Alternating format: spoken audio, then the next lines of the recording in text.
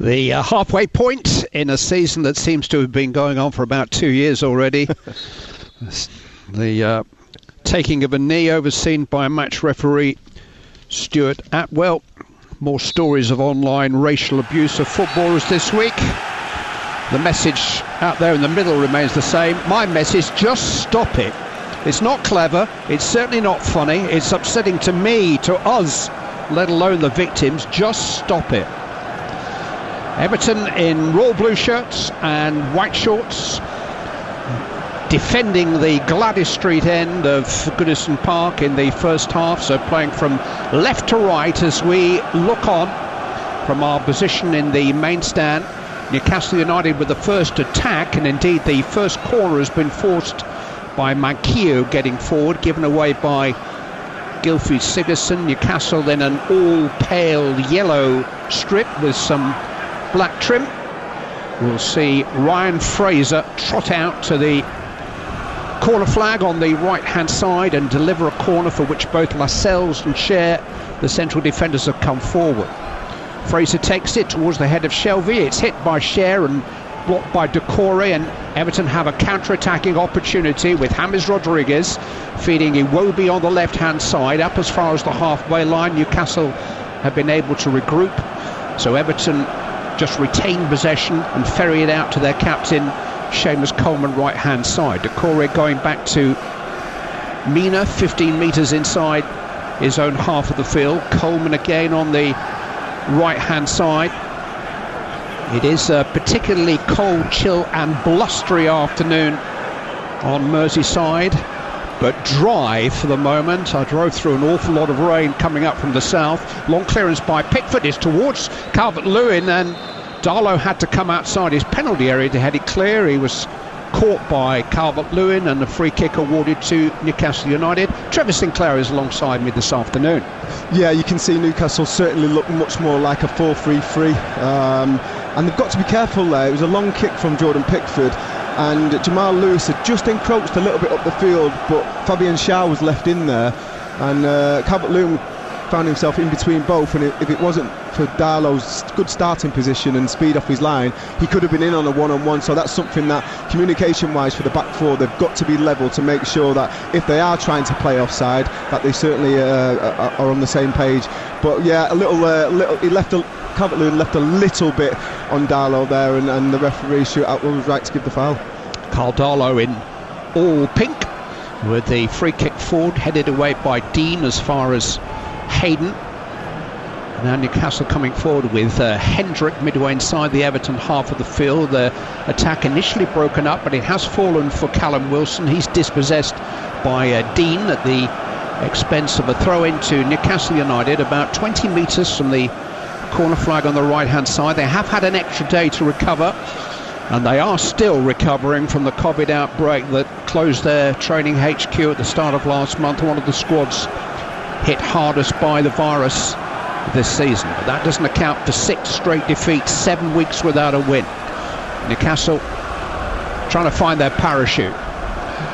Everton breaking out from defence with Richarlison over the halfway line, riding a challenge from Shelvey, but not a very crude one from Lascelles, which will bring apart the first yellow card of the afternoon shown by Stuart Atwell. Yeah, good turn of pace there by Richarlison. Why does it always seem to be Richarlison that's on the end of these tackles? He's brave, he knows he's going to get flipped there. Lascelles commits himself, doesn't quite get there first. Richarlison knocks the ball past him on the left hand side, and it was quite an agricultural challenge by Lascelles there, but he knew that he couldn't let Richarlison go wrong side, because that was a really promising attack for Everton, and he's had to take a yellow card so early in the game, which I think now, looking at the rest of the game, he can't really make a challenge, or certainly not go to ground. The harsh truth is that Newcastle haven't really looked like winning since Dwight Gale's late header secured their last victory against West Bromwich Albion 12 games ago. They're defending here, and there's a header coming in from Mina, and actually Darlow committed himself to come and try to deal with the cross himself, and Mina quite literally beat him to the punch and glanced a header just wide of the post. And got a little clip off Darlow afterwards. Good chance, it's a great ball into that second 6-yard box area from the left hand side, and he gets there first. The keeper's committed himself, and if he can get that on target, I think that's a goal, because the goalkeeper Carl Darlow gets nowhere near it, and in the end he's probably in no man's land. Yeah, Darlow's presence made it more difficult for Mina, about 8 yards out, but his header did pass the left-hand post by a couple of metres. Newcastle United coming forward down their right-hand side with Manquillo in the gloves. Back to Hayden. Now Cher midway inside his own half of the field. They haven't so much as held the lead in a match since December the 16th. They were ahead for 9 minutes that day before losing 5-2 at Leeds. They were level with Leeds for 5 minutes in the second half on Tuesday, but they have been mere glimpses of light at the end of the tunnel of the last couple of months. They need to find a vaccine in Newcastle United. James Rodriguez in possession and typically finding Dean on the left-hand side with a sweeping pass of 30 metres. Dean's cross is overhead, it's over the head of Calvert-Lewin. Darlow thought about coming to claim it, but it was always just getting away from him, and he eventually had to hoof the ball clear as it ran outside of his penalty area. And Everton can come again with Iwobi and Coleman trying to exchange passes on the right-hand side, but Almiron is back there to win the ball back for Newcastle United. We've had 6 minutes of the first of our live Premier League games on TalkSport on game day, and it's Everton 0, Newcastle United 0, and the ball is in the hands of Jordan Pickford, who's kept his place here in the Everton goal. He does have some history with Newcastle. He never played in a Tyne-Wear derby, but he grew up in County Durham, a Sunderland fan. His antics at Newcastle a couple of years ago almost cost Everton the points that day. Everton are coming forward with Richarlison and Dean exchanging passes down the left-hand side and winning a throw-in about 10 metres from the corner flag on the Everton left. Been a good start by Everton. Again, you can see early on in this game the quality that James Rodriguez acquires. You know, just nice little passing. His technical ability is superb. Dean's cross towards the near post and a rather nervous punch by Darlow, who's probably been Newcastle's outstanding player so far this season. I don't know whether he was slightly unsighted by James Rodriguez jumping in front of him, but he mistimed the punch and the ball rather skewed off his knuckles and away for a corner kick to Everton on their left-hand side. The right-footed Gylfi Sigurdsson has gone across to take it and will swing this in towards the heads that have gathered on the edge of the 6-yard box. Richarlison is there. It came off the head of Cher. Calvert-Lewin retains possession for Everton. Doucouré plays it back to Dean, who tries to stab a return ball towards the dead ball line, and Abdoulaye Doucouré can't quite keep that in, and Newcastle United will have the release and the relief of a goal kick. 4 changes to the Everton side. Let's just go through the lineups now. We've seen them line up. Pickford in goal, back four of Coleman, Mina, Keane and Dean, and then it's essentially a midfield three of Iwobi, Doucouré and Sigurdsson, with James Rodriguez floating from a position on the right hand side, Calvert-Lewin in the centre, Richarlison down the left hand side. Newcastle have made just the one change in personnel.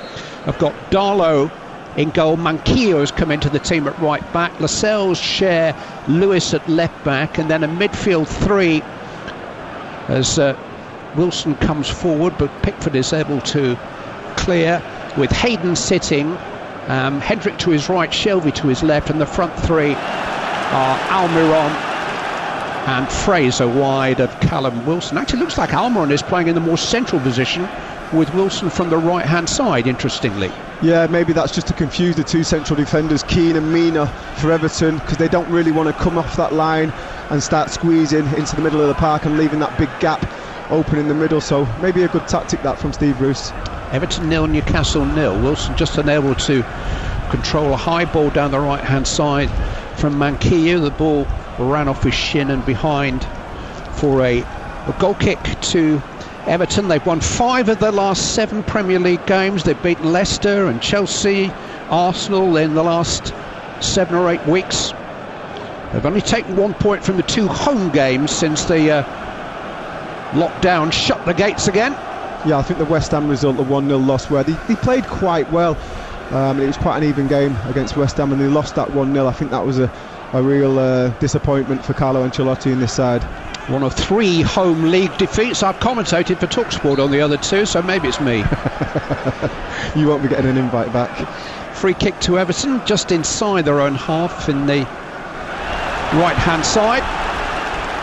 There's a challenge by Shelvey, who actually wrapped his arm around the neck of his opponent and pulled him to the ground, but referee happy for play to go on as it's played out to Dean. Now just outside the Newcastle penalty area, in towards Calvert-Lewin, headed away by Cher, claimed by Almiron, who loses it then on the edge of his own box. Shelvey can't get it clear.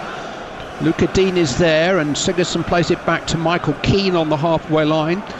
Now Doucouré on to James Rodriguez, finding space, finding the ball. An unusually loose pass from him towards Iwobi, and Newcastle have it back, and Almiron can try to bring it forward. Rides a couple of challenges just inside his own half of the field. Guides it square to Shelvey. Out to the right-hand side now, where Manquillo has a chance to come forward. Turns infield, runs into the traffic, but finds Almiron. Smart turn from him, and now Lewis is supporting on the left-hand side. Crosses into the penalty area, well gathered in by Callum Wilson, looking to try to turn. Stead finds Hendrick, still inside the box. Wilson with a shot, which is deflected over, and a corner kick to Newcastle United on their left. Yeah, good play on 2 occasions by Almiron there. He picked the ball up. He's nice and calm. He waited for John Joe Shelvey to get in a position in a little passing lane to receive the ball. Then he received it again. Smart turn, played it wide. It went into the box, and Callum Wilson, good hold-up play, and they ended up getting a deflected shot corner.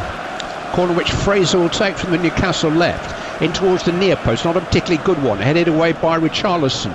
Lewis trying to reclaim it for Newcastle. Miscues on the first attempt, then heads it forward, but only as far as Iwobi. But the ball came off James Rodriguez, and Newcastle United have a throw-in midway inside the Everton half on the Newcastle left. One that Jamal Lewis will take, just waiting for options. Plays it short to Shelvey, volleyed instantly into the edge of the penalty area, where Callum Wilson is unable to control under pressure from Michael Keane. But Newcastle keep the ball. Hayden out to Manquillo, 15 paces inside the Everton half. Rather wayward pass, which Hendrick does rather well to retrieve for them. Hendrick's back on the ball. Now down the right hand side for Manquillo, who's upended by what looked like a late challenge by Dean. It's a rather late call from Stuart Atwell, but eventually he's convinced, maybe he heard me, to give a free kick to Newcastle midway inside the Everton half. Yeah, I think it's just about right, that foul. Manquillo just about gets there first and gets it out of his feet and past Digne, and Digne kind of clashes into him and he goes to ground. I think the linesman was close enough and made the decision. And it's quite a dangerous situation here. They've got the big guns up from the back, out wide, probably midway through the Everton half on the right hand side, maybe 5 yards in from the sideline, and yeah, this is going to be a difficult situation for Everton they'll need to deal with. The distinctive figure of John Joe Shelvey, once of Liverpool, will take the free kick for Newcastle into the Everton penalty area. It's turned away by Yerry Mina as far as Lewis, just outside the box in a crossing position, plays it wider to Fraser, hooked back into the middle. This time the header away is by Calvert-Lewin, helping out inside his own box, and Richarlison claims it and plays it out to Iwobi. And now Calvert-Lewin is breaking forward into the Newcastle half. Clever little head forward, almost got away from Manquillo. It needed Hayden to come in and make a challenge and win the ball back for Newcastle United. Shelvey keeping it in on the touchline and then hooking the ball rather aimlessly square. Gylfi Sigurdsson on the ball for Everton, who go back into their own half in order to come forward again with Doucouré. Now out to Coleman, just inside his own half of the field. A little bit of rotation today from Carlo Ancelotti, mindful of the fact that the team played here on Wednesday without the ball for long periods against Leicester City, and he's changed both the fullbacks from that game and both the central midfield players from that match. Messrs Holgate, Godfrey, Gomez and Davis are on the bench today. James Rodriguez forward to Iwobi, one of the players who's come in right hand side trying to take on Shelvey and Lewis, and just been caught by one of them and winning a free kick for Everton about 7 paces outside the penalty area, right of centre. Yeah, good starting position by James Rodriguez again, just coming in off that full back into like no man's land in an area space, maybe 10 yards on his own, and just got on that passing lane, received the ball, fed it out to Iwobi, who drove at the full-back and won the foul. But again, what a great outlet. You know, I know he's not going straight to Dominic Calvert-Lewin, but there's other ways to play forward, and I think James' cleverness there just showing.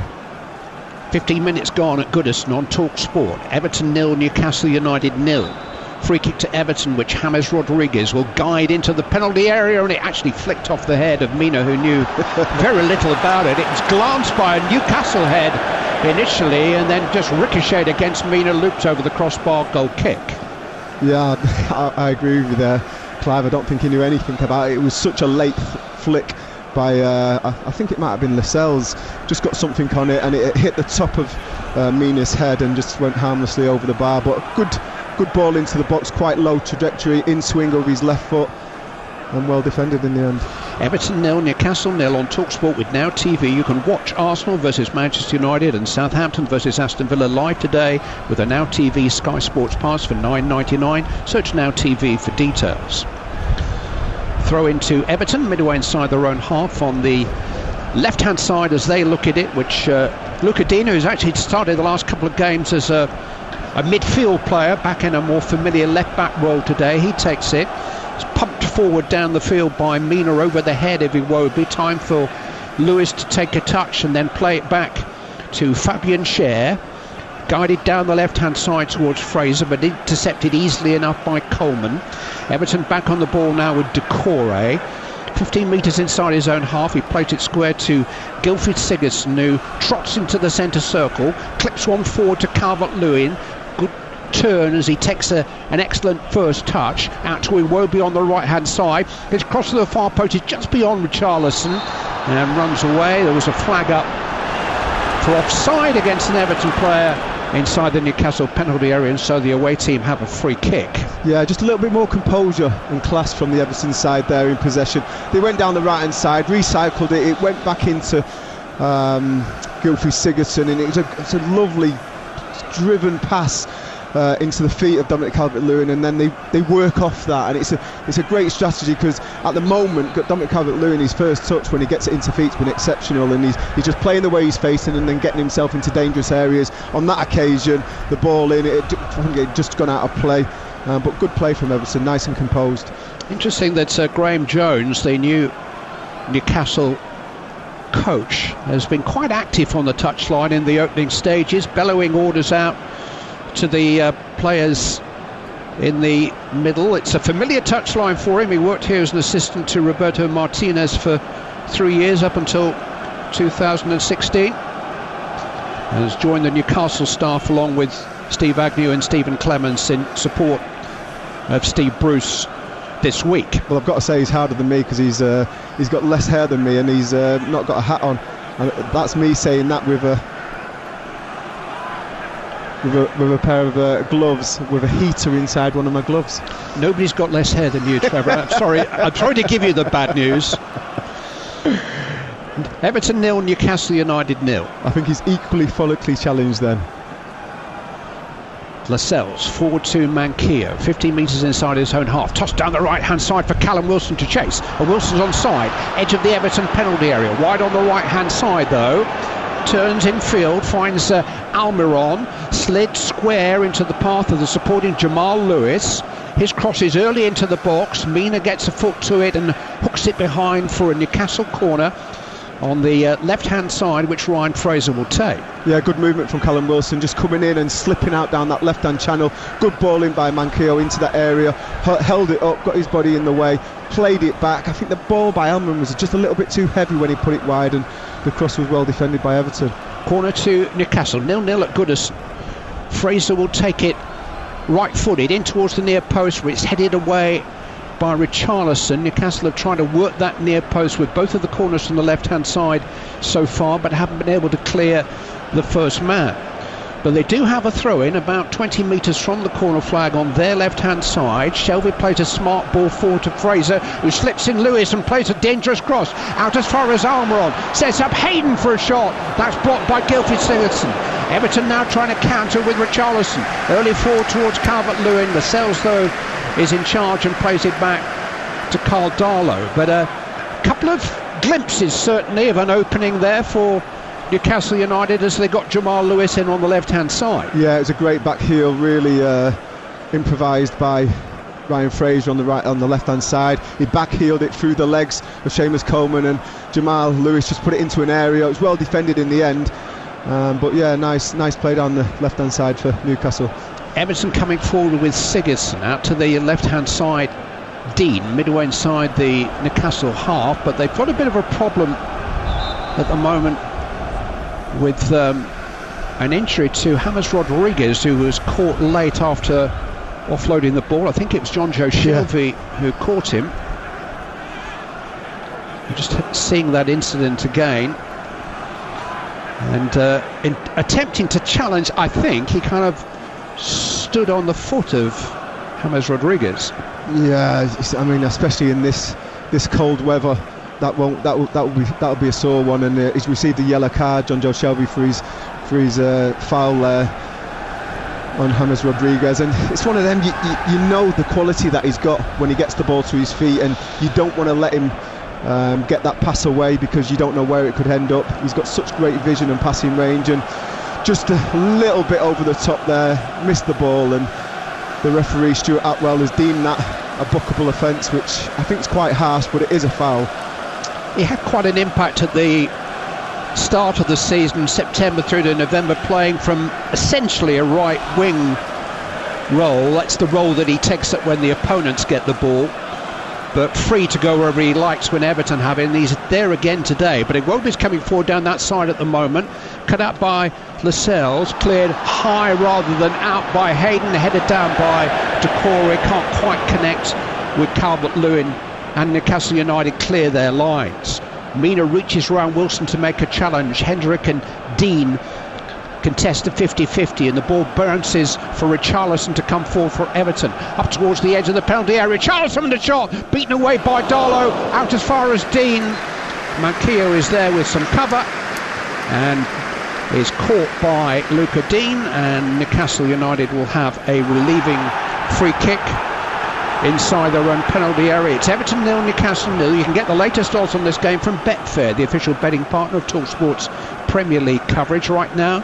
You can get Everton win at 8-11. The draw's 14-5, or a Newcastle win at 5-1. That's all thanks to Betfair. More ways to bet, more ways to win. You must be 18 or over. And do take a look at begambleaware.org for advice and pointers on how best to manage and enjoy your betting. Everton 0, Newcastle 0. Yeah, only one thing in Richarlison's mind there. He received probably a 15-yard side foot pass across goal from the left-hand side. He got it out of his feet first time, no pressure on the ball, and hit a decent shot in towards the left bottom corner of Darlow's goal. It was a good save, comfortable save, but yeah, really threatening there. Typical striker, as soon as he gets the ball in around that 20-25 metre zone, he's looking to get his shots off on target, and it's a decent strike. 0-0 here and 0-0 at Carrow Road. Norwich City versus Middlesbrough. That game currently live for you on TalkSport 2.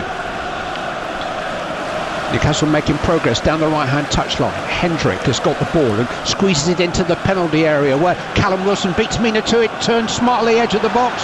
Almiron links with him, just forced out of the box. Shelvey now with a low shot, which is deflected and just wide. Really wasn't very far away there. John Joe Shelvey didn't quite catch it as he wished, but he managed to hook it goalwards, and it took a deflection just wide. Yeah, decent effort. Almiron was kind of facing away from goal after receiving the ball from Callum Wilson. He was on his left-hand side, and you could see he was trying to just work a shot away. John Joe Shelvey took over. Fraser with the corner. It's longer this time, headed away by Michael Keane on this occasion. Lewis having to chase the ball back towards his own goal, and from the halfway line plays a back pass all the way back to the second busiest goalkeeper in the Premier League this season. Only Sam Johnson has made more saves than Carl Darlow. Very much the first choice now, despite the return to full fitness of Martin Dubravka since the turn of the year. Everton have another injury with Yerry Mina down. The referee's taken a look at him and decided to wave play on. Mina is still prostrate, and so Stuart Atwell is absolutely forced, I think, it's to stop play. He's holding his head, in actual fact, isn't he? And this time next week, the Premier League's trial of concussion substitutes will have begun. There are 2 additional substitutions in the event of head injuries, and before you start to worry about physios running on to treat a groin strain shouting hold your head, hold your head, the authorities have built in a safeguard against misuse that allows the opposing team an equivalent number of additional substitutes. I hope I've explained that correctly. You lose a player to concussion, we can make a tactical change in response. It does mean we could have up to 7 substitutions per team. Wow. If the trial is stretched to the limit, 9 per team in FA Cup ties. But this is a serious initiative to address a serious issue. I think the clubs will apply it with sincerity. Have you ever suffered badly from concussion during your career, Trevor? I have, Clive, yeah, on a few occasions. The first one when I was about 15, I was at the Bobby Robson School of Excellence, and we played a game against Luton away on the old AstroTurf. I landed on my back of my neck and couldn't remember the whole day. Didn't know the score or anything. Was taken off in that game a couple of times in my professional career as well. So yeah, it's a huge problem, and it's becoming more apparent that, you know, head injuries during your playing career can cause problems in later life. And I think the PFA, the Premier League and the governing bodies are starting to look at this as a serious problem, and they want to try and look into ways that they can help avoid this for players. Well, Yerry Mina has been treated for a facial injury. He's been holding a swab against the side, against his cheekbone, but he's obviously shaken up a little bit. He has walked off the field and has now been readmitted. Callum Wilson, just, you could see he had a little glimpse when the ball was coming towards him, and Callum Wilson just held out a hand, an arm, which caught Yerry Mina on the chin, and I think it did shake him up a little bit. But, you know, as a centre forward, you can't just expect to be getting kicked around and bullied by centre halves all the time. You've got to give a little bit back, and I don't think there was much in that. And neither did Stuart Atwell, because a foul wasn't given. But I feel you've got to have that kind of physicality as a forward so you don't get bullied by these defenders. Everton are trying to play out from the back. I noticed it a feature of their game against Leicester on Wednesday. They took those short goal kicks to Keane and Mina, who are not necessarily the most football-minded of centre-backs. I think they would have ball playing somewhere down their relative CVs. I think it's all relative, isn't it? If you're expecting the defenders to play out, and especially the central defenders, you've got to make angles to receive the ball as a teammate. And if that's not happening, then what options have they got? So I think it's a team situation. When you actually pick out central defenders and say, well, that was a poor pass, well, make better angles so he's got that passing lane to make a decent pass to you. 0-0 here at Goodison Park. And Newcastle United have looked every bit as likely as Everton so far. They have a throw-in midway inside the Everton half of the field, playing from right to left as we watch on from our position in the main stand. Clive Tilsley and Trevor Sinclair here with the first of our 3 live Premier League commentaries on TalkSport's game day today. Still goalless. Richarlison bringing the ball away for Everton, and winning a throw-in on their left-hand side, inside his own half of the field, which Luca Dean will come forward to take. James Rodriguez offering himself under pressure from Shelvey, but his close control is excellent forward to Richarlison, and then he plays a very studied pass to Sigurdsson. Impressive start again by James Rodriguez. Wobie has the ball on the halfway line, right hand side, trying to feed Coleman going forward, but he's covered by Lewis, and he and Cher are able to sort it out, and Lewis finds Fraser on the left-hand touchline. On by Hayden. Now Shelvey into the centre circle in Hendrick. Hayden guides it out just behind Manquillo, who's trying to make progress down the right-hand side. Has to check and go back to Jamal Lascelles. Now Cher just outside his own penalty area. Lascelles again going longer this time down that right-hand side where Callum Wilson is still playing. And he gets there ahead of Michael Keane, plays it against Dean, the ball goes out of play. It's either a throw-in or a corner. It was right next to the corner flag and right behind a pillar from where I'm watching. It is a corner kick. Yeah, it's excellent play by Callum Wilson again, coming short to go long, and it's a decent flighted ball down the right-hand channel by Lascelles, the captain for Newcastle. He gets his body there, and he's a great athlete, Callum Wilson. He makes sure he fights for that space, gets his body in the way, shields the ball and wins a corner for his team and gets him right up the pitch. Corner which Fraser will take from the right-hand side. In towards the head of Wilson, and a fine save that by Pickford. Really good header by Callum Wilson but an acrobatic leap by Jordan Pickford, who just tipped the ball over the crossbar and away for another Newcastle corner. Yeah, better ball in as well, I have to say, by Ryan Fraser. You know, he's hit the near post man on probably 2 occasions already, but that one he flighted a little bit, missed the first 2 defenders out, and Callum Wilson rose really well, got good contact on it. It looked like it was on target, and it's an excellent reflex save there by Jordan Pickford. Short corner from the left-hand side by Fraser. Lewis tries to cross it immediately, hits it against James Rodriguez. It goes out for a throw-in to Newcastle United, still in an attacking position on their left-hand side, attacking the Gladys Street end of Goodison Park. For those of you who know this famous old stadium, I spent my formative radio years peering between the stanchions and posts at the action of Reed and Sharp and Gray and Southall. Team. You were only 14 years of age the last time they won the title. I looked that up this morning. I remember the song, here we go, here we go, here we go, Everton is the team, we all know. Yeah, it was a great tune. I remember him getting to Wembley on several occasions back in the day, and they've always been a team that I've looked out for and enjoy watching over the years. Difficult place to come as a player in my playing days. Always a very combative side, won't give you an inch on the pitch. Fit, well organised side. Well, those are the standards. What is pressure? Pressure is expectation, in a word. Newcastle United fans expect a lot more than they're seeing at the moment from their team. Everton fans expect to be challenging near the top.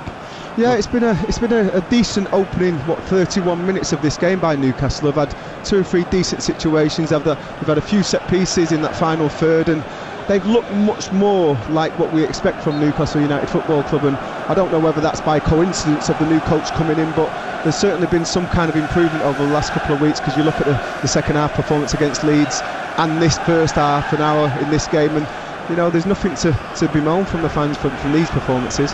0-0 with nearly 32 minutes gone. Everton can go 5th by winning here this afternoon. The Premier League table will look a lot different by 10 o'clock tonight, when another game day comes to an end. Another 9 hours of Premier League action ahead of us. Another 18 Premier League points at stake across the 6 games being played today and tonight. 3 of those games live for you between now and 10 o'clock, when Southampton and Aston Villa conclude tonight.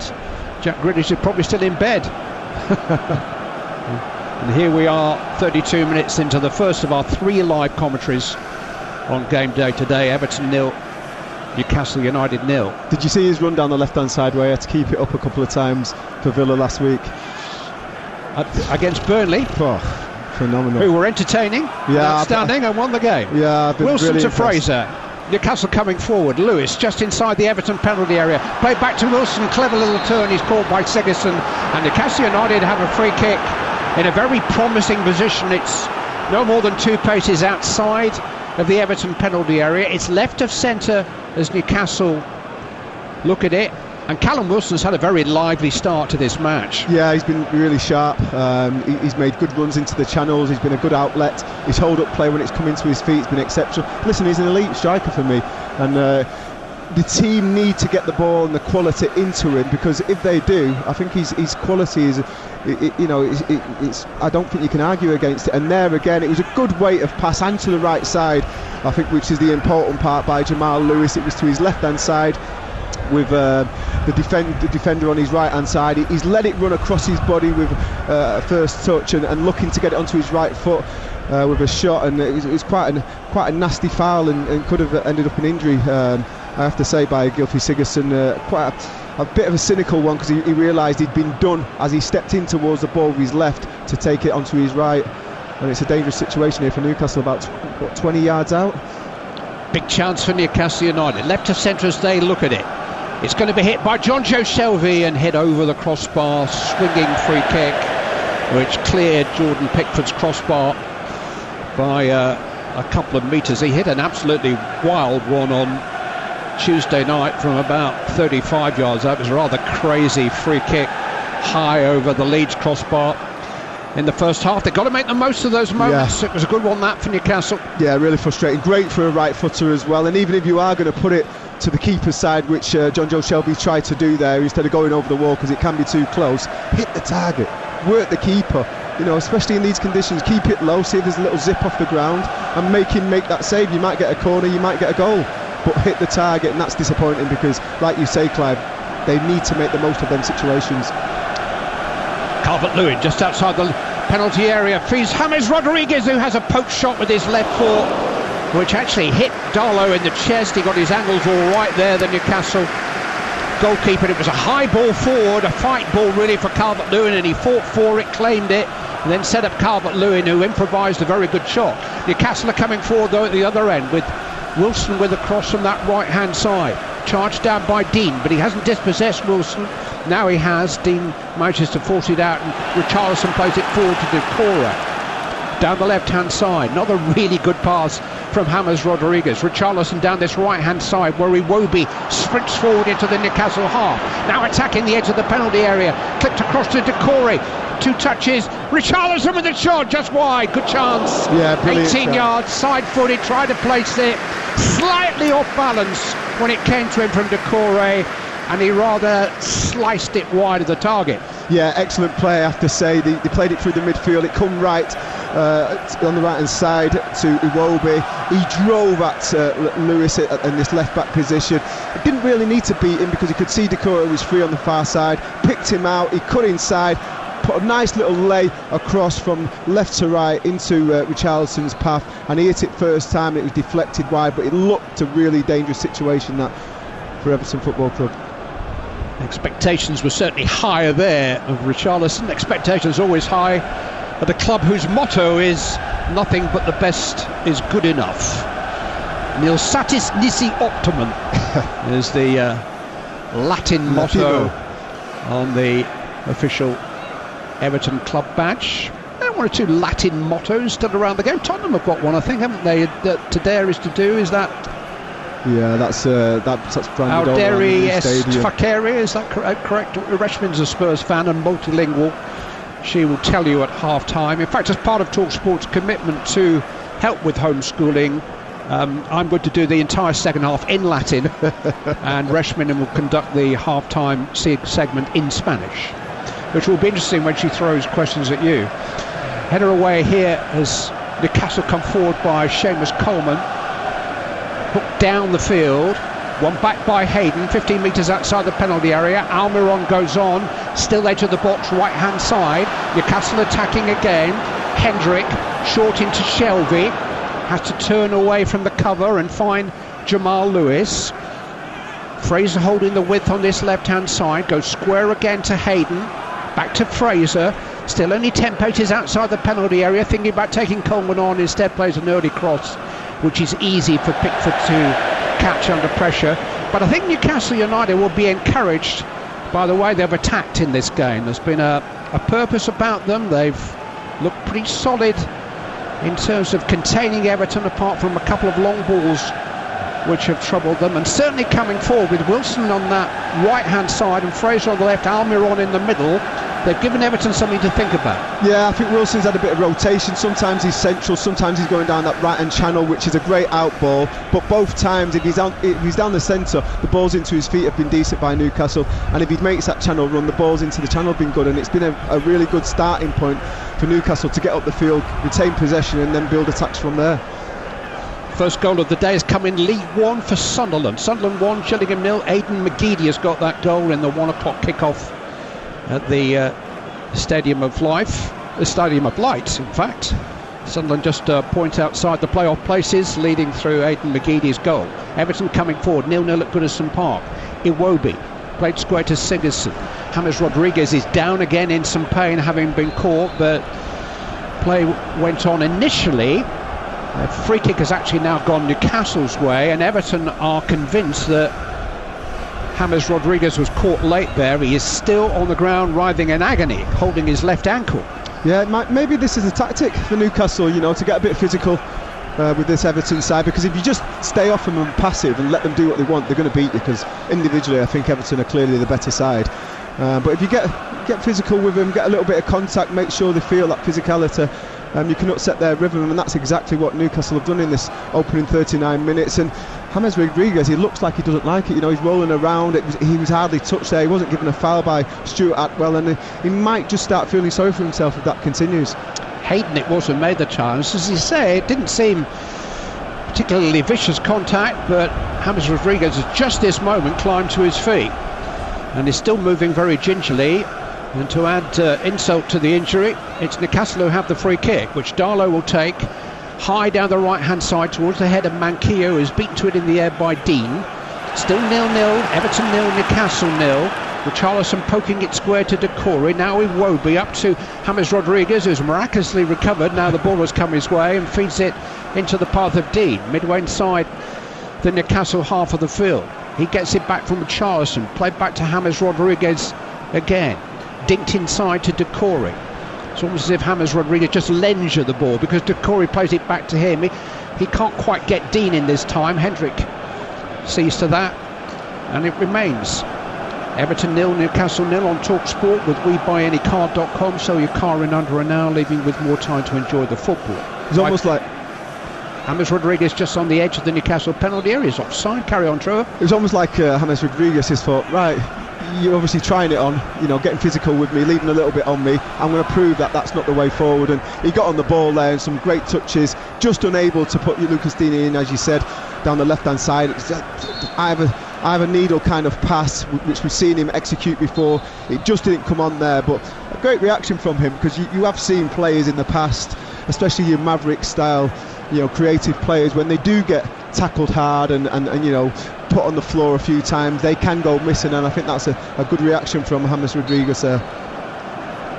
Free kick to Newcastle United, which their goalkeeper Carl Darlow will take, just outside the penalty area. Still Norwich City 0, Middlesbrough 0 in the game, which is live on TalkSport 2 in the Championship. That also kicked off at 12:30. Sunderland leading Gillingham by 1-0.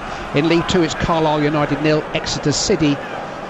Carlisle United 1, Exeter City 0. Carlisle have taken an early lead in that game at Brunton Park.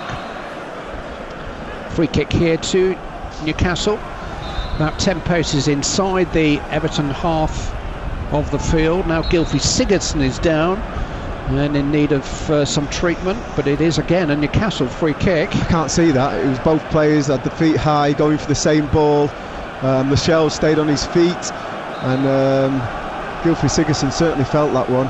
He ended up on the floor as well, and the foul went to Newcastle, and it's a free kick just inside the Everton half for Newcastle.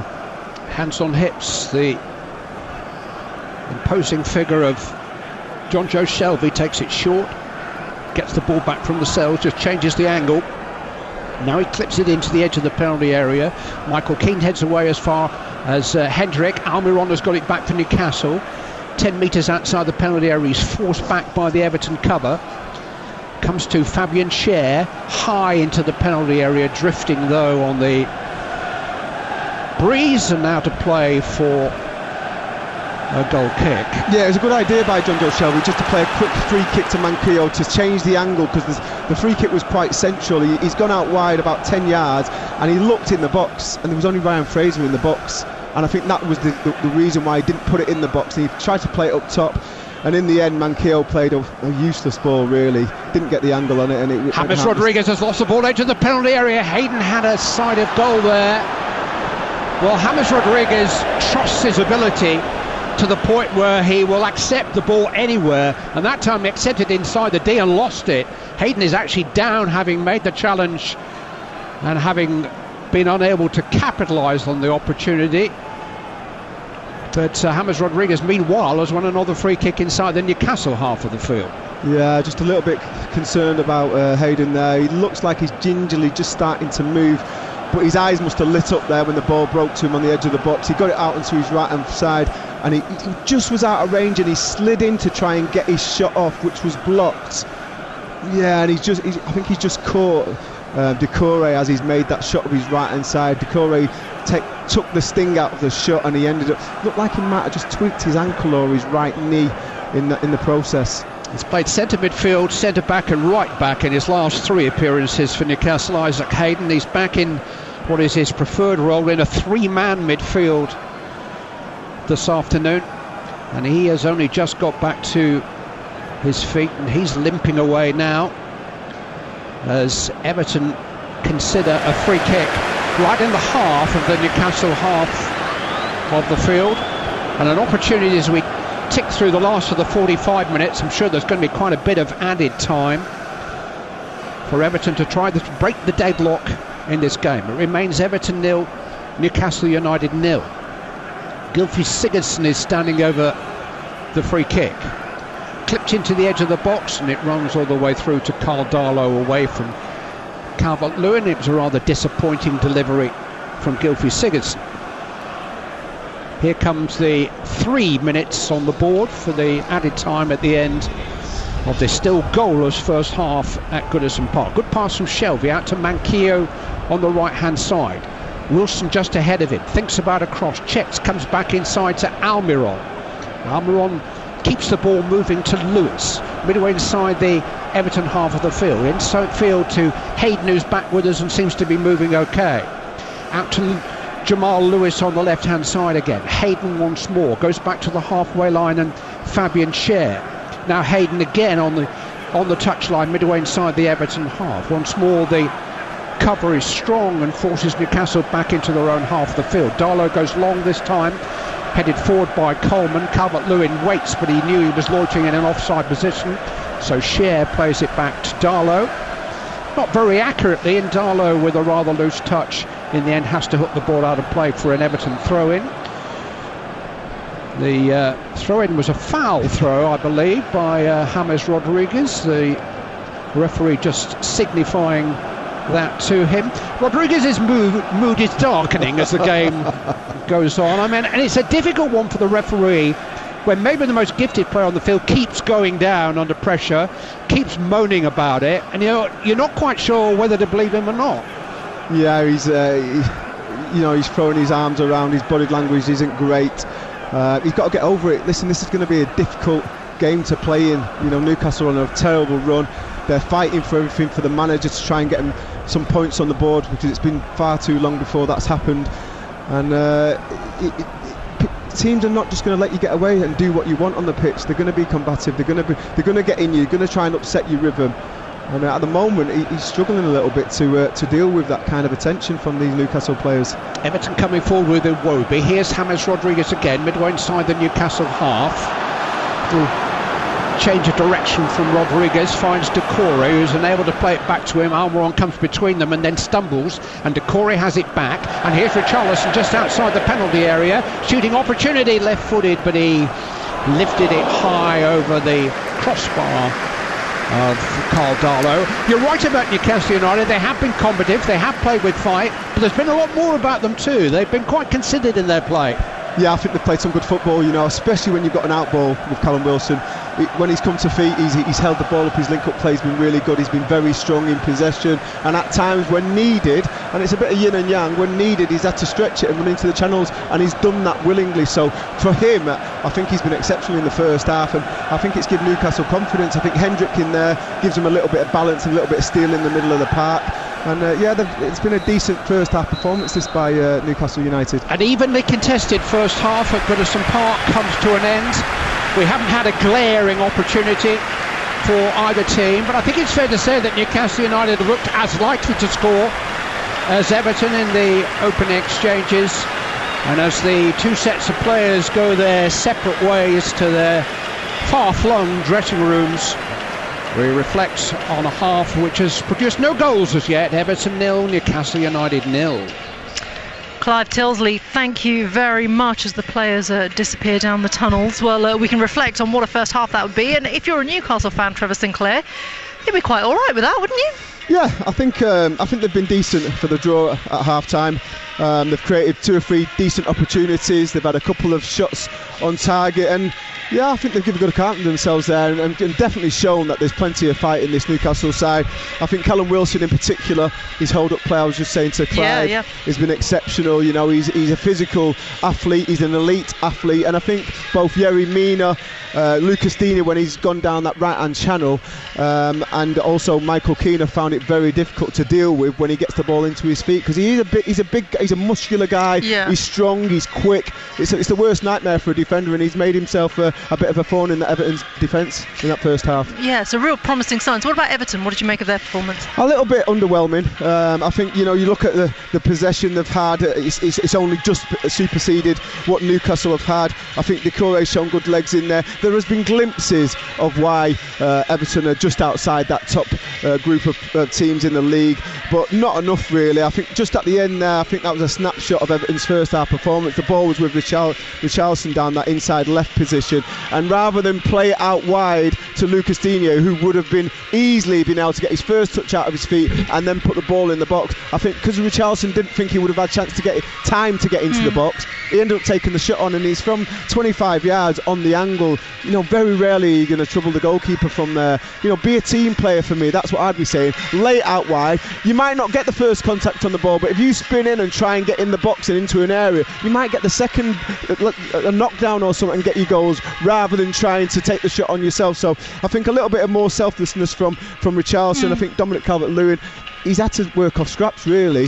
I think the most likely, and he had a shot on target, he had to improvise because the ball was quite central. He got laid in by Calvert-Lewin on his left hand side, James Rodriguez, and it was like in the middle of his right foot or his left foot, and he's gone with the outside of his left foot and it's hit Darlow straight in the chest. It was from a bit of an angle, but it was a decent chance, and on another occasion he could have scored. But yeah, I think 0-0 at half time's probably been a fair scoreline. Yeah, I think so too. Very even contest here at Goodison Park, but a really big second half coming up next, because both sides are really desperate for all those 3 points. At half time then it is Everton 0, Newcastle United 0. More coming up. Game day exclusive on TalkSport with the Now TV Sky Sports Pass. The only place to watch Arsenal versus Manchester United and Southampton versus Aston Villa live today for just $9.99. Search Now TV 18+. Stream via internet. Terms apply. Hey there. Boy, aren't you glad it's Monday, Wednesday, Saturday? That perfect time to hit up Just Eat for our McDonald's, KFC, Greggs. No worries, we'll deliver for just $1.99, £1.99, less than £2 when you spend £5. So order now and let's go wild, let loose, chill out. McDonald's, KFC, Greggs. We got it. Did somebody say Just Eat? Product subject to availability. £5 minimum spend may apply. Participating stores only. See justeat.co.uk for details. Same game multi from Betfair. Play the game within the game, where you've got the excitement of a multiple in one match, and every goal, card or corner could mean a win. So even if the players aren't celebrating, you could be. Place a £10 same game multi-bet on the Premier League with Betfair this weekend, and you'll get a £10 free bet. Betfair. Free bet valid for 72 hours, awarded at bet settlement. Exclusions and conditions apply. 18+, begambleaware.org. As all the big games kick off across the nation, head to thesun.co.uk/football for all the fallout following another massive weekend of football in the Premier League and beyond. That is a fantastic goal! The hottest news, essential views, live blogs, and the biggest opinions in the game from the biggest names in the game. They've done it! And with a reporter at every game across the country, thesun.co.uk/football has all the football news you need. The Sun. We live it. Where can you find out the value of your current home before you start searching for a new one? On the Market. Now you can find out what your home's worth in an instant at onthemarket.com. Enter your postcode now for your free online valuation estimate. On the Market. And find out what your home is worth today. Search onthemarket.com to find your perfect home. Now with free instant online home valuation estimates. Most common time to obtain an online quote between the 1st and the 4th of December 2020 was under 3 minutes. Not available in Scotland and Northern Ireland. We've got it at Selco. Selco, it's where the trade goes. At Selco Builders Warehouse, we've got real deals on a wide range of trade quality building products. In January, we've got 10 metre squared rolls of Alumiflex multi-foil insulation for just £59.90 ex VAT. Now that's a real deal. Find even more real deals at Selco Builders Warehouse and online at selcobw.com. We've got it at Selco. Selco, it's where the trade go. That charged at 20%. Game day exclusive on TalkSport with WeBuyAnyCar.com. Don't part exchange. Get money off your next car. TalkSport. TalkSport says 3 cheers to the NHS. We salute you. COVID-19. Together, we'll send it off. TalkSport.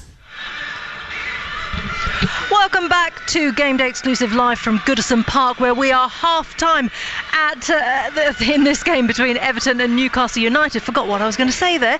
Half-time scores are coming in the Championship as well. Norwich, top of the table, of course. They're currently goalless at home to Borough. In League One, there was a 1 o'clock kick-off. Sunderland 1, Gillingham 0. Sunderland's scorer there was Aidan McGeady, former Everton boy there, so he'll probably be pleased all round. And in League 2, another 1 o'clock kick-off, where it's currently Carlisle 1, Exeter 0. OK, let's get the latest from Betfair, the official betting partner of TalkSport's Premier League coverage. Game day on TalkSport with Betfair. More ways to bet, more ways to win. Try Betfair today. 18 plus, begambleaware.org. Sam Rossbottom from Betfair is there with us. Sam, it's been a pretty decent first half, all square at the moment, and that's probably a pretty decent sort of indication of what we can expect, or is it still in Everton's favour for the second half? Well, Rashmin, the punters still do fancy Everton to win this one. They were the odds-on favourites at 4-6 before the game kicked off. After that first half, they've now drifted out to 21-20, but very much the favourites still. Newcastle 5-1, despite a couple of good chances. I think that first half performance from Newcastle they'll be pleased with. The draw is 15-8. We've also odds boosted Dominic Calvert-Lewin to score first. That was 7-2, now 9-2. Another odds boost we've got over on the sportsbook as well is Gylfi Sigurdsson to score. That's 11-2. I'm thinking free kick, set pieces. Sigurdsson's the man, isn't he? He is the man. And I'll tell you who else is the man. Trevor Sinclair, although he neglected to sing for us earlier. But give us an update, would you, on that charity bet? Yeah, well, all I do each night is pray, and fingers crossed. Fingers crossed that this one lands in the second half. We've got Everton to win, Calvert-Lewin to score any time, and over 2.5 goals in the game. Obviously, we're going to need some goals for that to happen, but it's still on, it's still alive. Our £50 stake for our same game multi, those 3 selections combined into one bet on the sportsbook, could return £168 for the Bobby Moore Fund if they all land. OK, Sam Rossbottom, everything changes but you. Very good. I was literally racking my brain thinking, which one can I get in? Which one? Sam I guess now it's time for me to give up. Oh my God, we could do this forever, couldn't we? We're gonna get Trevor to sing at some point. Thank you so much, Sam Rossbottom. That odds update is all thanks to Betfair. Returns accurate as of 10 minutes ago. For verification, see betfair.com. Over 18s only. Conditions apply. Go to begambleaware.org. Game day on TalkSport with Betfair. More ways to bet, more ways to win. Try Betfair today. 18 plus, begambleaware.org. OK, Fight of My Life returns this Sunday at 9:30 in the evening, and Series 2 kicks off with Frank Bruno, who discusses his fight with Oliver McCall for the WBC heavyweight crown at the Old Wembley.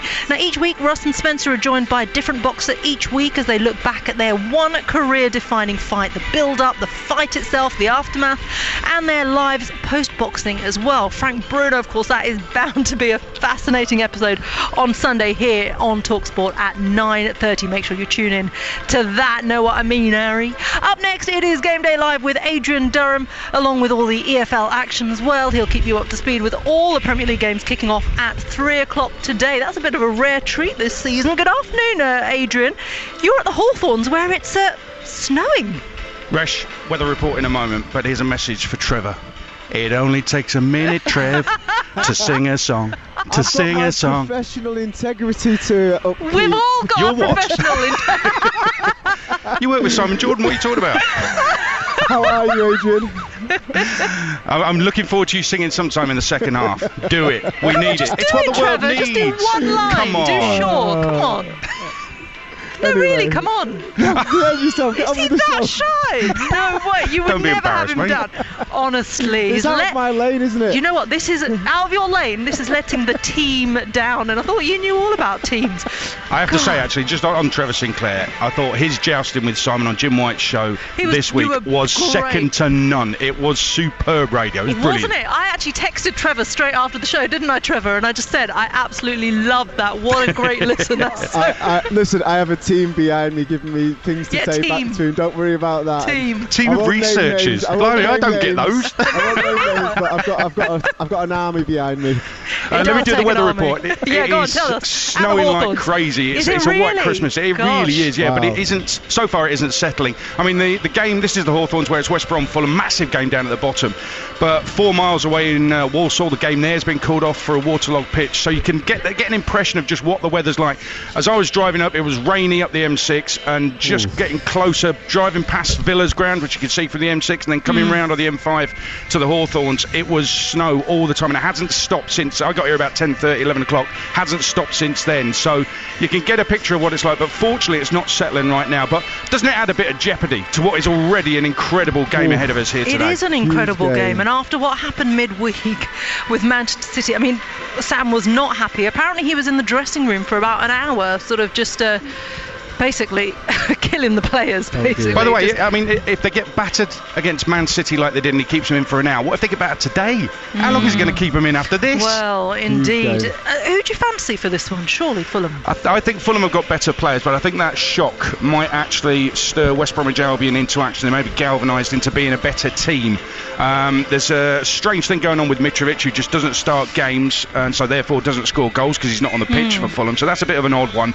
And I think not just are they looking up towards Brighton, they're now looking over their shoulders because Sheffield United have won a couple of games. You don't expect them to win today, but you just never know anymore because you go to Man United and win, and it shows that you can pick up the points needed to close that gap. So they've got they're looking backwards, they're looking up as well. So it's a massive game here today. A winner takes all really for me in this one. Yeah, absolutely. And obviously, as we were saying, what a treat today. 2 other Premier League games as well at the Etihad, as you say, Man City against Sheffield United. I mean, look, Trevor was at the game at Old Trafford. I mean, what a shock, what a surprise. But you know, good on Sheffield United for fighting away. You would never have given them that victory at the start of the game. No, not at all. But you kind of wouldn't give it against Manchester City either, and the form that they're in, and what the kind of sparkle that they're showing at the moment. You wouldn't give them a chance. I think mainly because if Pep Guardiola was thinking I could play a weakened side, after watching United, he definitely won't play a weakened side. And I appreciate they've got players out, but they're still going to be very strong. You can't see anything other than Man City being thoroughly professional. Chris Wilder admitted to the Moose this week that he has got no plan to deal with Manchester City. What a brilliant interview that was. What's the point of doing coaching badges though? Really? Who needs coaching badges if you don't need By the way, TalkSport's Hugh Wozencroft has weighed in on the Trevor Sinclair non-singing row. He says now? A lank who won't sing Take That. Outrageous, and it's true. Outrageous. I bet if they pay you a fortune to go on the singing tree or whatever it's called, you'll be on there like a show, wouldn't you, Trev? The masked singer. Not. Oh, that's the one. Yeah. Sorry. He would have the singing tree. That's what that is. That was Teddy Sheringham when he did it. He was dressed as a tree, wasn't he? That's the only one I've seen. He was, and it was Glenn Hoddle, wasn't he, dressed as a grandfather clock. Let's talk about the other Premier League fixture. Let's get back to the football because Trevor Sinclair's not giving us anything. He's not giving us a single note here. I want him back for good. Palace against Wolves. I feel like this is, if this was if the fans were going to this one, I feel that it would be quite a dour one. Yeah, this is the thing, isn't it? It's a one really win in 9 tough Palace, one. 7 without a win Wolves. It is dour, but I don't know. I mean, Roy Hodgson seemed to question that stat, 1 win in 9, but it's true. He said, I'll stick to my stats, thanks, when he was interviewed by TalkSport's Alex Crook. I couldn't understand it. I mean, maybe there's a different way of painting it, but they've conceded 7 in the last 2 after going through a spell where they didn't concede many goals, so they've gone back to bad habits. So Palace need to get it right, especially at home. Yeah, Wolves, though, very, very, pretty good performance defensively against Chelsea in midweek as well, so that was pretty impressive. It was organised, wasn't it? I think the other thing with that is these two sides, they're 10 points clear of the drop zone. Neither of them are going to go down. Yeah. So there isn't that fear factor with this, which either should mean it's going to be really flat or it means they can play with freedom of expression. Be exciting to see which one. Let's hope it's the freedom of expression. Adrian, stay warm over there at the Hawthorns. We'll hear from you later, of course, but here we're just kicking off the second half and it's time to hand you back to our commentary team then, Trevor Sinclair and Clive Tilsley. And we're underway again at Goodison Park. Everton 0, Newcastle United 0. Everton in their traditional royal blue shirts, white shorts, white socks, attacking the Gladys Street end of Goodison in the second half. It's Newcastle who are attacking at the moment with a cross on the right hand side by Hayden, which is deflected up into the air and gathered by Jordan Pickford, the Everton goalkeeper. Everton playing from right to left as we look at it from our commentary position in the grand old main stand of Goodison Park, and James Rodriguez coming deep to get on the ball and sweep a pass out to the left hand side, and Luca Dean trying to get beyond Manquillo down the Newcastle right, but the recalled fullback holds him off and wins the throw in and takes it down the line towards Callum Wilson. Wilson quickly challenged by Sigurdsson, appeals for handball, but the ball bounces off Sigurdsson's chest and down to Mina inside the centre circle now.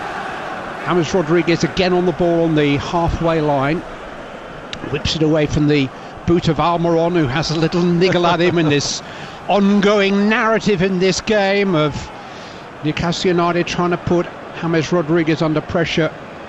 Continues, he's got the ball again, and Almiron has another challenge, but not until Rodriguez has got it away to Richarlison. Out to the left hand side, and Dean midway inside the Newcastle half goes back to Rodriguez again, and this time he just manages to lift it over the head of Fraser to Coleman. He's got it again, Rodriguez. We need two balls out here, one for James Rodriguez and the other for the rest of them. Here's Dean now as this Everton attack builds very slowly. Richarlison on the edge of the penalty area, crossed into the box towards Calvert-Lewin, but headed away well by Lascelles, and Shelby now into the path of Lewis down the left hand side for Fraser to chase, but that's out of play for a throw in. Trevor Sinclair is alongside Clive Tilsley here at Goodison Park today. Yeah, James Rodriguez was almost like a quarterback there, just getting the ball, lending it, playing in that number 4 position. He was so deep, but his quality again was superb. He didn't lose the ball, he was picking out great passes, and they just couldn't get into that final third and create an opportunity. But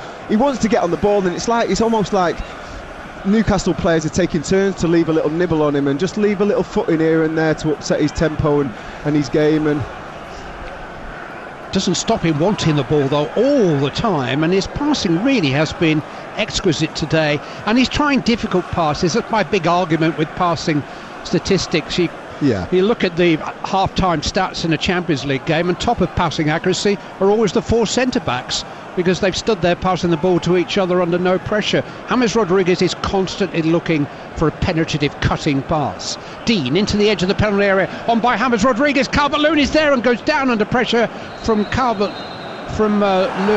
but the flag is up on the far side. I just for a moment wonder what the referee had held play up for. He is for an offside. None of that mattered.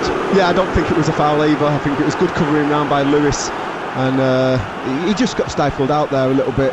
There was no space for Dominic Calvert-Lewin to get the ball out of his feet, and it was good defending. But like you say, talking about passing statistics, he breaks lines with his passing. He doesn't just go sideways. He's splitting midfielders and playing it into centre forwards' feet, and he has got an exceptional range and vision when he's on the ball. I just need a little bit more tempo with it, because at the moment it's been a bit one pace from Everton, and you see the way that Newcastle are playing. They're a little bit more direct, but they're having probably better opportunities in the final third, and it's just two kind of different philosophies against each other at the moment. And at the moment I would say that Newcastle look more likely to get into goal threatening situations. I've got an issue with assists too. Assists and goal involvements. They're very much a matter of opinion and scale, aren't they? Who had the assist on Maradona's second against England? Well, in fact, who had the assist on your overhead kick against Barnsley? It was a terrible cross. It was a terrible cross. I think the one that I seen today was Vincent Kompany's goal, what he scored against Leicester, which won him the league, and it was a side foot 5-yard pass from about 35-40 yards away, and he's drove in and shot from 20. How's that an assist? It was a rubbish cross behind you. That's why you had to try a bicycle kick. Well, I prefer them than heading the ball, so I was quite pleased it was behind me. 5 minutes gone, the second half at Goodison Park. We've had no assists so far. It's Everton 0, Newcastle United 0. On the ball is Decore, 15 metres inside his own half, into the centre circle and out to the left-hand side, and Luca Dean. Now Richarlison controls the ball under pressure from Jamal Lascelles, holds it off, pulls him out to the left-hand side, but Lascelles keeps his eye on the ball, makes a challenge which hurt him. He had a jab at the ball and he's feeling the back of his left hamstring. You don't run those off, but he's out there at the moment and doesn't look like he needs any attention or treatment. Well, we'll soon see when he has to open up again. He's not running well, is he, Jamal Lascelles? Everton have it with Pickford back on the edge of his own penalty area. Passed out to the right-hand side. Pickford's kicking is excellent to Coleman, 10 metres inside his own half of the field. Gives me a chance to run through the two teams. Everton have Pickford in goal, back four of Coleman, Mina, Keane and Dean. Then a midfield three of Iwobi, Doucouré and Sigurdsson. And what's essentially a front three of Rodriguez, Calvert-Lewin and Richarlison, although Rodriguez is never on the right wing. On the right wing at the moment is Alex Iwobi coming forward, midway inside the Newcastle half of the field, fed into James Rodriguez, edge of the penalty area, a little flick on which Javier Manquillo at the second time of asking gets clear. Newcastle are 4-3-3, they've got Darlow in goal, back forward Manquillo, the limping Lascelles, Cher and Lewis, midfield of Hendrick, Hayden and Shelvey, and a front three of Wilson on the right, Fraser on the left and Almiron playing as a kind of deep-lying number 9. I think Kieran Clark is doing quite a physical warm-up there, and I think it's pretty obvious that there's going to be changes for Newcastle. St Maxim is warming up as well, and they've got quite good options off the bench, Newcastle, so it'll be interesting to see who comes off. Dean into Calvert-Lewin inside the Newcastle penalty area, good sliding challenge by Lascelles, blocks the cross at the expense of a corner kick, and Jamal Lascelles is still unhappy. He's out there, but as you say, Kieran Clark, who's missed the last couple himself through injury, is being readied. Here's James Rodriguez, edge of the penalty area. Luca Dean with the cross deep to the far post. There's a little bit of bumper cars there when Mina goes to ground under pressure from Jamal Lewis, who hooks it clear. On by Wilson, chance of a Newcastle counter here. Almiron Pacey is on the ball. Has an option from Fraser at his shoulder. It's towards Callum Wilson. Big chance wide. Big chance for Callum Wilson. Easily the best opportunity of the game. Terrific Newcastle counter-attack, but Wilson rolled it wide. Excellent ball in, I have to say. Nice and early by Ryan Fraser. He didn't need to beat his man. You could see that Callum Wilson was wrong side of the defender, but onside. He's threaded a ball with his right foot just in towards the penalty spot area, maybe just a couple of yards the other side of the penalty spot, and it's a great opportunity that for Callum Wilson, and he's took it side foot first time and he's missed the target. He'll be disappointed that he's not hit the target and at least work Jordan Pickford there, if not score a goal. But excellent play by Newcastle, and again counter-attacking, a little bit more direct, but again forging out better opportunities and better chances at goal than Everton. Newcastle has only scored 19 Premier League goals this season. Callum Wilson scored 42% of them. He scored 8 of them. He's been involved in 75% of those goals. He set up the goal on Tuesday for Almiron. He's gone 6 Premier League games without a goal himself, but he really should have ended that run and scored his 50th Premier League goal there. So here is the change, first of the day, and it's Jamal Lascelles who limps off to be replaced by Kieran Clark, who's a bit of a doubt for this game because his wife, I understand, is expecting. Very inconvenient. Good luck. But he would have definitely stayed behind on Tyneside if the alarm call had come, but he's fit and available, and now he's on the field and under pressure because Richarlison is attacking, edge of the penalty area. Calvert-Lewin with a curling shot. Oh, and Darlow did just about enough, kept alive. Iwobi has gone out of play for a goal kick. Well, it was a surprised effort really from an angle by Calvert-Lewin, and Darlow's save wasn't the most convincing. Yeah, I think Darlow couldn't really tell whether it was going inside that far post or not. It was a good run, excellent turn, I have to say, by Richarlison, just fooling the midfielder that was up against him, letting it run across his body. Everton corner taken by James Rodriguez, punched away this time by Darlow and hooked, sliced really by Lewis. He couldn't clear his lines the first time of asking. He actually passed to himself in the end and then knocked it out of play for a throw-in down by the corner flag to Everton, who are coming forward down their left-hand side. Still Everton 0, Newcastle United 0. Dean winding up a long throw here, just drying the ball on his shirt. Thrown in towards the edge of the 6-yard box, headed on by Keane, down by Calvert-Lewin, attempt by Mina, which is blocked by Fabian Schär, and the danger passes, and Almiron clears upfield to Callum Wilson, gets a push in the back from Sigurdsson, goes out of play for a Newcastle throw-in, just inside their own half of the field. Throw-in which will be left now to Manquillo. Kieran Clark, who is a left-footed centre-back, has slotted in alongside Fabian Schär to the left of him, but Newcastle have the ball on the halfway line and have a throw-in which Javi Manquillo will take. He's been one of the players who suffered worst from the COVID outbreak in the camp last month. Fede Fernandez still isn't fit to play, Alan Saint-Maximin still isn't fit to start, and we have the anticipation of seeing him from the bench at some stage in this second half. Calvert-Lewin's given the ball away to Shelvey, still 0-0. Fed forward to Hendrick, out to Manquillo, midway inside the Everton half, right hand side. Gets it back from Almiron. Manquillo goes forward, rides a challenge from Dean and then catches Sigurdsson. And the ball's gone out of play for a throw-in. Sigurdsson is down looking for a free kick, but I think it's a free kick to Manquillo for Newcastle because of the initial challenge that Manquillo, he just dragged it to the left hand side and went past Lucas Digne, who caught him and then followed through on the next challenge and caught Sigurdsson, and the linesman had already flagged for the first incident, so it's a decent position again. Ryan Fraser going to hit it in with his right foot, about 2 or 3 yards in from the sideline. Yeah, very much a crossing opportunity rather than a shooting opportunity. Fraser will take it. It's deep to the edge of the 6-yard box. Mina heads it up in the air, down by Schär. Sigurdsson manages to play it out, back in there by Fraser. Keane with a header which just about gets the job done, and Pickford comes rushing out and gathers the ball. We've had a collision between Richarlison and Schär, which has resulted in both of them going to ground, and we're going to need some treatment for one or both. Yeah, there was 3 players involved in that. I think Yerry Mina was involved, and 2 others, and the 2 others that were involved ended up hitting the deck. I think it just shows the athleticism and the size of Yerry Mina when he's committed to go and winning one of them aerial balls. But again, good, positive play from Newcastle, getting the ball into dangerous situations, and it took 2 or 3 attempts for Everton to clear that one, and they're getting closer. Everton 0, Newcastle 0 on TalkSport with Now TV. You can watch Arsenal versus Manchester United and Southampton versus Aston Villa live today with the Now TV Sky Sports Pass for $9.99. Search Now TV. Everton in possession, midway inside their own half, with Michael Keane has said publicly in the last few days that he believes he's having his most consistent season for the club. Doucouré's forward ball towards Calvert-Lewin is not a good one. Almiron tries to pop it over the head of Mina for Fraser to chase, but it's overhit.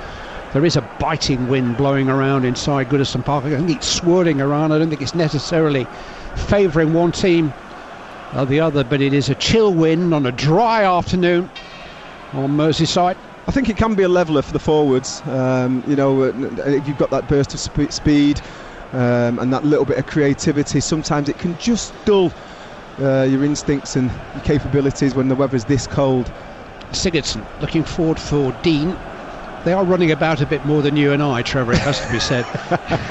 Just a bit. Callum Wilson was caught there by Keane, but a good advantage played, and Shelvey's bursting forward for Newcastle. And now Fraser just outside the penalty area has support from Lewis on the overlap. Iwobi has gone back every stride of the way with him. Great tracking. Fraser again wide on the left hand side. Hayden has to come all the way back to Schär on the halfway line. Fed forward to Almiron again.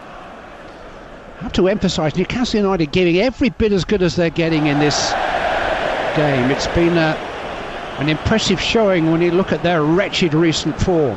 100%, Clive, and you look at the bench, and I was just looking at the Everton bench, and I think the only option going forward is possibly Anthony Gordon, and you look at the Newcastle bench, and they've got Joe Linton, they've got St Maxim, they've got Gale, they've got real Andy Carroll, they've got real options to bring someone on and make an impact on this game. Shelvey out to the right hand side. Manquillo, early cross into the box, headed away by Seamus Coleman as far as Jamal Lewis. 15 metres outside the penalty area. Ryan Fraser on the left-hand side, exchanging passes with Lewis. Feeds it down the touchline towards Jeff Hendrick. Tries to turn inside Mina, down by the corner flag, and has to settle for a corner kick. There's a yellow card been shown here to Michael Keane for an earlier challenge. Referee played an advantage. It was a good minute or so ago. Done well to remember that, Stuart Atwell. So long ago. He's got the right guy. Keane has a yellow card. Newcastle have a corner. Still 0-0 at Goodison Park. Ryan Fraser will take it in towards the edge of the 6-yard box, where a Newcastle player has gone down holding his face. I think it's Fabian Schär. Now, has something happened off the ball which needs some examination? We're having a look at it again now. Schär was active, and he was caught there by the arm of Yerry Mina. What do you think about that, Trevor? Yeah, it's a flailing hand. It's difficult to say because you can never know how much power's going into that hand. He's opened his hand up on a almost like holding him off on the backhand, and that can be quite painful. They've had a look at it and deemed it nothing's gone on. Fraser will take this latest corner from the right-hand side, far post.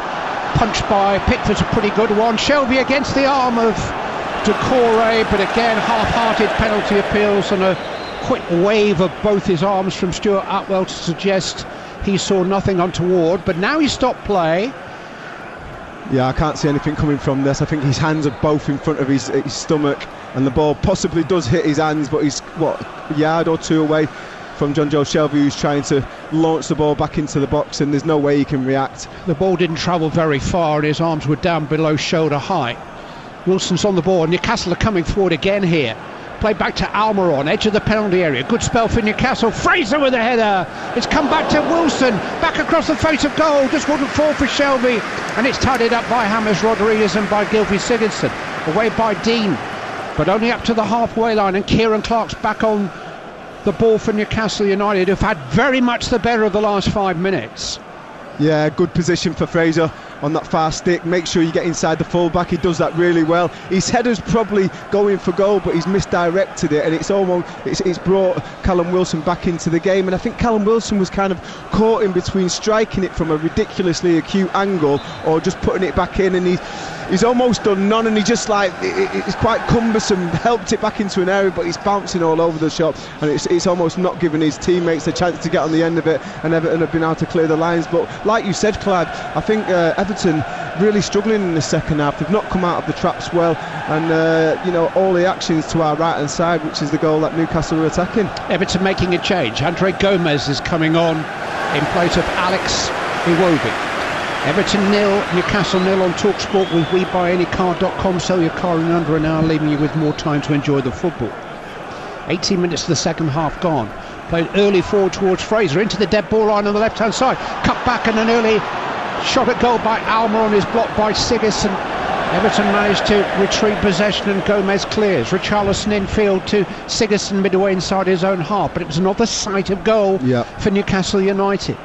They've had the one really clear gilt-edged chance of the game, which Wilson missed, but they are creating half chances.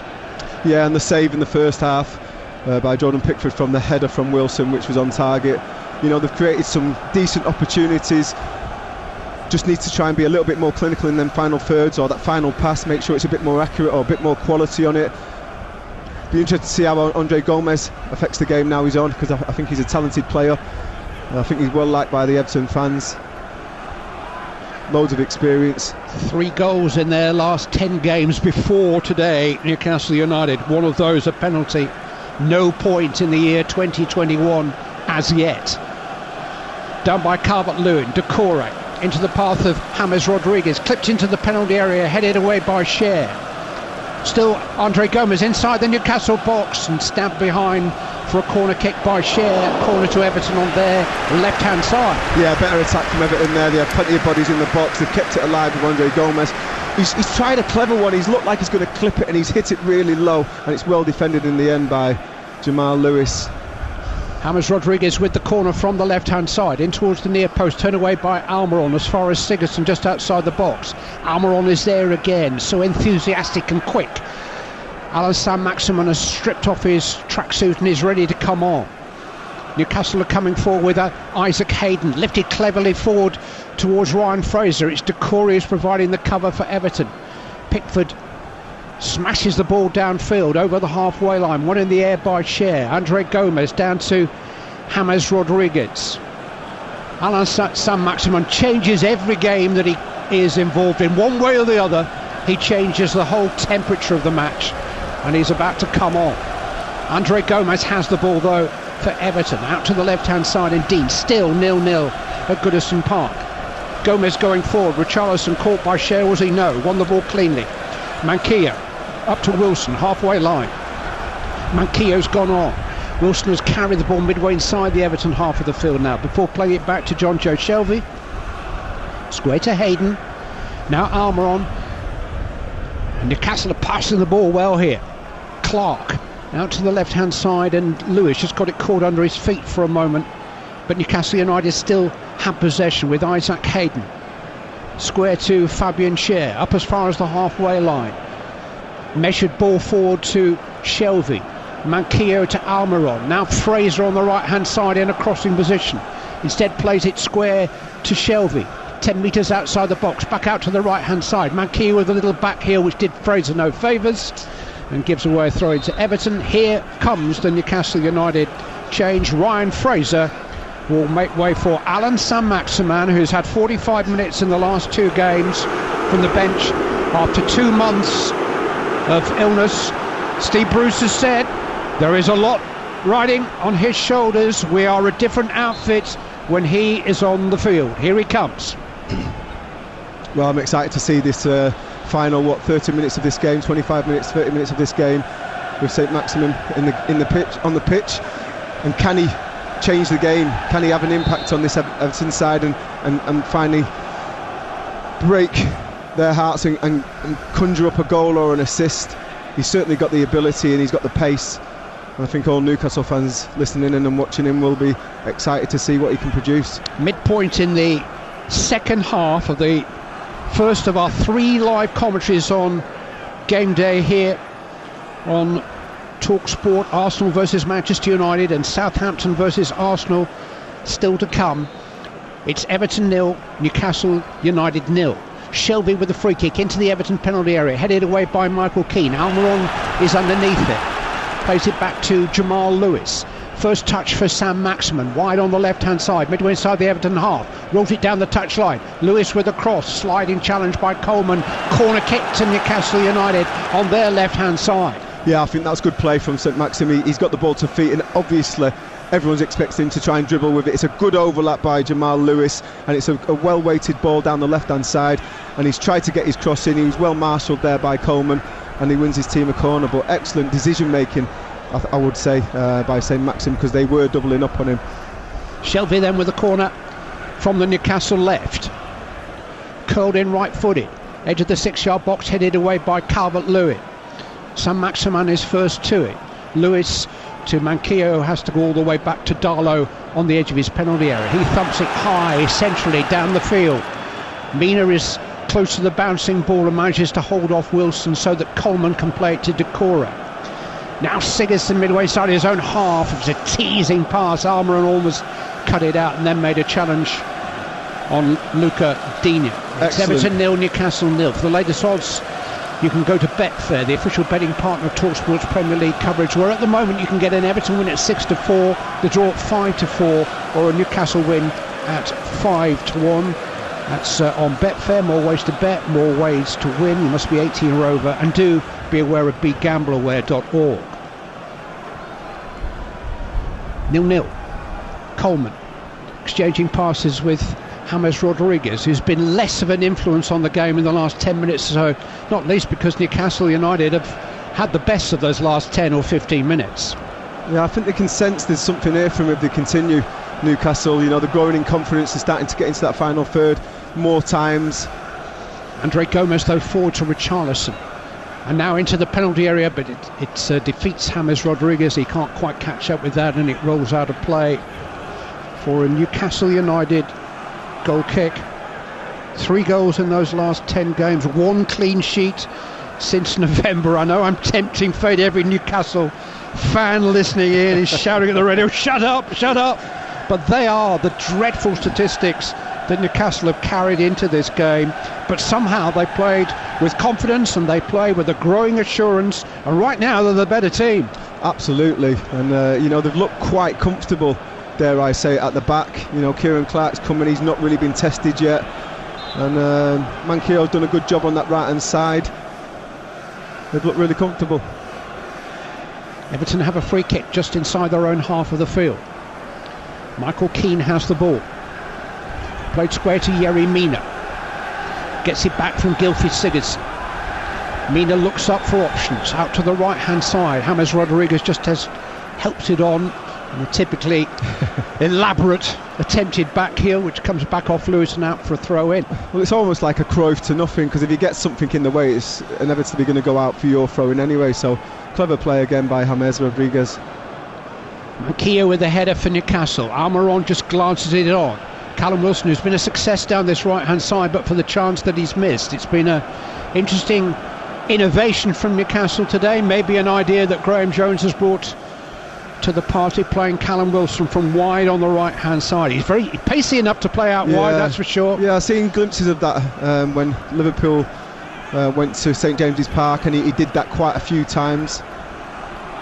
He's putting Dean under pressure here, down by the corner flag on the Newcastle right, where they've won another throw-in, which Javier Manquillo will take. It is a difficult position to master, that number 9 spot, especially when you're up there on your own. You know, you've got to be clever, your IQ's got to understand different scenarios. And for the best part of this game, he's made excellent decisions, Callum Wilson, whether he's in the centre or whether he's going down that right-hand channel to stretch that Everton defence. Jeff Hendrick has won another corner kick for Newcastle United. John Joe Shelvey will come across to take it from the right-hand side. Kieran Clark and Fabian Schär will go forward into the Everton box. I think there's a huge advantage for Everton in aerial height. I'd like them to see him try and mix it up a little bit. Shelvey guides that one to the edge of the 6-yard box, and Callum Wilson has scored for Newcastle United. Beautiful glancing header to John Joe Shelvey's corner kick from the right-hand side. Callum Wilson's 50th Premier League goal after a run of 6 games without a goal. For Newcastle's main goal getter, Callum Wilson, he's given them the lead. Excellent ball in. I've got to say, the flight of the ball in from John Joe Shelvey from the right hand side from the corner was excellent. It was a little bit behind Callum Wilson. He'd stepped in towards the defence, and just as the ball was struck, he just come off his defender to get that yard or two of pace. Going backwards, it's a really powerfully headed ball into the far corner, right into the stanchion. No chance for Jordan Pickford, and I think the defenders will be disappointed that they didn't get closer to him, but excellent movement and great delivery. And sometimes if that delivery is perfect, it doesn't matter how tall the defenders are, they won't be able to affect the ball. It's the first time Newcastle have held a lead in any of their last 11 games. The last time they did, it lasted 9 minutes, and they got beaten by 5 goals to 2 at Leeds. But Everton haven't won from behind since September. They came from 1 down to draw at Burnley at the start of last month, but they've got to come from behind again here. They've been good value for it. Richarlison into Calvert-Lewin, tries to cross it in. He's won a corner for Everton on the left-hand side. Quickly, team news: West Brom, Fulham, Adam Bridge. 2 changes for West Bromwich Albion at the snowy Hawthorns. Carlan Grant and Romain Sawyers go out. Kyle Bartley, Conor Gallagher come in. A change in shape to 3 centre-halves for Sam Allardyce. Diagne is on the bench after his arrival from Galatasaray yesterday. The big news for Fulham: Aleksandar Mitrovic gets his first start since December the 19th. Without a goal in 16 games, one of 3 changes for Fulham from the side that drew at Brighton and Hove Albion. Robinson and Lamina also start. Everton corner, left-hand side. Gylfi Sigurdsson takes into the edge of the 6-yard box. It's glanced out of harm's way by Callum Wilson, the goal scorer for Newcastle United, who lead at Goodison Park by that precious goal. Sam Maximin has been caught in possession though by Andre Gomes, but he's strong enough and able to win it back. A little pirouette of a turn, and Newcastle are coming forward again, and it's Miguel Almiron. Got options. Wilson to his right, just inside the penalty area. Manquillo is there in support. His cross is charged down by Luca Dean, and Newcastle have a throw in on the right hand side. it's a bit of a waste that, the run was excellent by Callum Wilson. The weight of pass back to him was perfect to go first time. He's decided to take a touch. It's the forwards going into the box gamble on that first time ball, and he took a touch, and he actually gave the defender a chance to get goal side and stop him getting the cross in, and it's ended up a throw-in, and the throw-ins ended up being nothing. And I feel that was a wasted opportunity there from Manquillo to put the ball into the box where they had bodies going in there to attack it. Team News, Manchester City, Sheffield United, Don McGuinness. 5 changes made from Pep Guardiola's point of view. In come Walker, Laporte, Fernandinho, Jesus and Torres. To the bench go Stones, Cancelo, Rodri, Sterling and Mahrez. As far as Sheffield United are concerned, well, from the midweek win at Old Trafford, back in come Egan, Burke, Brewster and Bogle. To the bench go man of the match on that night, Jagielka, Bryan, Sharp and McGoldrick. Manchester City can go 4 points clear against Sheffield United today. 15 minutes left to play at Goodison Park. Everton 0, Newcastle United 1. News of a postponement in South London. The game between Charlton Athletic and Portsmouth has been called off because of a waterlogged pitch. Oh. No rain at all here on Merseyside. No snow. It is, as we've said before, Arctic cold.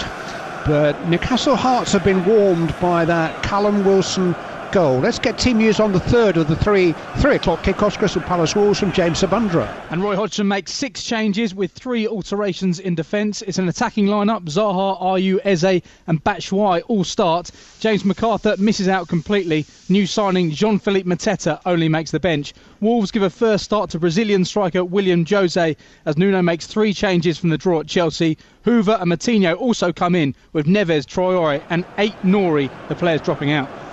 It's more than 10 years since Newcastle have won at Goodison. Hassem Ben Arfa was their scorer back in September 2010. Chris Hughton was in charge. They've not won in 8 visits since then. They're in front here with 13 minutes left to play. And in possession with John Joe Shelvey midway inside the Everton half of the field. Gets it back from Fabian Schär. Guided forward towards Hendrick. One back there by Dean.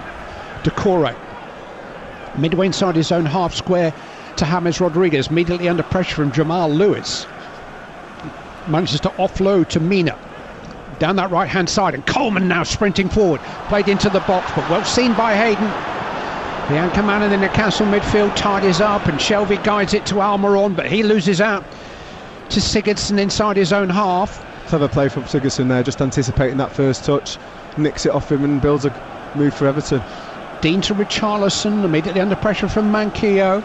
Sigurdsson, square again to Andre Gomez, guided into the edge of the box. James Rodriguez allowed to turn. Now Coleman with a chance to cross. Really important clearance by Fabian Schär, and it's only a throw into Everton by the corner flag on the right hand side. Yeah, excellent play, like I said, from Sigurdsson to steal the ball. Where Almiron was trying to shield it and keep it goal side, nicks the ball off him, begins the move, comes down the left, recycles, goes down the right. It's a really good weight of pass again by James Rodriguez, by the overlapping Coleman, and he puts the ball in. Still coming forward, Decore just outside the penalty area in that crossing position on the right hand side, but Newcastle have won it back. They lead through Callum Wilson's 5th goal in his last 4 Premier League matches against Everton. He scored 2 in the win at St James's Park back in November. He scored the only goal here so far today. Coleman though with a cross into the Newcastle penalty area, bounces all the way through to Dean on the opposite flank. He's managed to get away from Wilson and play it to the edge of the box.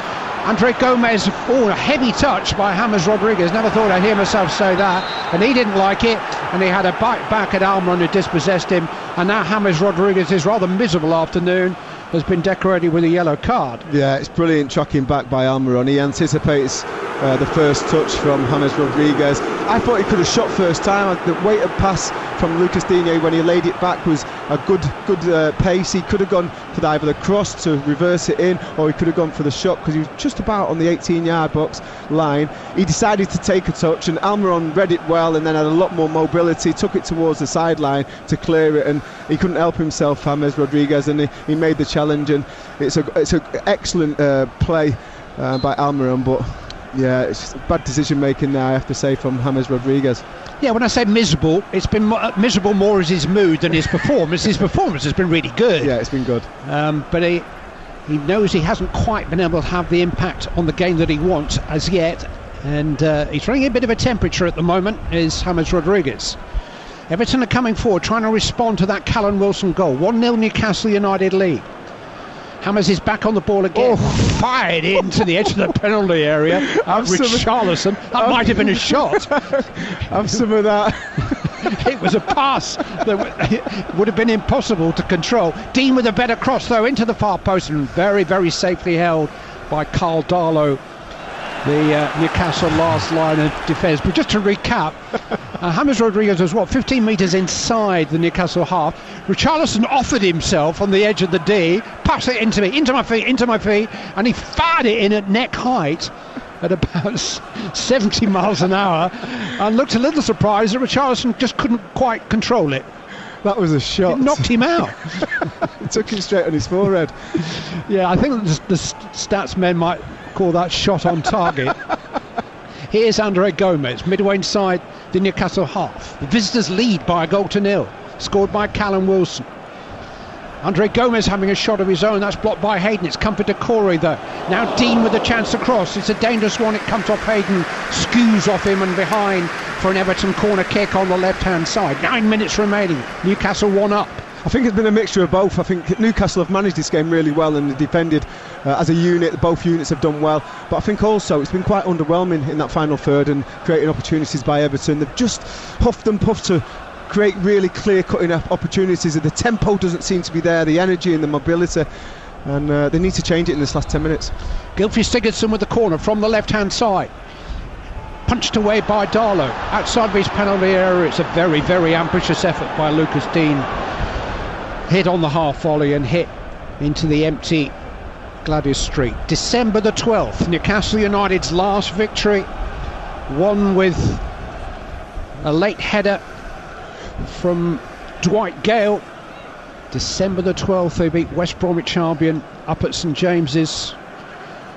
Since then, a sequence of results: beaten, drew, beaten, drew, beaten, 6 in a row. It's tough, and I think it just shows, and you have to give him credit, how good this performance has been, because it's all right playing well and providing good performances when you're in a team that's doing okay, but this team have been really struggling for confidence, and you wouldn't know that with this performance, because it's been exceptional from start to finish. I think if they can hold on, Graham Jones is going to get the freedom of poor Steve Bruce isn't going to get any credit at all. Here's James Rodriguez though, trying to do something about it for Everton. Midway inside the Newcastle half. Richarlison, Dean with a low cross, deflected behind, hit by Hayden against Richarlison, and it bounces behind for a Newcastle United goal kick. Still 1-0 to Newcastle. And a great spirit as well, this Newcastle side. You can see there from that clearance which ricocheted for a goal kick. You know, everyone's encouraging each other. They've got a great team spirit. I'm just looking there now. Isaac Hayden, he's clapping the boys. Keep it going. 10 minutes to go. Come on. Still to come, TalkSport 2 live this afternoon. Derby County versus Bristol City from the Championship. Here on TalkSport, Adrian Durham will host Game Day live from the Hawthorns at 2:30. Our second Premier League exclusive commentary is Arsenal versus Manchester United from 5, with Southampton versus Arsenal to follow that back on TalkSport 2 from 7:30. Our fourth Premier League exclusive of the weekend is tomorrow from 11, Chelsea versus Burnley. That's here on TalkSport. Get the app and you can swipe seamlessly between the two. Free kick to Newcastle United, 15 metres inside their own half of the field, 6.5 minutes remaining. Everton 0, Newcastle 1. Yeah, a bit of frustration there, I feel, from Dominic Calvert-Lewin there. He lost out in a battle to try and retain possession against who was it? I think it was Fabian Schär. He won the ball and then he took the ball out of his feet on his right hand side to try and clear it, and Dominic Calvert-Lewin slid in.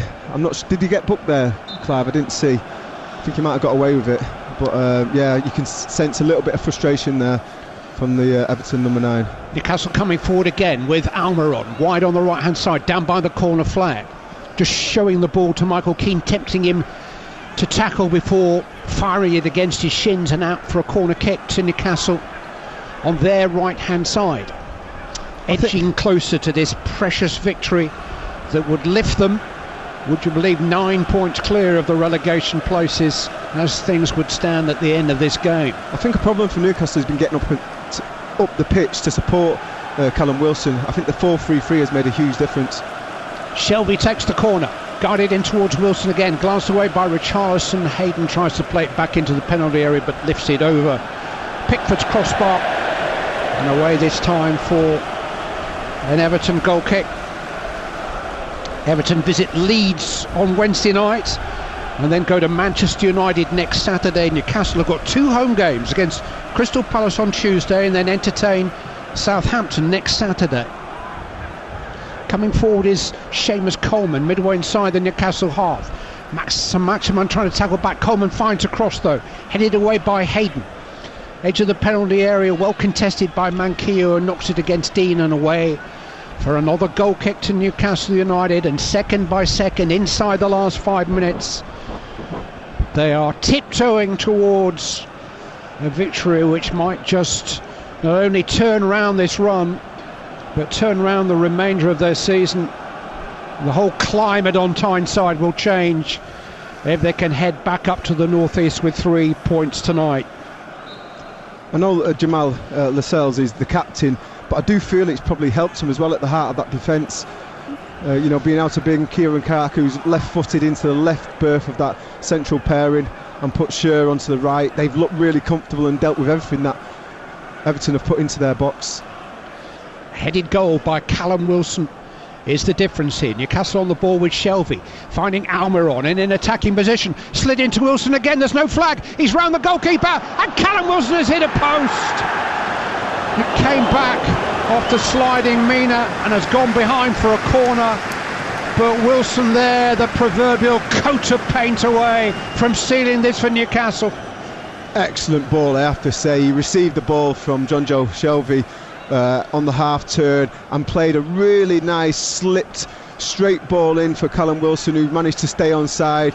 He passed the ball past the oncoming Jordan Pickford, and just the angle just went away from him a little bit and he weren't able to get inside that near post. But excellent play again, and Almiron's played a really key part in this game for Newcastle. He's been involved in most of the good things going forward in that final third, and I've always thought he's got talent, but he's always too deep to affect the game in the final third, and when he gets there he's always been too tired. And I think the balance in this team, whether that's got anything to do with Gray and Jones, is a lot more suited to the players. It's a massive improvement to what I've seen in the past. Callum Wilson maybe should have had a hat-trick in this second half. Missed one very good opportunity before scoring the goal that divides the two teams, and has just seen another one elude him there in the last few seconds. So unlucky. He did everything right. He took the ball past Pickford. And now here's interesting, isn't it? Because Jeff Hendrick clearly slid in and got the ball. He's got a yellow card here, but he's followed through, carried him into Richarlison, and I don't think that's a foul or a yellow card. I'm with you, Clive. I think his feet's low, he's in control, he's leading foot, he's on the floor. I think it's a strong challenge. I think he wins the ball, and I'm with you, Clive. I don't even think that's a foul, and Hendricks is very unlucky. One, to get given the foul against him, but certainly to pick up that yellow card because it's a fair challenge. And he slid in. It isn't okay. Getting the ball isn't enough. No, I understand in the contemporary game, but he got the ball by half a second. I mean, he was there way ahead of Richarlison. His momentum just carried him forward. Richarlison was late to the party and got caught.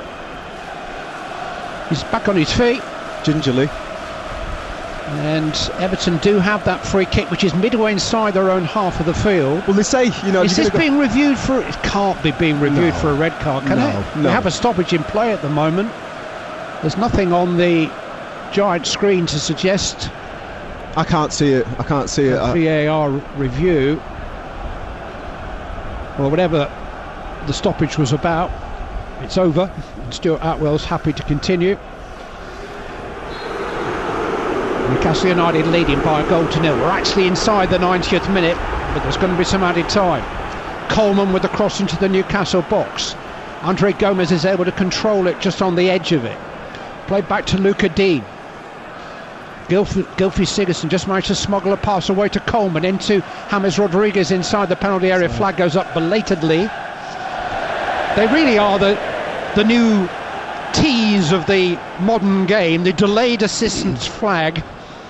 I really felt for Sian Massey-Ellis at West Brom last week. I mean, and she's the new eagle eye of the Linos profession, really wrong with the tight calls. But now they've got to get the decision right and then decide when to give their decision. Yeah, they've got to read the phase of play, and when that phase of play looks like it may be over, which it actually did, because the ball went down the right-hand side for Manchester City, and then literally with one pass it ended up at the feet of a City player, and he put it in the top corner, which just made the decision look even worse, which, I was a bit gutted for Sian.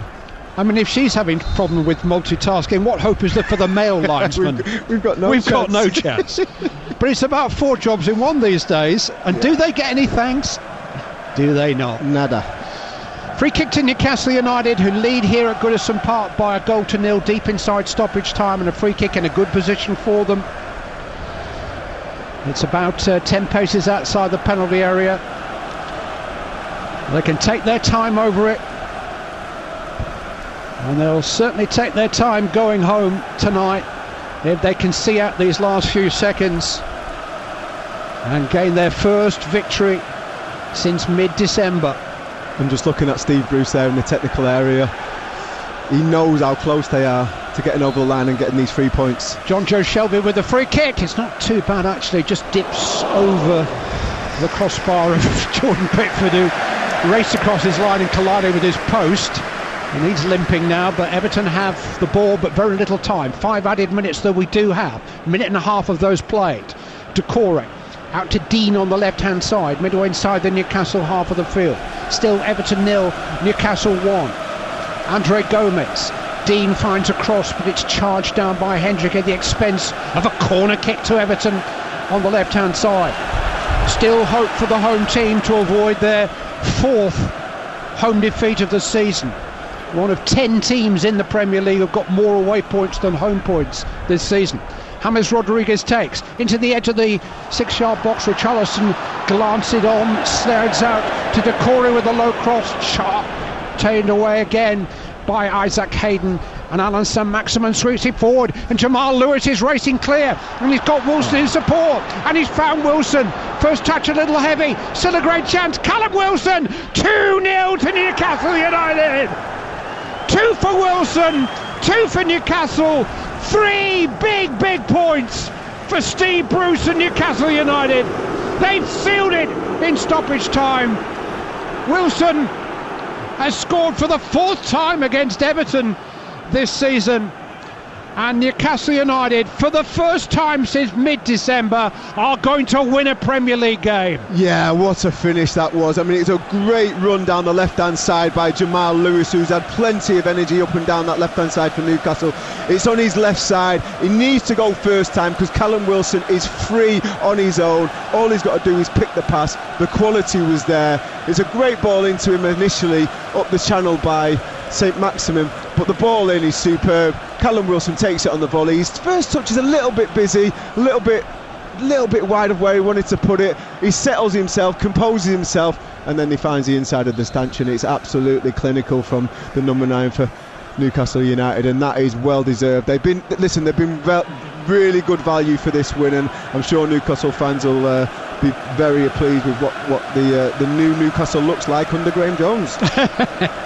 21 Premier League goals for Newcastle United this season, 10 of them from Callum Wilson. Yeah. He scored 6 times now in his last 4 Premier League games against Everton, but 4 of those 21 Premier League goals that Newcastle have scored in total have come from Wilson against Everton. But it's not just his goals, you know, it's been his all-round play, his work rate for the team, he's running into the channels, his link-up play. He has been excellent today, you know, amongst other players for Newcastle. Everton are in possession, but they're running out of time, and Wilson has the ball now again for them. Sprinting forward over the halfway line, he's going it alone, he's surrounded by blue shirts, he's heading for the corner flag, and he's eventually levered to the ground by Michael Keane. No foul apparently. Well, we've got Fulham West Brom in opposition at 3 o'clock, but right now Fulham are 3rd from bottom on 13 points, and Newcastle are heading to 22 points. Yeah, Dominic Calvert-Lewin there just hit the ground. He's holding his, I think his left knee, is it? looks in a bit of distress. Play goes on with Callum Wilson coming forward for Newcastle, but he's happy just to hold it up on the touchline. I'm happy to say Calvert-Lewin is starting to get to his feet. Wilson has lost the ball. Andre Gomez is coming forward, but the 5 added minutes are almost up, and Newcastle United have a 2-goal lead. James Rodriguez on the ball, out to Richarlison on the left-hand side, tackled well by Manquillo. It's Newcastle United's victory, their first since December the 12th, the end of that 6-game losing patch. They've won by 2 clear goals for the first time since they won at Crystal Palace in November. They've won with 2 Callum Wilson goals, and maybe most importantly of all, they have won deservedly. They will go away from here not only with the 3 points, which make life so much rosier for Steve Bruce and all of his charges, but they will go away from here with the encouragement of a building performance which has merited a victory here over Everton, and takes Newcastle United well clear of the relegation zone. Happy days for Tynesiders. Clive Tilsley, thank you very much. I'd have to say it's a huge win for Steve Bruce, but rather subdued celebrations from him. He doesn't want to get carried away, does he? But it's quite telling that the Everton players disappeared into the tunnel very, very quickly, while the Newcastle players were still congratulating one another, everyone going up to Carl Darlow, everyone with their arms around each other. This is absolutely huge, isn't it, Trevor Sinclair? Yeah, it's just what the club needed. You know, I think the second half performance against Leeds, it really did show that the players are still fighting for the manager. But that's one thing, putting in a good fighting performance and then coming away from home to Goodison Park and putting in a performance like that where you take all 3 points away. I thought they were clinical in the final third. I thought they were good value all in all. I thought they were the better team. I thought in the final third they had a lot more creativity and tempo. Callum Wilson was outstanding, but I thought Almiron played his part. I thought he was excellent throughout the game, defended well as a team, and you know what, you talk about the defence, the midfield and the forwards, they linked up well today. I thought they had a great balance about the side, and early on in the first half I said they looked like they're playing a definite 4-3-3, and that should help them create more opportunities but also defend as a unit as well. Yeah, everyone put their bodies on the line, didn't they, for the team. 5 away defeats before this, 5 Premier League defeats before this as well, but interestingly this is the first double that Newcastle have done over Everton since 2001-2002 when Bobby Robson was in charge, and of course Callum Wilson scored in the victory against Everton back in November at St James's Park, and he scored 2 today. I mean, we're talking about Callum Wilson, so much to say about him today, but I mean it just shows that class is permanent, isn't it? Well, listen, he's a class player. You know, the last game I went to watch him play against Liverpool, and he ran the back 2 ragged. He did similar to what he did to today, but without the goals at St James's Park. And you know what, he obviously loves playing against Everton, to score at home and then score a brace here. He could have had 4 today. You know, the header, he had the chance where it was a similar situation mirrored to his second goal, but from the right hand side where he miscued his effort, which he should really have hit the target there. But that's what great strikers do. They keep on getting in the same positions to score chances, and if they keep the composure like he did on that second goal, they'll get goals. And yeah, it was an outstanding performance from him. But I think all in all, you know, there was a great team spirit. I think the work rate, you know, in the first half and until he got substituted from Ryan Fraser was there, and the midfield, they've managed the game really well. You know, Isaac Hayden, John Joe Shelby and Hendrick, I thought they were excellent in there, and they supported each other, yin and yang. If one went forward, the other 2 sat in, and they had a great balance about the side. And you know, fair play to Steve Bruce and you know, bringing in Graham Jones and slightly changing the formation of this Newcastle side, and by slightly changing the formation they ended up with a fantastic result. Yeah, it's definitely paid dividends. Time for us to pick our man of the match with WeBuyAnyCar.com. Man of the match on TalkSport with WeBuyAnyCar.com. Rated excellent on Trustpilot with over 80,000 reviews. I mean, I think I know who you're going to go with, Trevor. And have you got any more to say about how well he did today? Yeah, I think, listen, he's a class player. I've always thought he's an elite centre-forward in the Premier League, and he's proved his worth today. You know, he's given the defenders of Everton, whether it's the right back, the two central defenders, or the left back, so much problems today. And, you know, he's running the channels, his link-up play, his bravery to get on the end of things time and time again, his 2 goals. Yeah, it's been a real man of the match performance, and I have to give it to Callum Wilson. He looked threatening every time, didn't he? Every time he had the ball. He's a top player. You know, he's a top player, and I think that's why they paid the fee that they paid for him. You know, he's proven, he scores goals, and, you know, the stat that Clive came out with in commentary, I think he scored 50% or just over 50% of Newcastle's goals. You know, he scored that's his 10th this season. It's outstanding, you know, and if you can rely on someone like that, if you've got goals, you'll always have a chance of staying up. That was our man of the match from today's game with WeBuyAnyCar.com.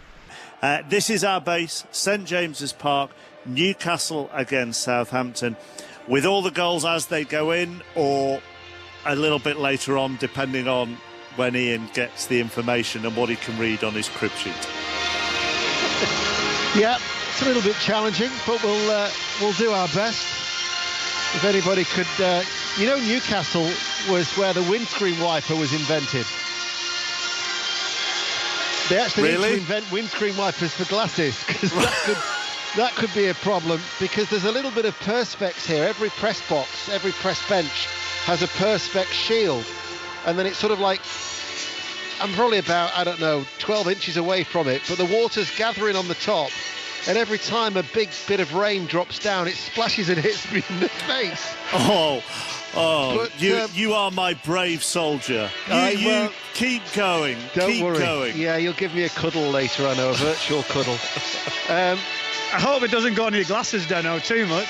I've already wiped them down about 3 times. The team news then here, but I mean, it feels as if it's been raining since Tuesday in the northeast. It's been horrendous. Anyway, 2 changes. Saint-Maximin for Fraser, and Willett makes his debut for Clark.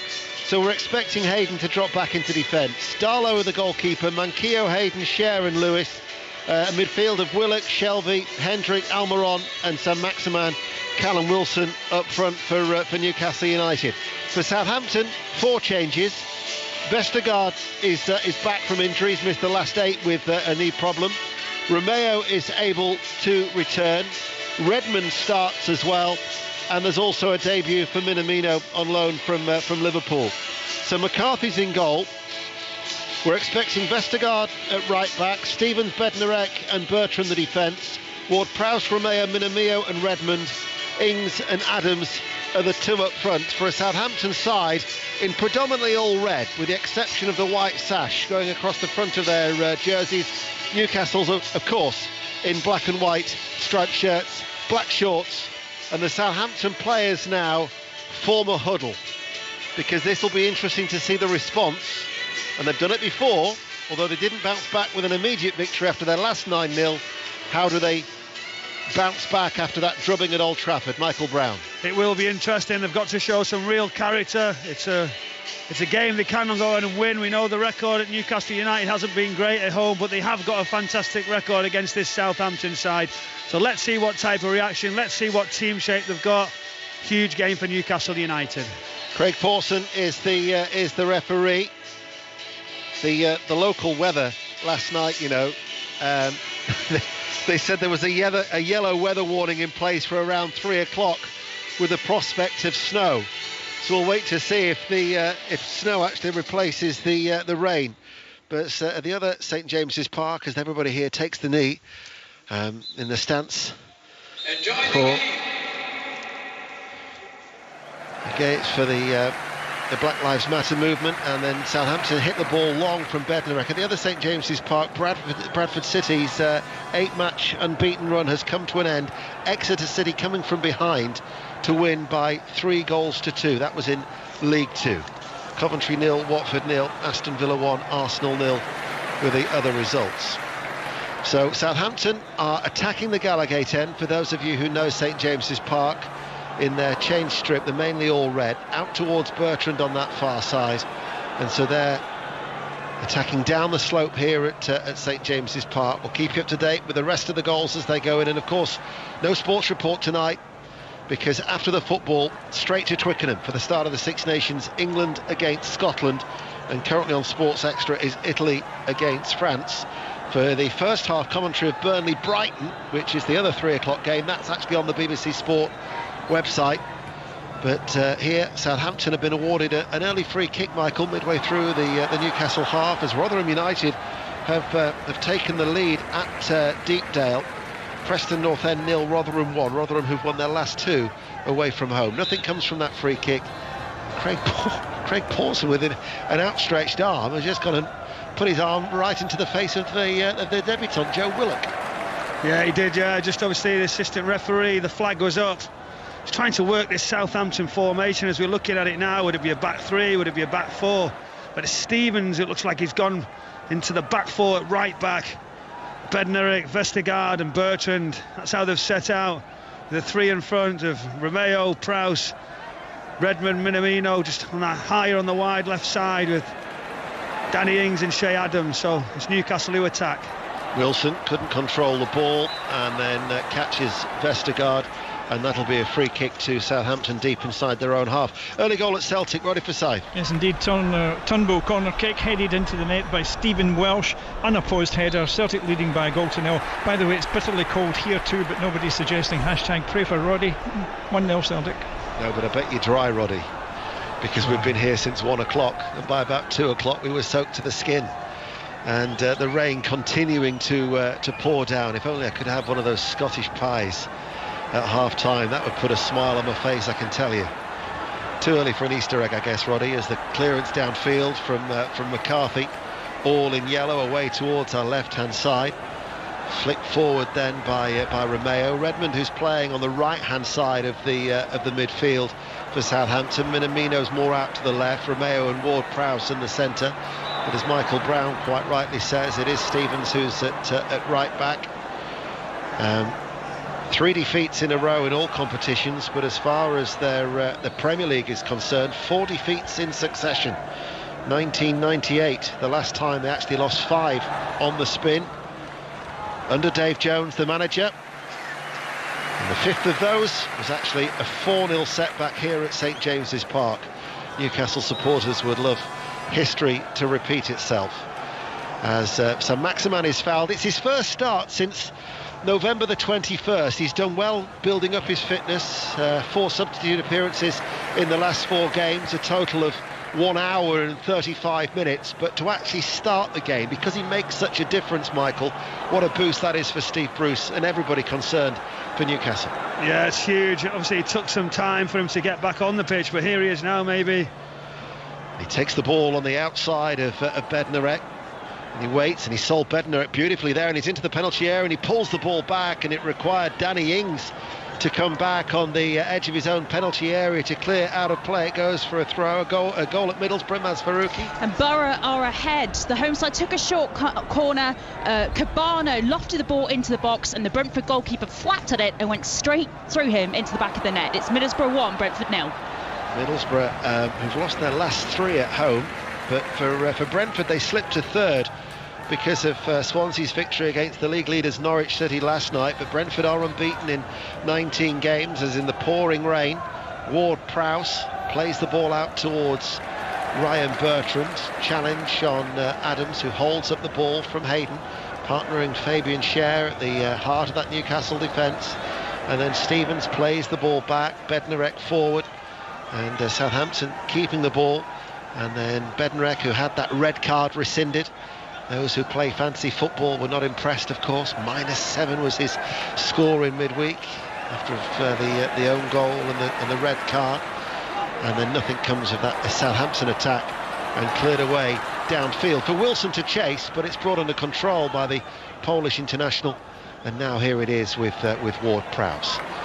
To Bertrand on the left-hand side. Back then with Ward-Prowse.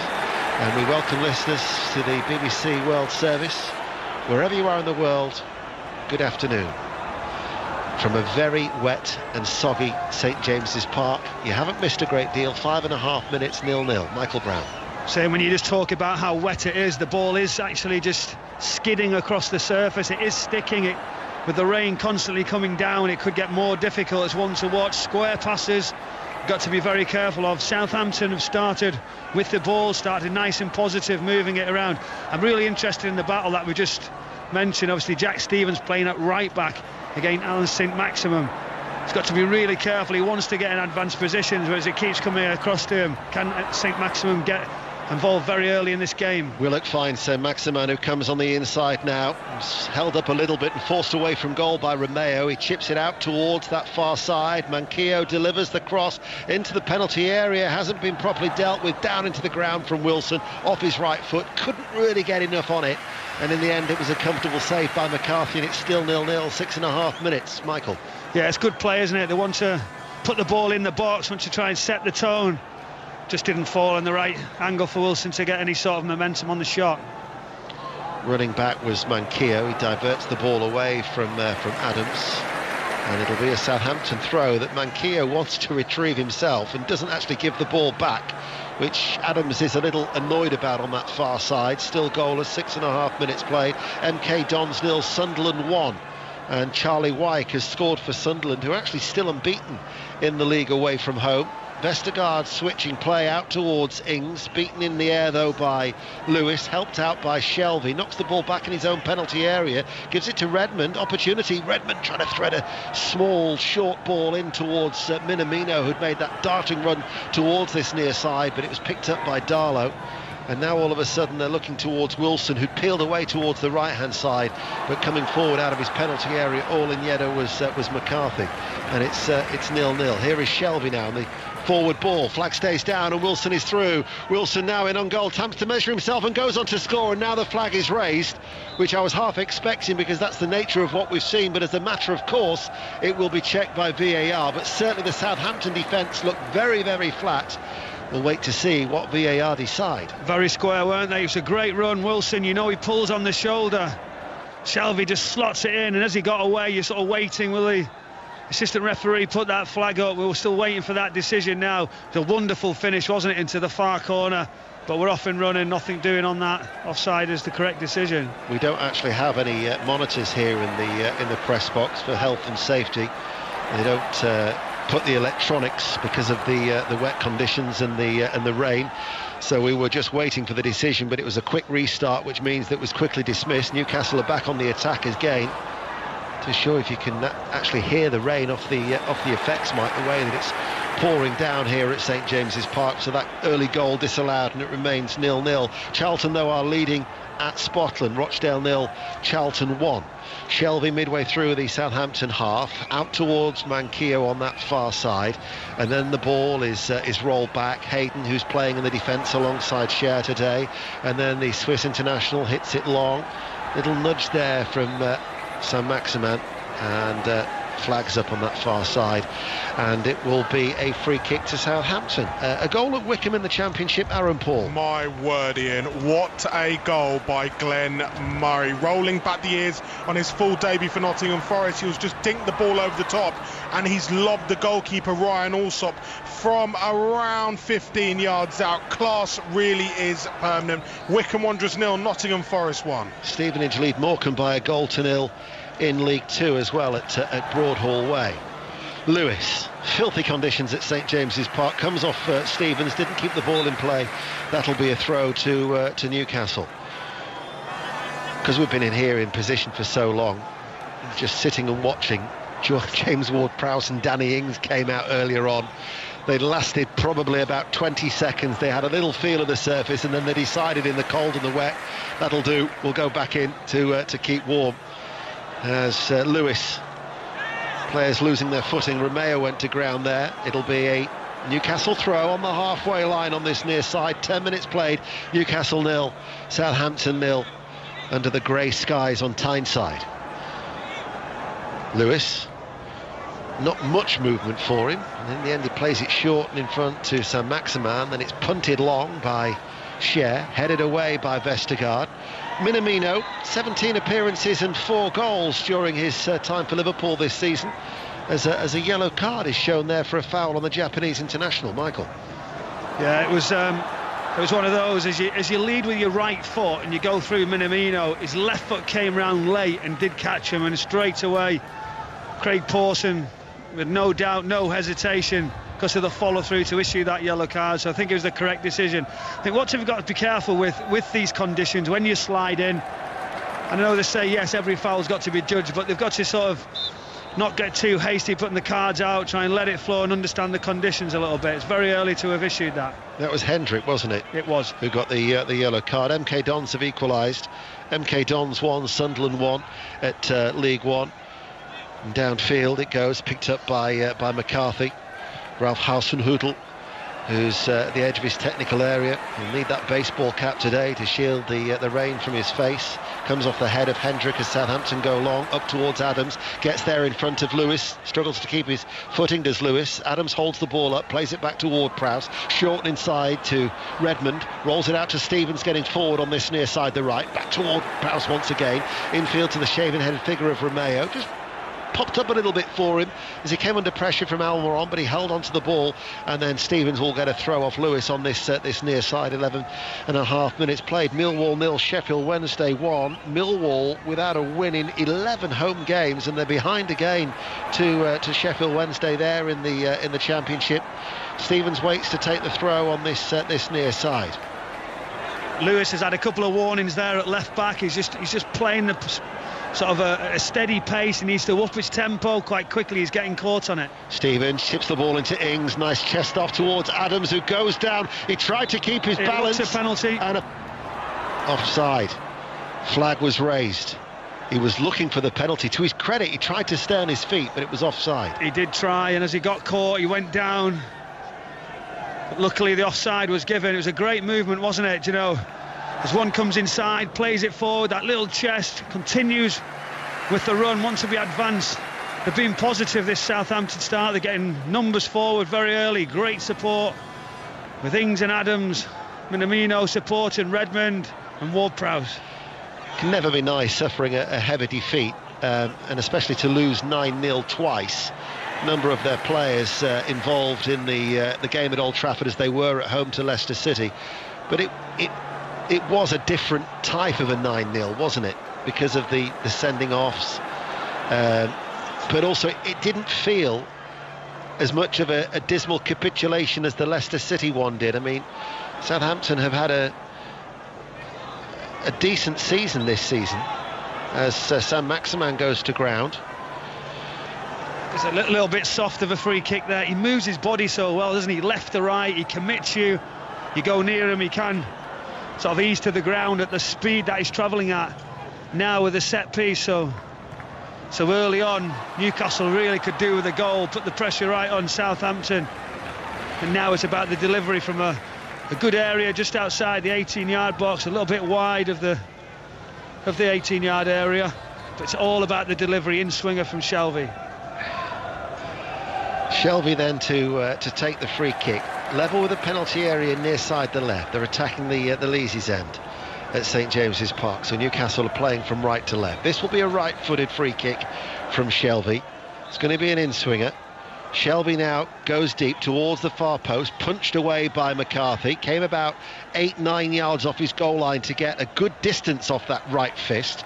Almiron picks it up midway through the Southampton half. Every red shirt back behind the ball, and now maybe they can break. The counter-attack is on. Romeo towards Redmond, but as he's just turned on the inside, he was challenged then by Callum Wilson, who was rushing back to help out. The ball-headed Shelvey looking towards Wilson. Bednarak's touch comes off the chest of Wilson, and out of play it goes for a throw. The other 3 o'clock game in the Premier League's at Turf Moor. Burnley-Brighton, Juliet Farrington. Where it's 0-0 between these two, but Brighton are certainly growing into this match. Burnley started well. Sanchez has been the busier of the keepers, saving comfortably from Ben Mee, but he had to deal with McNeil and Vidra as well in quick succession. But it's 0-0 here at Turf Moor. Luton Town 1, Huddersfield Town 0, Crawley Town 0, Harrogate Town 1. Latest scores in the Championship and League 2 respectively. Cher hits a ball towards Saint-Maximin, and Maximin is away. Saint-Maximin from Bednarak, he's into the penalty area, he pulls it back, and there arriving on his debut is Joe Willock for Newcastle United. What an impact he's made from Arsenal. And Newcastle United lead just past the quarter of an hour mark. It's Newcastle 1, Southampton 0. Oh, it was a clinical goal. We've seen from the crossfield pass, St Maximum's touch was excellent into the area. He possibly could have took the shot on himself. He doesn't. He looks across the area. Willock with the late run, just coming in around the penalty area, right on the penalty spot. He just caresses the square pass into the bottom corner. Wonderful pass, wonderful finish. Great start for Newcastle United. He was always going to make a debut, an impact when he starts, Sam Maximan, and the way he got away from Bednarek and Joe Willock. That's what Newcastle have missed in the midfield, is some legs, a little bit of energy. And Willock, who's scored 3 goals, all in the Europa League this season for Arsenal in his 17 appearances, and his only goal actually in 40 Premier League appearances for the Gunners was actually against Southampton in June. So he clearly likes playing against the Saints, and Newcastle are 1-0 up here, 17 minutes played. Then I wasn't sure that St Maxim had that, so much in his locker. Once he'd got running at the speed he travels at, the awareness was good, and the delivery of the weight of the pass was perfect for Willock. Good run just to come on. It was a crisp finish, wasn't it? Just caressed it home, didn't disappoint. Great work from the 2 attacking players. Would you have expected Bednarek to have done better? Yes, possibly. Yes, you've got to say, you'd be looking at the Southampton point of view, how wide open they would be. You know what he brings, don't you? You've got to get safe side. You've got to get, between yourself and the goal. You can't let him run at you, St Maxim. Once he's away, his pace is too good for you. Tranmere Rovers 1, Port Vale 0 is a latest score at Vale Park, as Shelby out towards Wilson, inside again. Willett was the one breaking through from midfield in towards the penalty area. Tranmere are actually going well. They've won their last 5, and in fact that's not at Vale Park, it's at Prenton Park. Tranmere 1, Port Vale 0, a latest score in League 2. Newcastle lead by a goal to 0. Burnley Brighton is goalless. That's at Turf Moor. The rain still splashing down here at St James's Park, and Newcastle United, who've got a very good record against Southampton, looking to try and maintain that here today. As up towards Adams running forward, cuts inside edge of the penalty area, one shot is blocked, tries to pick up the loose ball, carves it out towards Ward-Prowse, plays it towards Ings couldn't control that bouncing ball, it went past him, and Lewis will bring the ball away for Newcastle United. So Maximan tries to play it early, Redmond wins it back for Southampton, tries to get away from Lewis, who's being held a little bit there, was Nathan Redmond, and Bednarek now on this near side to Ward-Prowse, keeping the ball. Vestergaard under pressure from Almiron and Wilson, chips it across towards Stevens. Stevens infield along the ground towards Redmond, midway through the Newcastle half, outside of the right boot, spreads it out wide to the far side, the left, playing from left to right to Bertrand, infield to Romeo. Stevens has got forward from right back, Redmond's come in a central area, plays the ball to the left corner of the box for Minamino, comes inside, Minamino with a shot, blocked, comes out towards Bertrand, plays it in low, took a deflection on its way, but the flag again was raised. That'll be a free kick to Newcastle, who lead by a goal to 0. They're getting some great positions, don't they, Southampton? Redmond coming in off the line in that sort of 10 position. He's got good awareness, he just looks over his shoulder, he gets on the half turn, that allows him taking it with the back foot to travel forward, and he's sweeping the passes out to wide areas with the outside of his foot, inside of his foot. He's getting in some great areas. There's been a good reaction from this Southampton side as a couple of opportunities have come Newcastle's way now, just while there's a little injury, a little bit of concern. But Steve Bruce just below us has got to be delighted with the start that he's had. And when the pressure's on, you need that goal, as we discussed with the early free kick. We thought they could put the pressure on this Southampton side, so good start from Newcastle. Bristol City 0, Cardiff City 1 is the latest score in the Championship. Their play is yet to get underway. It means we can nip down the A19. Maz Faruqi at Middlesbrough. Yeah, Middlesbrough still have the lead here. Still no shots on target from either side. Just that own goal giving Middlesbrough the lead here, the slight edge. Not the greatest of first 20 minutes or so here. Middlesbrough 1, Brentford 0. The result that counts, though, as far as Neil Warnock's concerned, I would imagine, when you've lost your last 3 at the Riverside. 20 minutes played. Newcastle lead by a goal to 0. Southampton, who've won just once here in 16 visits. Drawn 3. Lost 12 of the others. Their only win in 2015. And once again, it's proving to be not a happy hunting ground for them in the early stages. Ings lays the ball off towards Redmond. The Newcastle defence drop off. Redmond as Shelby slides through in the wet conditions. Bit of surface water now starting to appear, but Ings then goes down. Must be so hard when the ball's zipping away off the wet surface. Ings couldn't control it, out for a goal kick. 1-0 Newcastle. Yeah, it was just in front of him, and as I said again, Redmond, fantastic, good areas. His awareness was good. This time, turned to the right-hand side. Ings pulls away and just off the end of the toe, so we might see an early change. Newcastle. Manquillo is the one who's down. I mean, Newcastle United have got problems in terms of defence. There's no Fernandez with a thigh problem. Lascelles is also out with a thigh problem. Dummett, although he's back on the bench, I think, today, and Clark missing too. But the way that they've just signalled there towards, I think it's going to be Kraft who's going to be coming on. Manquillo might not be able to continue. So there's another stoppage. Newcastle still lead by a goal to nil. We'll go to Bournemouth. Now being managed by, of course, Jonathan Woodgate. Caretaker charge, of course. Jonathan. 20 minutes played. It's Bournemouth 0, Birmingham 0, and actually it's Birmingham City with the best chances so far. Two good efforts. The first was cleared off the line by Steve Cook. The second was a low diving save by Begovic. Bournemouth 0, Birmingham 0. Let's get a racing update from John Hunt. On a great day's racing, Ian, I can tell you that Honeysuckle has just won the Irish Champion Hurdle for the second year running. She is now unbeaten, 10 from 10. Surely a crack at the Champion Hurdle awaits her now in 5 weeks' time at the Cheltenham Festival. Honeysuckle routs the field in Leopardstown. And as Manquillo hobbles off, and he's struggling, Craig Pawson saying, can you leave the field of play? He can't get off any quicker, Craig. You can see the poor man's in distress. Let's go to Aaron Paul. Wickham 0, Nottingham Forest 1. Forest still leading through Glenn Murray's early lob, and they've gone close to a second. Anti-Knockout cutting in on his left, firing a shot towards goal. It took a wicked deflection, but there was Ryan Allsop with a real strong palm down to his left to push the ball onto the post and behind. Wickham holding on. Wickham 0, Nottingham Forest 1. So here in the rain, the wet conditions, Newcastle lead by a goal to nil. Temporarily they're down to 10 men because they're yet to replace Manquillo. So Hendrick at the minute has just filled in at right back. They want to make that change. He can't continue, can he? No, here he is. Emil Kraft is going to be coming on to replace Manquillo with Newcastle 1-0 up through Joe Willock. Ball played forward by Stevens, looking towards Adams. They're still down to 10. Adams inside towards Ings. Ings in the penalty area here. Good save by Carl Darlow. Narrowed the angle, made the save with his legs. And Carl Darlow, who's had an impressive season with the important save, Michael. Yeah, it was an important save, and it was similar areas between Lewis and Shah. Just managed to get in, and she just looks to pull the trigger to fire the ball across. Darlow comes out as the goalkeeper makes himself very, very big. It's a good save to his right-hand side, and it's a big chance for Southampton. MK Dons have come from behind. They lead Sunderland by 2-1. Wigan 0, Wimbledon 1 is the latest score as Wilson comes surging forward for Newcastle. Tried to play out Saint-Maximin, but the interception from Bednarek.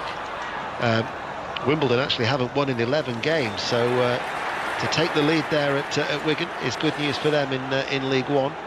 Less so for Newcastle's rivals, Sunderland, whose unbeaten record away from home could be in jeopardy there. 2-1 down now. The surface water is becoming more and more noticeable, isn't it? Yeah, it is, and obviously as the rain keeps driving down into the second half, it will be difficult, and hopefully just keeps moving on. We don't want to see it get too bad. Ball played into the penalty area, comes off the head of Hayden. Ings is up, and Ings heads straight at Darlow.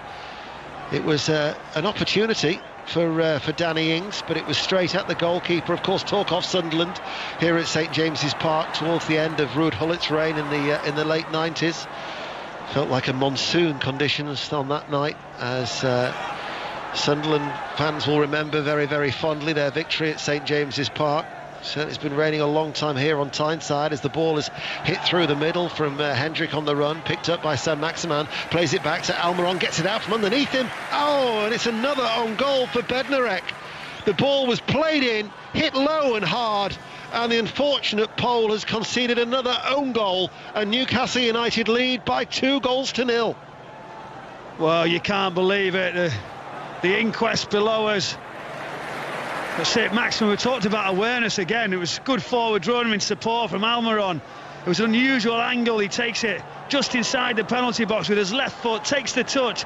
You go to drill it across the face of the goalkeeper, hope for the best, but it deflects into the near post. Everyone's thinking, has it gone wide? Ultimately, it's hit Maximum closest to it, celebrates first.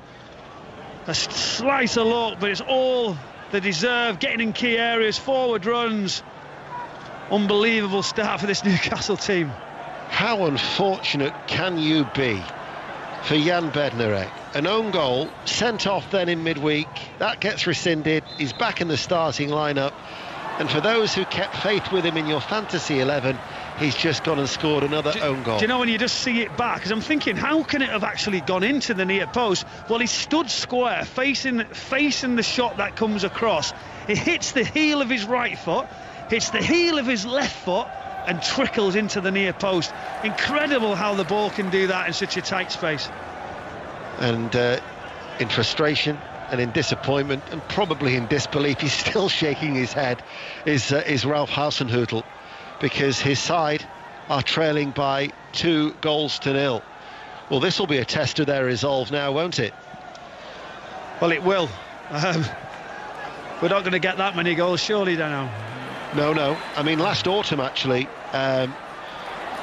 when they suffered the last 9-0 against Leicester City, they suffered 4 defeats in succession, was actually sparked by that 9-0 defeat at Leicester. It was part of an 8-match period where they didn't actually have any wins. But he'd gone with a strong side here, hadn't he, today? Yeah, but the questions were asked about the manager there, weren't they, as well? Should they make a change? Should they change things and move the manager on? Well, what a reaction he had, and it's been a really good season so far, and only lately now as this Southampton side started to falter, and you've got to look, the injuries are certainly not going to help, but they've got to find some character when you're not doing so well. Just going to have a little peek under the towel to see what the computer says elsewhere with the latest scores. Hibs 1, Aberdeen 0 in the Scottish Premiership. Bristol City 0, Cardiff City 2. Peterborough 1, Crewe 0, and a goal now at Bournemouth. Jonathan Overend. Birmingham take the lead, they deserve it. Bournemouth 0, Birmingham 1. Cross from the right hand side should have been dealt with by Begovic, who spilt it, and it went behind him towards the goal, and Scott Hogan had the simplest job to tap it in. Bournemouth 0, Birmingham 1. Italy 3, France 31 is the latest score in the Six Nations. Commentary of that is on Sports Extra. It'll be replaced by Burnley against Brighton. Commentary of that is currently on the BBC Sport website. We'll get an update from Jules at Turf Moor in a moment, but first of all we'll just watch this free kick for Newcastle, who lead by 2-0, and it's hit by Shelvey, a little bit wayward, 10 yards in from the left touchline as Newcastle play from right to left, and then Shelvey slides in, catches Redmond. The referee's played the advantage. Redmond didn't like that challenge. Could see again the surface water as Shelvey went splashing his way through. Redmond is okay to continue, and Southampton attack on that far side. Bertrand in towards Minamino, does well to keep his balance. Oh, what a fine goal from Minamino. Took it neatly into his feet, left-footed, past Darlow into the roof of the net. That's a fine goal from Southampton. It's now Newcastle United 2, Southampton 1, and Minamino on his debut found the net. Oh, it's a ridiculous finish, isn't it? What a reaction. It's a great run again. Minamino steps into the area, receiving the ball. A good right-footed touch, which gives you the opportunity on his left foot. As Darlow comes out, he smashes it above him, right into the roof of the net. That's a great finish from that area. Great reaction, and that's what they needed, just as they're under that little bit of pressure. But what was Shelvey doing with a free kick? I see Steve Bruce below me. What was he thinking on that free kick? And I've been stood there, I've been in many games, and they were in control. It's a ridiculous free kick. And also, as well, credit the referee, Craig Pawson, for playing their advantage for Shelvey's challenge on Redmond that enabled Southampton to continue that attack. Let's get an update from Turf Moor with Juliet Farrington. Well, Burnley are certainly enjoying a great spell right now against Brighton. It's 0-0 here at Turf Moor. McNeil, though, going close. Sanchez has been brilliant. A couple of good, decent saves from him. McNeil working him.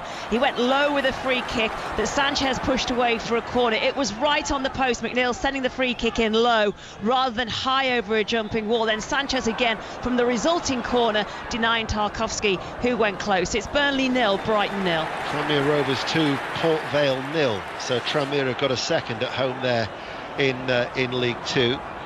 Referee just having a word with Ryan Bertrand, who'd caught Wilson, maybe taking the conditions into account. Michael. Yeah, just going back to the wide free kick here that Newcastle had so much, so comfortable. They've just gone 2-0 lead. You've got St Maximin wider in a one-on-one situation with Minamino. You don't have to play that ball in, the crossfield pass. It was a poor free kick anyway. Just give it St Maximin one-on-one. That's what he wants. With a forward advanced player in Minamino, I don't understand what he's done. Well, we mentioned to you before about the resolve of Southampton. The answer we've seen has been a good one, hasn't it, since going 2-0 down. The heads haven't dropped. They're still looking to try and play, trying to get Redmond in these filthy conditions as Redmond plays it forward. Newcastle's Steve Bruce turns away again in frustration. Southampton now with Ward-Prowse towards Redmond. He's lost the ball though to Willock, and Willock comes forward, keeps his balance, splashing his way through, then out towards Wilson over on that far side. Willock's continued his run. Wilson into the penalty area, goes on the outside of Vestergaard in towards Willock, and just stepping forward there was Bednarek, and Bednarek then gets a little nudge by Willock towards Minamino. Played up towards Adams, challenged from behind by Hayden. Free kick to Southampton. Southampton have recovered well. Yeah, they have recovered well, and obviously getting bodies in, back behind the ball. It's a good area for Willock there, wasn't it? His touch was good. He drove through the middle. He had patience, played it out to Callum Wilson, who tried to create something. And obviously Bednarek on this occasion manages to get his body there and come out cultured with the ball. And again, you can see with these conditions, people find it hard. We're getting a couple of injuries. Yeah, is that Wilson who's down over there? It looks like Wilson, as he's obviously took the ball on his right foot, tried to get his shot away, and so hopefully he's okay. Well, I just wonder if he's not, because Fraser has just scampered down the touchline and has actually run back down the tunnel, and I wonder if Fraser might be coming on. So Wilson at the minute is I've had that before as a substitute. You think, oh God, I could go on now, and I need the toilet, I've not got my shirt. Tricky times. Very tricky times. To Stoke City, there's been a goal. Pat Murphy. No, there hasn't. Don't think so. Sorry, Pat. 0-0. I wish there had been. Fletcher thought he had a goal. Acrobatic bicycle kick headed on by McLean, but ruled offside, much to his chagrin. McLean just before that booked for diving. He thought he should have the penalty. It's all very anemic. We could do with a clogging foul or two, Ian. Stoke 0, Reading 0. Well, I can tell you where there have been a few goals. Crawley Town 0, Harrogate 2, Wigan 0, Wimbledon 2. Stevenage 1, Morecambe 2, so Derek Adams' side have certainly turned that one around. Doncaster lead Oxford United by a goal to 0. Oxford, who've won their last 8 in League 1. Swindon Town 0, Shrewsbury Town 1, and Peterborough United 2, Crewe 0 is the latest score in League 1. We're back underway, but Wilson has not returned to the field. He's walking off round in front of the Leases end away towards our left-hand side. So Newcastle, who lead 2-1, are down to 10 men. And whether he's able to continue, he seems to be walking fine.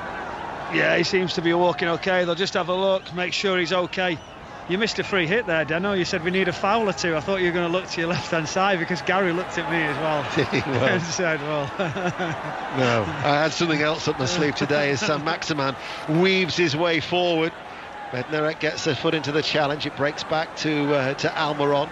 Out towards that far side to Emil Kraft. The gloves are coming off, and Wilson is not going to be able to continue. I don't think they're going to take any chances with Callum Wilson.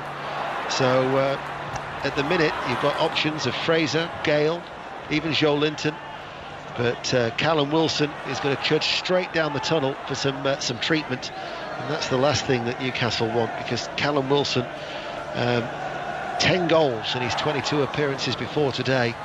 He's been a good signing from Bournemouth, taking their time with the replacement in the pouring rain. 10 minutes to go to half-time. Newcastle, though, still lead by 2-1.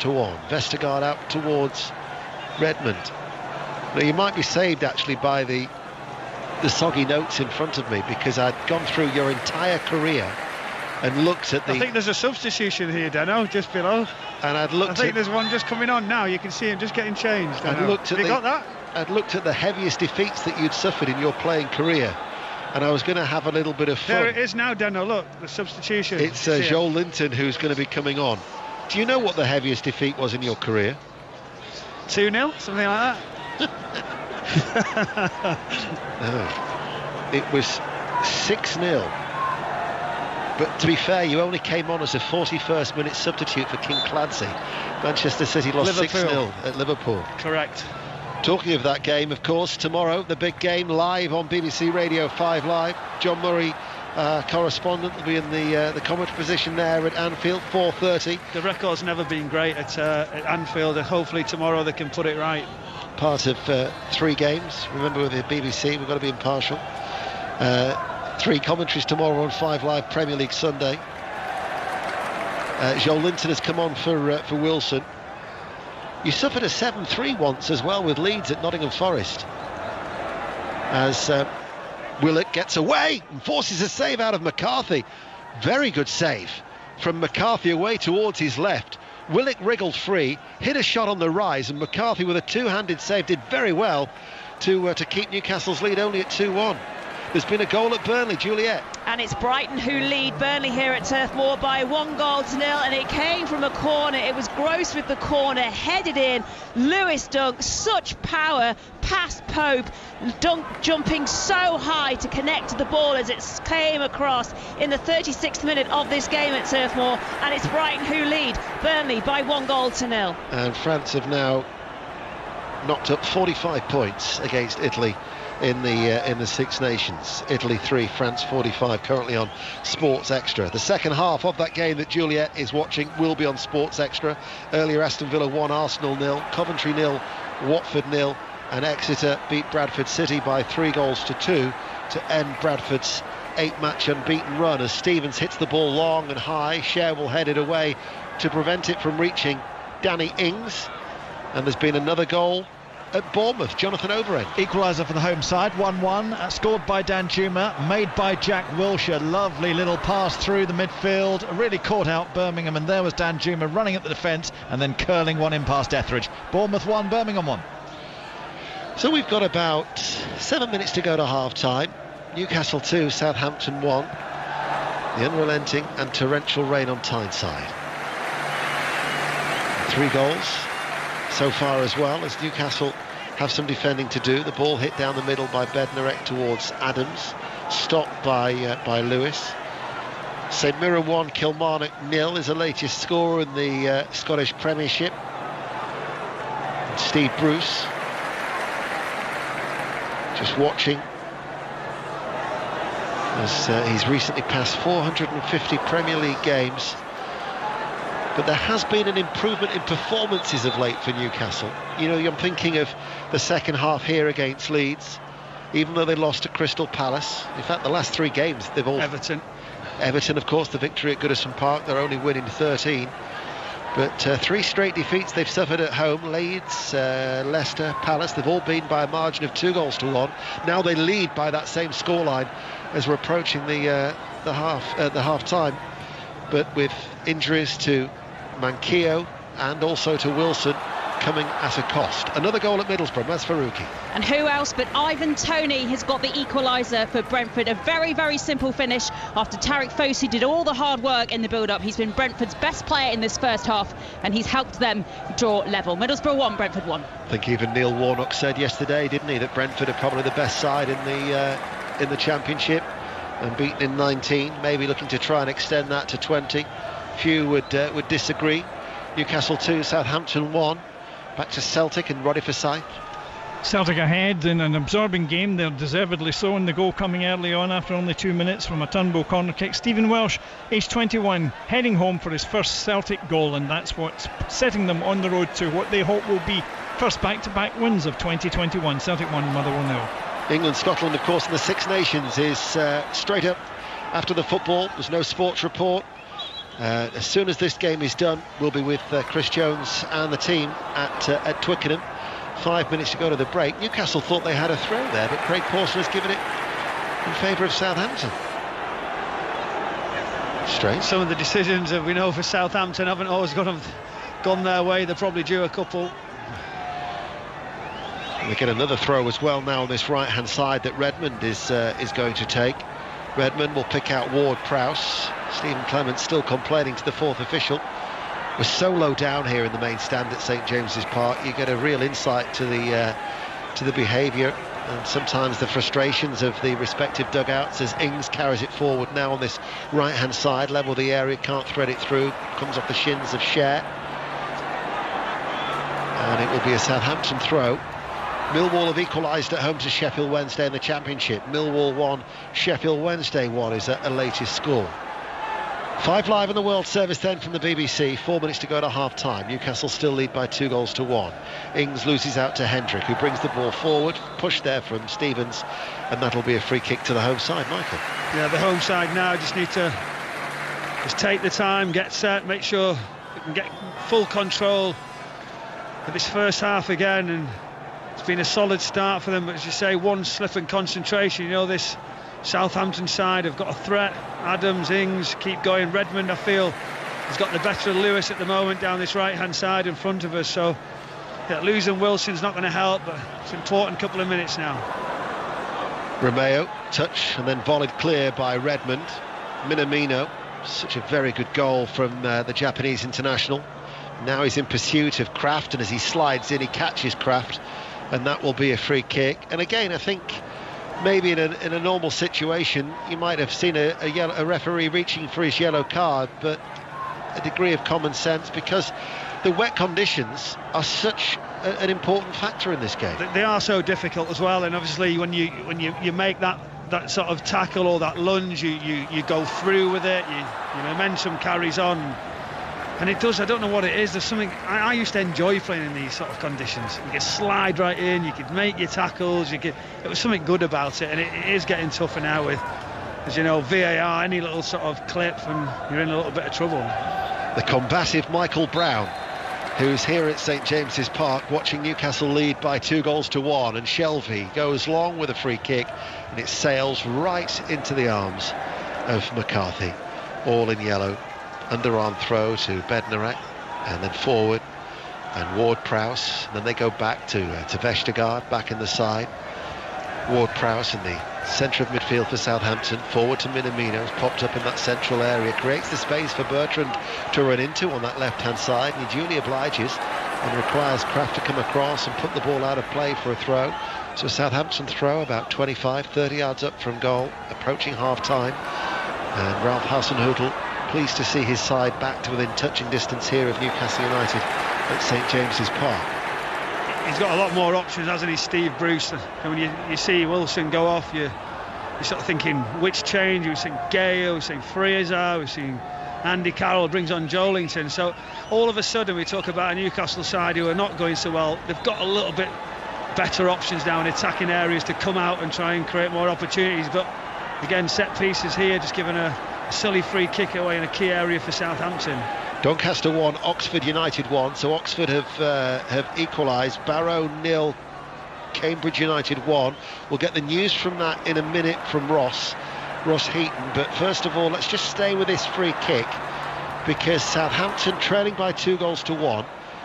It's probably 4 or 5 yards up from the byline in front of the Gallowgate end, for those of you who know St James's.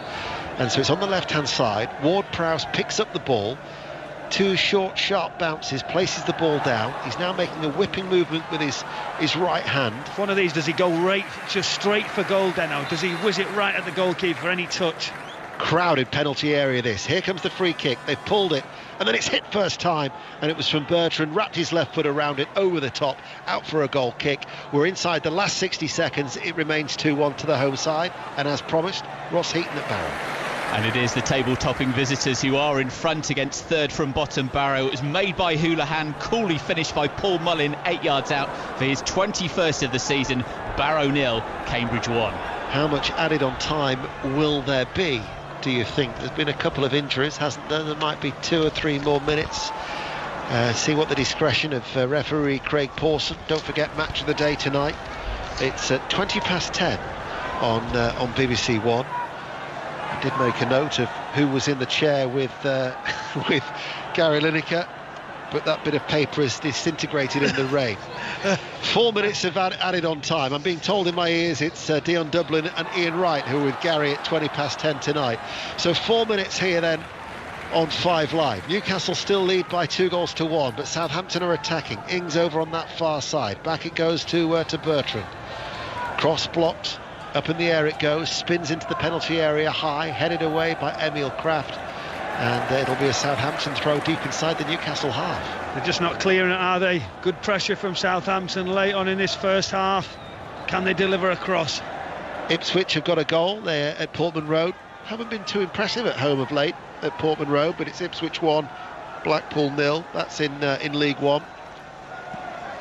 5 Live in the World Service here at St James's Park. Remember, Burnley 0, Brighton 1 is a latest score from Turf Moor. Southampton now have been awarded a corner kick. Again, Ward-Prowse will place it down, and Newcastle United have everybody back bar Saint-Maximin. Ward-Prowse now with the delivery, spinning its way through the air. Vestergaard heads it away from goal and actually did Newcastle's job for them, and Almiron has pumped the ball forward towards Saint-Maximin. Almiron's continued his run. Saint-Maximin turns, tries to switch play towards Willock, took a deflection, might fall to Joel Linton. Joel Linton will chase after it, but Ward-Prowse was back there, but Ward-Prowse trying to play the ball back to McCarthy. Did the last touch come off Joel Linton? Eventually the referee says yes, and in dialogue with his assistant referee, the goal kick is awarded. Stoppage time here. There's been enough to keep us entertained. Yeah, there has, and you're just looking at pressure there, that set piece, the good ball in from Ward-Prowse and didn't get dealt with straight away. It's just, it's just a bit scrappy, isn't it? You can see Newcastle United are a little bit tense, and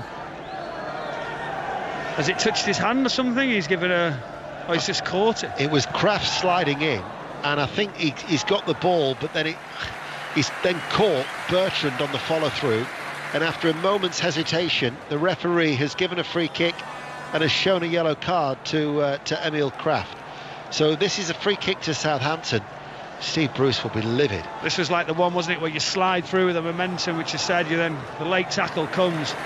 But now you've got to get first contact. The delivery's good.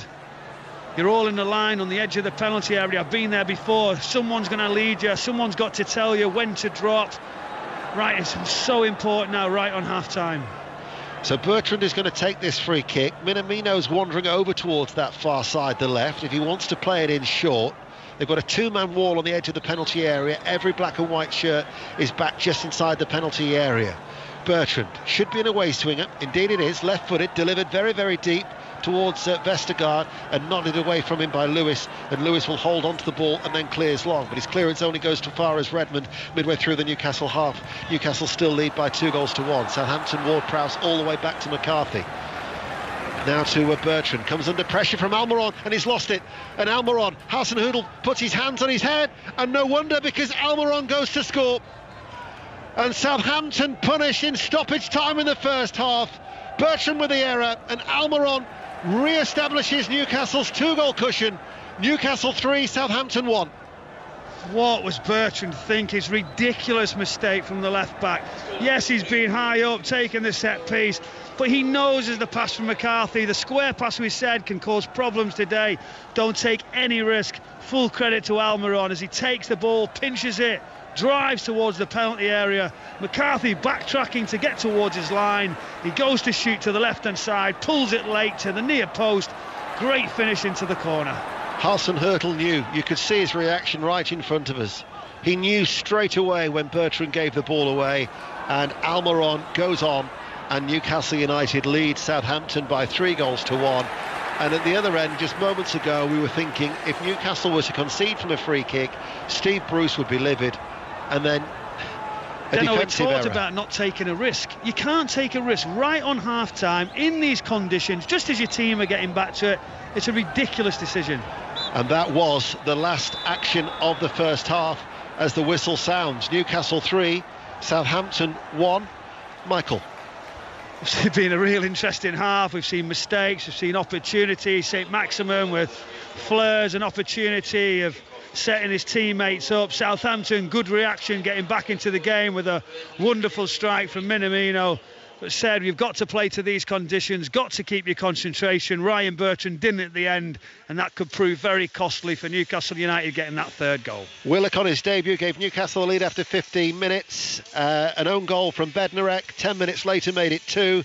Fine goal from Minamino, got them back into it, but then Bertrand's error punished by Almiron. And at half-time at St James's Park, it's Newcastle United 3, Southampton 1. Are you all right? Yeah, I've just turned the page and it's just gone and ripped. Right. You should see his notes, chappers. They're completely obliterated. He might have to think of something this afternoon. Back for the second half then. Newcastle 3, Southampton 1. Brighton's good form continues. Juliet Farrington. They do, because they're leading Burnley by 1-0. It was from a corner the goal came from. Lewis Dunk jumped as Gross fired in the corner. He hit the ball brilliantly. It was a free header past Goodmanson, who was on the post, and Nick Pope in the Burnley goal. Put Brighton ahead. Connolly then went close to another just before the break for Brighton that Pope managed to get fingers to. That went out for a corner, but Sanchez has been the much busier keeper at the other end. It's that kind of game. He's made 3 brilliant saves, the last one in added time from Dwight McNeil. It's Brighton though who lead Burnley here at Turf Moor by 1-0. Great first half for Harrogate this afternoon. Simon Power has just got a third for Simon Weaver's side, and they lead at Crawley. Crawley 0, Harrogate 3. Into the Championship earlier, Coventry 0, Watford 0. Both Middlesbrough and Brentford will be looking to take advantage of Watford dropping a couple of points. Maz Faruqi. And it's 1 apiece here at the break at Borough, and I really built Brentford up with the kind of free-flowing football they've been playing recently, but they really struggled to get into this match, and Borough really caught them on the hoof early on. They failed to clear a lofted hanging ball into the box from Nezkans Cabano, and in all the confusion, goalkeeper David Reyes somehow bundled the ball into the back of his own net. Brentford couldn't find the kind of football, in fact, that we've enjoyed from them this season until 5 minutes before half-time, when Tarek Fosu set up Ivan Tovey brilliantly for the Championship top scorer's 21st of the season in all competitions. But even then, Britt Assombalonga could have put Borough ahead again. Save a save from Raya, which diverted his shot onto the post. Whisper it, but the Bees don't seem to be enjoying these rather brisk and challenging north-east conditions. It's Middlesbrough 1, Brentford 1 at half-time. Thank you very much. 1-1 there, 1-1 on the south coast as well. Jonathan Overend. Yes, Bournemouth against Birmingham, level at the break. Entertaining half, which Birmingham actually dominated early on.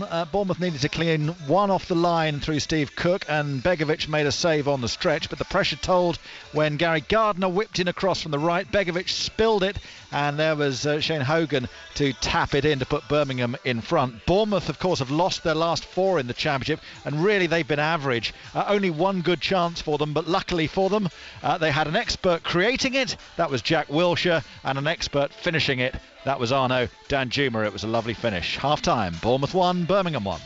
Pat Murphy could do with a goal, I'm guessing. Yes, but Stoke are the better side against Reading. Reading have been poor. They were supposedly brilliant against Bournemouth 8 days ago, but they've been knocking the ball around languidly, but creating nothing. All very anemic. At the other end, the crafty Fletcher has bothered the defence. All these angular nods and flick-ons. And Mikel, a superb run, cut back to McLean, 12 yards out on his weaker right foot. Fluffed the shot. McLean thought he should have the penalty. Referee disagreed, gave him a yellow card for his pains. Tends to sum up this half. Stoke 0, Reading 0. Next, bottom of the table, Wickham at home to Nottingham Forest. Aaron Paul. Wickham 0, Nottingham Forest 1. A moment of magic from Glenn Murray separates the teams here. Ikpeazu went close to opening the scoring for Wickham, dragging a shot just past the foot of Bryce Samber's far post, and half of limited concrete opportunities. And so it was, as I mentioned, that moment of magic from Murray which broke the deadlock as he lobbed Allsop from distance, his first Football League goal in just under 4 years, Mark, and it's the difference here at half-time. Wickham 0, Nottingham Forest 1. Elsewhere, Barnsley Derby was postponed because of the weather. They're still playing at Ashton Gate, so they're in the 10th minute of first half stoppage time, and Bristol City, who have won their last 4 at home, trail Cardiff by 2-0. Cardiff's goals coming from Curtis Nelson and Kiefer Moore's 11th of the season, but the half-time whistle yet to go there. Luton lead Huddersfield by 1-0 at half-time. James Collins' 10th of the season, the difference between the two sides there. Millwall 1, Sheffield Wednesday 1. Sheffield Wednesday took the lead through Callum Patterson's 7th of the season. Kenneth Zohore equalised for Millwall. Rotherham, who are on this good run away from home, they've won their last 2. Lead at Deepdale at half-time. Preston 0, Rotherham 1, and it's goalless between QPR and Blackburn. Into League One, our featured game is Burton against Hull. Let's go to Mark Webber. Where it's Burton 0, Hull 0. From here you can see the smoke from Burton's breweries billowing intensely into the Staffordshire sky, but there's been little industry in the final third of either half of the pitch, save for an early header from Hull's Keane Lewis Potter and Burton's Lucas Aiken scuffing his shot into the side netting minutes later. Game's got a bit of a hangover feel, to be honest with you chappers. Burton 0, Hull City 0. Elsewhere in League One, Accrington 0, Northampton 0. The game between the two form sides is all square at 1-1. That's Doncaster, who've won 8 of their last 9 in League One, and Oxford, who've won their last 8 in all competitions, so that's 1-1. Goalless between Fleetwood and Bristol Rovers. Fleetwood now managed by Simon Grayson, of course. Ipswich, who've lost 6 of their last 7 at home, lead at the break. Ipswich 1, Blackpool 0. MK Dons 2, Sunderland 1. Charlie Wyke's 18th of the season put Lee Johnson's side ahead, but MK Dons have come back into it. Joe Mason got the equaliser. Cameron Jerome, with his 10th of the season, has put MK Dons ahead. Peterborough 2-0 up at home to Crewe. Sammy Smodic's 7th of the season, and Johnson Clark Harris's 16th have put Darren Ferguson's side ahead at London Road. It's goalless between Portsmouth and Plymouth. In the battle between the two teams who are just involved in games with lots of goals, it's Rochdale 0, Charlton 2. Chuck Zanaki got the first for Lee Bowyer's side. He's got 10 for the season as well. Swindon 0, Shrewsbury 1. And Wigan, who've just won 1 of their last 8, are behind at home to AFC Wimbledon, who haven't won in their last 11 in League One. It's Wigan 1, AFC Wimbledon 2. Into League 2, the early game finished Exeter City 3, Bradford City 2. Let's find out how the leaders, Cambridge, are doing at Barrow from Ross Heaton. They are 1-0 up at the break and well worthy of the lead given to them by League Two's top scorer Paul Mullin. It was teed up brilliantly by the ageless Wes Houlihan, and Mullin drilled it low from 8 yards out. Before that, Noyle and Dunk fired in venomous shots for the visitors, while Barrow were frustrated when a penalty appeal was waved away after Devitt took a tumble in the box. At the break, it's Barrow 0, Cambridge 1. 21 for the season for Mullin now in all competitions. Crawley 0, Harrogate 3. It's goalless between Leyton Orient and Colchester. Newport, who haven't won in their last 9 in all competitions, are being held at the break by Grimsby, who haven't won in their last 8. But Newport are also down to 10 men in that game. So Newport 0, Grimsby 0, and Newport down to 10. Stevenage 1, Morecambe 2, and Tranmere, who've won their last 5, lead Port Vale by 2-1. James Vaughan with his 18th of the season, and Kane Woolery with his 6th of the season, the goal scorers for Keith Hill's side. In the National League, 10-man Eastleigh leads Solihull Moors by 1-0. Goalless between Maidenhead and Boreham Wood. Weymouth 2, Bromley 1, Wrexham 1, Dagenham and Redbridge 0. They're the only games going on in the National League. There are FA Trophy games this afternoon. Full time in the Women's Super League, and Aston Villa beat Tottenham by 1-0. Into the Scottish Premiership, Roddy Forsyth is watching Celtic, who are trying to post their first back-to-back wins of 2021. They followed their momentum of the 4-0 victory at Kilmarnock on Tuesday with an early goal in this game against Motherwell, and it was a memorable one for Stephen Welsh, 21-year-old centre-back, who came up to meet a Turnbull corner kick after only 2 minutes, got a clean, unopposed header into the net for his first ever Celtic goal. That's all there has been in this half. It's been a good absorbing game. Celtic ahead in merit. We could use a little more goalmouth activity. Hibs lead Aberdeen by 1-0. That's third against fourth. Livingston, who are in such good form, are behind at half-time. Livingston 0, St Johnstone 1. Goalless between Ross County and Dundee United, and St Mirren lead Kilmarnock by 1-0. In the Championship, Arbroath 2, Dunfermline 0, and Morton 0, Wraith 1. So as things stand, Wraith would go above Dunfermline into second, but they'd be 12 points behind the leaders, Hearts, although Wraith do have a game in hand on Hearts. And it's Alloa 0, Queen of the South 1. In the Gallagher Premiership this afternoon, Wasps 17, Northampton 22 is how it finished. 10 minutes to go at Bath, and they trail Harlequins by 28 points to 10. Half-time at Welford Road, where Leicester lead Worcester by 13 points to 3. Also half-time between London Irish and Gloucester, and it's Irish 12, Gloucester 14.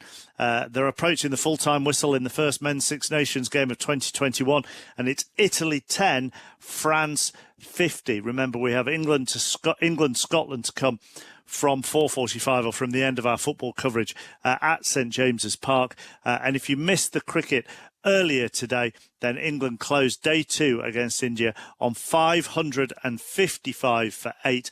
The highlight being 218 from captain Joe Root on his 100th Test appearance. And the other cricket line is Sydney Sixers retained the Big Bash by beating Perth Scorchers by 27 runs. You're up to date with everything. It's exactly 4 o'clock. Dan Morsley has your news.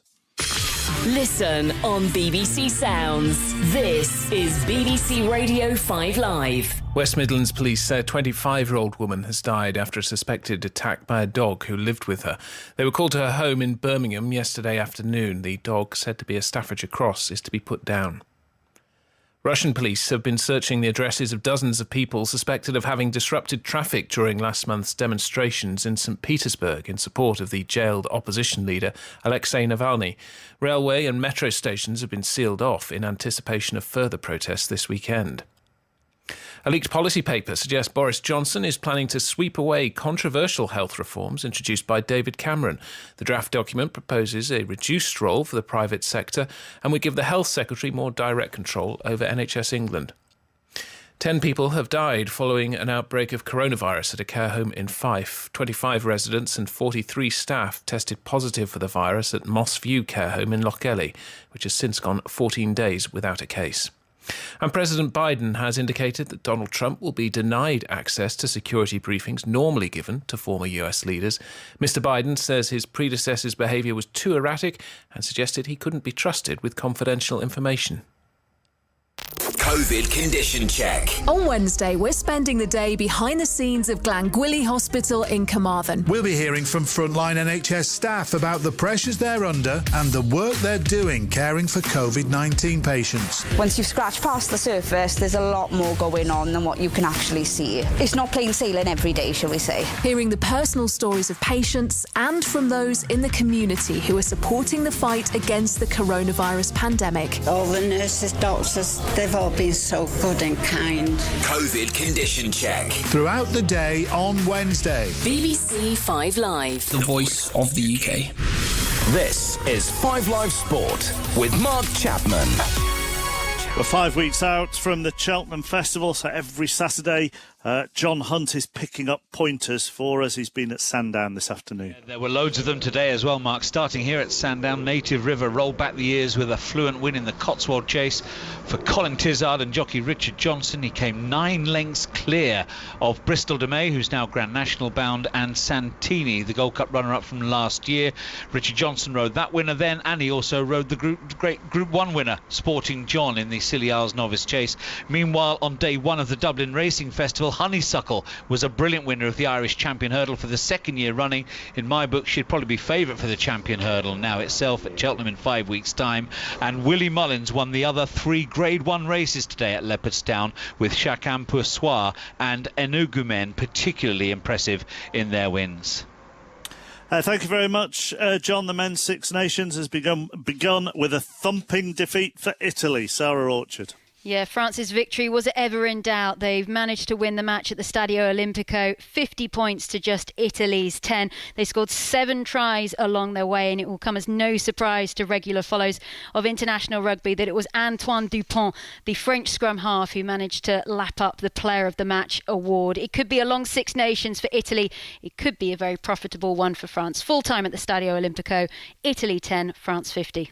And that means our attention moves on to Twickenham, England, Scotland, to come at the conclusion of the football with Chris Jones. 150 years of this great fixture, but we're stepping into the unknown this afternoon. No hordes of fans in the car parks eating and drinking. No spectators in their seats early having a glimpse of the players warming up. Scotland to my right and England to my left. But nonetheless, it's a fascinating one, this. Perhaps buoyed by what they almost pulled off 2 years ago. Scotland may sense an opportunity to make history. 38 years years since they've won here, but England will want to make a statement of their own. Will we see a different style of rugby? Although right on cue, chappers, the rain has started to fall with kick-off 40 minutes away.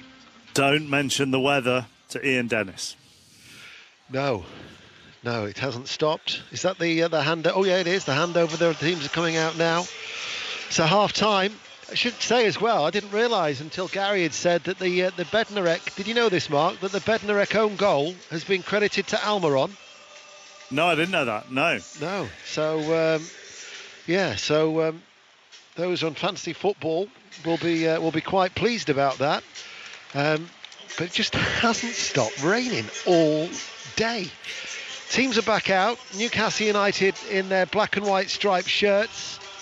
They'll be attacking the Gallagate end in this second half against the Southampton team, predominantly in red, with a white sash going across the front of their jerseys. So I'll run through the two teams for you. Southampton have McCarthy in goal, a back four of Stevens, Bednarek, Vestergaard and Bertrand, a midfield of Ward-Prowse, Romeo, Redmond and Minamino, Adams and Ings up front. And for Newcastle United, Darlow is in goal. Kraft now as a substitute at right back. Hayden, Scher and Lewis in the midfield. Willock, Shelvey, Hendrick and Son, Maximan, Almiron and Joel Linton. Early goal in the second half at Celtic. Roddy Fasai. Yes, just as there was in the first half. This time Modson Edwards swivelling and shooting from 18 yards. Celtic 2 ahead. Never rains but it pours, does it, Deno? 2-0. Newcastle coming forward with Joel Linton attacking the Gallagate end. Plays it in towards Willock. And here is Shelvey. What a chance that was. That was the chance to wrap it up for Newcastle. John Joe Shelvey enters the penalty area. What is he, 8 yards out from goal, Michael? Left-footed, sliced it well wide. It was similar to the Willock one. You see Steve Bruce so annoyed below us. That was a big chance. Good work from the right-hand side. Joelinson squares it across the face. The late run from Shelvey, I think he just misjudged it with his left foot, tried to just guide it.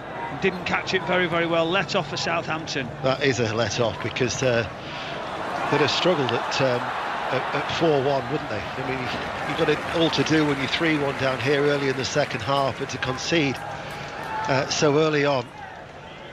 Ball up towards Adams now, and Adams just couldn't take that ball with him, and it was Kraft who clears. The ball's not starting to run clearly now. That was a heavy challenge on Adams, who went tumbling.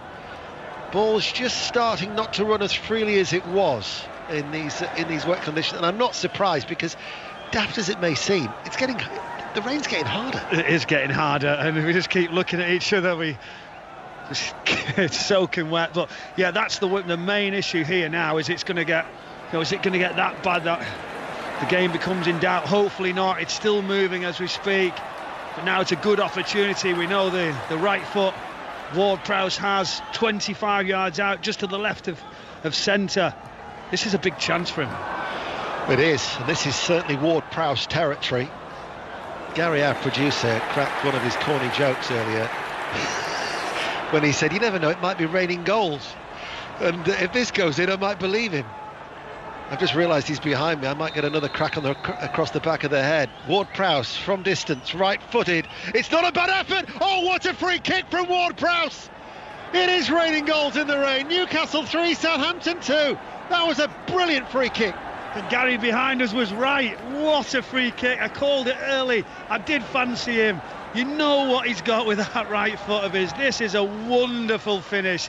It's a curling effort over 25 yards over the wall, and it just keeps curling away. You can see Darlow with his right arm.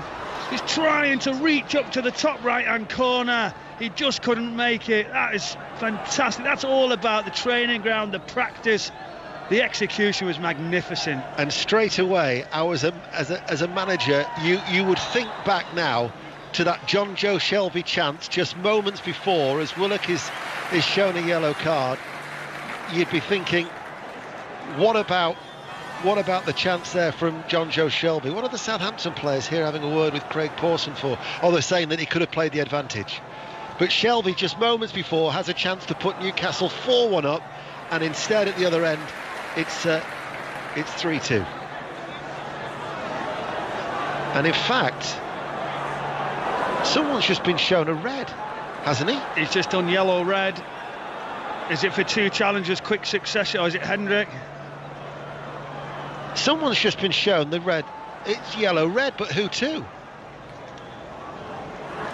Hendrick, is it? Jeff Hendrick's walking towards... He initially showed the yellow card to Willock, but it's Jeff Hendrick, who was booked in the first half, who's been shown a second yellow card, and Newcastle United now are down to 10 men 5 minutes into the second half. Wow, just to say, the decision making's always one, is he going to change it? And it goes back to the early foul that Hendrick makes, and he was unsure, wasn't he? It's sort of a yellow card, he wasn't sure what to bring, but the pressure from Southampton players, now you can see what they're asking for. Yeah, initially he showed the yellow card to Willock, but it was to Hendrick, and it was the Southampton players who informed Craig Pawson, and now all of a sudden it makes it very, very interesting. Newcastle 3, Southampton 2. Who would be a manager to think of what Steve Bruce now is going through? Another goal at Turf Moor, Juliet Farrington. Where Burnley have got themselves level against Brighton in the second half here. It's Burnley 1, Brighton 1. Eric Peters, first of all, denied by Sanchez, who's had a brilliant game, but finally he was beaten. Goodmanson in on the rebound to get Burnley level here. It's Burnley 1, Brighton 1. Here it's 3-2, but Newcastle are down to 10 men. Livingston 0, St Johnstone 2, Doncaster 2, Oxford 1. Latest scores elsewhere around the country. Steve Bruce watching on, just rubbing his head. Of course, as well, he can only make one more change. And he won't want to make that with the fact that he's lost 2 players through injury in the first half. Here is Bertrand now on this near side. Ings just on the edge of the penalty area. Romeo. They're playing from right to left. Ball is hit then by Stevens and it goes out of play. Alan Pardew, who of course used to manage both of these clubs, Newcastle United and Southampton, is listening to 5 Live this afternoon, listening to all the way from Bulgaria after CSKA Sofia won again. And would you believe it is actually 10 years ago yesterday when Newcastle under Alan came back from 4-0 down with Czech Tiote, who sadly is no longer with us, to produce one of the great comebacks. 4-4, 10 years ago yesterday. Where does time go? Certainly has flown by. What an afternoon that was, full of drama.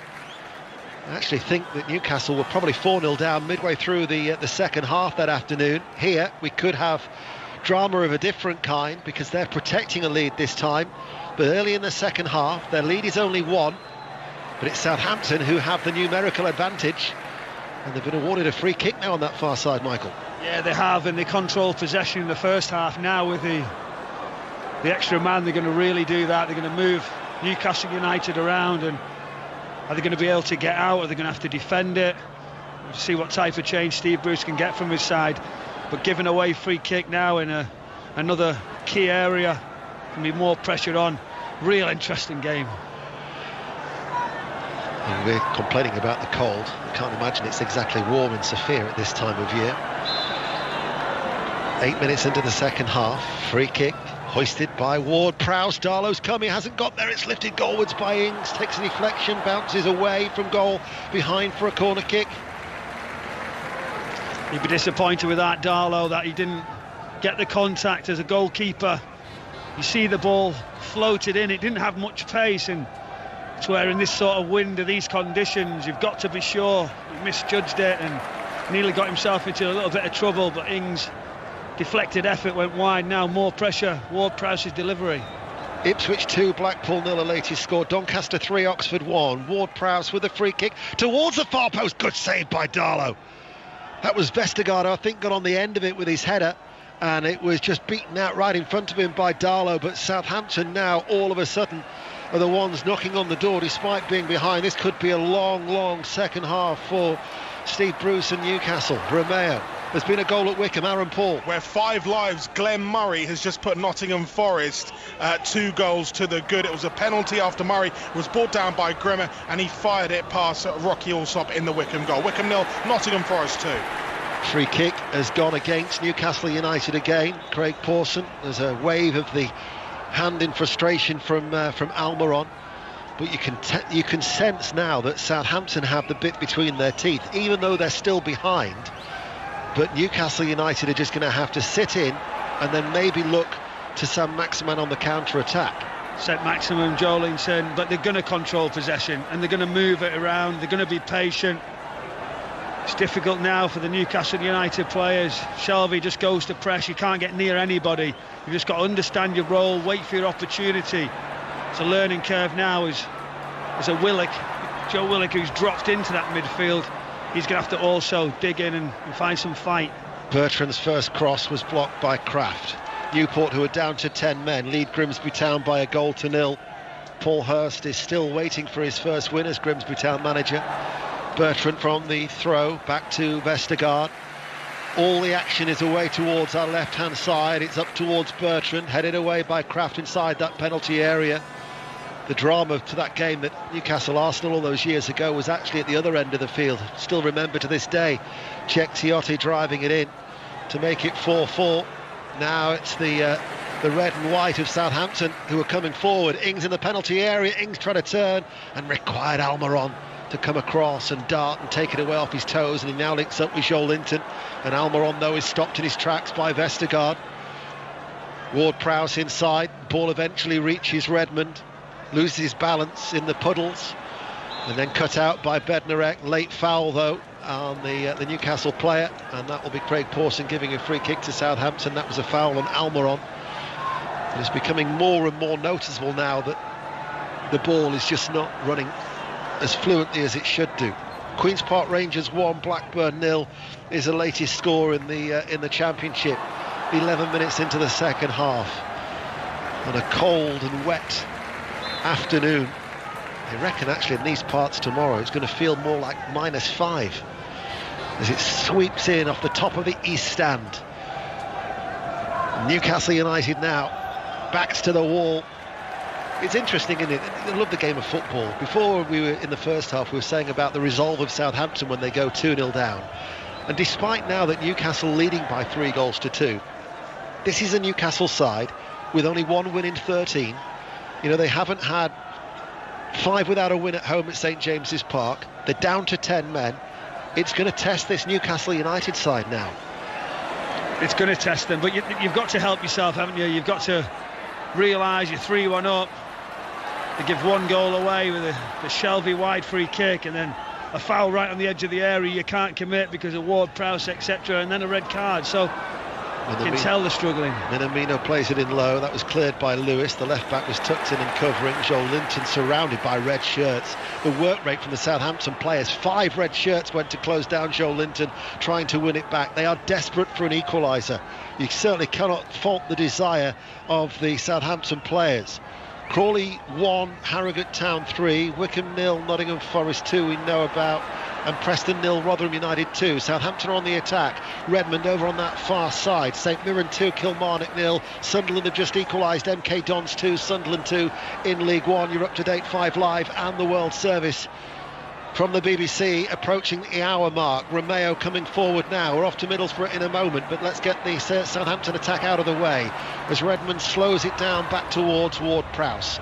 Romeo then, the wind now picks up around St James's Park as Stevens plays the ball out towards Bertrand. It bounces onto his chest, forward towards Ings. Ings with a cross, out of play it goes. Maz Faruqi at Middlesbrough. And the visitors are ahead. Vitaly Janelt set up by Ivan Toney for a wonderful lob at the edge of the area, and he's given Brentford the lead here. Middlesbrough 1, Brentford 2. Thank you, Maz. And that would take them back second, wouldn't it? That would take them to within a point of Norwich City after their defeat at the Liberty Stadium last night. Carl Darlow not in any hurry whatsoever as he gets ready to take the goal kick away towards our left. Downfield it goes, glances off the top of the head of Stevens. Tucked in behind was Bednarek, and now to Vestergaard. Now with Bertrand. Bertrand forward. Infield, dealt with by Hayden, saying a free kick. The referee again listens to the Newcastle players and then gives his decision. Just looking at Southampton now, They've gone with 3 at the back. Vestergaard, Stevens, who was as a right back, has dropped in between Bednarek and Vestergaard. So Bertrand is operating as a left wing back and Redmond as a right wing back, with Ward-Prowse, Romeo and Minamino centrally with Adams and Ings. Another goal at Bournemouth, Jonathan Overend. Bournemouth head against Birmingham 2-1 now, and this is much better from this Bournemouth side who've struggled so much, of late echoes of their time in the Premier League as they counter-attacked at great pace down the left-hand side, switched it via David Brooks to the right, Smith chipped it in, and there was Jack Wilshere rising high to head in. Bournemouth 2, Birmingham 1. Ross County 0. Dundee United 1, a latest score in the Scottish Premiership. Southampton caught by the Newcastle press. John Linton can't take advantage. He loses the ball. Tranmere 3, Port Vale 1. You're up to date. Bertrand coming forward. Willett running back at him.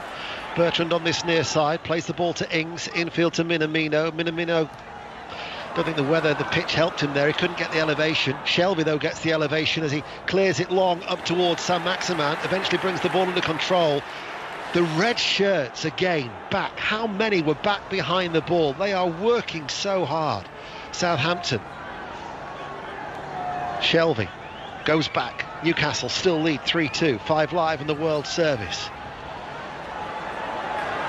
I know it might be a little bit uncomfortable in terms of the conditions, but we've got a very enjoyable game to try and take our minds off it, Michael. Yeah, we have, and now it's fascinating that all the control Southampton have had in the last sort of 10 minutes or so. Newcastle finally got on the ball, finally moving it around, but they've got to not give it away, get some passes, have some confidence, and try and get some sort of movement where they can get Joelinton, they can get Almiron, they can get Saint-Maximin in some good areas.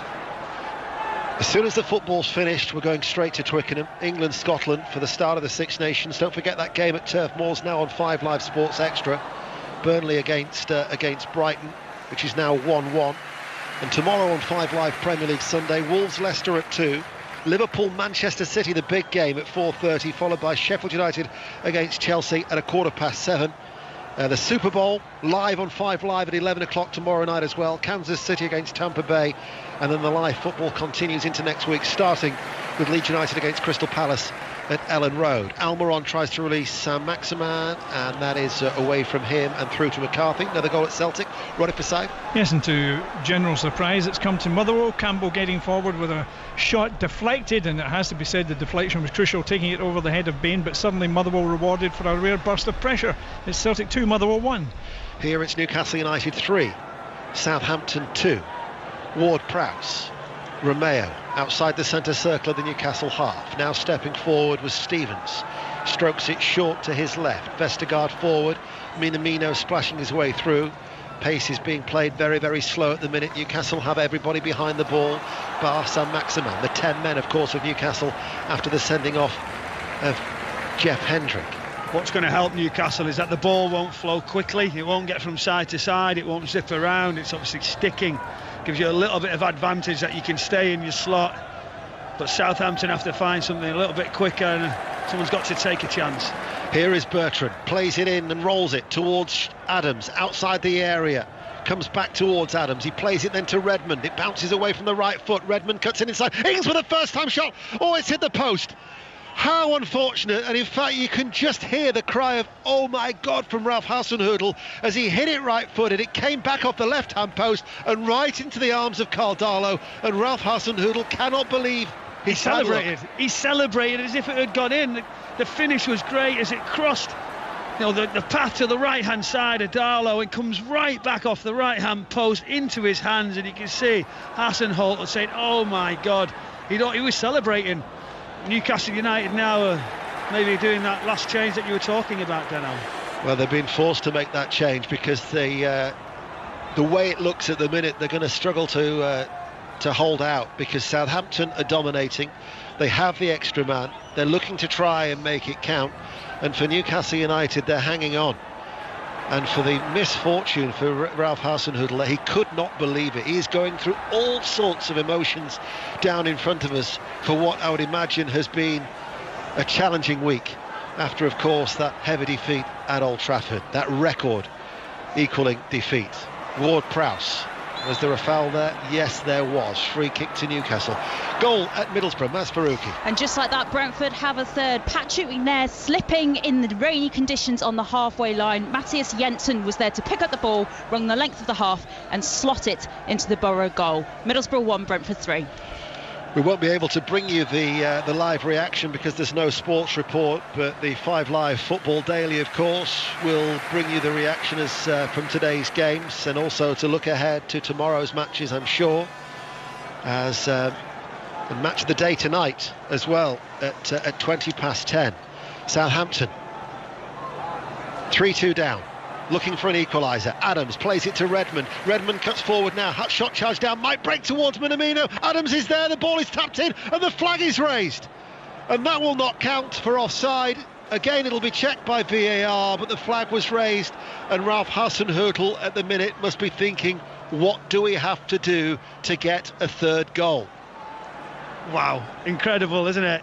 Shea Adams does really well down the left-hand side, just below us, sweeps the ball out with the outside of his foot, under pressure at the time. Redmond takes his touch, tries to get his shot away as he pulls it onto his left-hand side. It ricochets and falls right to the back post as Adams continues that run, takes his touch and calmly puts it in the net. You're waiting for that delay and then the flag goes up. Despite the fact that there were no supporters inside the stadium, the giant screen, because it's a controversial, would be deemed as a controversial, it's not being shown. We don't have monitors here in the press box for their health and safety, as we've mentioned, so we're in the dark to see it again. So we're now just waiting, but the fact that play is going to be able to continue would suggest that that goal has been disallowed for offside. So Adams has had a goal disallowed. They've hit the post. They can't come any closer. And Newcastle United can't wait any longer, and they're going to make the change. And Saint-Maximin, making his first start since the 21st of November, is coming off, and Paul Dummett is coming on. So it's a defensive replacement that Steve Bruce is looking to make, and he's only made 3 appearances as Paul Dummett. He's been troubled by injury, but it's another goal at Bournemouth. Jonathan Overend. Well, it's 2-2 here, and the Bournemouth defenders are just standing around looking at each other because they can't believe they've allowed Scott Hogan so much space to head in from across from the right-hand side. They're all looking at the assistant. The assistant's looking back going, well, he was onside. What are you doing standing around? 2-2. Hibs 2, Aberdeen 0 in the Scottish Premiership. Preston have got a goal back. Preston 1, Rotherham United 2. Newcastle United lead by 3 goals to 2. But their goal, a charmed life in the last few moments. Michael. Yeah, just trying to work out now what Steve Bruce's decision is. Obviously, Saint-Maximin's first start, it was going to be a big ask for him, especially in these conditions with 10 men to continue. I know the Newcastle United supporters will say, why do you take your attacking player off? Why would you do that? But again, you can't break him. You have to understand the situation that you're in. I think it's the correct decision to take him off, and now we'll just see the setup of Newcastle into a sort of a back 5 position. Dummett as a left-sided centre-back with on the outside of him as Lewis. Well, before today, his 4 substitute appearances have totalled 1 hour and 35 minutes, and he was probably standing around in the cold. And with a muscular injury, that's the last thing you want to risk is a further problem to Saint-Maximin, who has been key. He was influential in Newcastle taking that 3-1 half-time lead, but now defensive reinforcements are required, so Dummett drafted in at the back, as because Newcastle United, midway through this second half, it is now backs to the wall. It's not going to be pretty, but when you've gone 5 games without a win at St James's Park since West Bromwich Albion in mid-December, and you've utilised your 3 substitutes already, 2 which are down to injury in the first half, you're going to have to dig in and dig deep, because this Southampton side have been threatening in the pouring rain. BBC Radio 5 Live in the World Service. Ward-Prowse out towards Redmond. So you're just looking at the setup there, that back 5 with a 4 in front of Joelinton, Willock, Shelvey and Almiron, and with no striker. But ultimately, when you get the ball, then the 2 wider ones can get high up, and Joelinton and Almiron to try and get some sort of certainty at the top of the pitch, which is difficult out of possession. Ward-Prowse plays it short. Bednarek will give it back to Romeo. Everybody is back now for Newcastle United. That wasn't the case with Saint-Maximin. They're going to need those players now, down to 10 men after Hendricks sending off for a second bookable offence. 20 minutes remain. It's going to feel like an absolute age in the pouring rain. Here is Stevens floating it long and forward. Bertrand downward header into the penalty area. Hayden as a makeshift central defender finds Joe Linton. Nice turn. Splashing his way forward now is Kraft, looking towards Willock. Willock crowded again by these red shirts. Ings takes a quick throw. Bertrand coming forward, sends over a cross, and sliding in was Adams. It was a teasing ball. It just dropped in front of Darlow.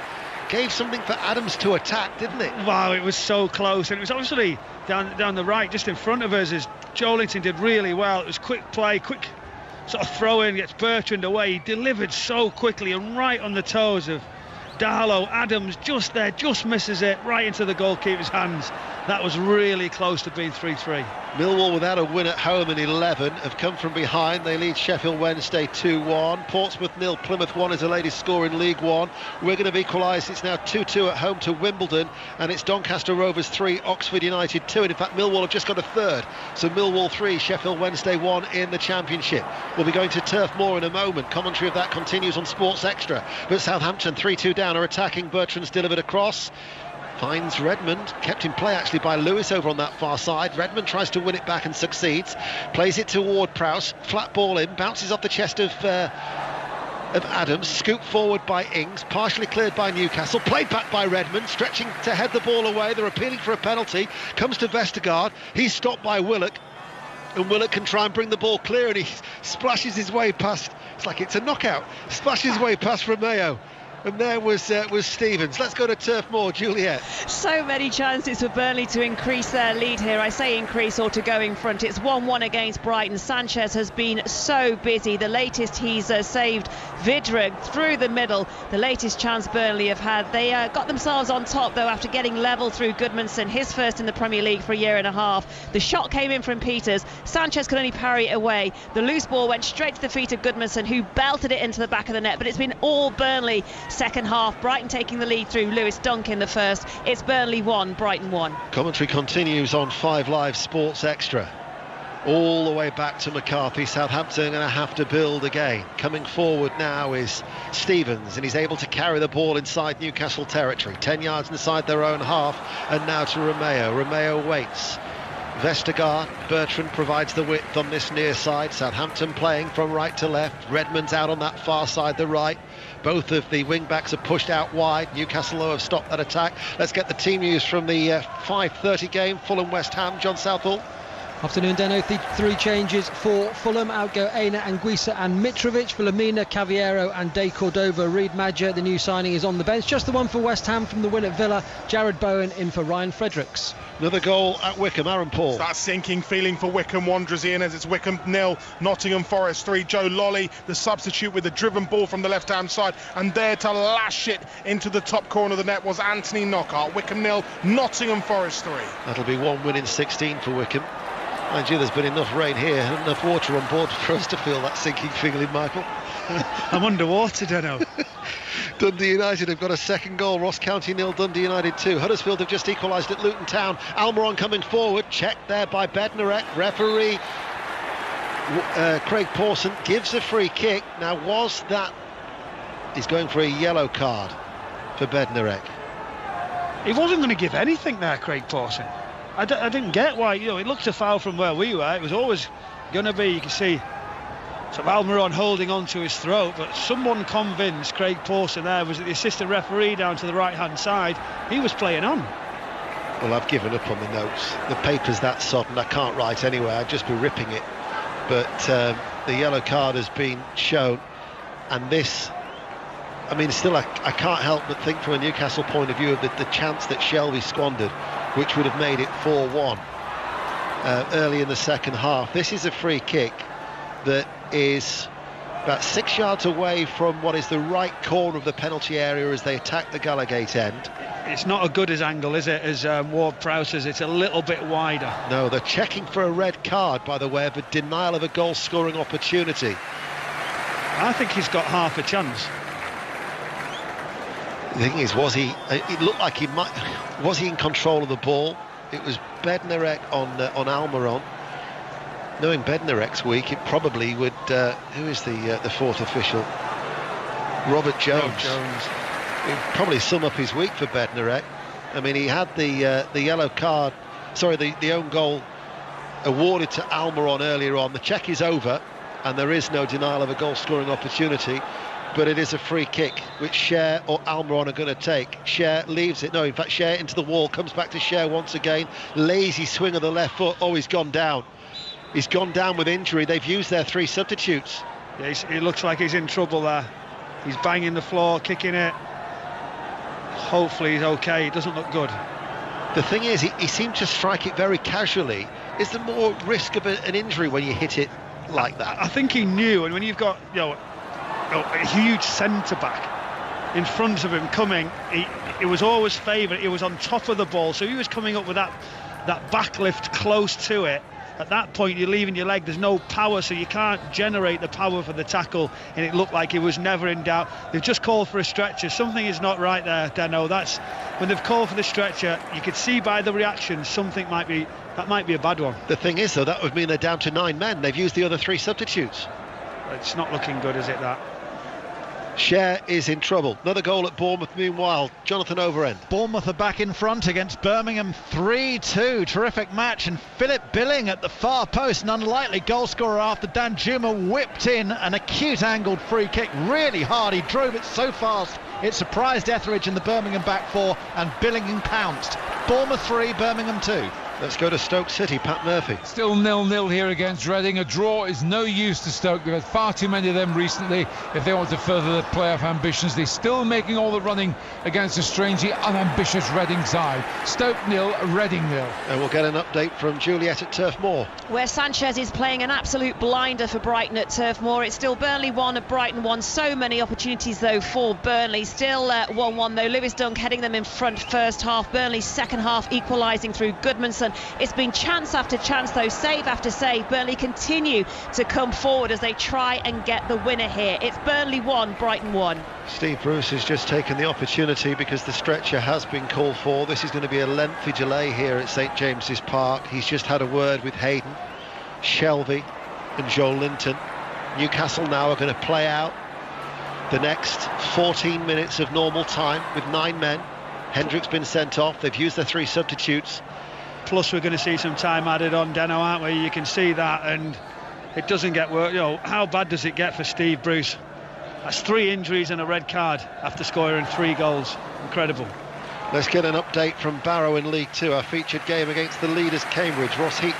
And Cambridge still 1-0 in front and on course to move 3 points clear at the top. A 19th goal in League 2 from Paul Mullins, still the difference. He's gone close since. It's Barrow 0, Cambridge 1. And it's another defender as well. He's already without Lascelles. He's already without Fernandez. It was so bad at the back that they were having to play Hayden, not for the first time this season. And this is a problem for the players who are waiting. For such a cold afternoon, how many of them are just jogging up and down on the spot trying to keep warm? Yeah, they've got to. If it takes much longer now, then I'm sure the fitness guys will be out, getting them running across, giving them little drills, got to make sure, especially with the conditions. You're leaving yourself in real danger, and this is what we're seeing, all these injuries. Just hope, my fear was straight away that it didn't look good, and let's hope it's one of those that can be that looks much worse than what it can be. As soon as this game is over, we're going straight to Twickenham, England, Scotland. Chris Jones. 7 minutes until kick-off. Deno, Scotland are out, led by their captain Stuart Hogg. Here come England past that famous old trophy, the Calcutta Cup. We're not far away now. And Chris with Matt Dawson and Andy Nicol live on 5 Live. But we have 12 minutes of normal time remaining now, but I would think you'd be looking at least 5 as Cher is being carried off on a stretcher down below, and as a result Newcastle now will see out the conclusion of this game with 9 men. Southampton trailing 3-2. Bertrand blocked by Joel Linton. Newcastle now are really going to have to dig very, very deep on a cold and wet, challenging afternoon in more ways than one. Minamino to Bertrand. Down towards the corner flag it goes. Plays it back towards Romeo. The referee's seen it, a flag, offside. That's exactly what you want, that offside. Just give you a little bit of time, a little bit of organisation, and it's all about now who can actually do the jobs, who can stay in the slots. You do overload sessions all the time in training for these situations. You never feel like it can get this bad, but this is now where you realise what these are for. That back four now that they've got, four in front of them, all got to fill the slots, all got to be extremely patient and concentrate fully. Nobody leave their areas. They're going to have to really work for it. They can't afford any passages now, Newcastle. Southampton will try and make the extra two-man count as Romeo comes forward. Ward-Prowse plays it with urgency out towards the right-hand side. Southampton attacking from right to left. 5 live in the World Service. 3-2 to the home side. Romeo, Joe Linton back there, brings it off the chest, turns, gives the ball away. Bertrand plays it out towards Ings. Ings' first-time cross, challenged by Kraft. Bounces away off the back of Kraft and out for a corner kick. And Southampton wanting to take this very, very quickly. After this, we're going straight to Middlesbrough. 10 minutes of normal time remaining. Ward-Prowse, though, crowded penalty area. Ward-Prowse needs a good delivery. It's headed goalwards and it drops wide from Bednarek and out for a goal kick. So into the Championship, Middlesbrough-Brentford, Maz Faruqi. Ivan Toney has his second of the match. A shot from Rico Henry bounced off the crossbar. Toney was there to mop up the rebound, and I think that's given extended Brentford's unbeaten run to 20 games in the Championship. It's Middlesbrough 1, Brentford 4. Indeed, and it means 4 straight defeats at home for Middlesbrough. Wigan 2, Wimbledon 3, and Portsmouth 0, Plymouth Argyle 2 is the latest score in League One. Southampton have made a change. Lundeloo has come onto the field of play. It was Stevens who has gone off. So it's an attacking change to try and grab maybe a point in these closing stages for Ralph Hasenhüttl. So Daniel Lundeloo scored his first goal recently in the FA Cup. Still yet to get a goal in the Premier League, making his 11th appearance of the season after his debut in October against Everton. So an attacking change made by Hasenhüttl. 9 minutes of normal time remain. Newcastle still lead 3-2. Romeo to Vestergaard. Midway through the Newcastle half, floats the ball forward, headed away by Lewis. Redmond on that right-hand side tried to make the clearance. Newcastle clear, but don't chase the ball. Goes straight to McCarthy. It's going to come straight back, Michael. Well, they can't, can they? Just so frustrating when you do finally get it. It takes time to do it. You've chased, you've hurried, and then you've just got to boot it away because there's no support with you. But again, get back into shape. We've just seen Willock chase, come back, leave the ball, get into that central role. You've just got to keep working it, stick at it, stick in your beliefs. Somebody in there, who is it? Who will be the leader? Is it Shelby? Will he get hold of everybody? Redmond with a cross, punched away by the goalkeeper Darlow under pressure inside the 6-yard area. Sliced clearance by Shelby, volleyed up in the air again. That was sliced in the wet conditions by Almiron, only drops on the edge of his area. He prods it away only as far as Romeo, and Southampton have the ball back once again. Newcastle just sit deep once more. Vestergaard toward Prowse, he wants to get on the ball, he's trying to probe out towards Redmond on the right side, forward then towards Adams, right-hand side of the penalty area as they attack the Leesy's end. Back it goes to Redmond, to Romeo. First-time cross comes in. The clearance runs off the head of Dummett. Splashing his way through to retrieve it was Minamino. Closed down by Joel Linton. Out of play it goes for a throw. Livingston 1, St Johnstone 2. A latest score in the Scottish Premiership. Livingston have a goal back and Stevenage have equalised at home to Morecambe. Stevenage 2, Morecambe 2 in League 2. There are 7 minutes remaining of normal time. Minamino midway through the Newcastle half, square ball. Ward-Prowse goes further square out towards the right. Romeo forward, 30 yards out from goal as the wind picks up. Redmond back towards Ward-Prowse, switching play now. Vestergaard coming forward. Vestergaard invites Bertrand from his left wing back role, but there was Kraft, and Kraft just touched the ball onto the legs of Bertrand, and it goes out for a goal kick, which will feel like respite for Newcastle. It will feel like that, and you can see the clocks when you're in the middle of the park there. You're having a little look, and you can see that's 83 minutes, and you look again, and it'll only be 30 seconds, 40 seconds. It just doesn't seem to tick when you're in this situation. You've just got to keep believing, keep sticking with your teammates, and can you grind it out? It's going to be difficult. Another 10 minutes at least to play. There's going to be opportunities from Southampton, but they're going to have to ride the luck, this Newcastle side. Yeah, we've got 6 minutes of normal time, but we're thinking at least 4, maybe even 5 minutes of stoppage time. We'll wait and see how it unfolds.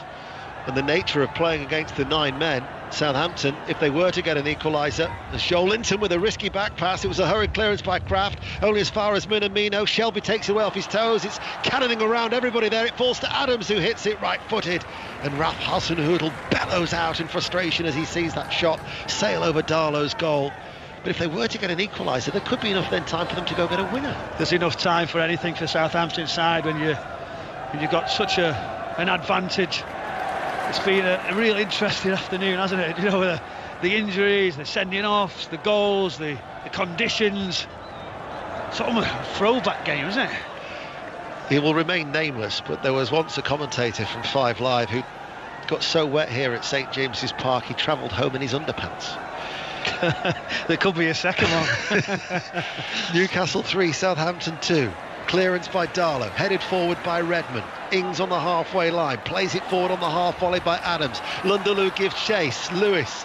I mean, that's the thing for the defenders as well. If you were to play a back pass, you've got to get it right, because it could stick in the wet conditions. Barrow 0, Cambridge 2, Portsmouth 1, Plymouth 2, so Portsmouth have got a goal back. Here is Romeo, forward then to Minamino. Minamino leaves it to Vestergaard. Vestergaard now out towards Bertrand, left-hand side, back with Vestergaard once more. Ward-Prowse has made a run, almost tried to find him as well. That was a very important header away by a tumbling Dummett for a corner kick.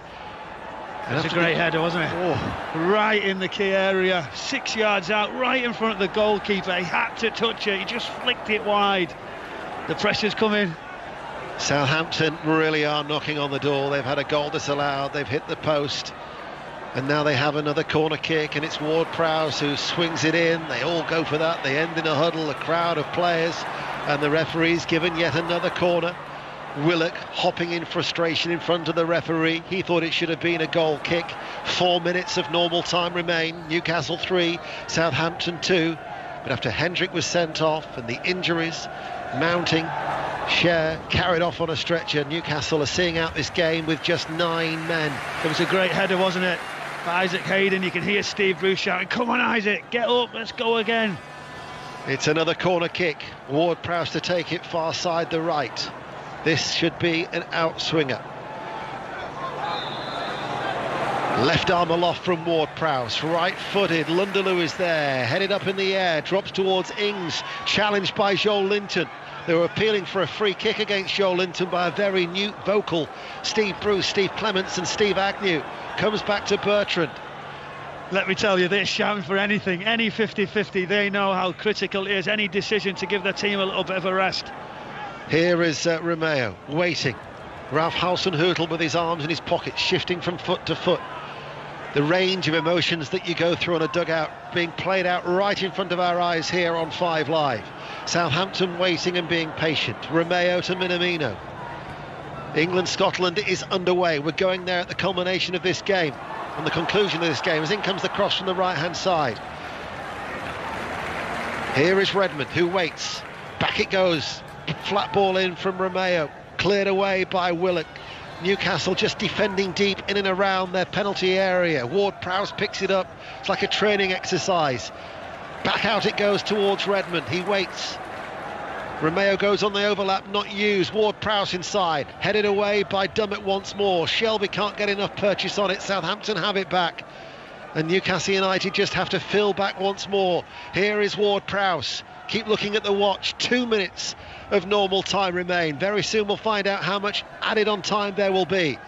Here is Redmond, right corner of the area, slides it in low, aimed towards Lunderloo, comes to Vestergaard. They're appealing for handball against Kraft. He battles away and clears. They were strong penalty appeals for handball against Kraft. Newcastle clear. Wow, it's got everything, hasn't it? Oh, they're asking for handballs as it's gone there. He's just Bednarek. Oh, it's just not falling, is it? Here is Ward-Prowse, still trailing 3-2, still looking to come forward, Southampton.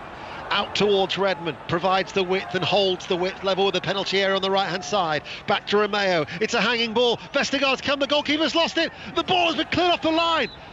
Ings has just had an effort cleared off the line. That was by Hayden, who was dropping back, but the referee has blown his whistle. But again, Newcastle's goal somehow is still intact. Well, Darlow comes out and he tries to take it. There was a little bit of pressure on him. He sort of asked for the foul. She said it falls for Ings. He volleys it, didn't really connect well. The recovery by Hayden onto the line, seen it off, and then the referee, Craig Pawson, gives the free kick. I think it was a little bit soft. I'm conscious that we've got the rugby coming up straight away, so there's no sports report, so I'll give you Celtic 2, Motherwell 1 is the latest score in the Scottish Premiership. I'll give you the latest scores as it stands in League 2. Remember, earlier on it finished Exeter City 3, Bradford City 2. That was a result from the early kick-off in League 2, but I'll give you the latest scores in a moment. Once we watch this attack here, because as soon as the whistle sounds, we're going straight to Twickenham. They're already underway, England-Scotland. In the Six Nations, Redmond, right-hand side, plays it in low, cleared away by Lewis. So the latest scores: Barrow 0, Cambridge 2, Crawley 1, Harrogate 3, Leyton Orient 0, Colchester United 0, Newport down to 10 men, Leigh Grimsby by a goal to 0, Stevenage 2, Morecambe 2, Tranmere Rovers 3, Port Vale 1. They're the latest scores in League 2. 6 minutes of stoppage time, which we're now into. Ward-Prowse takes the corner towards the right-hand side, headed away well again by Dummett. He has certainly made his contribution since coming off the field, and he's now marshalling that defence at the heart of the Newcastle defence. It's picked up by Bertrand. He waves somebody towards him, then goes short as the wind picks up towards Romeo. Full-time, Burnley 1, Brighton 1 is a result at Turf Moor. That's how it finished 1-1 in the other 3 o'clock game. Romeo out towards Bertrand. Romeo once again plays it towards Bednarek, forward towards Ward-Prowse. He scored an absolute perler of a free kick earlier today. Minamino, triangular passing movements now with Romeo, edge of the area, he runs forward, out towards the left-hand side. Bertrand enters the box, closed down by Willock, goes behind for a corner kick. It's relentless, isn't it? Willock working so hard, getting blocks in now, concentration levels, you can see all below us, the drama from all the coaching staff. Another ball coming in from another set piece from Ward-Prowse. And they've crowded the goalkeeper Darlow. There must be at least 3 red shirts around Darlow. Ward-Prowse goes into a very crowded area. Somehow it's away, only as far as Ings. There's a clutch of bodies who try and go it. Newcastle get the ball out, only as far as Minamino. Redmond to Ward-Prowse in the penalty area, scoops it towards the far post, headed up in the air by Hayden, still around inside the penalty area, and eventually it's put over the top by Vestergaard. There was a last-ditch challenge coming in, and I think the referee's given a goal kick. He has. It was just bouncing around all around the box. Ward-Prowse does brilliant. He just keeps it, recycles it, sticks it back into the danger zone. Everyone's trying to clear it. Vestergaard's trying to head it back down. It's ricocheting. Hayden just gets a touch, tries to see it off. It ricochets over the crossbar for a goal kick, for a little bit of sort of rest for this Newcastle side. These are the latest scores in League 1. Accrington 0, Northampton 0, Burton 0, Hull City 0, Doncaster Rovers 3, Oxford United 2, Fleetwood Bristol Rovers is finished 0-0. That was Simon Grayson's first game in charge. Ipswich 2, Blackpool 0, MK Dons 2, Sunderland 2, Peterborough 2, Crewe 0, Portsmouth 2, Plymouth 2, Rochdale 0, Charlton 2, Swindon 0, Shrewsbury 1, Wigan 2, Wimbledon 3. Give you the championship scores in a moment. Scotland are currently leading England by 3 points to 0 in the Six Nations. We're going to Twickenham in probably about 3 minutes' time, because that's how much time remains of injury time here at St James's Park. A stoppage, so I can give you the latest scores in the championship. Coventry 0, Watford 0 was a result, in fact, the earlier game today. It's just finished Bournemouth 3, Birmingham City 2. That's the result. So Jonathan Woodgate off to a winning start as caretaker manager. Bristol City 0, Cardiff 2 is the latest score. Luton 1, Huddersfield 1, Middlesbrough 1, Brentford 4. Brentford going back second, unbeaten in 20 games. Millwall 4, Sheffield Wednesday 1. Preston 1, Rotherham United 2. Queen's Park Rangers lead Blackburn by a goal to 0. No goals between Stoke City and Reading, 0-0. Wycombe 0, Nottingham Forest 3. They're the latest scores, and remember, in the other 3 o'clock game it finished Burnley 1, Brighton 1. We've got about 2.5 minutes remaining. Michael Brown. But just now, it's obviously with that foul, it's managed to kill the game a little bit. Newcastle United taking the time, they clip it forward and Redmond just heads it out of play. You can imagine Lewis walking to the throw-in. They're trying to hold the ball, this Newcastle side, in the corner, right high up the pitch next to the corner flag. It's the first time they've had, in the last 10 minutes, they've had any sort of contact with the ball. They're just trying to kill the game now. And there are only 2 minutes remaining of the minimum 6 to be added on here at St James's Park. Burton have got a late goal. Burton 1, Hull City 0. Huddersfield Town are down to 10 men as they're drawing at Luton by a goal. They're 1-1. That's at Kenilworth Road. And Scotland have that slender lead at Twickenham in the early stages of the Six Nations. We're under 2 minutes away here, and Newcastle United are hanging on, and that certainly has been the case in this second half, Michael. They are hanging on. It's incredible. It's sort of ending to the game. We've not seen one like this for such a long time, and it's had a bit of everything, Deno. I think typical now, it's just stopped raining for the first time all afternoon. Here is Ward-Prowse, helped on its way to Romeo. 90 seconds remain. 3-2 to Newcastle. Romeo waits. Newcastle close down the avenues. Comes to Ward-Prowse. Plays it into a crowded penalty area. Ings is up. Does he get something on it? It just goes all the way through. It's a goal kick. And Newcastle and Steve Bruce can turn away and breathe yet again. I can see Steve. I know what he's thinking. I've been there in the dressing room. He's got such experience, as we know, but all his coaching staff, they're all there. There's 3 or 4 of them now with the addition of Jones. He's came down. He's telling the fourth official right below us about the timings that he's got. He's got a different time on his watch. He's asking. That'll go through to the referee in the centre of the pitch. They still not even took the goal kick. That's how much they're delaying this. He's just walking around, head down, in a very boggy area in that technical area. The rugby's coming up straight away on the final whistle. England against Scotland in the Six Nations here on 5 Live.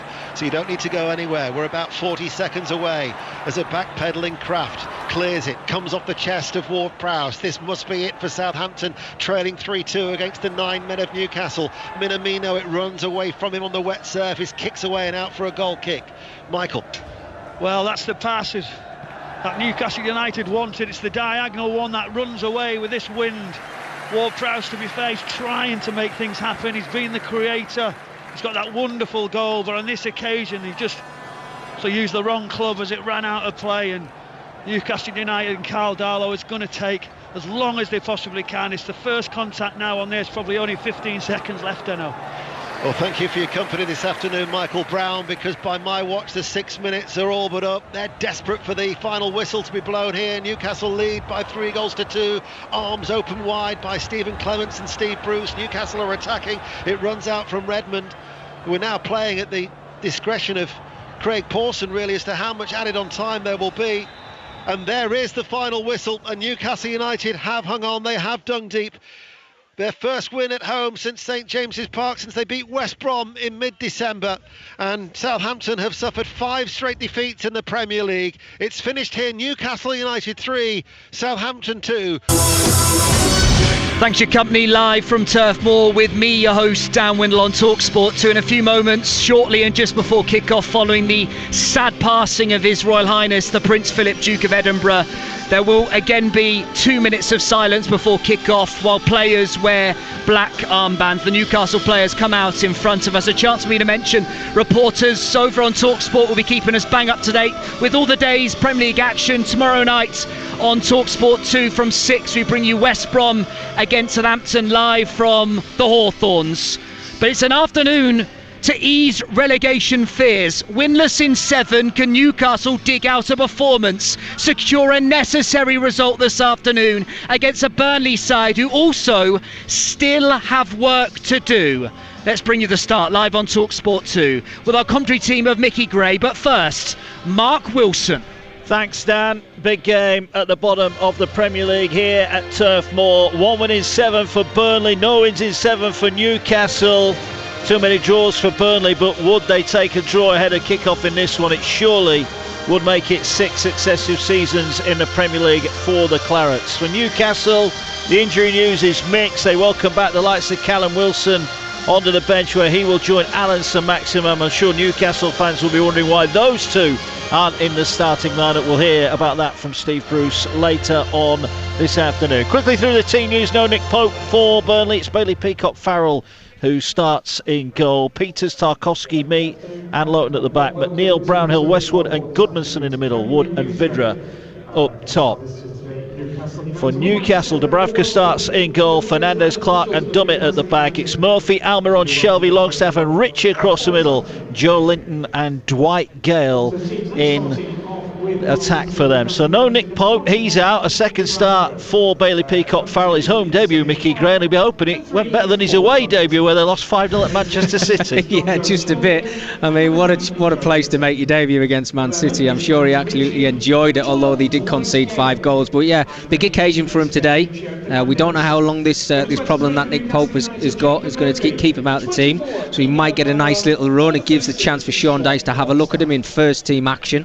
But I think he's got that solid line in front of him. I think, you know, when you look at Peters, Mee, Tarkowski and Loughton, it's tried and tested, so I think they'll help them out as much as they possibly can. Big game for Burnley today. I still think they're safe, but I think Newcastle have got to be up for this one. Well, they start 7 clear of the drop zone, Burnley, but confidence may be rocked by that concession of a 2-goal advantage at Southampton last week when they went on to lose by 3-2. For Newcastle, they arrive here on the back of a hard-earned point with Spurs, where they certainly threw caution to the wind more than they have done in the majority of this season, and a lot of people thinking, Mickey, that's their best form of defence, isn't it? Attack. Yeah, Steve tried to change it around. It was probably their best performance of the season against Spurs, and they've got to try and prove that again today. I think Steve Bruce's record himself isn't great here, but they start the game right. They give themselves a big opportunity of picking 3 points up at Turf Moor today. We are going to have 2 minutes silence here following the passing of the Prince Philip, the Duke of Edinburgh. And the sporting world, we pay our respects with 2 minutes silence, which will start and end with the referee's whistle.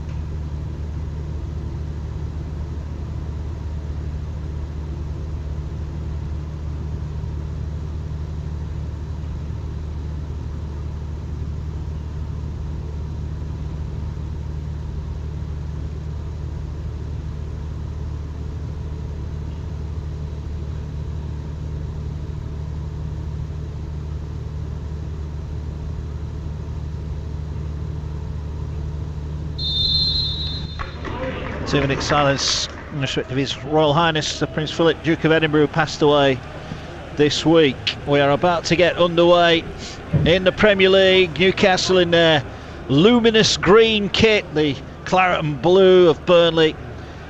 Are you expecting a tight game, Mickey Gray, today? Yes. One away win in 9 meetings between these two teams. So I think that kind of says it all. I think Newcastle will play caution to the wind. I think they'll be solid at the back, or they'll try to be. And it's whether Burnley can break them down with the 2 guys up front and the talent that they've got on the flanks with Goodmanson and McNeil. But yeah, I think it's going to be entertaining. I think it's going to be on the front foot. 2 sides are going to show great energy. But this is a big one, really is. The players taking a knee on the field. All 22 of the players and the officials on the field taking a knee. There is no room for racism in any walk of life. We are underway here at Turf Moor. Another Premier League exclusive on TalkSport 2. Burnley against Newcastle. Newcastle thump the ball downfield early and it bounces behind, and Bailey Peacock-Farrell will get an early touch of the ball on his Premier League home debut for the Clarets. So Newcastle then Just quickly mention their bench. It looks stronger than it has done in recent weeks. Carlson, Maximan, Wilson, Lewis, Hendrick, the former Burnley man, Kraft, Mankia and Willock. There are some good attacking options on the bench for Steve Bruce today, should he need them, as Shelvey powers the header out of play. Just worth mentioning, no Jay Rodriguez on the bench for Burnley. He's out due to family reasons, unavailable today. Will Norris, the goalkeeper, Taylor, Cork, Stevens, Bardsley, Narty, Dunn, Richardson and Mumbongo.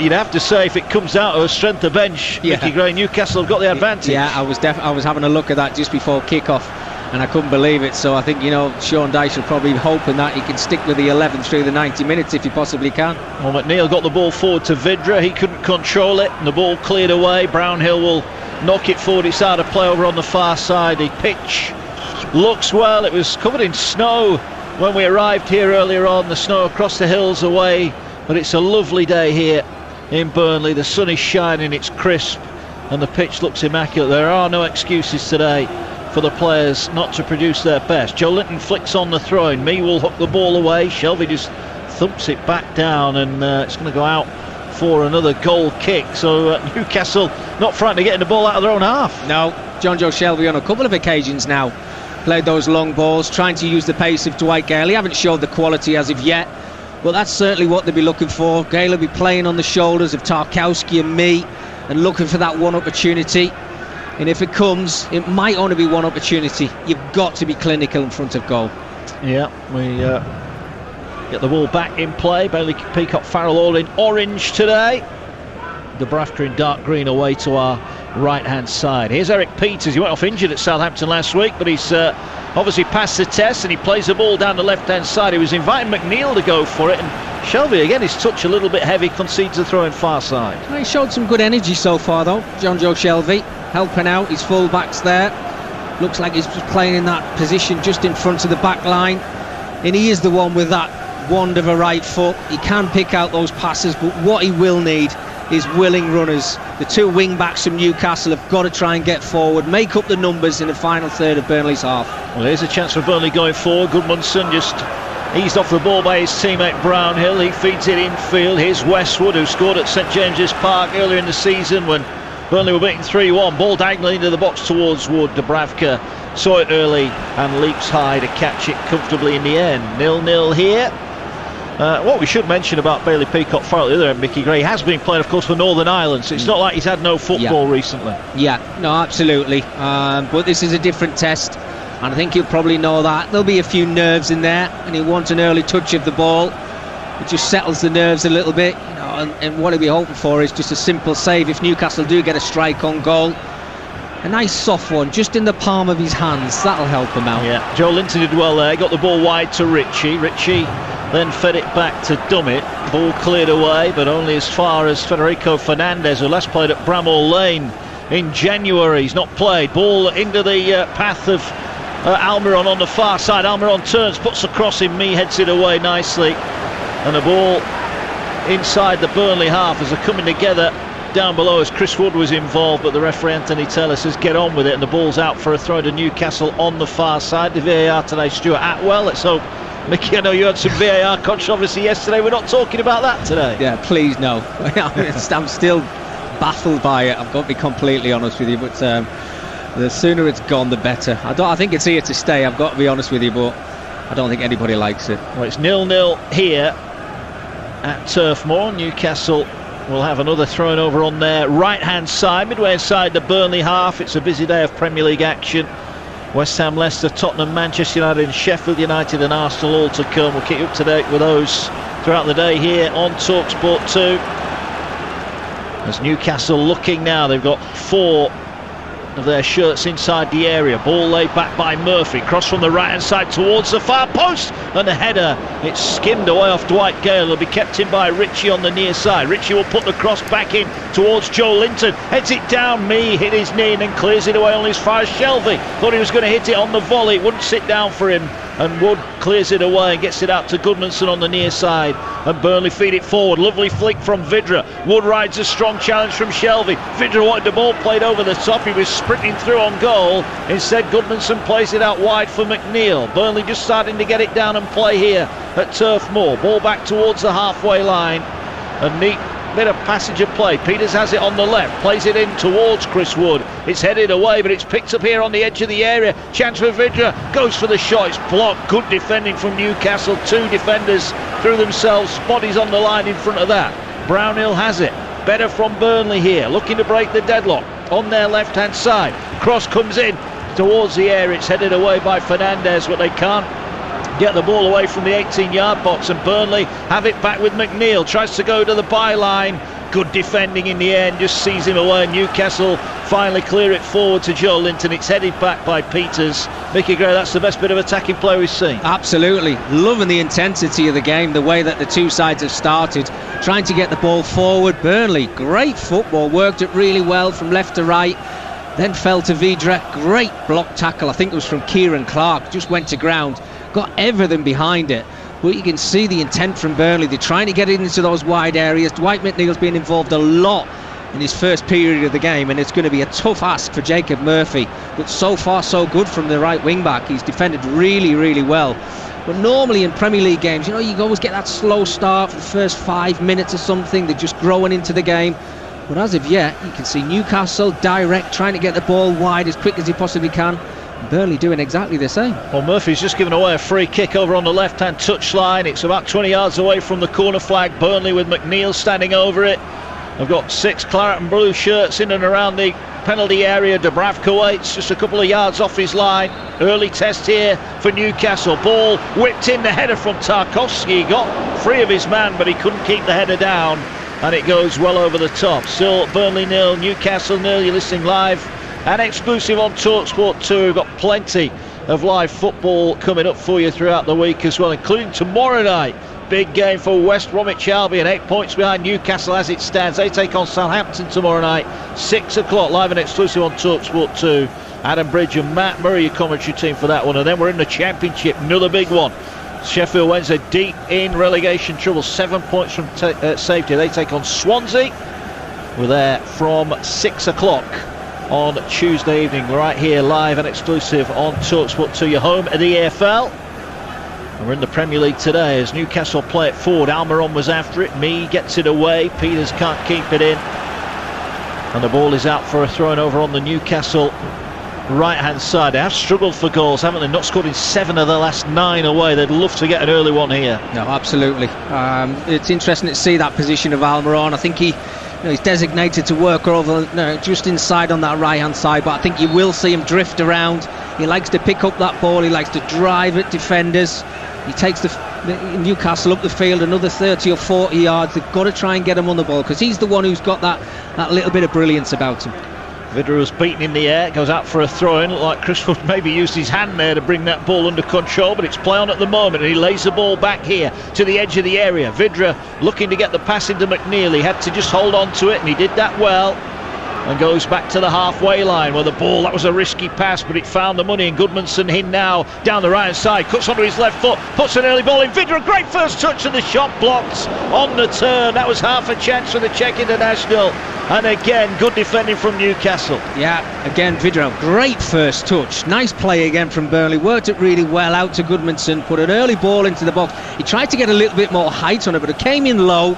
Good touch from Vidra. And again, I think it's Kieran Clark getting his body in the way and blocking that strike.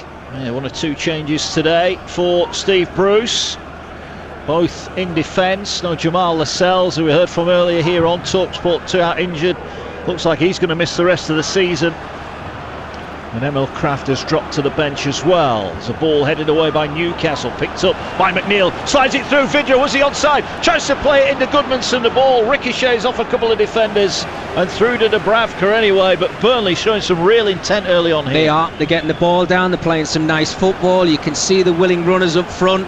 And again, this time Vidra just playing on the shoulder of these 3 centre-halves from Newcastle, getting that half a yard. Well, the more that happens, the more space he's going to find himself, and he will eventually get his strikes away on goal. Well, Shelby's just given the ball away again, deep inside his own half. Lowton will put in the cross towards the far post. It's beyond Wood and Vidra, and Murphy will keep it in and just rolls it up the touchline for Miguel Almiron. Neat first touch from him, finds Shelby with room and space, rolls it back to the Paraguayan, and he's over the halfway down that right hand side, plays a nice ball to Longstaff, looks up, Gale and Joe Linton in the middle, and his cross almost turned into a shot, and it landed on the roof of the net there, Longstaff. He couldn't quite get the curl on it, and Peacock Farrell was backpedaling pretty sharpish underneath his crossbar, but fortunately for him, it's still Burnley 0, Newcastle 0. Well, I said Peacock Farrell needed a nice little touch early on in the game. I don't think he was expecting that from Sean Longstaff. I mean, you could see he got his head up, he looked over on that right hand side, he is trying to put the ball into the area,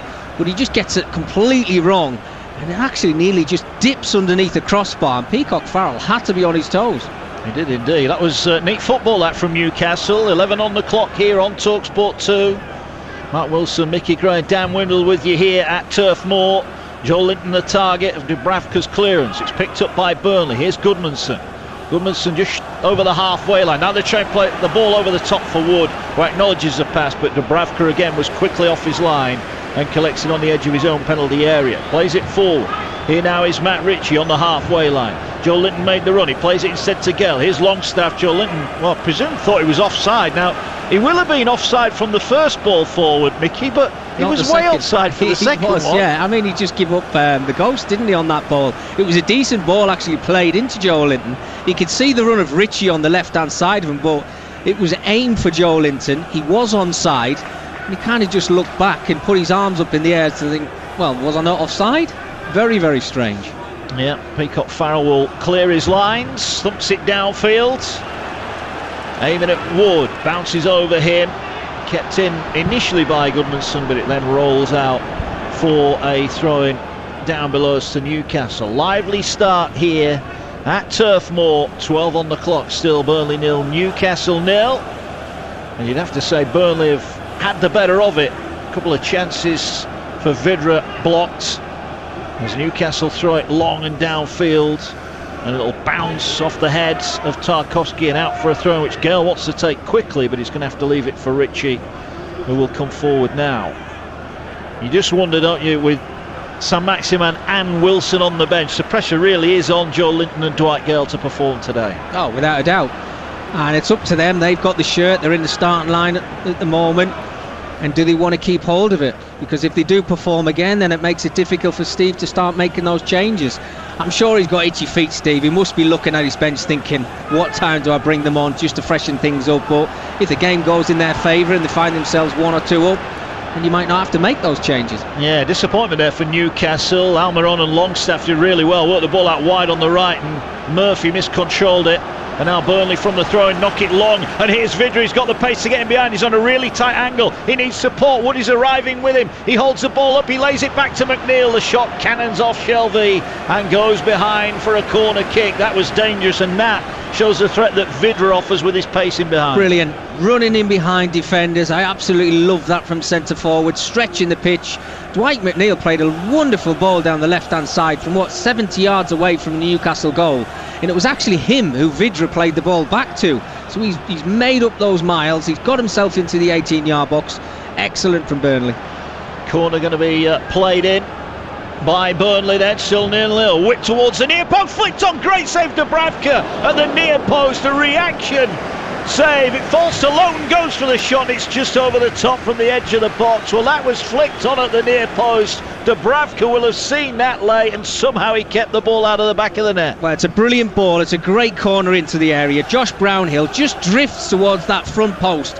He gets a great little flick on it, and what a save from Dubravka. He had to be in the right place. It had a lot of pace on it. It was going to find the back of the net, and eventually, I mean, they clear the lines, Newcastle, but they've got to settle themselves down.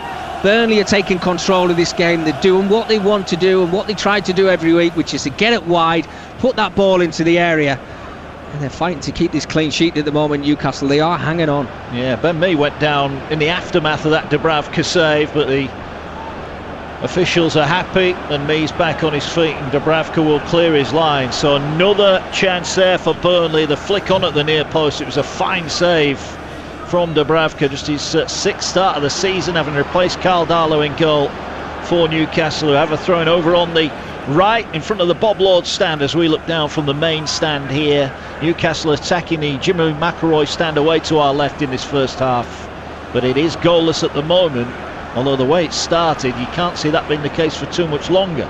Newcastle with a throw in here on the turn. They move the ball across to this near side. Newcastle have it. Ritchie to Gale, back to Ritchie, left-footed ball into the area. Ben Mee heads it away nicely. Shelvey tries to battle for it and does win it, and finds Ritchie 30 yards out from goal on the left. He goes back to Shelvey, the Newcastle captain today, in the absence of Jamal Lascelles. And here now is Dummett, gets it back to Ritchie on the left. Ritchie's looking for some movement in front of him. There was not a lot there, and in the end he wins the throwing off Goodmanson. They need a little bit more movement than that, Newcastle. Yeah, they do. I mean, it's Sean Longstaff who's actually made the run eventually in front of Matt Ritchie, but he just had nowhere to go. He's got 2 or 3 Burnley players around him. It was very hard for him to get out. I said before, they need to calm themselves down. You think Newcastle, out of the 2 teams that we've got in front of us, they need the points more than Burnley do. But the way that they've looked a little bit shaky when they get into that final third, the quality just hasn't been there. Just got to calm themselves down a little bit. Get John Joe Shelvey on the ball, get them to spray the ball around, get your wing backs involved in the game a lot more than they have done at this first period of the game. What, first 16 minutes of the game? Well, Longstaff's knocked a long ball for Joe Linton, and here comes Bailey Peacock-Farrell, and he just about got enough on it, but his clearances are poor, and it fell to Longstaff, who couldn't control it on the near side. That ball's gone out off Westwood, and it's going to be a throw in. He almost ran past that one, Bailey Peacock-Farrell. I think it struck his knee in the end. He was very, very fortunate. Let's say it's good goalkeeping, sweeper keeper if you like, because Joe Linton was in. And that first touch from Peacock-Farrell had to be right. He just got enough on it. It looked like it came off the left side of his hip, but it did give the chance for Newcastle players to close him down, but he did eventually clear his lines. He did. Newcastle now have a throw right over on the far side of the field. 0-0 here. They're just over the halfway line, Newcastle. Well, the one pleasing thing for their fans is, at least when they go for it, they are starting to get some shirts in and around the edge of the area. They've put a couple of crosses in so far, but as yet haven't really forced anything meaningful out of Peacock-Farrell, who is in. If you just joined us, no Nick Pope, a shoulder problem for the England goalkeeper, is expected to play next week. The verdict of Sean Dyche ahead of the game here. Ball headed forward by Newcastle, picked up by Westwood, sees Chris Wood in space on the left hand side, runs at Clark towards the edge of the area, thinking about the shot, goes past him. Can he pull it back now? He does! Chance! And in the back of the net, and Vidra tucks it away, and Burnley lead here at Turf Moor. Great work from Chris Wood, and there was Vidra 8 yards out to slot the ball into the back of the net. Burnley taking a huge step towards Premier League survival. For Newcastle, the pain goes on. Burnley 1, Newcastle 0. Wow, I mean, the amount of space that Burnley found themselves in the centre of midfield because Newcastle give the ball away.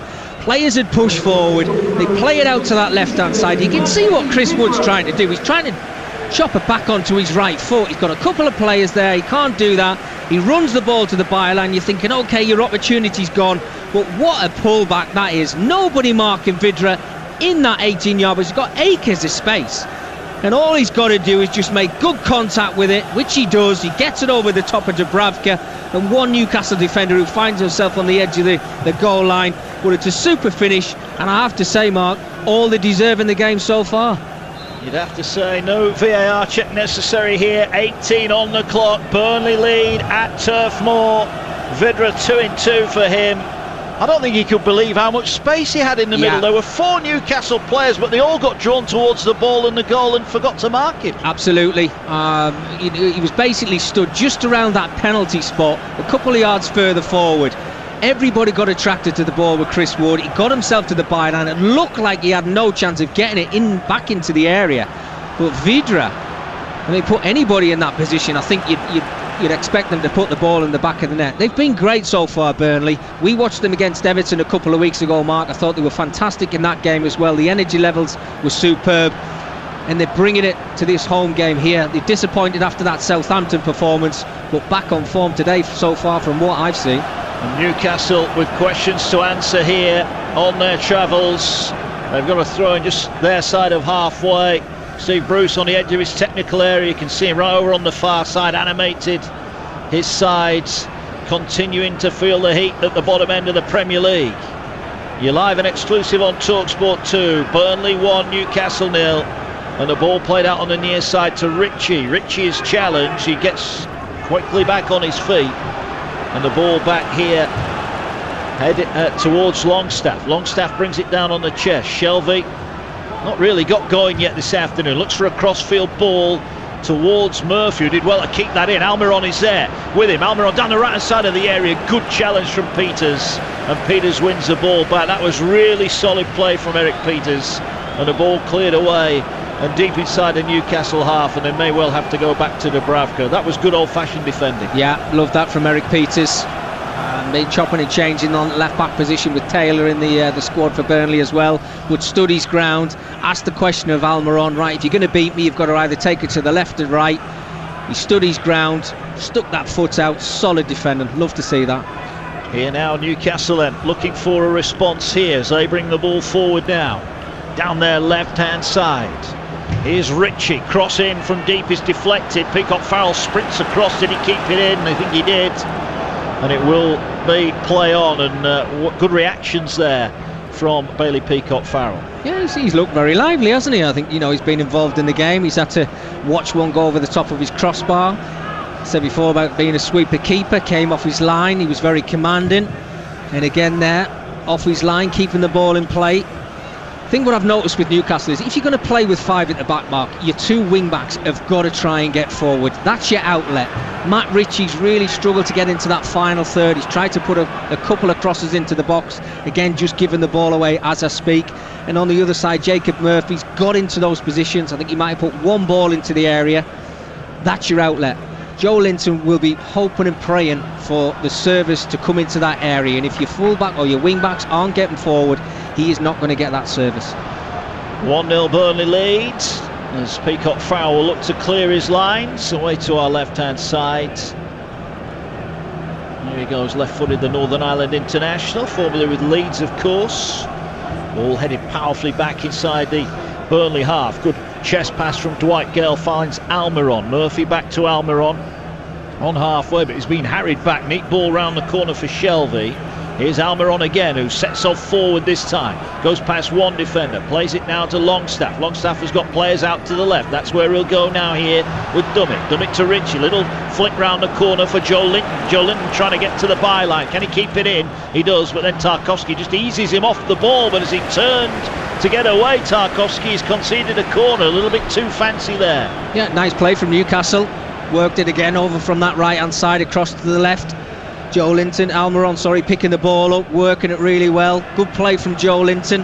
But what I would say is, centre forward, out next to the corner flag, you want him in that 6-yard area. Well, that's where he is now as Shelvey plays the corner short. Ball whipped in, headed away at the near post. It'll fall for Dummett. Dummett plays it across to Murphy. Murphy on the halfway line will cross it back towards Shelvey. He's going to have to win it in the air. He's beaten by Loughton. Ball falls here. Gale's trying to keep it alive, and he does on the left-hand touchline. Now he puts the cross in, and again it's cleared away. There were 3 in the middle waiting the ball in. Dwight Gale, his 100th league game for Newcastle, which, when you consider he joined in 2016, has taken him quite a while, and is probably a reflection on his career at Newcastle. A little bit stop-start for him so far. A rare start for him, as Dubravka, who has the ball in his own half, will play it long towards Joe Linton, but it's headed away by Peters. Joe Linton at the moment just a little bit off the pace as Wood can't get onto that pass forward. You are listening to Burnley against Newcastle on TalkSport 2 with Now. Don't forget, with Now you can watch West Ham versus Leicester and Tottenham against Manchester United live today on Sky Sports for just $9.99. Search Now Sports for more details. 1-0 Burnley lead here, Mickey Gray, and well in control it seems. No, absolutely. I mean, it's interesting that you mentioned Dwight Gale. He's a big part of getting Newcastle actually back into the Premier League, but I always thought he was a centre forward who was a stopgap, and kind of when you got to the Premier League then maybe sell him back to the Championship or something. But he's stuck around, he's been patient, he's waited for his opportunities. You never really see him as that top centre forward, like I suppose a Callum Wilson is. You know you're going to get goals from somebody like Callum Wilson, so being given his opportunity again today, but he'll be judged on goals, and he probably hasn't got enough in a Newcastle shirt. Yeah, ball over on the far side from the free kick for Burnley, aimed towards me, who got a header on it, but Dubravka will come and collect it. and he will bowl the ball out over on the far side. McNeil, who played the free kick in, is looking to win it back. Burnley leading by a goal to nil. Here's Shelby going forward. Great first touch from Shelby. Down the right side he goes. Only Gale away in the middle, slides it across goal, and Peacock Farrell got down to it. It was just a yard too heavy in front of Gale, who made a great run across his defender. That was better from Newcastle. That's what they're going to have to do. They'll have to try and catch Burnley on the counter-attack, because the work ethic from them this afternoon has been absolutely first class. Great first touch from John Joe Shelby. He actually puts a super ball into the area. And you're right, Mark, he only had Dwight Gale to aim at, but he nearly did. He just needed a poke out, a little toe, a little bit more pace, and he might have actually got on the end of that. But that's better from Newcastle. They're now starting to grow into the game. Here though is Vidra going the other way, and he's got room to turn as well. There was no one near him. He gets the ball out to McNeil. Murphy goes across to close the danger down, but he finds Westwood. Westwood looks up, the claret and blue shirts surrounding the area. Ball played out to Goodmanson, headed away by Ritchie, only as far as Loughton. Puts in a low cross, it's poked away only as far as the edge of the area. There is Brownhill trying to win the header. Longstaff in there, Westwood in there, and the high boot away only as far as Loughton gets it away on this near side. Ball back into towards the area. Loughton again gets it on the right. Cross blocked. Falls to Goodmanson. Goodmanson tries to charge down the clearance before it's volleyed away by Ritchie. And Newcastle just couldn't get out of their own half there. And the difference between the two teams, we just talked about the only player in Burnley's 18-yard box was Dwight Gale. Well, on this occasion, Burnley work it well to the right-hand side. Wood's waiting in the 18-yard box. Vidra's in there. Dwight McNeil on the far stick. They've got players that they can actually aim for when they put that ball into the box. You are listening live and exclusive on TalkSport 2 as here goes Vidra down the right-hand side again. He's going to try and pull the ball back, and it's allowed to run almost by Clark, who was shouting at Dubravka, why didn't you tell me what was around? He got it away from immediate danger just in the nick of time. McNeil on the left-hand side, Brownhill over on the far side. He slides the ball in, neat turn edge of the box. That will be a free kick for a foul on Goodmanson. What a bit of control that was, right on the edge of the D, and he's side down, and this now is a glorious opportunity for Burnley to have another shot on target. Absolutely fantastic from Goodmanson. Again, that ball just before that, it goes into the midfield area. Brownhill or Westwood, as soon as it comes into them, one thought in their mind is just to turn it round the corner and use the pace of Vidra and Wood. Again, worked out to the left-hand side, and Goodmanson, ball comes into him, back to play. Great first touch, nearly found himself in on goal until he got pulled down. I'm not too sure if this is a little bit too close, this Mark. It's hard to get this up and over the wall. It's looks right like on the edge of the D, isn't it? Yeah, so I think you may be looking at a little bit of pace, maybe down the sides of the wall if you possibly can. I'm actually surprised there's not a player lay on the ground, as we've seen throughout this season, behind that wall. But it is another opportunity for Burnley. Well, Brownhill, McNeil and Goodmanson all stand over it. Dubravka behind all of his players. Here is Brownhill, right-footed over the wall and over the crossbar. And as Mickey Gray said, he might have problems getting it up and down. Well, if he was putting one on the green there, golfing, he's gone way over the back. I think it's still going up, that free kick. It was always in a position where I think you had to try and keep it low, just get a lot of pace on it, either with the left or the right foot, and the quality just wasn't there up until the build-up, which was absolutely fantastic. The free kick wasn't the same. Burnley 1, Newcastle 0. Matej Vidra on 18 minutes. His third Premier League goal of the season. And it's a crucial one for the Clarets as well.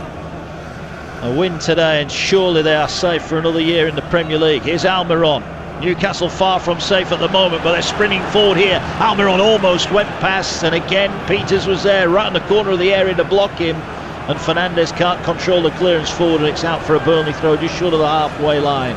He's done it really well, Eric Peters, on a couple of occasions. If you've got somebody with pace who's running at you, they normally chop it to the left or the right hand side. He's just stood his ground, and Almiron has fell for it on both occasions. He's ran straight into Eric Peters, who stayed strong, and he's won the ball back for his team. Yeah, he has indeed. Went off injured, as we said last week, but pulled through, and he's back in the starting lineup today as Shelby tries to clear his lines. Murphy does similar. Neat turn again, Almiron. He's gone past Peters this time. Support with him, but Joe Linton, the pass to him was a poor one. Oh, now, what happened there? Did Joe Linton just catch Ben Mee? I think he did. Mee went down clutching his ankle and the referee Anthony Taylor blows the whistle for a free kick. Well, it actually looks like he's okay, but I'm not too sure. Does he get his studs caught in the ground? I think he just trod on his toe, didn't he, Joel? Nasty, yeah, and it's always, you think when they go to ground like that, is it has he twisted his knee? But he's got himself back up. He's a tough lad, Ben Mee, isn't he? Yeah, good defending in the end. Yeah, plenty more football to come. Don't forget, tomorrow we're live in the Premier League. West Brom, Southampton, live and exclusive on TalkSport 2 from 6 o'clock. Tuesday we're in the Championship. Sheffield Wednesday, Swansea, live and exclusive from 6 on TalkSport 2, your home of the EFL. And then on Wednesday it's a double header of Champions League action. Here come Burnley forward. Get it out wide here to Matt Lowton. Lowton looking just to roll it down the edge of the area, gets the ball back, puts in the cross towards Wood. Dubravka got nowhere near that, and the ball goes through the penalty area, and the referee's going to stop play because there's a Newcastle man down holding his head here. Well, Dubravka was getting a bit of stick off Kieran Clark a few minutes ago, Mickey Gray, and he might be getting a little bit more there. He was all over the place. I think if you've got a goalkeeper who's coming out to the edge of his 6-yard area, you want to hear a big shout, keeper's ball, so then your defenders move out the way. Well, he's about a foot away from actually punching that away from Chris Wood. You can see the pressure on Wood. He gets in between two defenders from Newcastle. Well, that's not great goalkeeping. No, it's not. And he's going to pick the ball up now, Dubravka, as we restart play. Just a reminder that Champions League action on, in fact, it's on Tuesday night, isn't it, the Champions League? Chelsea, Porto live on TalkSport, and then PSG against Bayern Munich live on TalkSport 2. A couple of cracking ties for you there, all covered on TalkSport. Don't forget you can download the app, take us with you when you're out and about. It's free in all the usual places. Free kick for Newcastle just over the halfway line. They trail here, 31 on the clock at Turf Moor. Burnley in front by a 1-0. Newcastle trying, but at the moment not creating too much. Dummett ball forward for Dwight Gale, who's up against it against Tarkowski there, just stands above him and heads it out. That's not the type of service Dwight Gale needs. No, definitely not. He needs to either be running in behind or he wants it into his feet. If they're going to play a long loopy ball up to the two guys up front, and it's Joe Linton is the one that you've got to aim for. It's that classic big man, little man, isn't it? But they're just playing too far apart from each other from what I can see. Yeah. The criticism of Joe Linton is that a lot of his best work is done too far away from goal, but he might have a chance here because throwing Ritchie to Dummett. Dummett just turned down a bit of a blind alley, gives it to Clark, who thumps it across the field. Peters will head it away.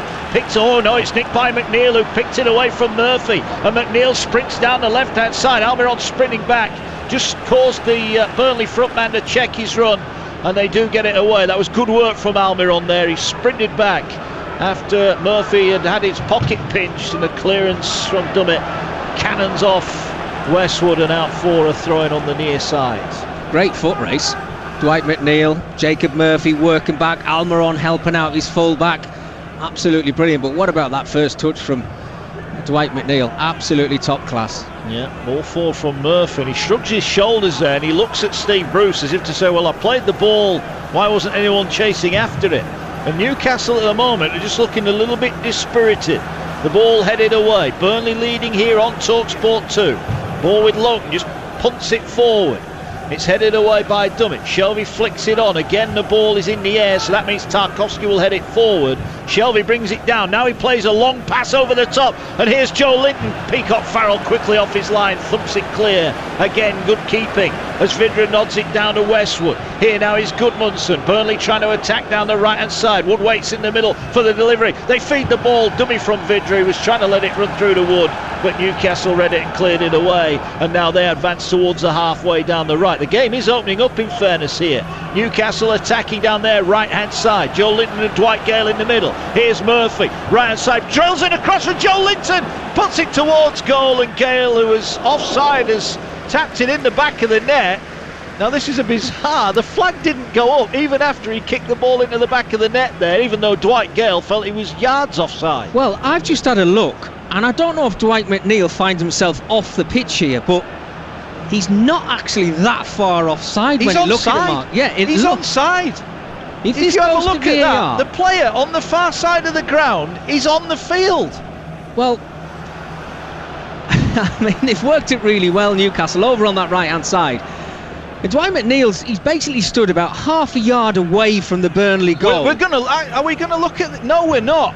Well, the guys who are with us are going to see a replay of that in a moment. For me, the cross of Joe Linton, he slipped as he went to put it towards goal. As he slipped, he still got the shot away. It was going wide, and Dwight Gale, who was stood on the goal line, poked it in. But if you look at the picture, I'm sure the Burnley player on the far side of the field was playing him on. Well, it was Dwight McNeil who'd helped to come back. I don't know if they've just looked at VAR quickly and maybe thought we don't need to look that wide where Dwight McNeil is, but he was in a position where he was very, very close to keeping Dwight Gale onside. Well, here come Burnley at the other end. They've got a chance to make it 2-0. Wood back to goal. Is it back to Goodmanson?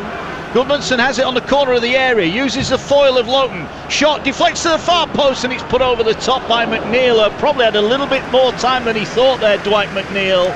And it's over the top, and it remains Burnley 1, Newcastle 0. Well, things are definitely happening in this football match at both ends. We've just been talking about that decision from the Newcastle perspective. Burnley, on the other hand, break forward, decent ball into the area, gets a deflection as it's coming in.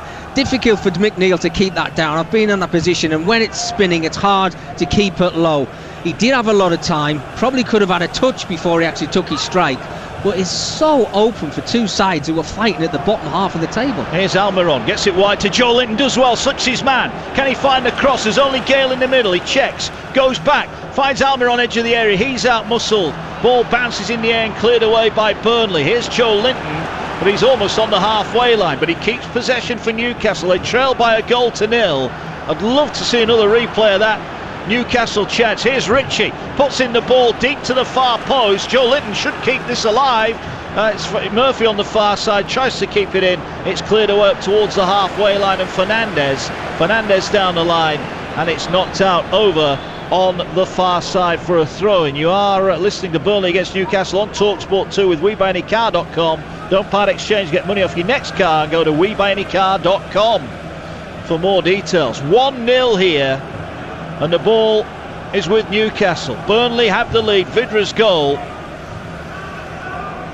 It was almost comedy, wasn't it, when Gale knocked the ball in? He thought he was offside, and everyone thought, oh, he's offside, and then the linesman didn't put his flag up for an eternity.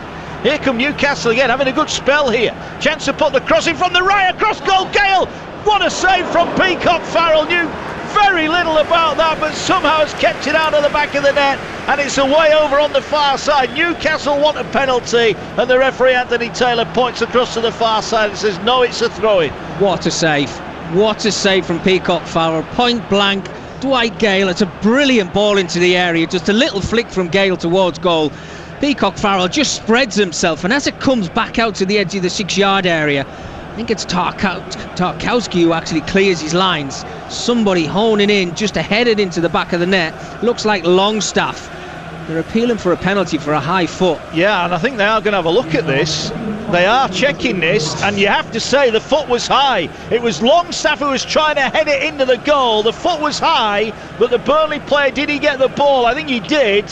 They are checking this one out. Controversy here at Turf Moor. Burnley leading by 1-0. Dwight Gale, I'm not sure Dwight Gale can do anything about that. The chance, he puts it on target. Peacock Farrell just made a world-class save, but as the rebound came out, as Longstaff goes to head it and he stood up, the boot of Tarkowski is head high. Well, this is... Mickey Gray, you're looking at the same pictures I am. What's your thoughts on this? The way they've slowed this down, it's obviously a high foot from Tarkowski, and if you're a player holding in just to slot that one into the back of the net, you're going to think about, well, I'm going to get a boot in the face here, so you pull away from it a little bit. I don't think the penalty's actually been given, playing on it, but it must have been very, very close, Mark. He did get the ball, in fairness, and Steve Bruce can't believe his luck on the far side. But here in Newcastle, putting the ball towards the far post. Joe Linton did that at a hand. They're appealing for another penalty here. They may well have a case for this one. The ball's gone behind, and Anthony Taylor says it's a goal kick.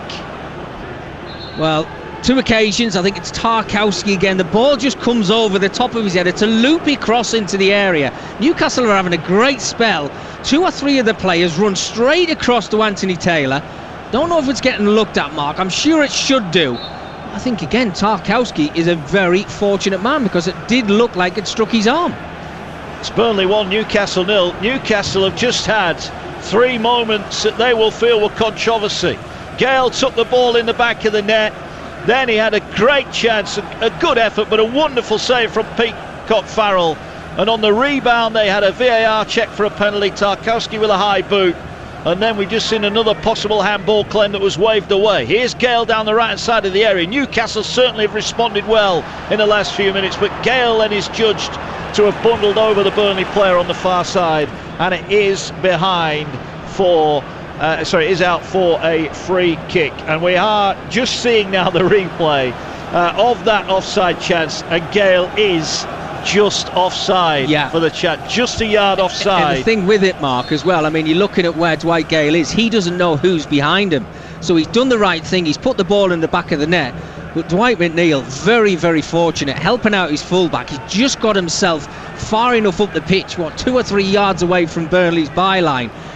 Just very, very fortunate. But Newcastle having a great spell. They've grown into this game. It's certainly in the balance at the moment, trying to get that equalising goal before we go in at half-time. Yeah, Newcastle have the ball inside their own half. Neat pass from Shelvey. Forward now, they drive through the centre circle. Murphy finds a neat ball out wide on the Newcastle right-hand side. Here they come in field now with Almiron. Almiron just has a couple of touches, rolls it wide. Still Burnley leading by a goal to nil here on TalkSport 2. Ball played out wide, it's a poor pass. Lowton will intercept it, but his touch is heavy. Gale went thundering in, real 50-50, but Lowton has gone down, and now Anthony Taylor blows his whistle, and he might just have a think about this one. Lowton protesting he's injured. It looked at first glance a strong challenge from Gale and nothing more. Your thoughts, Mickey Gray? I mean, it's old school, isn't it? I mean, the only reason I think that Anthony Taylor's blew the whistle there is there was some studs showing from Dwight Gale. Lowton's went in wholeheartedly, and he's still down on the ground now. They're never nice, those. You want to try and go in, you want to try and win the football, which he did. And it was two honest players going for the ball, but I think Lowton obviously staying down on the ground has come off worse in that challenge. Well, welcome to our listeners on TalkSport. You join us live on TalkSport 2 at Turf Moor, where Burnley lead Newcastle by a goal to nil. There's been plenty going on. Matej Vydra, it was, who put Burnley in front after great work down the left-hand side by Chris Wood. He got to the byline, he pulled it back, and Vydra was there to poke it in for his third Premier League goal of the season from close range. Well, we've just had a couple of moments of controversy. Dwight Gale just offside, poked the ball into the back of the net after good work down the Newcastle right, and we've had a VAR check for a penalty, a high boot from Tarkowski after a world-class save from Bailey Peacock Farrell.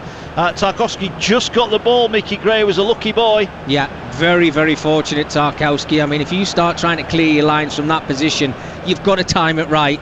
And fortunately for Tarkowski, he did exactly that. What you say, there was Longstaff just homing in, just waiting to head it into the back of the net. He had to be brave, because he was always going to get a boot in the face. And you've seen him given, and sometimes we haven't, and today it's fell in the favour of Burnley. This game is live and exclusive on TalkSport 2. You can download the app and swipe between TalkSport and TalkSport 2 to listen to this one, or ask your DAB Plus or your smart speaker at home to play TalkSport 2. It's Mickey Gray and Mark Wilson. 2 minutes to go to the break. It's Burnley 1, Newcastle United 0. It's amazing, isn't it? When you're at the bottom of the table, those decisions go against you. When you're at the top of the table, you might see the referee putting the whistle to his mouth and giving you the penalty. Yeah, possibly. Here come Burnley. A second goal for them would be a hammer blow, as Goodmanson has it down the right-hand side. The Icelandic international lays it back to Lowton, back to Goodmanson. Goodmanson, pass wasn't the best. Is that a foul? It is by Longstaff. He just got caught there for a yard of pace, and the ball is 30 yards out from goal on the Burnley right. They've got a free kick here. 90 seconds of normal time left in the first half. If Burnley score here, Newcastle's task becomes a mammoth one. Oh, without a doubt.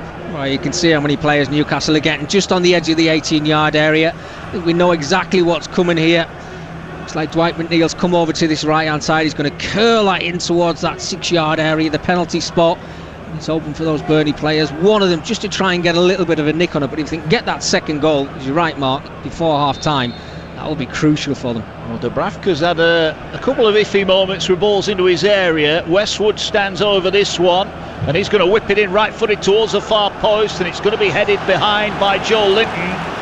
And it's a corner for Burnley over on the far side of the ground, and more pressure for Steve Bruce's side who trail by a goal to nil. The Fulham fans will be roaring Burnley forward here. Yeah, I think they will. I mean, go back to that free kick that they just put into the area there. Westwood, I mean, it's a poor free kick. But Joe Linton, who finds himself at the back stick, is anybody giving him any communication just to let it go and leave it to just run out of play? Because that's where it was. There was no pressure on him. Well, here comes the corner in. Whipped in again towards the near post. Shelby got his boot up high and cleared it away only as far as McNeil. Ball will come back in. Flicked on at the near post. And another save from Dubravka. This time from his own man. I think it was Dummett who got a foot on it at the near post. And Dubravka sprawls across his goal and claws it behind. Nearly disaster for Newcastle. We've seen two world-class saves today. One from Peacock Farrell and another one just then from Dubravka, and he had to make that save. Great ball into the area.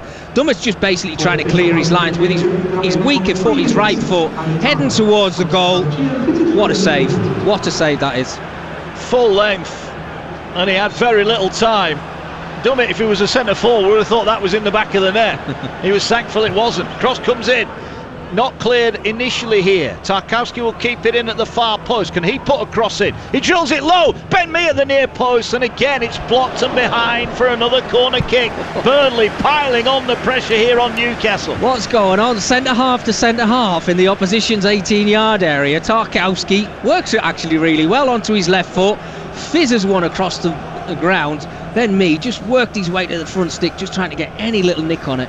Another corner whipped in. Dubravka flaps at it and puts it behind. That was venomous. It was going in the top corner at the near post. Dubravka had to be there quickly and got it behind. 4 corners in just over a minute here for Burnley, who really are cranking up the pressure. They lead by a goal to nil. We're into 2 added on minutes. Another corner delivered, this time to the far post. Mee with a header, couldn't control it, and it goes behind. A much needed goal kick and a relieving one for Newcastle United, who just took a couple of punches on the ropes there, but thankfully for Steve Bruce, they're still standing. Yeah, I mean, the quality that Burnley are putting, certainly from corners, has been absolutely outstanding over on that left-hand side. Brilliant balls into the box, a lot of pace on them.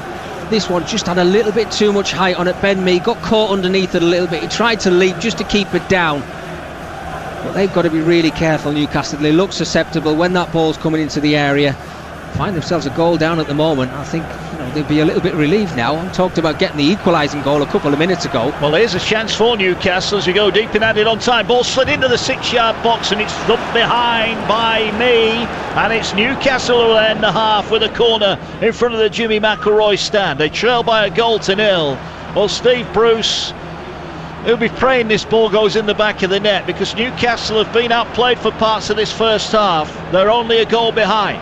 Here comes the delivery, floated towards the penalty spot. It bounces through to Almiron. Almiron's got time, didn't quite get it under control. Raise it back for Murphy. Murphy, edge of the area, is he going to shoot? No, he floats it to the far post. Shelby, it reaches through to Fernandez, and his effort comfortably bobbles into the arms of Peacock Farrell. There were almost too many Newcastle players in the way there. Didn't really see it until late. Fernandez, he couldn't really adjust his feet. I think it's kind of bounced off his knee just into the safe hands of Peacock Farrell there, but it's like a basketball game at the moment. It's end to end. Burnley with opportunities, Newcastle coming back into the game, creating chances. I'm loving it. Still 1-0 to Burnley, and here's Chris Wood closing in on goal. Pokes the ball over Fernandez, but there was Murphy sweeping up. Good play from the wing back, heads it back to Dubravka. Here now is Shelby, and that will be it. It has been a pulsating start to this game. Burnley on top early on. Dubravka made a fine save from an early corner, but he could do little when Matej Vydra put Burnley in front on 18 minutes. Chris Wood down the left-hand side, great work from him. Pulled the ball back from the byline, and there, inside the edge of the 6-yard box, was Matej Vydra to poke the ball home, his second in successive games. Newcastle thought they'd got an equaliser. Dwight Gale stood in an offside position after replays proved it was just offside. But then a moment of controversy after a ball in from the right-hand side. Gale at the near post, a wonderful flick, but an even better save from Bailey Peacock Farrell. In for the injured Nick Pope, spread himself well and made a reflex save. The ball bounced away, and as Longstaff went to try and head it towards goal, he was beaten to it by the high boot of Tarkowski. They did check it on the VAR, and there was nothing doing. Newcastle's luck not with them at the moment, but then right at the end of the half, Dummett almost putting through his own goal. It took a wonder save from Dubravka to keep the half-time score. Newcastle with work to do and still deep in the mire at the bottom of the Premier League, but it's half-time at Turf Moor. Burnley 1, Newcastle 0. Game day exclusive on TalkSport 2. Mark Wilson, thank you. If that carries on, you're going to need a gin and tonic and a lie down after this one at Turf Moor. All rather eventful, and I expected it to be cagey. Both keepers making top draw saves, Mickey Gray. Let's start with the game's only goal so far. Plenty of purpose about the hosts in the final third, particularly early on. Vidra and Wood combining really well for the goal. Plenty of Newcastle shirts to deal with it. None of them were able to do so. No, I mean, but very good play from Chris Wood to work the ball to the byline. How he found Vidra, 2 or 3 Newcastle players closing him down, but Vidra had just so much space just to slot that into the back of the net, and at the time deservedly went in front. Newcastle grew into the game, and we've had that controversy, haven't we, about the VAR decisions. Was it a penalty, was it not? And I said in commentary in that first 45 minutes, when you're at the bottom of the table, you don't tend to get those decisions. Tarkowski had to get that challenge perfect, and he did so. He won the ball, and it was Longstaff who was just homing in just to try and head that one into the back of the net. But you've seen signs from Newcastle growing into it, trying to get back into this game.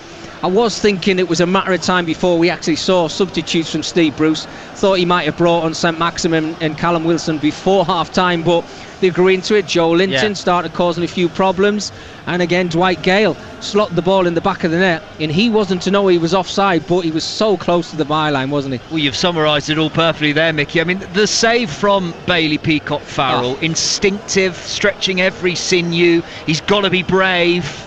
It's top drawer, isn't it? It's really good. World-class save. World-class save. I mean, as a goalkeeper, you're just hoping that ball ricochets. You can make yourself as big as you possibly can. We saw it many, many years ago from Peter Schmeichel. He was the best at it, just making himself absolutely huge, like a starfish, if you like. But brilliant. He was in the right place at the right time. Dwight Gale's probably thinking to himself, how has that not found its way into the back of the net? But again, good play from Newcastle. They've showed those signs, and I think second half they can come out. They've been optimistic. They're thinking, we can actually get back into this. It's about attitude, isn't it? And we knew Newcastle chasing a result. They go one behind. They have to chase a route back into the game. But I've been really impressed. Burnley, a point's probably enough to ensure a 5th season finish as well, secure a 6th straight top flight season. A point enough, but from minute one they've just been at it. They've showed signs of not being content with just a point, something from the game. Energy levels have been absolutely fantastic. They really have. You can see everybody working for each other.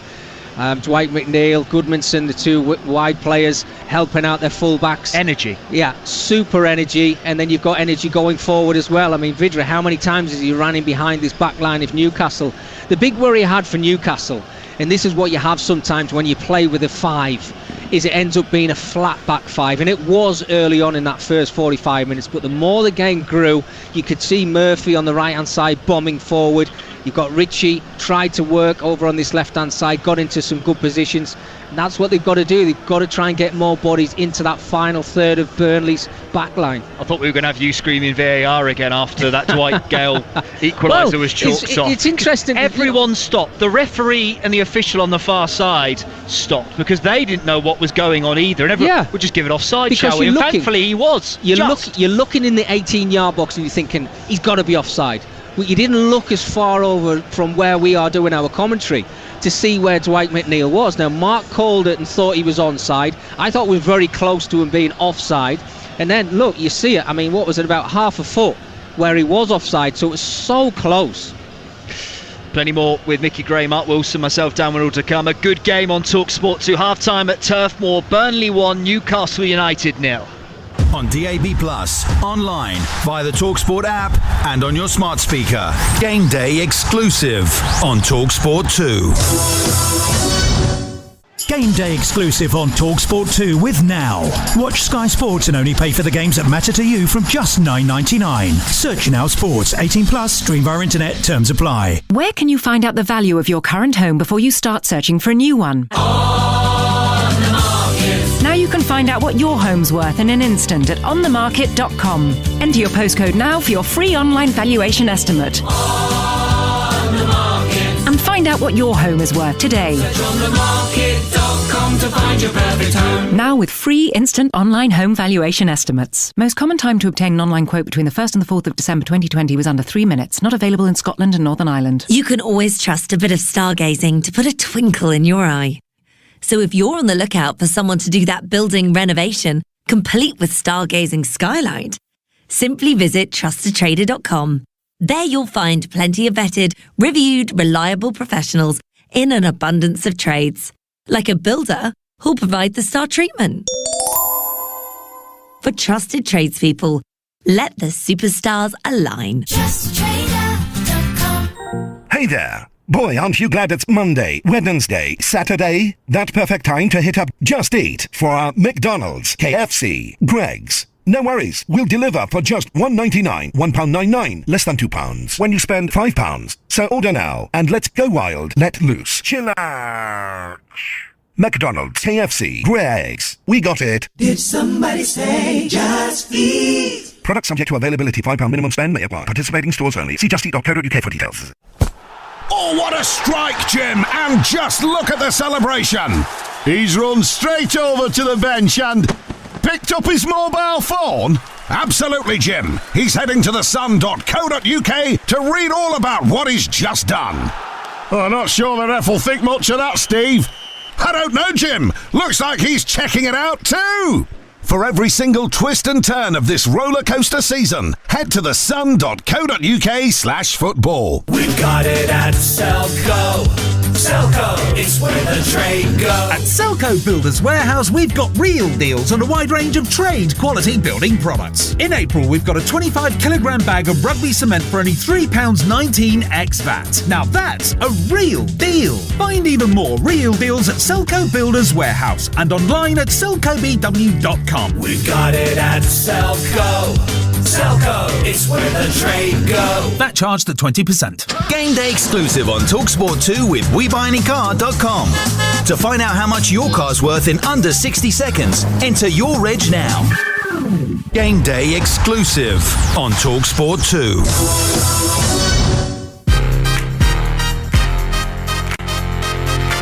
Still 0-0. Whip towards the near post. Flicked on. Great save to Bradka at the near post. The reaction save. It falls to Long. Goes for the shot. It's just over the top from the edge of the box. Thinking about the shot. Goes past him. Can he pull it back now? He does. Chance. And in the back of the net. And Vindra tucks it away. And Burnley lead here at Turf Moor. Burnley taking a huge step towards Premier League survival. For Newcastle, the pain goes on. Burnley 1, Newcastle 0. And I have to say, Mark, all they deserve in the game so far. Here come Newcastle again, having a good spell here. Chance to put the cross in from the right, across goal, Gale.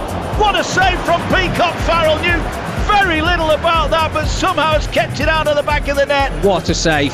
What a save from Peacock Farrell. McNeil, ball will come back in, flicked on at the near post, and another save from Dubravka, this time from his own man.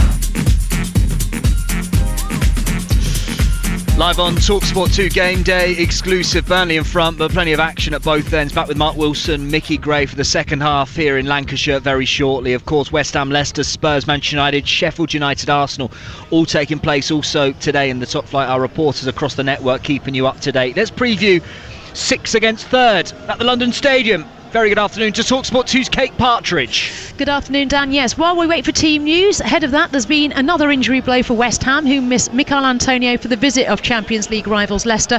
The striker followed Declan Rice into the treatment room after injuring a hamstring during Monday's 3-2 win at Wolves. Jared Bowen is likely to deputise. But this season the Hammers have clinched 8 wins and 28 points after having less than 40% possession in matches. So perhaps David Moyes might be happy for Leicester to have the ball and allow informed Jesse Lingard to orchestrate the breaks, of which Brendan Rodgers is wary. After wins for Chelsea and Liverpool yesterday, West Ham especially are targeting victory to keep their top 4 hopes on track. So while the Hammers kicked off the weekend with the second best home record in the league, Leicester had the second best away record. 34 points and just 1 defeat in their last 15 games.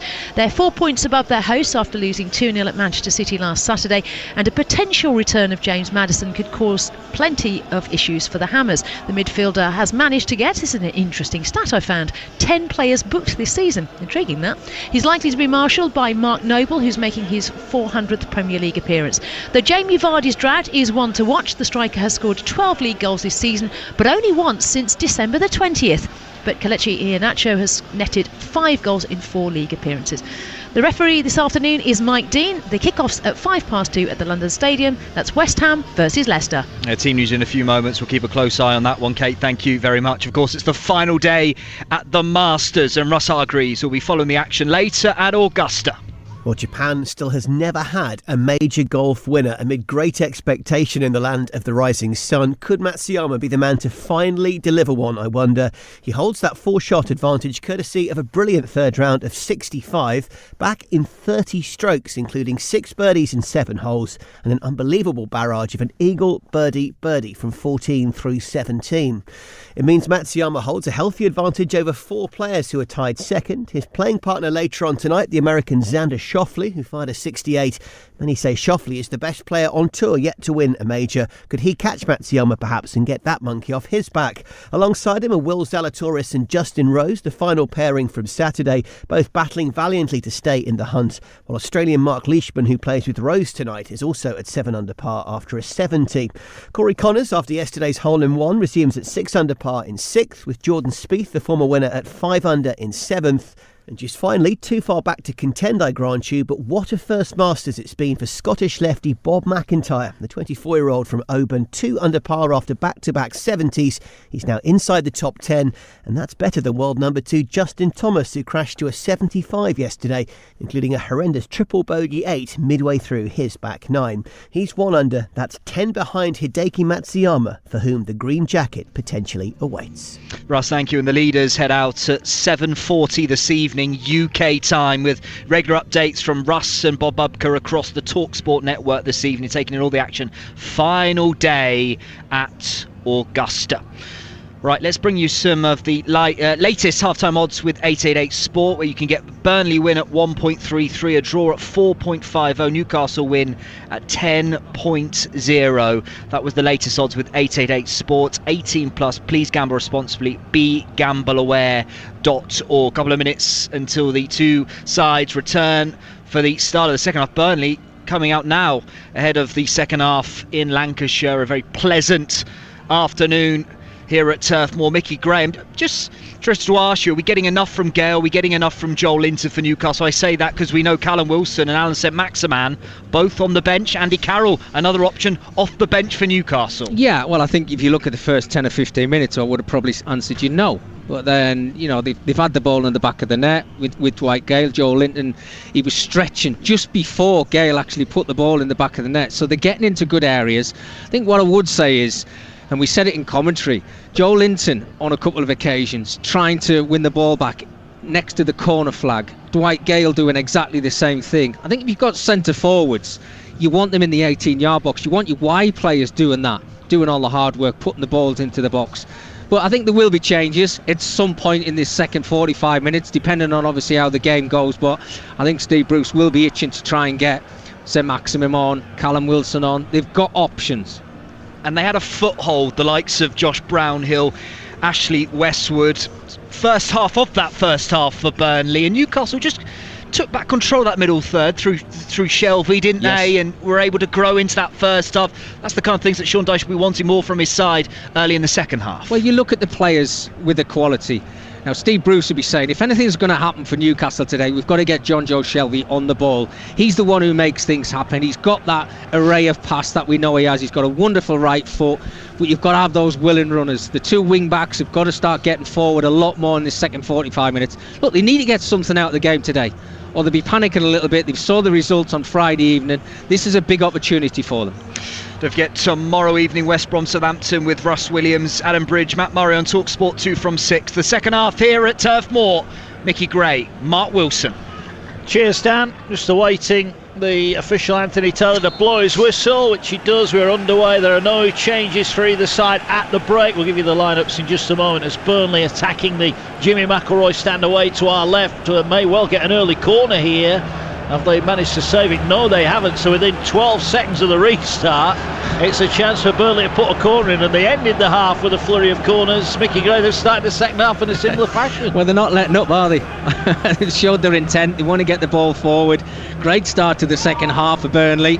And again, another really good opportunity to put that ball in the box with a lot of pace on it, with the quality from Dwight McNeil over on that right-hand side. Yeah, it was just a ball over the top. It came off a Newcastle player and goes behind for a corner that's whipped in towards the 6-yard box, headed away by Clark. Falls to Lowton on the volley, hits it. Cannons comes back to him, has another go, and he's tipped over the top by Dubravka. Well, he scored a sensational goal against Crystal Palace recently, Matt Lowton, and he's just nearly got another one. Good save, Dubravka. Well, he got two bites at the cherry, didn't he? Second one was a lot better as the ball come out to him, just flicks it up, right foot, volley, right down the neck of Dubravka. He had to make that save, but super strike from the fullback.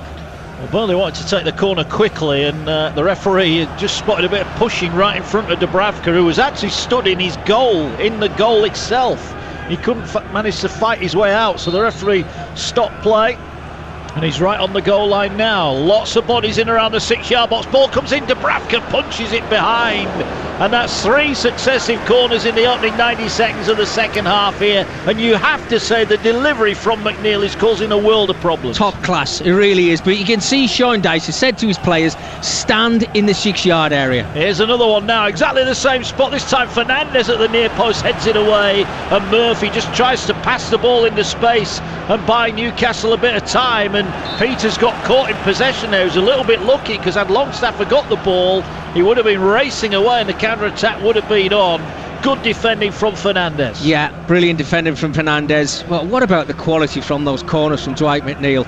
As a manager, they've probably looked at Dubravka in that first half and seen how much he's panicked when the balls come anywhere near him. He's punching everything that's coming close to him. He's whipping those balls in, McNeil, from that right-hand side, right underneath the goalkeeper. And there's 4 or 5 Burnley players, and the Newcastle defenders have got to get goal side to try and keep the ball away from the goal.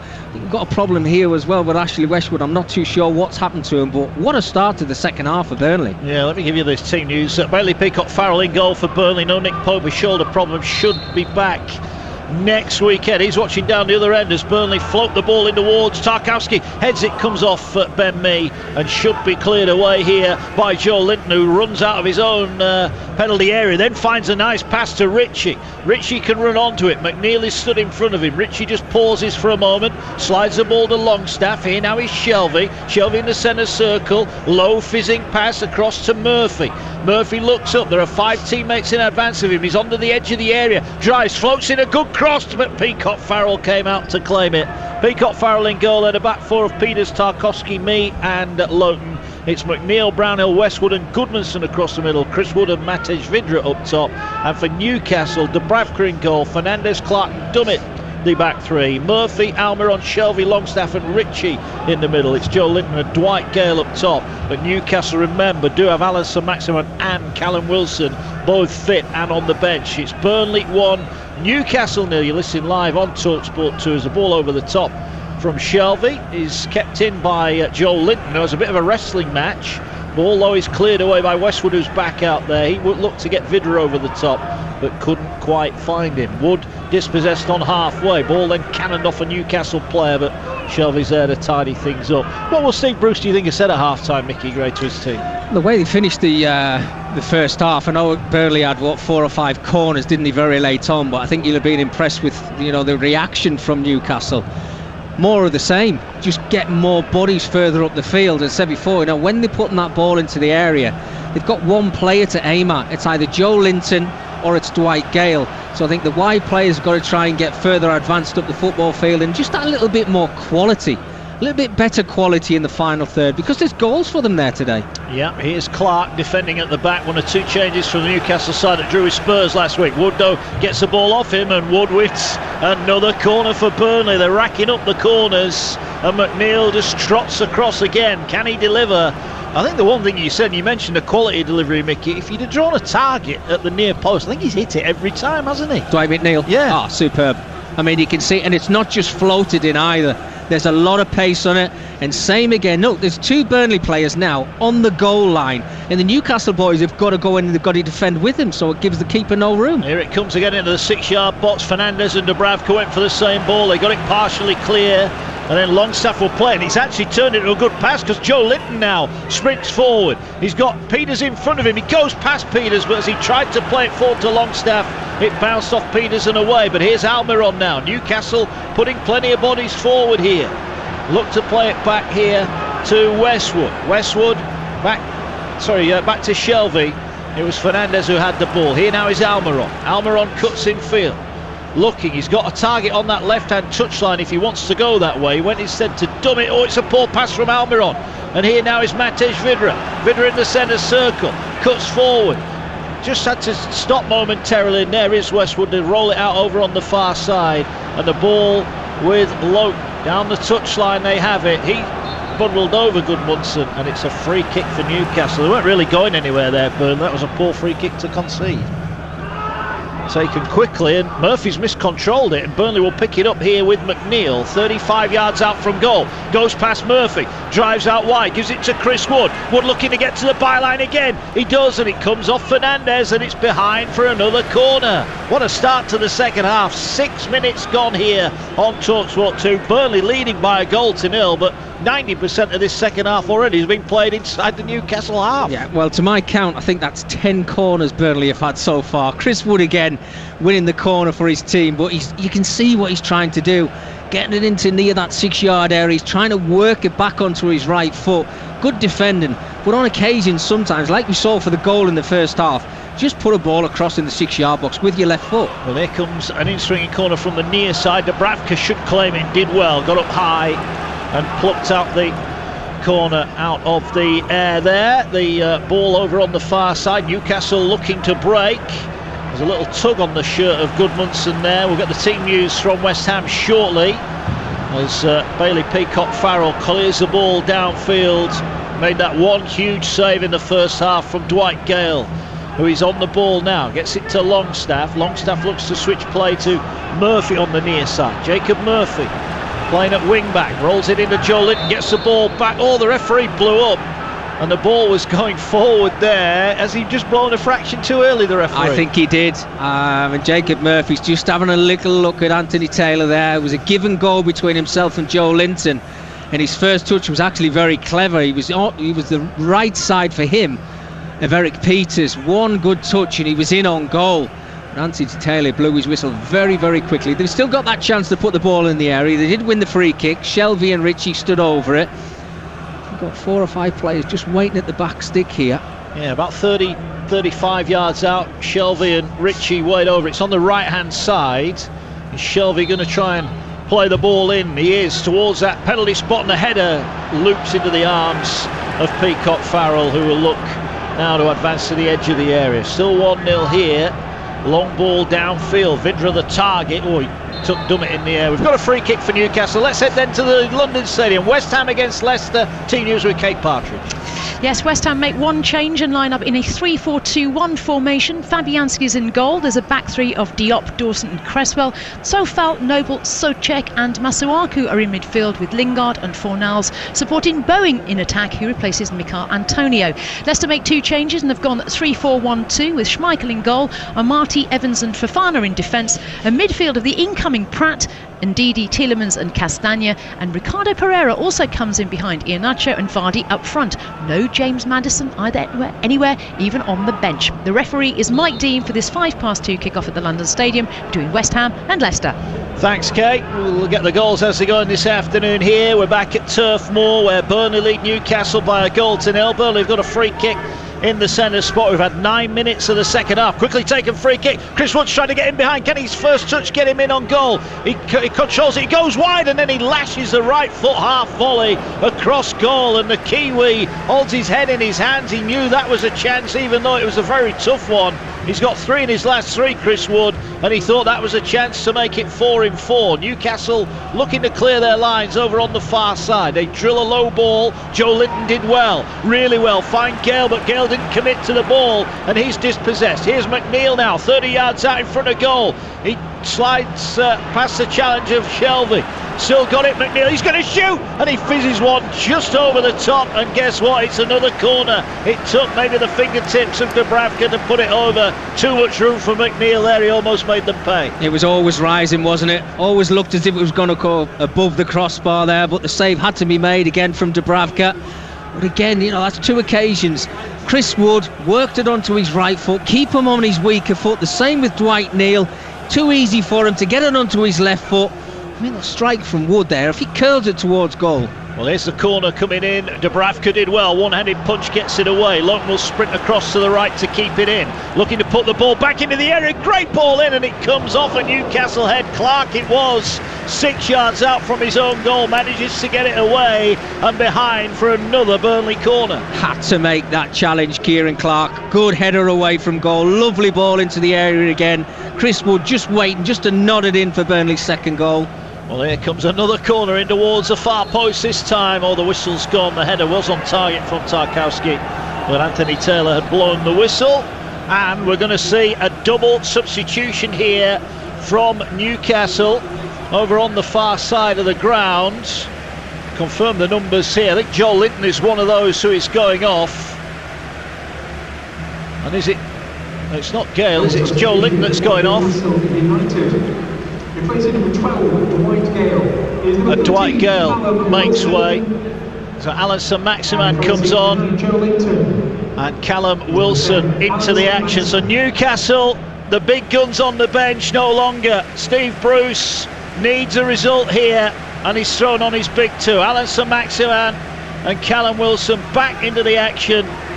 And this is it now for Newcastle, Mickey. The big guns are out there. They need a goal. Yeah, and they've got plenty time to get that goal as well, haven't they? Over 30 minutes. I think Steve Bruce has sensed that he needs that little bit of pace, that little bit of potency up front. So he's brought on the quality of Saint-Maximin. You give him an opportunity to run at defenders, you know exactly what you're going to get. And it's so nice to see Callum Wilson back in a Newcastle shirt, and I'm sure Steve Bruce is thrilled to pieces to get him on the field. Yeah, well, when Newcastle won by 3-1 against Burnley earlier in the season, the goals were scored by Saint-Maximin and a double for Callum Wilson. So they know what it takes to beat Burnley, and it's a different threat for the Burnley defence now. And it's interesting, really, that Saint-Maximin and Wilson have both just gone up top. As now here forward come Burnley, but Vidra couldn't control it, and it's out on this near side where Murphy will look to play the ball down the field.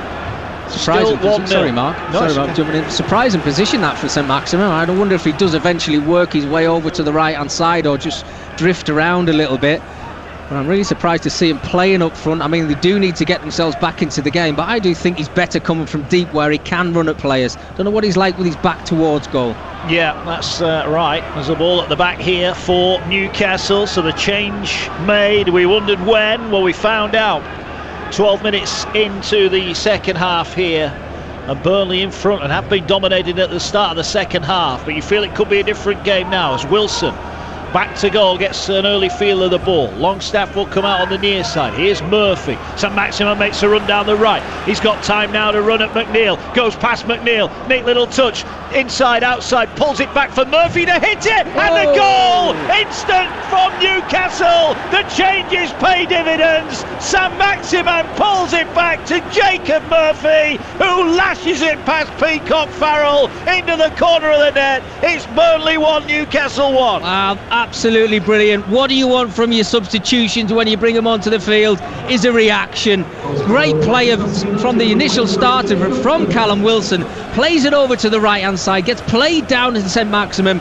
Brilliant play, gets to the byline. I'm thinking cross it. No, he was thinking differently to me. He plays it back, and what an outstanding finish that is from Murphy. Gets his head over the ball, just curls it into the right hand side. Super finish. Well, we've got game on now. Well, Burnley have drawn their last 5 here at Turf Moor in the Premier League, and they're drawing again. Vidra trying to get on the end of a ball over the top. Chris Wood brings it down.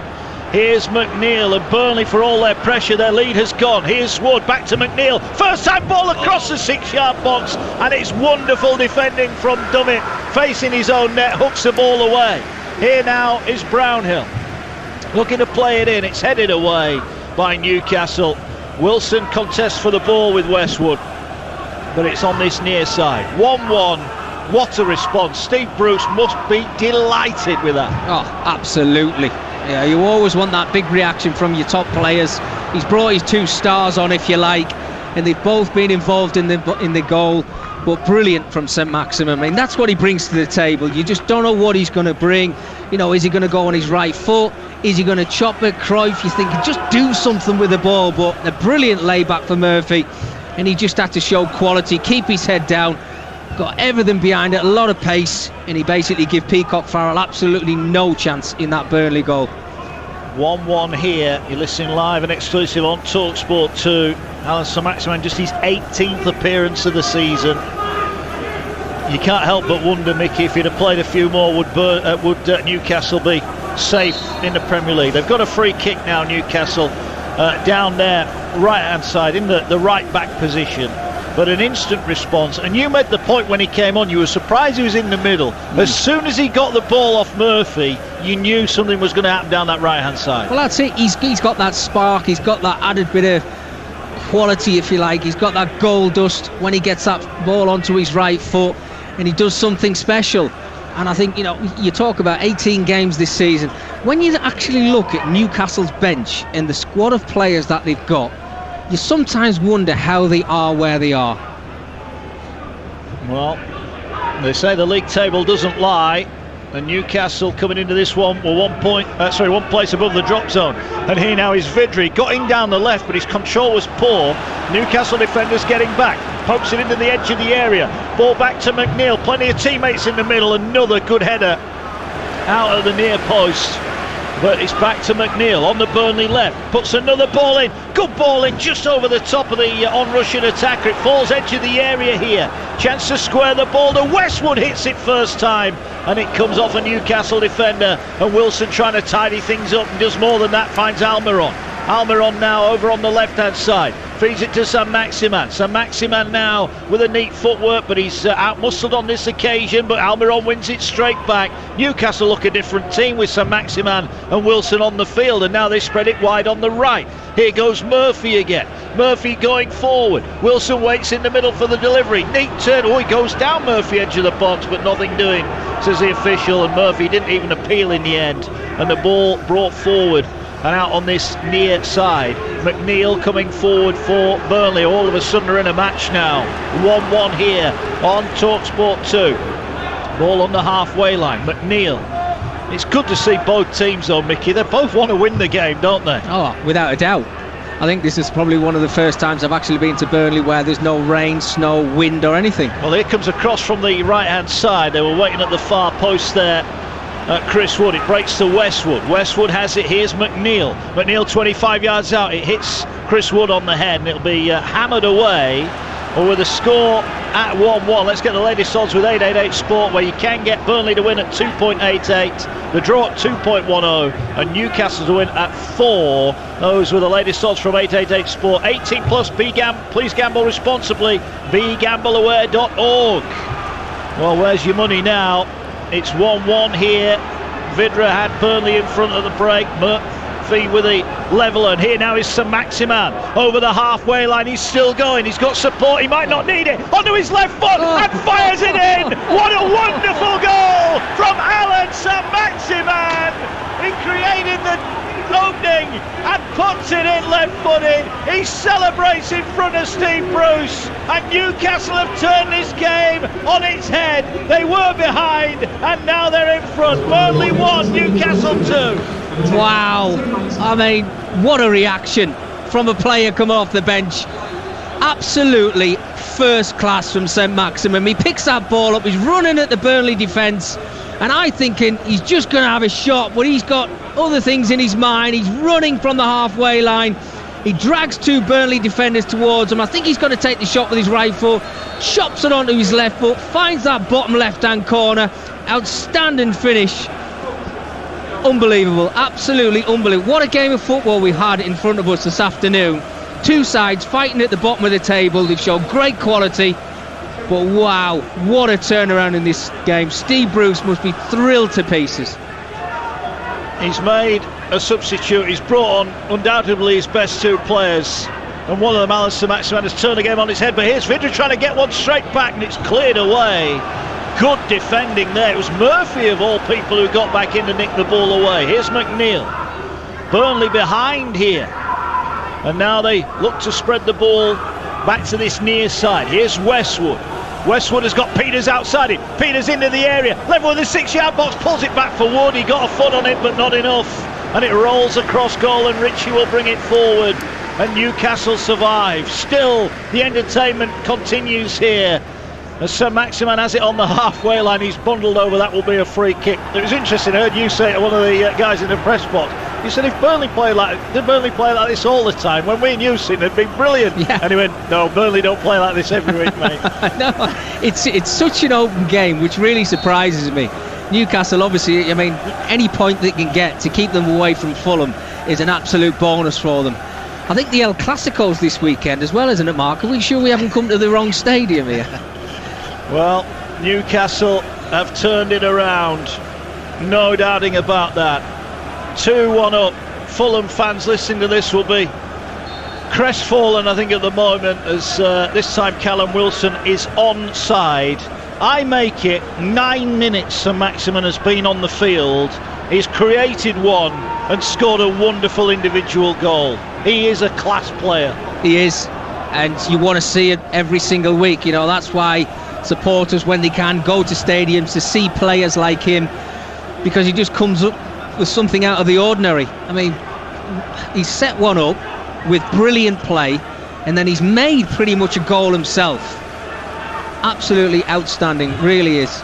Here come Burnley, though. They've not given up the ghost just yet. Kieran Clark, I think he's been outstanding at the back today. Clark clears it away again, and Saint-Maximin plays it forward. Welcome to listeners across on TalkSport. We're live at Turf Moor on TalkSport 2, where Burnley were in front, but it's now Burnley 1, Newcastle United 2. Vidra's goal in the first half had Burnley in front. Steve Bruce brought on Callum Wilson and Alan Saint-Maximin on 57 minutes, and it was Saint-Maximin who created the equaliser just a couple of minutes after coming on. Good work down the right. He pulled it back for Jacob Murphy, who struck a powerful shot into the far corner to make it 1-1. And then 5 minutes later, Saint-Maximin picked the ball up on halfway, drove to the edge of the area, went on his right foot, took a touch, put it on his left foot, and stroked it into the bottom corner to put Newcastle in front.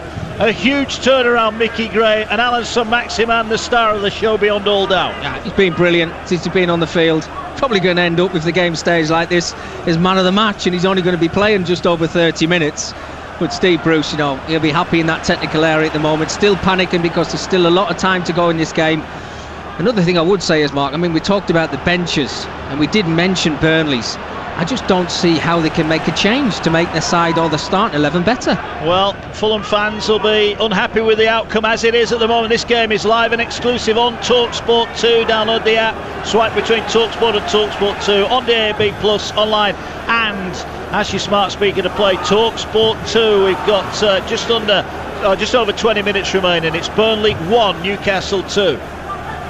Ball with Burnley now. Here's McNeil. McNeil in the centre circle. Gets it to Goodmanson, who's popped up on this near side now.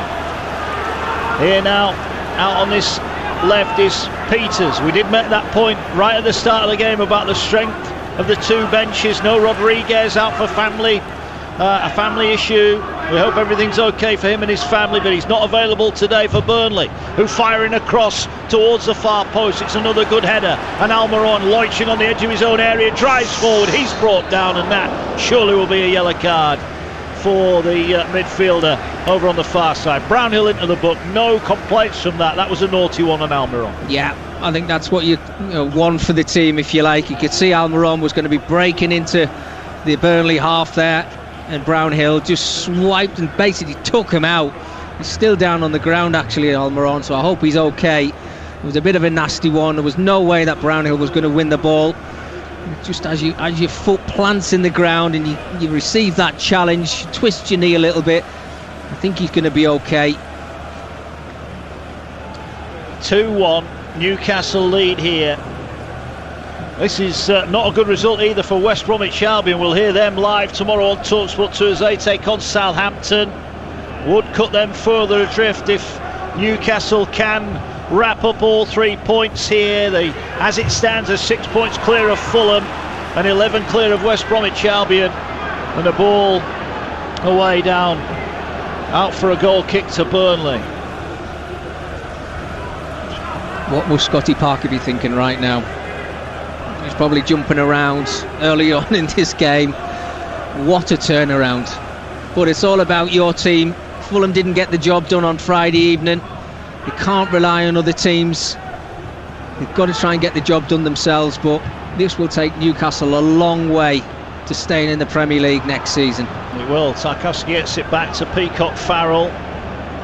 He will clear it downfield. Into the last 20 minutes we go. What a turnaround here. But Burnley, to be fair, have not given up. They've had a couple of decent forays forward. They just need that quality of ball into the box. And again, it's not there. Fernandes heads it away straight as far as Brownhill with a shot. Didn't really get the power in the volley. And so Maximan picks it up inside his own half. The outrageous back heel keeps him in possession. And Burnley just stand off him, almost mesmerised by what he's going to do next. As here's Longstaff. And Shelby has it on the near side. Here is Murphy. Murphy goes forward. Ball won back by Burnley high up the field. Saw a start at half-time courtesy of producer Carl. It says Steve Bruce without a win in his last 44 Premier League matches when his side have trailed at half-time. Well, he's on the verge of turning that stat on its head as the ball into the area by Burnley is cleared away. You are listening to Burnley against Newcastle on TalkSport 2 with Now. Don't forget, with Now you can watch West Ham versus Leicester and Tottenham against Manchester United live today on Sky Sports for just $9.99. Search Now Sports for more details on that one. Another busy day. We'll keep you up to date with all the goals as they go in here on TalkSport 2 this afternoon, but we're live and exclusive at Turf Moor to kick off your sporting Sunday, and with the Masters to come tonight, what a Sunday it could be. There's a ball out of play over on the far side. And another stat, Alisson Maximan assisted 8 Premier League goals for Newcastle. That's 3 more than any other Magpies player. That's this season. Since the start of last season. So he is their main man, isn't he, when it comes to setting up goals? Oh, I mean, he's just got that quality, hasn't he? You don't know what's going to come from his feet. Got great ability. I think he'd like to add a few more goals to his Newcastle resume, but he's got an absolutely wonder goal today. Well, Burnley must have been sick of the sight of him. He's got 2 against them this season, and the one today, huge. Ball with Tarkowski on the halfway line. Burnley continue to come forward. Vidra in down the side. Can he get the shot first time into the side netting? He had no right to get a shot away from that angle, but he did. It was venomous, but Dubravka at the near post, relieved to see it hit the side netting. Still 2-1. Yeah, clever play from Vidra. Looked as if the shot wasn't on. It was a very tight angle. You'd be surprised if it actually found its way into the back of the net. He had one thought in his mind, which was to take it first time. He made a nice little run down in the channel, tried to wrap his right foot around it. I think Dubravka in that Newcastle goal will be a relieved man. Clark plays it out from the back. Newcastle looking to work it forward, but Burnley have won the ball back high up the field here. Cross comes in towards McNeil on the edge of the D. Was that a high boot? Yes, the referee is going to blow the whistle. Well, you would question what's the difference between that and what Tarkowski did in the first half. One's a free kick and the other one's not a penalty. Yeah, completely agree with you, Mark. I mean, this one is just outside of the 18-yard area. Dwight McNeil turned straight away to have a word with Anthony Taylor. Got his shot away eventually, which was blocked. But there is no difference really, is there? No. Free kick though for Newcastle. They're certainly not complaining. 16 minutes left. This result not good news for Fulham at all, who will be 6 points adrift as the pressure really does start to crank up on Scott Parker's team in the bottom 3. Newcastle got a pretty tough running coming up though. They'll be grateful of the points if they can wrap them up. West Ham, Liverpool, Arsenal, Leicester Manchester United to come before they finish off with Sheffield United and Fulham. So you take the points, Mickey, where you can get them. Without a doubt. You want those points on the board. I think you go back 4 or 5 weeks. I think everybody saw the fixture list of what games were left, and everybody was saying it's going to be Newcastle against Fulham, that final day of the season. That's what it's going to boil down to. But if they keep picking up maximum points like it looks like they could do this afternoon, it's going to take them a long way, Newcastle, and Fulham might not be in a position where they can actually catch them on that final day. Yeah, 2-1 here, Newcastle lead. They were behind before Murphy and Sir Maximin, 2 goals in 5 minutes, have turned this on its head. And probably Burnley, who came into this game not wanting a record 6 successive Premier League home draw, I think would quite happily take one now. But we go on, 15 remaining here. Some second half salvo that from Newcastle, but to be fair, Mickey, Burnley have responded well, haven't they? Yeah, and the ball that they've just tried, as I'm speaking now, is a long diagonal pass which they've tried throughout the whole of the game, and it has pretty much worked for them.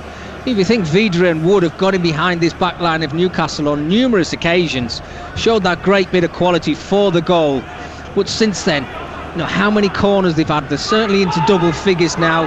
They've tried to make those count. Super save in the first half from Dubravka, world class save. Well, here's McNeil down the left, great ball in. Vydra at the near post, couldn't turn it in, he's put it behind. Well, he's lively, Vydra, in and around that penalty area. He's already got one today, but it was just the wrong side of the post for him, really, wasn't it? Yeah, I've been impressed with him every time I've seen him this season. I think he's looked really lively. They've got competition for places up front. I know we've talked about Barnes and Rodriguez obviously not being here today, but he's stamping his authority in this starting 11 now, and the quality that he's shown me this afternoon so far has been absolutely excellent. Finished his goal really well. You would expect him to put it in the back of the net, but his movement's been good. He's not frightened to take on defenders when he gets into a certain position. Energy levels, again, like every other player in a Burnley shirt, being absolutely top class. There's a bit of coming together on the far side. Callum Wilson there, just in the face of Matt Loughton. Nothing comes of it. It was right in front of the 4th official. And Wilson will chase down Ben Mee, who has it in his own half. It's not the best pass out on this near side to Peters, who wins a throw. And he actually did well out of that situation, Eric Peters there. And he'll get play back underway. Time ticking away for Burnley, who are at Manchester United next up, then at Wolves, both away from home. They're 7 points above the drop zone as it stands. They would have hoped here to get the victory and really put their season to bed, but the nerves will go on for them unless they can find an equaliser here. Ball to McNeil, wide on the left. You listen live on TalkSport 2. Matt Wilson and Mickey Gray with Dan Windle live here at a ever increasingly cold Turf Moor, but the Newcastle players won't be feeling that at the moment, as McNeil is outnumbered by Longstaff and Murphy. And now here goes Longstaff again. Gets the ball forward. Here's Wilson on the turn. Brownhill tried to obstruct him, if you like, but Mee nicked the ball away from him. And it's back out to Peters wide on the left. Still no activity from the Burnley bench. As Mickey mentioned earlier, the threats on the bench probably not as great as what's out there now. Wide on the right go Burnley. Can they forge an equaliser here? Ball back to Westwood. Floats the ball in towards Chris Wood. He'd just gone too far. And the ball will be cleared away by Murphy. You made a point, Mickey Gray, really early in the first half about the importance of Jacob Murphy.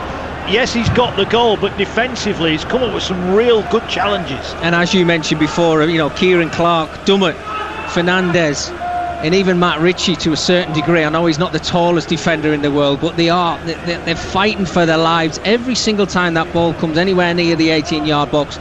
They've put their bodies on the line, I think 2 or 3 times in the first half, throwing their bodies in front of the ball, and they're going to have to do that in these remaining minutes. 12 minutes to go left in the game. And they're going to have to do that because they're going to drop deeper and deeper. The pressure's going to be there from Burnley to try and get back onto level terms. It's going to be hard to get over that line mark. And you think Newcastle 10 points in the whole of 2021. That's all they've picked up. Yeah, they would be bottom of the form table coming into today if the season had started on New Year's Day. Here is Goodmanson. Goodmanson gets it back over on the far side. Loughton lays it back. Westwood fires the ball in. It got a flick on and still Clark cleared it away.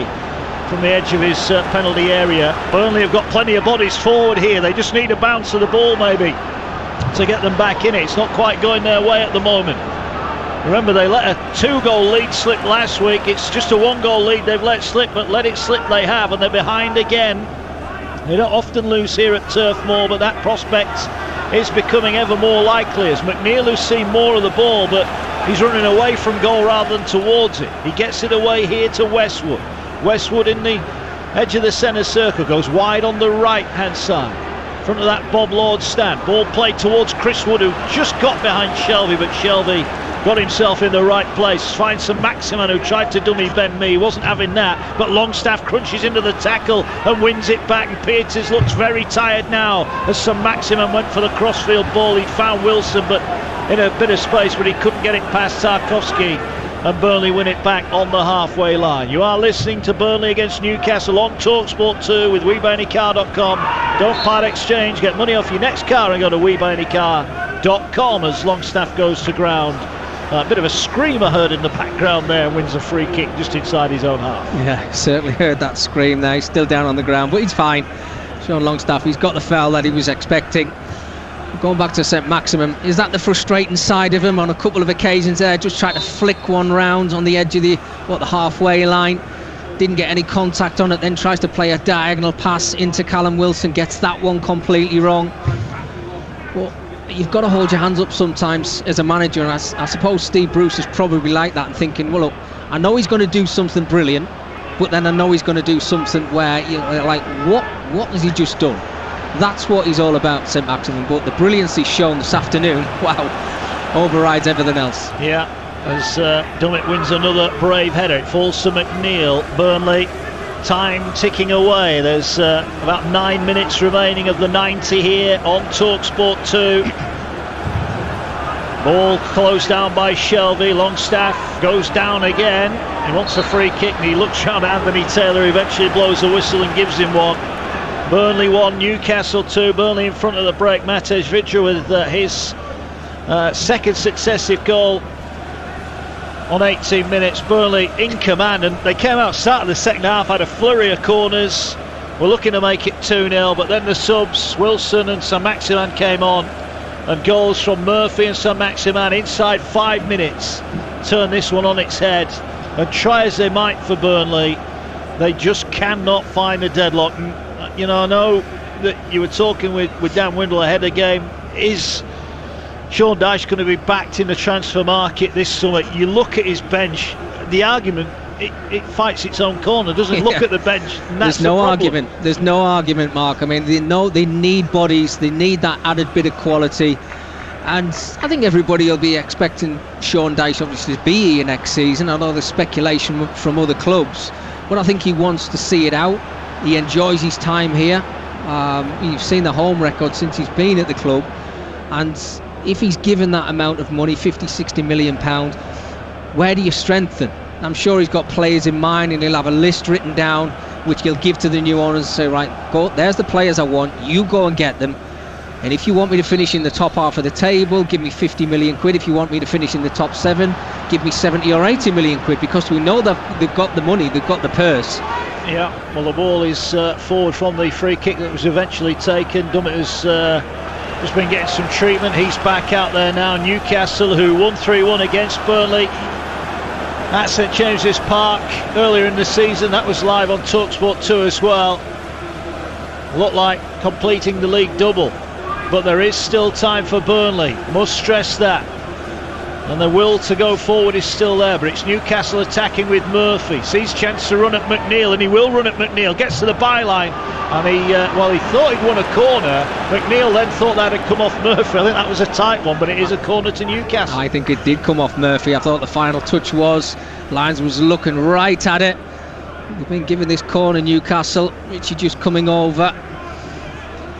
Surprising me, actually. I mean, I know there's still a little bit of time left in this game, but I thought they might have actually taken a short corner. Just try and tick away the time now, Newcastle. That's what they've got to do. 6 left on the clock here. Corner for Newcastle.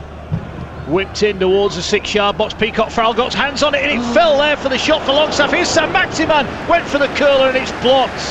Well, Longstaff almost swung himself off his feet. He went to hit that hard, and the ball played forward, and Vydra now is up against Dummett into the area, and Dummett pokes it behind for a corner. Great defending from Dummett, but a chance there for Newcastle to put the game to bed. Two great opportunities in the space of a couple of seconds. Oh, first one's just a super opportunity, Longstaff, and then when it comes to St Maximin, I mean, there's a lot of bodies in front of him. He's got to try and work his way into the back of the goal. Couldn't do it. And then Burnley clear the lines, and Dummett actually ducked his head because he thought the ball was going through. Corner into the 6-yard box. Dubravka punches it away. Falls to McNeil. Back to Westwood. Floats the ball in. Plenty of Burnley bodies, and there's Dubravka again. Right-handed punch, got it away. Maybe took Dummett out, his own man there. Bit of friendly fire. Ball forward. St Maximin, if he looks up, has got Wilson and Longstaff with him. Oh, the back heel pass to Longstaff, who's got Wilson unmarked in the middle. He tried to feed it for Almiron, and it's cleared away. And Callum Wilson just looks up, says, "Why didn't you pass me the ball?" Unmarked in the D edge of the area. He was waiting for it, wasn't he? I mean, it was a lovely flick eventually from St Maximin, but he had the chance to play it through to Callum Wilson. He tried to work it in behind. Super defending from Josh Brownhill. Last-ditch challenge from him to keep the ball away from that Burnley goal yet again. 4 of the 90 left. Any outcome possible in this one. Burnley 1, Newcastle 2. Burnley committing more bodies forward. Newcastle looking to hit on the break if they can. Cross from the right-hand side towards Chris Wood, but Dubravka gets up high again. He made that one brilliant save at the end of the first half when Dummett almost turned it into his own goal. And after that, he hasn't had a lot to do, Mickey Gray, but what he's done pretty well. He's caught one, Mark. He's eventually caught one. There's a ball coming to the area. I mean, he must have cleared his lines, between 8 to 10 times this afternoon from all those corners that have come into the area. Not once, I don't think, he's actually caught a ball. He just keeps punching it and getting it away from his 18-yard box. But this occasion, it was a bit more of a floaty ball into the 18-yard box. He's come out, he's commanded his area, and he's actually caught one with two hands. But you're right, world-class save in the first half. And if they go on to win this game 2-1, they can thank the goalkeeper. Well, Newcastle taking, at the moment, a massive stride towards safety. The job far from over, but 6 points is a decent cushion at this point of the season. And they've got a game in hand on Fulham. Ball now with Burnley, though. A draw would really spice things up. Here's McNeil on the left. Looks for the give and go, but Longstaff, who's worked really hard defensively, clears it away. But it's only up to the halfway line. Newcastle now are getting pushed further and further back. Ben Mee on the halfway line has it. Gives it to Brownhill. Brownhill to Westwood. Westwood in the centre circle. He wanted some width. There isn't any at the moment. He stands and then comes back to Ben Mee on this near side. 2.5 of the 90 remaining. Not had a lot of substitutions, so just wonder how much time will be added on at the end. Here's McNeil looking to try and get in behind Murphy, but Shelby is across. His clearance is a poor one. McNeil picks it up down by the corner flag. Little bit of trickery, hooks his left foot round it, headed away, and Murphy should complete the clearance. He's got a tug on the back of his shirt and he'll fall to the floor and get a free kick, and another few seconds eke away as Steve Bruce on the edge of his technical area looks away. I wonder what his nerves are like at the moment. He's got a little bit greyer, hasn't he? I mean, that back line, we've talked about it as the game's gone on from Newcastle. It is now a flat back five. John Joe Shelby, a little shout out for him actually. I think his energy levels today have been first class. He's worked his socks off for the team, helped out his full-backs whenever he's been given the opportunity, and he showed that little bit of quality when he's been on the ball also. Burnley 1, Newcastle United 2, live on TalkSport 2. More Premier League action tomorrow night. West Brom against Southampton. West Brom's task just got a bit tougher in the fight for survival. And on Tuesday, live and exclusive in the Championship, 6 o'clock, Sheffield Wednesday against Swansea. Your home of the EFL, TalkSport 2. We've got all the action there. A game that will have huge implications at both ends of the table. Wednesday, they've just got to win. Simple as that. Here come Burnley looking for an equaliser. Wood the target. Not really being involved, but he might have a chance here because McNeil's got on the end of the ball on the left-hand side. Floats it towards Wood. Dubravka catches it. And that little bit of quality just hasn't been there when Burnley have needed it. Yeah, you're right, Mark. They've been in some really good positions, Burnley. But again, it's normally when you see them and you see the quality from those wide areas, they always create opportunities. I think Chris Woods had one shot to go. Here's St Maximin, he's got behind Tarkowski, squares it, big chance to wrap it up, cleared off the line, Almiron's shot, Tarkowski cleared it off the line, that was a chance, the ball went behind Wilson, and Almiron arriving late, thought he'd struck the winner, but it was cleared away in the 90th minute. Burnley still fighting, but still trailing by 2-1. Well, you can't catch your breath, can you? Again, a counter-attack again from Newcastle, good play from St Maximin yet again. Ball gets pulled to the edge of the area, and you're just thinking Almiron just got to slot it into the back of the net. Brilliant defending from Tarkowski. You can see he wants to get something out of the game today. He's helped out his goalkeeper, cleared off the line, and now again we've got Burnley on the attack. Yeah, ball going to be cleared away. We've got 4 added on minutes at the end of this one. I think Burnley are about to make a change. Maybe Mumbongo that might be coming on over on the far side. It is. He's going to replace Goodmanson. So Joel Mumbongo will come on, hoping to become the Burnley hero here. But we're inside the 4 added on minutes. Well, once they went in front, Newcastle, they've not created an awful lot, but that was a huge chance there for Almiron to wrap up the 3 points, but we still go on. Newcastle never do it easy, do they? 2-1, Wilson wrestling with Ben Mee. Mee with the acrobatic overhead clearance, it's headed straight back in towards the Burnley half. John Joe Shelvey on the halfway line concedes possession. Here now goes Westwood. Westwood gets it out on the near side, trying to feed it in towards Mumbongo. Here's Westwood, ball over the top here, it's headed partially away. Burnley have got bodies in and around the area, but there was there was Ritchie. Oh, he's feeling the back of his hamstring here. Ritchie may be cramp, he's going to try and hobble on here, but that's not what Newcastle need. Well, they've brought St Maximin back to help Matt Ritchie out, because he is hanging on to that hamstring, and just stretched to clear his lines. Just had a little twinge on it. Here is Chris Wood, great first touch, and on the volley Vidra went to hit it, and Vidra, well, Burnley are appealing for a penalty as he went to hit the shot. He rather spooned it and he got challenged, and the Burnley players were appealing for a penalty, but Anthony Taylor not interested at all. No, well, he's still on the ground at the moment, and he was screaming a little bit. It was Paul Dummett who came in with the challenge. Great first touch from Wood, gets his strike away, always going to be across the top of the bar, but Paul Dummett just comes in a little bit late, and again there was contact there. I don't think it was a penalty, but that's why you've got to be so careful, certainly at this point in the game. Well, Vidra's goal on 18 seems such a long time ago, doesn't it? But Murphy and St Maximin have looked to have given Newcastle the points as they make another change, and Almiron is the player going off, and Jeff Hendrick on against his former club who he left in the summer. So what, 90 seconds or so remaining here between Newcastle and a valuable 3 points. Another game without a win at home for Burnley, which will be concerning for them. They are down to the bare bones at the moment team-wise. And as I said, they go to Manchester United, Wolves, and then West Ham their next 3 before they take on Fulham. So some tricky ties coming up for the Clarets. Can they grab something late here? And we are talking last gaffes now. A minute or so, the 4 added on minutes to play. Wood was being wrestled there. Ball to Peters. McNeil is the target left hand side. 4 Burnley players, now 5, 6 waiting in and around the edge of the area. The ball's got to go in from McNeil. They're running out of time. Peters on the left hand side, back to McNeil, first time cross in, Wood flicks it on towards the far post. Lowton overran it, and Ritchie can clear his lines, and he hammers it downfield for Wilson. If he looks up, he's got St Maximin free on the near side, and the ball is with Burnley. Welcome to listeners on Talk Sport, where it's Burnley 1, Newcastle 2.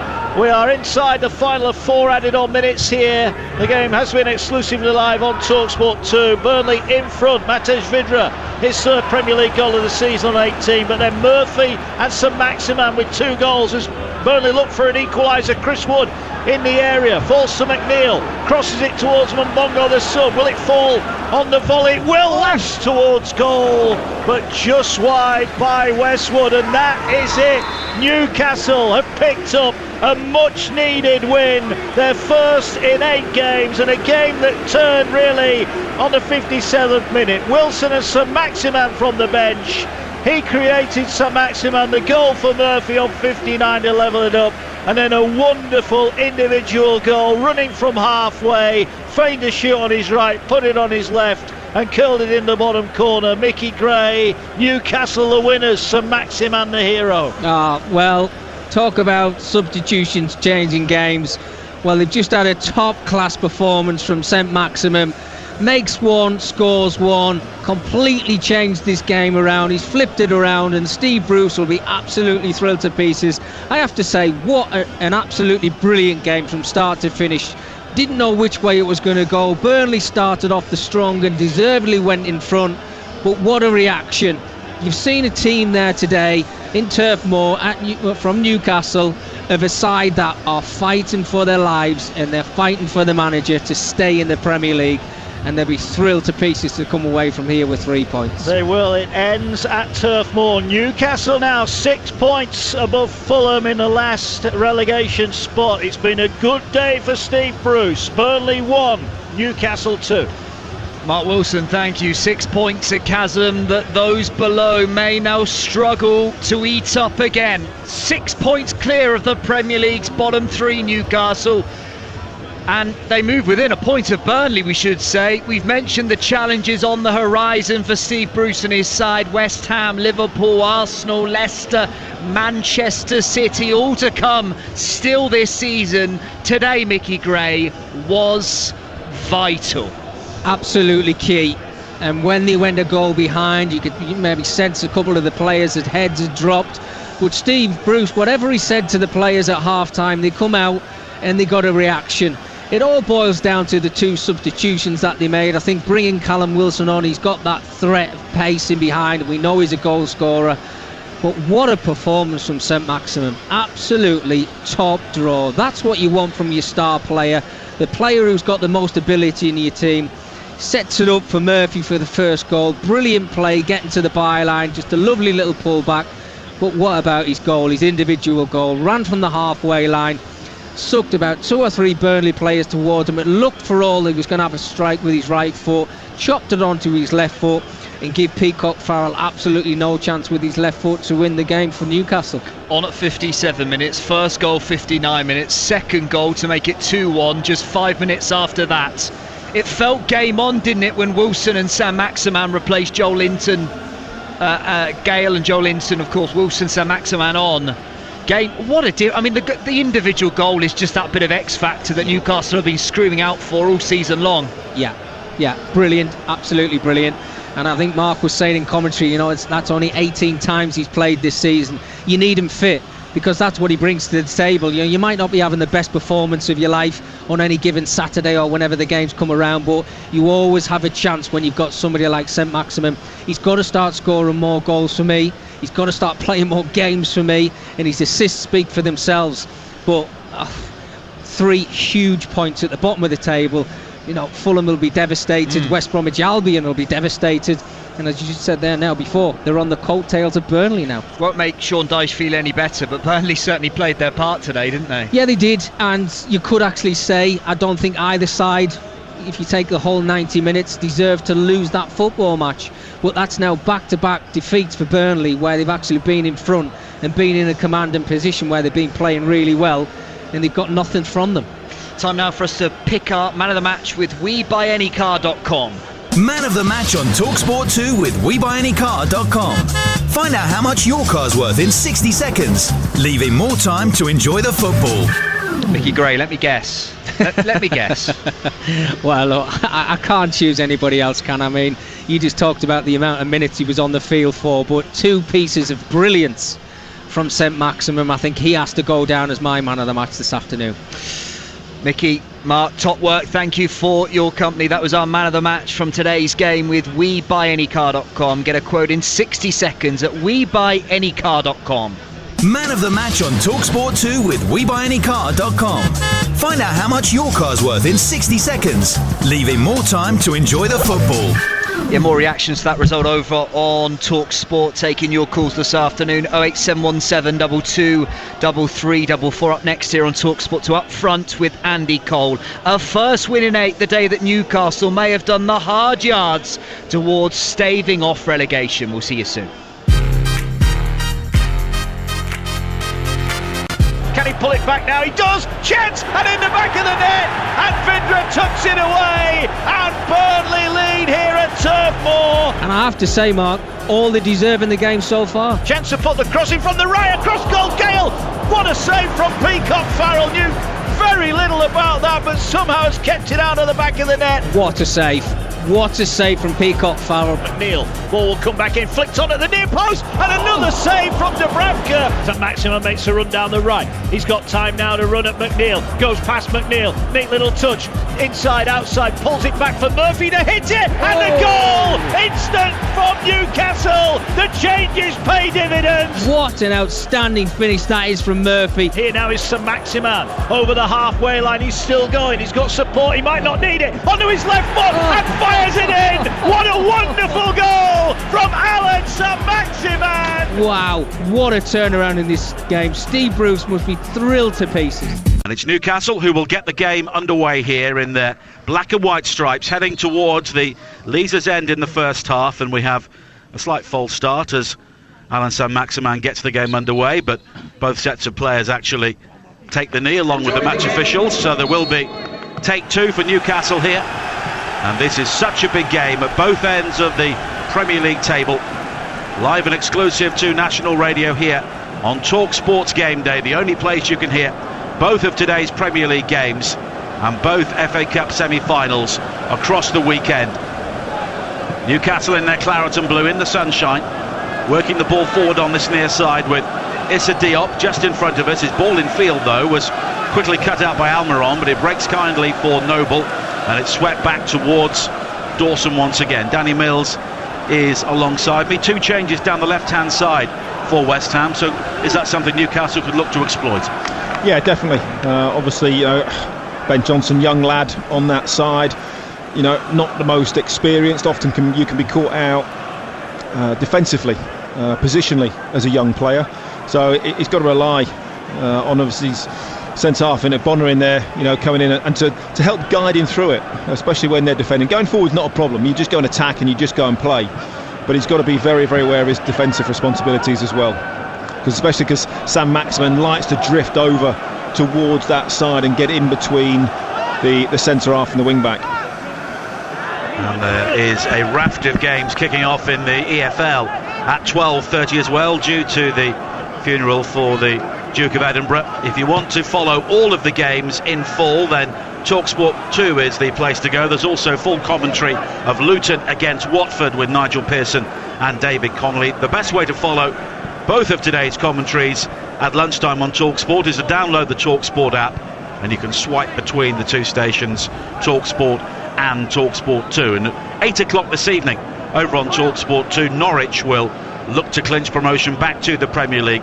They're at home to Bournemouth. Full commentary on that game, of course, here on TalkSport at 5:30. It's the first FA Cup semi-final between Chelsea and Manchester City. West Ham have a throw-in on the far side, attacking towards the Gallagate in the opening 45 minutes. That penalty area covered in shadow at the moment as Diop brings it forward now for West Ham. Infield towards the fair-haired Bowen, now wide to Soufal down the right, back towards Diop again, but Newcastle pressing the ball very high and very consistently whenever West Ham have possession in the opening stages here. Soufal allows the ball to run, but it's dribbles out of play for a throw to Newcastle on this near side. 2.5 minutes played on TalkSport, and it's Newcastle 0, West Ham 0. Just looking at the Newcastle setup, as expected, they are allowing West Ham to have the ball, dominate possession, although we're in the very, very early stages. I'm just looking for Shelvey to maybe get on the ball and just stick one over the top. Maybe the diagonal for Ritchie on this side, running through to stretch the game a little bit, or go the other way. So Maximin going into the corner, just to stretch the game, make the West Ham defenders think about what they might be up against. Everything at the moment when Newcastle get it, is played in front of the West Ham defenders, and that makes it very, very easy for them. High ball played forward by Diop, looking for the run of Fornals towards the edge of the Newcastle penalty area, but the home side clear. West Ham quickly win it back, but then give the ball away, and Souček was caught by Shelvey. Shelvey convinced he won the ball, but Kevin Friend disagrees, and West Ham have a free kick just inside the Newcastle half. I think Shelvey has a point there. You know, it's a little bit scrappy, because what West Ham are doing, West Ham are putting some longer balls. They're trying to play balls over the top, and if they're a little bit short, obviously the Newcastle defenders are having to head them, and then it's playing for second balls, a little bit of fight ball. But as he dives in there, Shelvey, I think he plays the ball, and then there's a coming together after that as both players sort of stretching for it. I'm not convinced that's a foul.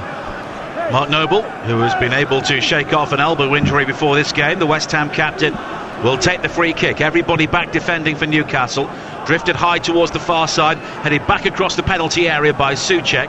Rising to head the ball away was Fernandez for Newcastle. And it's hoofed high into the sky on the far side, looking for Saint-Maximin, who was challenged by Johnson. And ultimately Newcastle have a throw-in on the far side. 4 minutes played on Game Day on TalkSport, 0-0 here at St James's Park. If Newcastle avoid defeat here today, then Sheffield United would be relegated.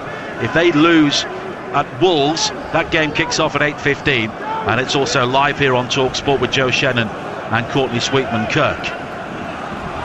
Now Saint-Maximin wide to this near side, and Ritchie. Almiron takes over just inside the West Ham half. Saint-Maximin is quickly harried by Diop, but he's got that low centre of gravity to maintain possession. He's found Almiron now, who can burst in field towards the edge of the penalty area, and it's short towards Longstaff, who fires in the shot, and it was deflected wide, and the first corner of the game goes to Newcastle. Didn't really catch it properly, did he, Longstaff, as he had that shot. It was dragging wide already. Got a little bit fortunate to get the deflection and then get the corner. But great opportunity for Newcastle early on to swing the ball in. That sun is very, very difficult for the goalkeeper at that end. And it's Longstaff who will take the corner. It's an in-swinger right underneath the crossbar, and it's headed away at the far post by Ogbonna, and Fabianski was rather flapping at that as West Ham look to clear now. Ogbonna with a good ball forward across the field from left to right to find Soufal, and Soufal has gone beyond the initial challenge of Longstaff, who then just gives him a nudge in the back, and it will be a free kick to West Ham just in front of the Newcastle technical area. And you were right about the corner. Fabianski missed it completely, didn't he? It was a complete misjudgment from him. A little bit fortunate that it was one of his own defenders at the back post and not a Newcastle attacker. 6 minutes played. Danny Mills and Nigel Adderley here for TalkSport at St James's Park. 0-0. West Ham with the opportunity to move above Leicester into third place in the Premier League. Leicester playing Southampton live on TalkSport in the second FA Cup semi-final.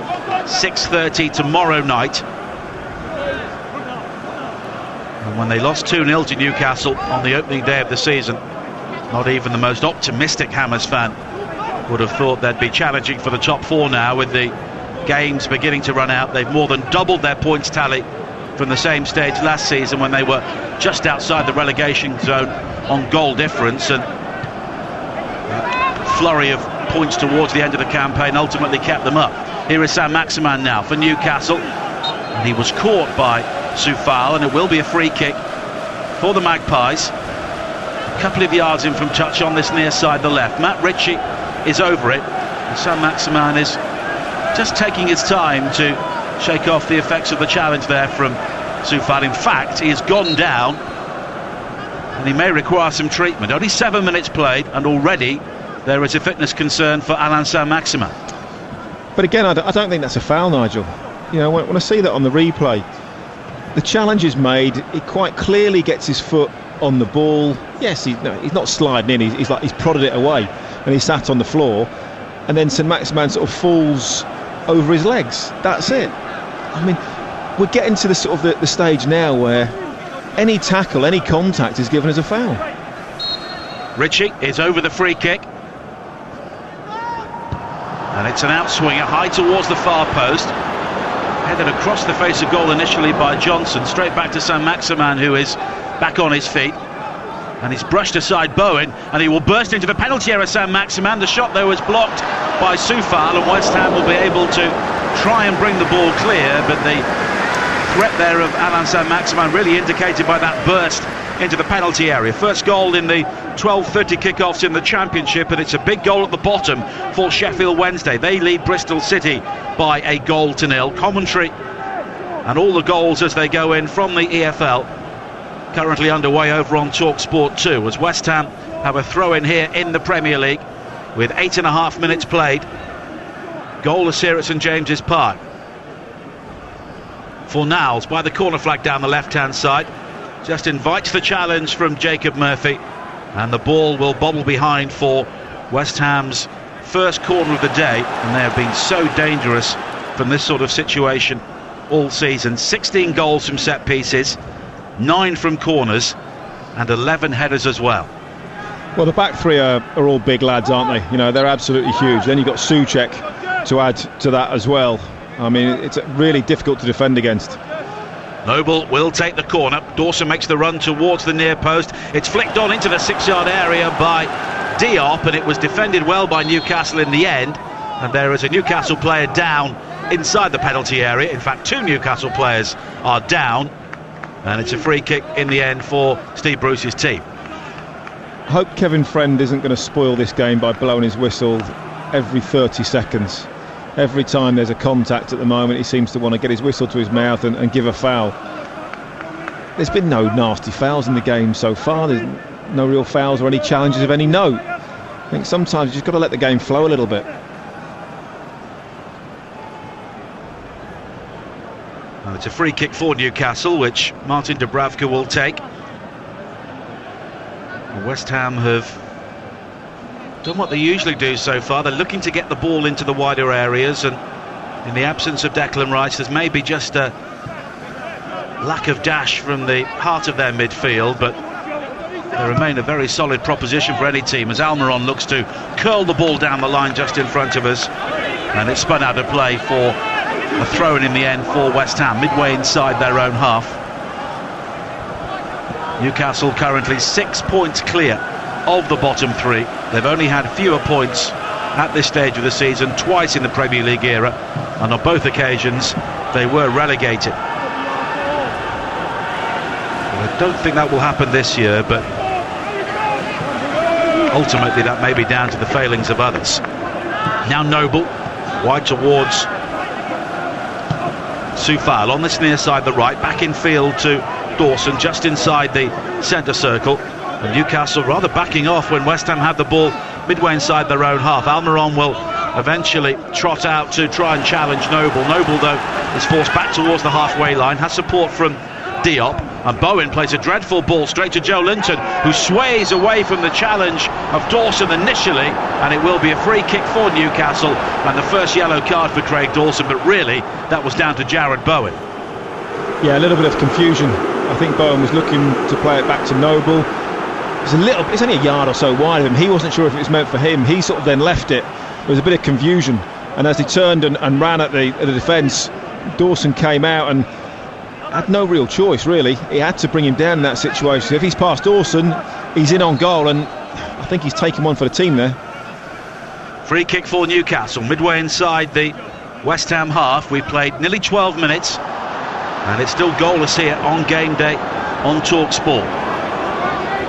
Ritchie's delivery high into the penalty area, nodded down by Kieran Clark, but it bounces once into the arms of Lucas Fabianski, wearing all orange, defending the West Ham goal away to our left-hand side. He quickly lobs it out wide towards their left, and there's an opportunity for Johnson to use his pace down the channel, looking for Fornals, but he's just closed down by Fernandez, and West Ham will have a throw-in.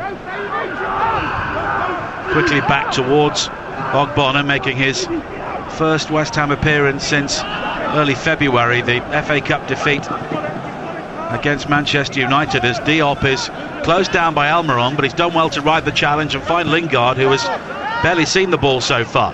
Now Noble inside the centre circle. He was caught by Joe Linton, but it's into the path of Soufal, and now Lingard has it 25 yards from goal. Look to find Souček ahead of him, but It was cut out well by Shelby. Newcastle will try and break themselves now with the pace of Almiron. Saint-Maximin to his left-hand side. Joe Linton makes tracks into the penalty area. Saint-Maximin with dainty footwork away from the challenge of Noble.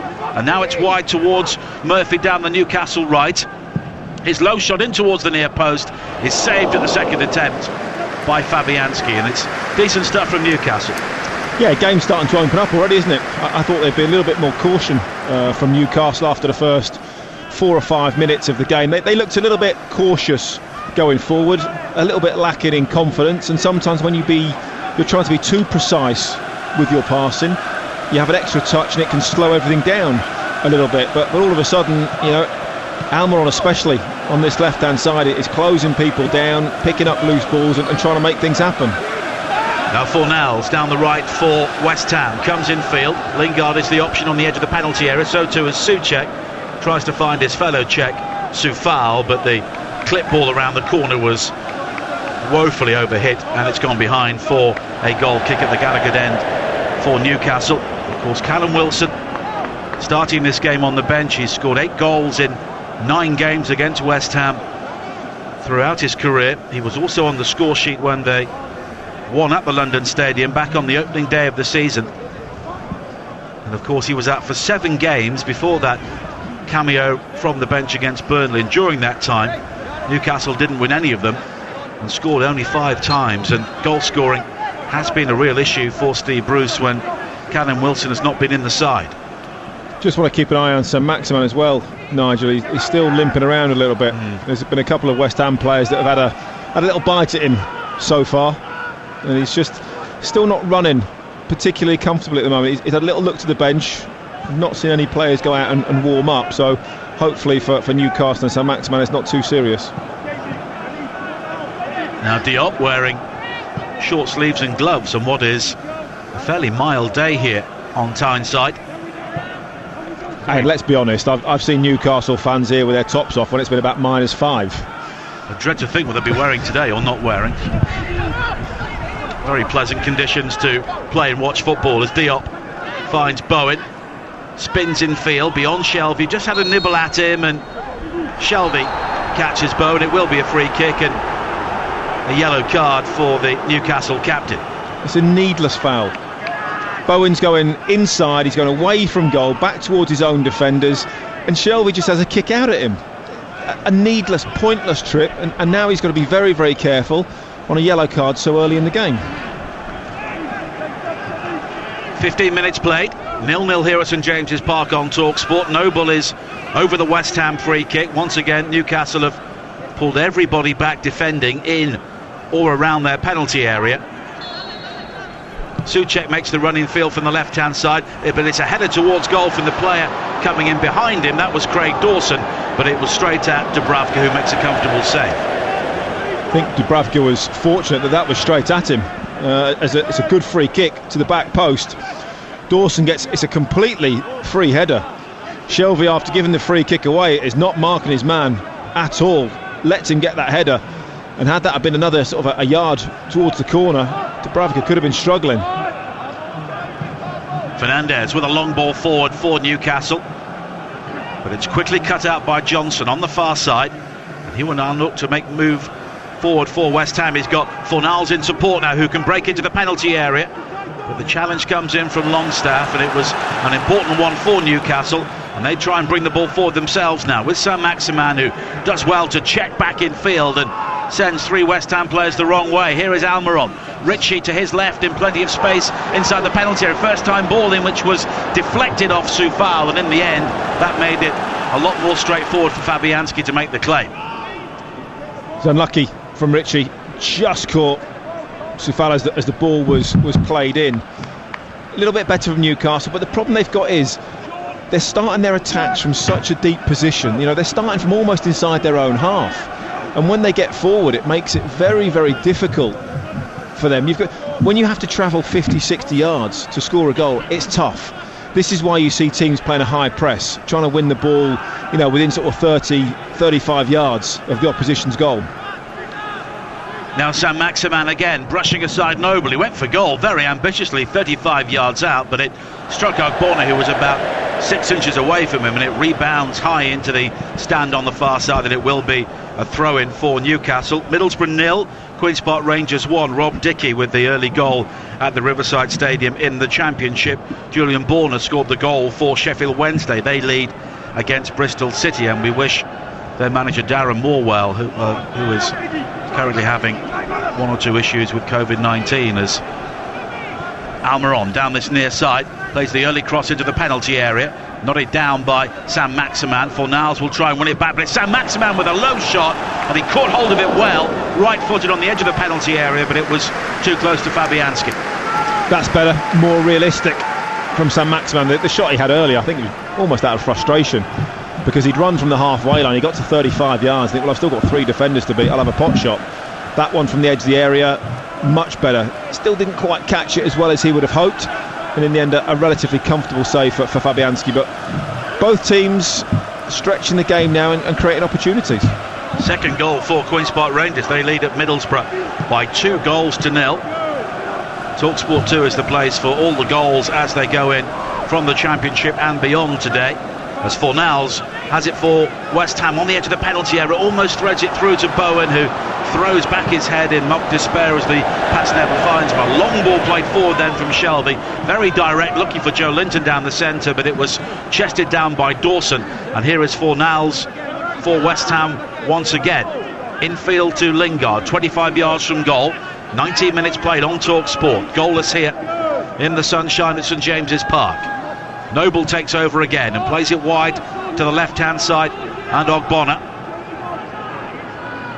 had Johnson in support, but it's Noble who will loft a ball from left to right and find Lingard. And here is Diop, and West Ham enjoying a sustained spell of possession here inside the Newcastle half, and this will maybe test the concentration levels of Steve Bruce's team, as Lingard catches Almiron some time after the ball had gone, but Longstaff will now loft a ball forward wide to the left-hand side looking for Sam Maximan, but the ball was over his shoulder and out of play, and Kevin Friend doesn't appear to have a word with Jesse Lingard, who maybe got away with one there. I don't think it was a foul. I think he got his foot on the ball. Both players were going with high feet, and it was a little sort of a block tackle in the air. I think actually Kevin Friend got that one right.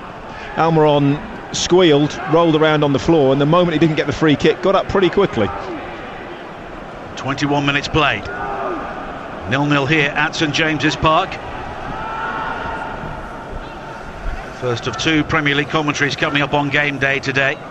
Wolves against Sheffield United at 8:15, and of course between those 2 games at 5:30, Sam Matterface, Joe Sinclair and Mark Hughes will be our commentary team at Wembley for Chelsea against Manchester City, as a long throw into the penalty area for West Ham on this near side is headed up in the air by Paul Dummett and into the arms of Martin Dubravka. And Fabianski has been the busier of the 2 goalkeepers so far, as Joe Linton comes back into a very deep position, finds Shelvey, and now it's wide towards the far side again, and Longstaff, but in possession when they're not being direct. Danny, Newcastle are finding it very difficult to create things. They find it difficult to get out of their half, aren't they? Because they're starting from so deep, and this is what I'm saying. Sometimes you've just got to turn the defence around, play balls down the side of those 3 centre halves of West Ham, hit some diagonal balls in behind. Shelvey's tried it a couple of times. Straight ball, straight run from the forward players is always going to get cut out. You've got to have opposites. Straight ball, diagonal run, diagonal ball, straight run, and then you've got a chance of getting in on the end of it. But all their attacks at the moment, they're starting from so deep that West Ham have got numbers back. But here is Sam Maximan now leading the charge for Newcastle. A low shot from him. It was a side foot finish from the edge of the penalty area, and it was deflected wide with Lucas Fabianski rather wrong-footed. It's almost like just give the ball to Sam Maximan, isn't it? It's a little bit like Roy the Rovers at times. It's like, well, who's going to score? Well, nobody's going to score apart from Sam Maximan at the moment. He's the threat, he's the live wire, that's getting in and creating opportunities. Longstaff again will take an in-swinging corner from this near side, deeper this time, high to the far post, one in the air well by Ogbonna. lofted further clear by Fornals. Nobody forward for West Ham, so Dummett has the luxury of time to play it wide towards Ritchie. Infield again to Almiron, and now Shelvey once again, but he has his pocket picked by Fornals, and West Ham can break here. Fornals inside the centre circle, tries to play it wide to this near side. He was just taken down in the act of passing, but Kevin Friend allows play to continue as Newcastle initially clear, but here is Lingard now down the left-hand side for West Ham. Johnson steaming forward on the overlap. It's his high cross into the penalty area. It was Soufal who was looking to head the ball towards goal, and it's a volley in the end from Noble, who was quickly closed down as he hit it, and it sort of looped up off his shin and some way wide. Yeah, David Moyes just screaming at Jared Bowen at the moment, get hold of the ball, keep it. You know, when you have those attacks and you're attacking on the counter, you've got to keep hold of the ball, give your midfield players a chance to get up with you. He's given the ball away on 2 or 3 occasions, and you know, in the end it came to Mark Noble. It was he had to sort of try and create something. It was around about hip height, wasn't it? And he sort of just tried to cock his leg up, a little bit of a side, outside the foot, back heel style shot. Got it wrong and completely harmless in the end. 24 minutes played here on Game Day on Talk Sport. 0-0 here at St James's Park. Bit of a blustery wind just moving across the field, as well as Ogbonna slides in to just ensure that San Maximan can't break towards the penalty area, and Fabianski will gather once again. And you're listening to this game on Talk Sport with Now, and don't forget, with Now you can watch Wolves against Sheffield United live tonight with Sky Sports for just $9.99. Search Now Sports. Greg Dawson, one of a number of players in the West Ham team who arrived without too much fanfare, but has been very important for David Moyes this season. Now Soufal finding Diop once again.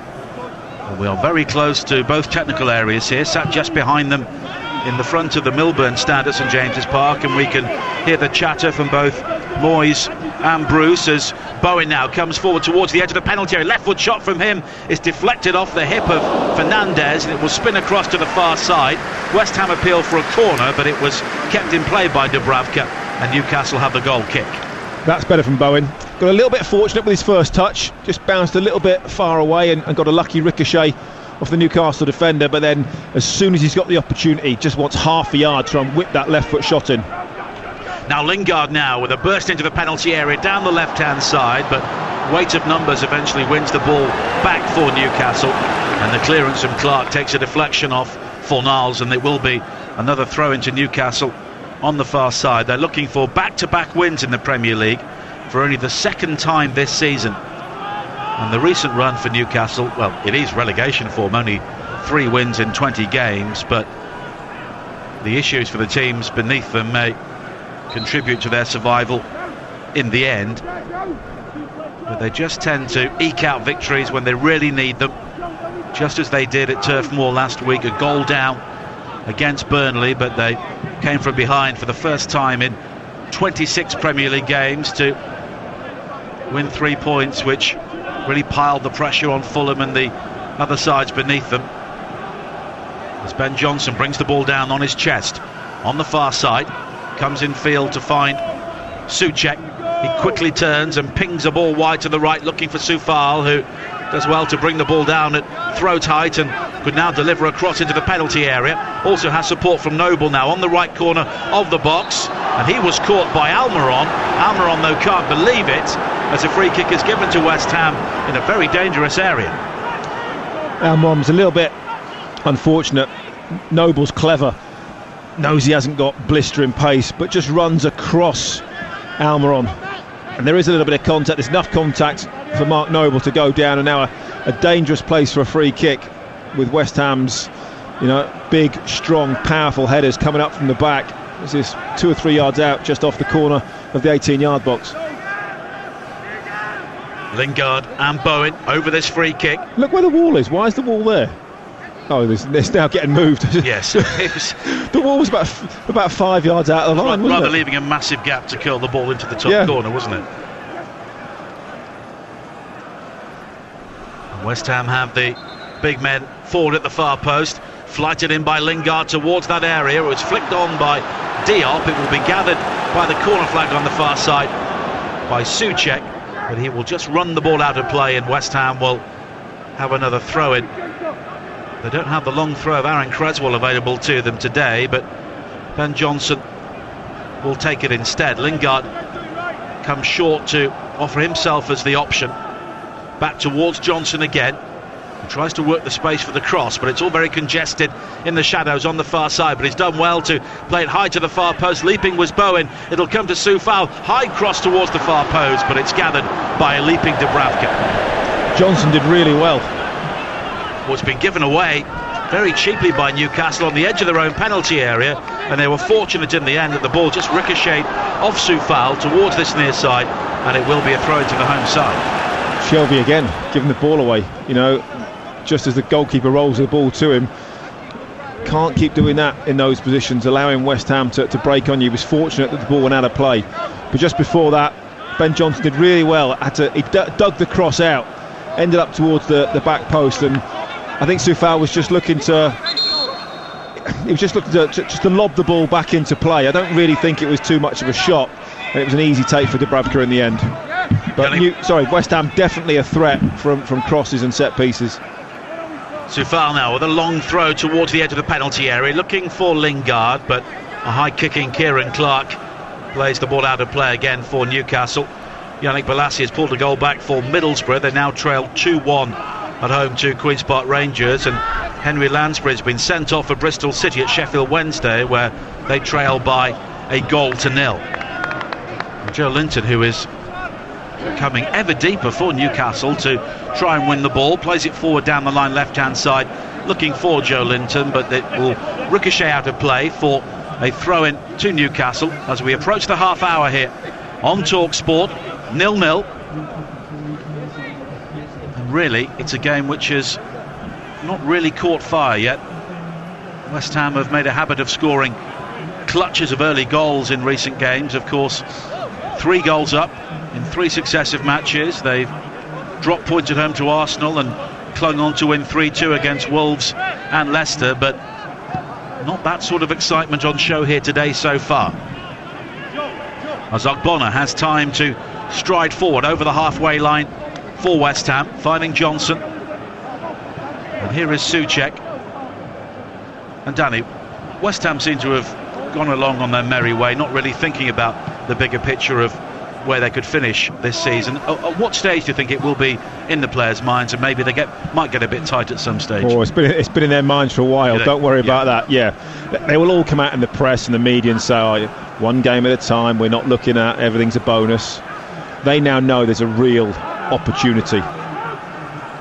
Ogbonna with the cross into the penalty area, headed away by Fernandez at the near post. And we talked about earlier, how many of these players have played Europa League football, let alone Champions League football? I was very, very fortunate. I had 1 season in the Champions League, and I wouldn't take away that for anything. And I've always said I'd rather have that Champions League run of that sort of 15, 16 games, whatever it was, rather than have 1 FA Cup winners medal, because all the teams that we played against, the stadiums that you went to, the experiences the fans have, you get 16 cup finals effectively.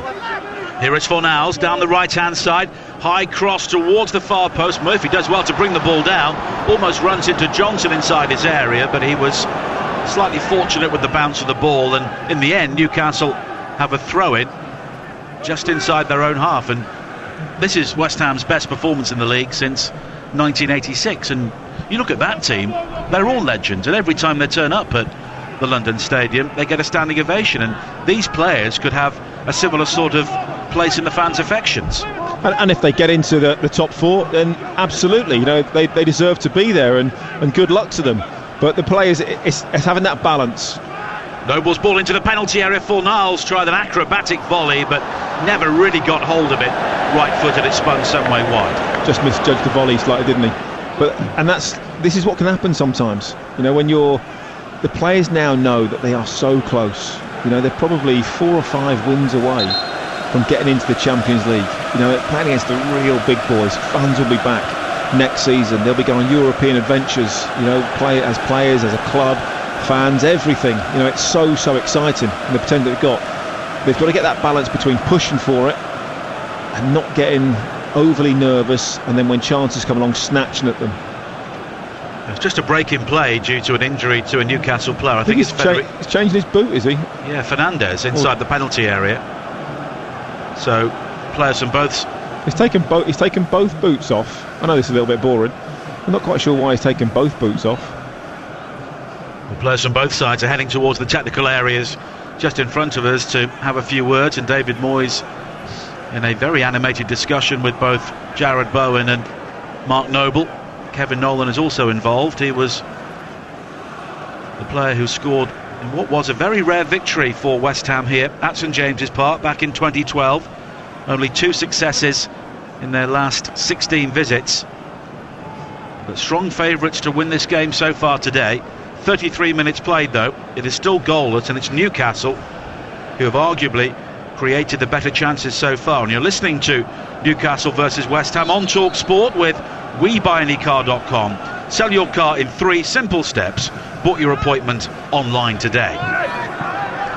It's hooked forward by Almiron on this near side, and there was just a look of exasperation on his face as he played the ball into a decent area in behind the West Ham back 3, but nobody had made the run forward for it. And there's no doubt there is plenty of enthusiasm from players like Almiron and plenty of quality from a character like Sam Maximan, but Newcastle find it very hard to gel that together, don't they? Yeah, you're exactly right. You know, they've got lots of good parts, but they've got to make it fit and work as one, work as a whole. Soufal infield towards Noble, and now Diop. 34 minutes played on Talk Sport. Still goalless here, also goalless at Kenilworth Road in the Championship over on Talk Sport 2. The commentary between Luton and Watford. And Nigel Pearson and David Connolly will keep you up to date with all the goals as they go in elsewhere on a very busy lunchtime in the Championship and Leagues 1 and 2, as Dawson could be in trouble here because he's caught Joe Linton inside the centre circle. Sam Maximan continues deep into the penalty area. Left foot shot from him finds its way into the back of the net. Sam Maximan's shot ricocheted off Fabianski, and in the end it may have gone in off Diop. It was a real shambles, but Craig Dawson in the aftermath of that has also been shown a second yellow card, and he has been sent off. Double jeopardy here for West Ham. Dawson's red card, and they concede a shambolic goal, and Newcastle lead 1-0. Well, double jeopardy, isn't it, as you say, for West Ham. Don't often say this. Fantastic refereeing. Really good refereeing in that situation. You know, saw the attack building up. Sam Maximan, who has been the constant threat for Newcastle, picks the ball up deep. And again, you know, he has to pick it up from... It was a sloppy touch from Dawson. And that's why he then went steaming in, made the initial challenge pretty much on the halfway line. And then Sam Maximan runs all the way through. Everybody keeps backing off. In the end, it's a really weak, contained shot that he has with his right foot. I think it goes down as an own goal. It's an own goal, definitely an own goal from Diop. It's Diop. Does Fabianski sort of save it? I mean, it's... Well, no, he doesn't. He doesn't even get there. It's Diop sort of has a... There's miscommunication between Fabianski and Diop, and Fabianski doesn't quite get there. Diop sort of pokes it with one foot, it then hits his other foot and ends up in the back of the net. A real defensive shambles, and of course down to 10 men now because the referee, brilliant advantage. So often you don't see that, do you? If the goal goes in, they forget about it. No, so that's what I'm saying. Not often I praise referees, but Kevin Friend, you know, was spot on there. Allowed the advantage to go ahead. So Maximan runs through, crazy goal to give away, really, because the shot was weak, wasn't it? There was no real sting in that shot. Somehow Diop puts it into his own net, and then the referee sends off Dawson. So West Ham now right up against it. 37 minutes played. Newcastle leading here by a 1-0 on game day on Talk Sport, and that could be the game's defining moment. An own goal and a red card in a matter of seconds against West Ham, and Newcastle find themselves ahead here. It was Dawson's poor touch on the halfway line. Ball was played into him. The ball got 5 or 6 yards ahead of him, and as Sam Maximan went to nick it off his toes, he went diving in to the challenge. All credit. Sam Maximan went down but jumped straight back up because he knew that he was on the attack. So Newcastle lead by 1-0 here. The only games with goals in the Championship: Middlesbrough 1, Queen's Park Rangers 2, Sheffield Wednesday 1, Bristol City 0. TalkSport 2 for all the goals as they go in. And we've had a very strange goal here, which has given Newcastle the lead. I'm still trying to... I've seen it 2 or 3 times. It's an own goal because... Well, I know, but I'm still trying to work out how he scores that as an own goal. I think he stops it with one foot, and then his momentum takes it onto his other foot into the back of the net. I mean, that's a professional footballer. I'm not sure how he's got his legs mixed up that badly. Because it wasn't even when he went to swing a leg and clear it. It sort of... He just allowed it to sort of to hit both legs effectively. Very, very strange. Well, Soufal with a cross in on this near side for West Ham, and it ricochets behind off Dummett, and it will be a corner. He could have quite easily had a touch, couldn't he? I mean, there was no real sting. There was no power. I think it was panic stations, wasn't it? In the shot. Fabianski probably would have got a hand on it, but between the two of them, a right mess. But West Ham have a corner here. Down to 10 men with 6 minutes to play in the first half here on Game Day on TalkSport. A game which was rather meandering on has now burst into life. And it's West Ham who are up against it. Bowen will now take the corner in towards the near post, headed away initially. Noble will try and win it back, but Ritchie rises above him. Now Sam Maximan, everything going through him for Newcastle. He's played it wide towards Murphy. Plenty of pace in this counter-attack for Newcastle. Murphy up towards the edge of the penalty. A right foot shot from him was blocked by Soufal, and it will dribble away on the far side off the corner flag for a corner to Newcastle. Sam Maximan gives this Newcastle team so much dynamism. You know, he picks the ball up, he runs at people, he makes things happen. He's a constant threat no matter what. If you could keep him fit for the whole season, and if you could find a decent partner for him, that may well be Callum Wilson, if you can get them working together and not just both looking to run in behind at times. Then suddenly, if you can get those both on the pitch and keep them both fit, Newcastle will have no problems next season. Well, it's a corner on the far side, which Ritchie will take with 5 minutes to play in the first half here on TalkSport. Newcastle looking for the second goal here. Ritchie's in swinger, high towards the far post. Fabianski's lost it. Oh, and it's 2-0. Joe Linton puts the ball in, and that's a horrible individual error from Lucas Fabianski. The corner straight into his gloves, but he flapped inside the 6-yard area, and Joe Linton, a couple of yards out, could not believe his luck. Newcastle lead by 2-0, and a West Ham team eyeing the top 4 are in real trouble here. It's an absolute horror show from Fabianski. It really is. He completely misjudged the first corner from this near side. That one is straight into his hands. There is no rhyme or reason why he drops that. He's under no real pressure. It's not even that high. He's not in the air. He's under no challenge. It just bounces off his hands, drops to Joel Linton, who's a yard out, and I mean, even Nigel Adley's deadly from that distance. Well, I wouldn't say that, but Joe Linton hasn't had too many open goals from a yard during his Newcastle career, but he was very happy to score that one there. And it's 2-0 to Newcastle, and the manner of the goals will really annoy David Moyes, both of them. I just wonder if that miscommunication and that mishap between Diop and Fabianski for the first goal was still playing on his mind, and he was still thinking about that when he came for that cross, because it wasn't like he was under loads of pressure. VAR never even had to look at it, because there was no suggestion of a foul in any way, shape or form. He flapped at it completely, and he was under no pressure. No, there was not even a challenge on him. So now, you know, Newcastle probably can't believe their luck. 2-0 up, 2 awful mistakes at the back from West Ham, and they're a man down.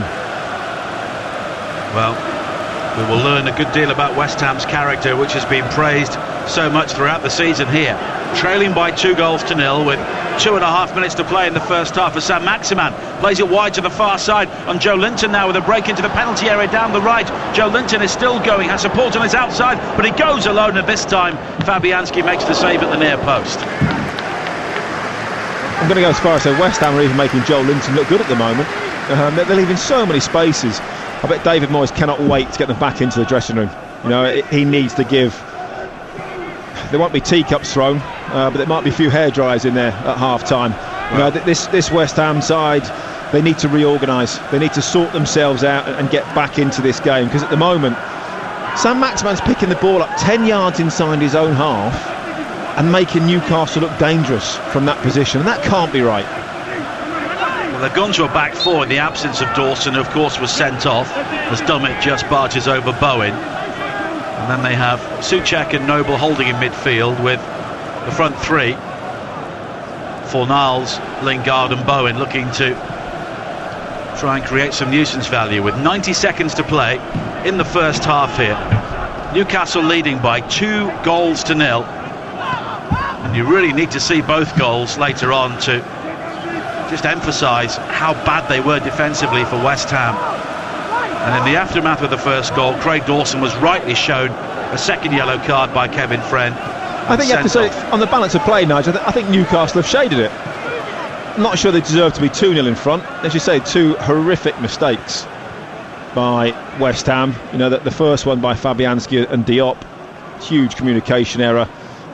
Diop couldn't sort his feet out, and then Fabianski for the second one from the corner is woeful. You know, that there are no excuses for that. It's just woeful goalkeeping. Now Almiron inside the centre circle. West Ham backing off once again. He's up towards the edge of the penalty area, wide towards Murphy, who can come in field from the right. Challenged though by Johnson, and the flag's up for offside anyway.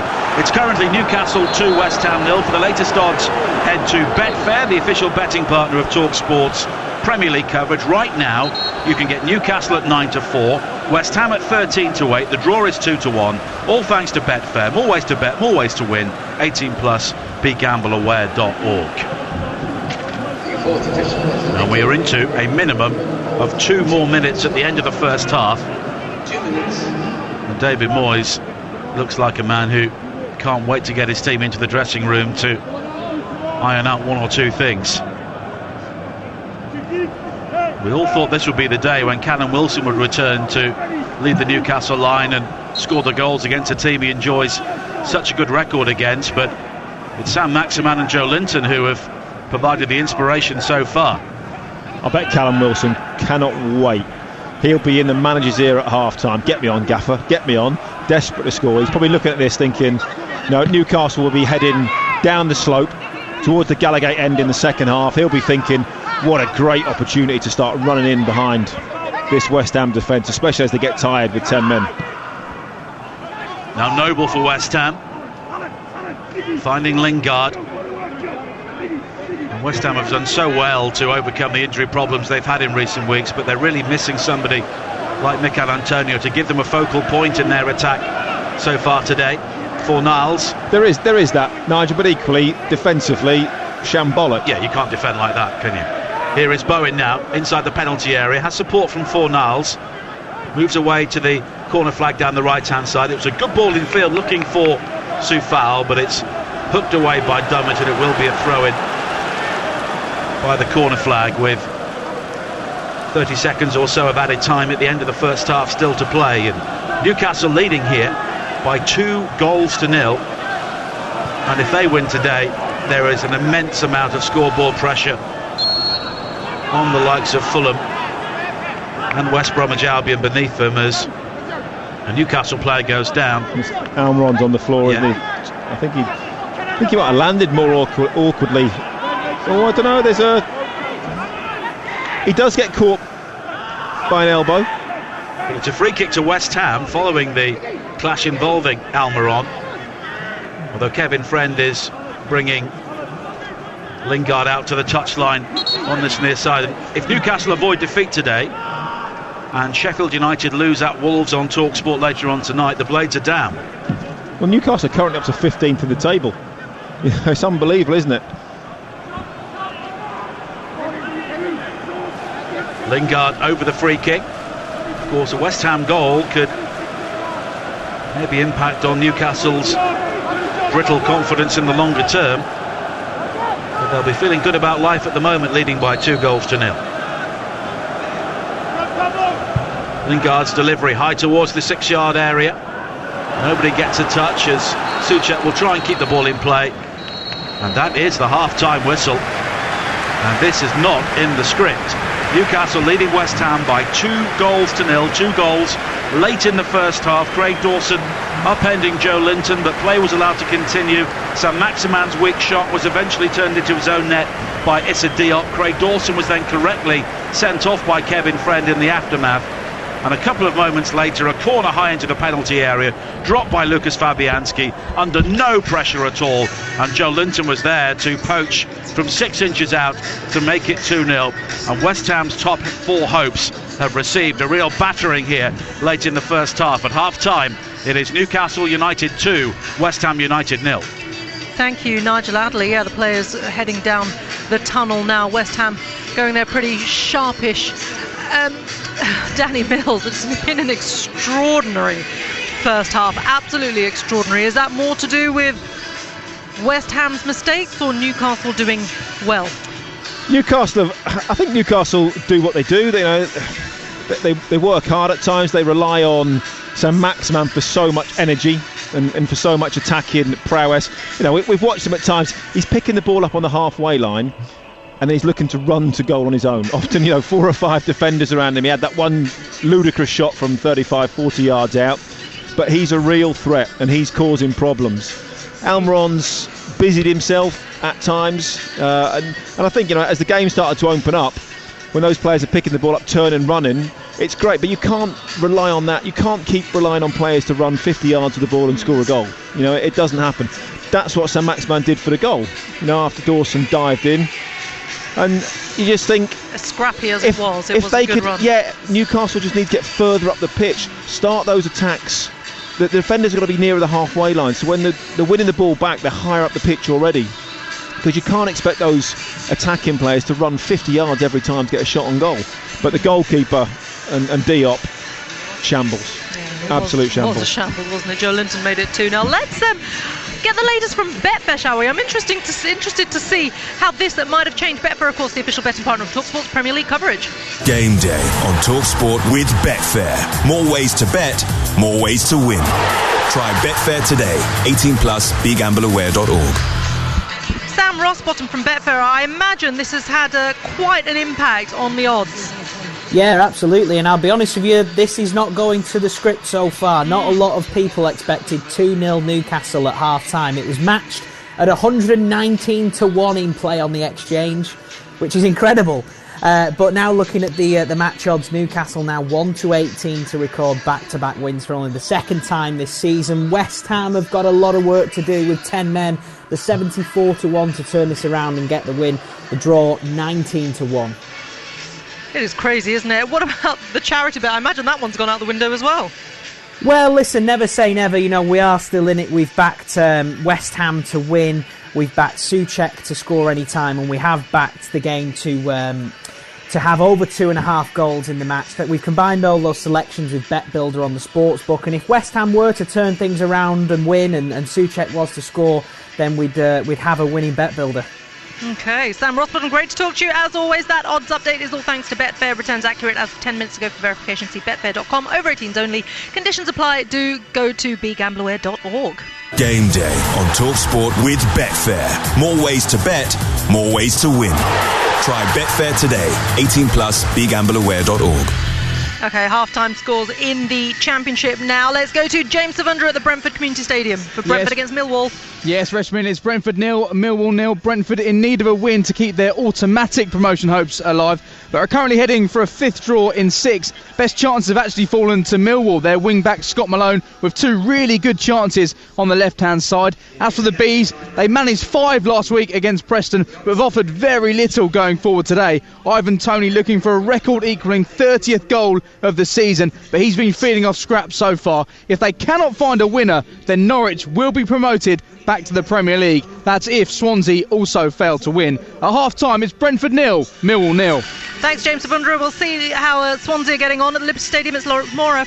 Swansea 0, Wycombe 0 at the break. Given Swansea's lofty position in the table, that first 45 for the Swans, Watford and Brentford is probably why Norwich have run away with things. Here at the Liberty Stadium, the Swans suffered a big blow in the opening 10 minutes. Andre Ayew having to be replaced by Wayne Routledge. We'll find out the damage as soon as possible, but he has been a big miss for them in this first 45. A mostly scrappy performance, which saw the two Connors go close for the home team. Roberts first up, sent through one-on-one, but Stockdale saved with his feet. And then the keeper throwing himself across goal as Harahan's left foot drive flew narrowly wide. Wycombe have mixed it well. Ikpeazu setting up Adrian for their best chance, but the ball going narrowly wide.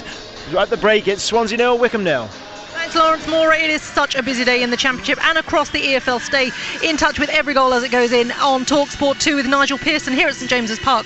It is Newcastle 2, West Ham United 0. A big second half is coming up after this. Game day exclusive on TalkSport with Now. The only place to watch Wolves vs Sheffield United live tonight on Sky Sports for just $9.99. Search Now Sports. 18 plus. Stream via internet. Terms apply. Oh, what a strike, Jim! And just look at the celebration. He's run straight over to the bench and picked up his mobile phone. Absolutely, Jim. He's heading to thesun.co.uk to read all about what he's just done. I'm not sure the ref will think much of that, Steve.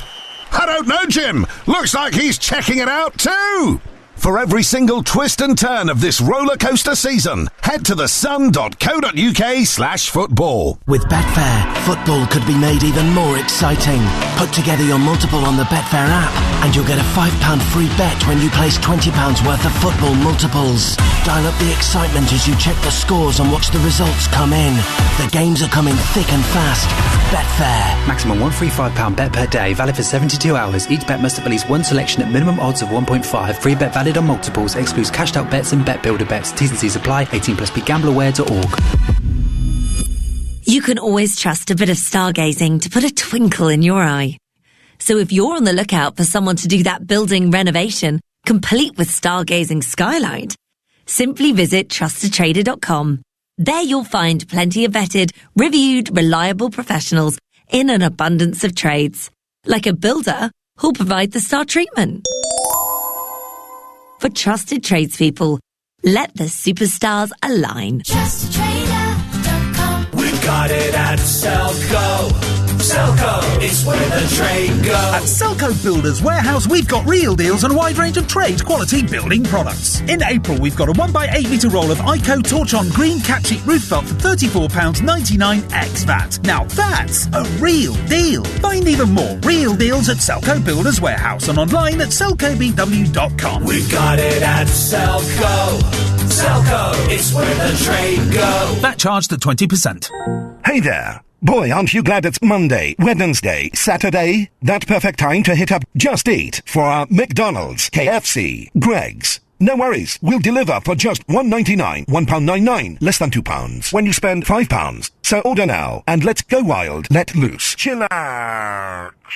McDonald's, KFC, Greggs. We got it. Did somebody say Just Eat? Product subject to availability. £5 minimum spend may apply. Participating stores only. See justeat.co.uk for details. Where can you find out the value of your current home before you start searching for a new one? On the Market. Now you can find out what your home's worth in an instant at onthemarket.com. Enter your postcode now for your free online valuation estimate. On the Market. And find out what your home is worth today. Search onthemarket.com to find your perfect home. Now with free instant online home valuation estimates. Most common time to obtain an online quote between the 1st and the 4th of December 2020 was under 3 minutes. Not available in Scotland and Northern Ireland.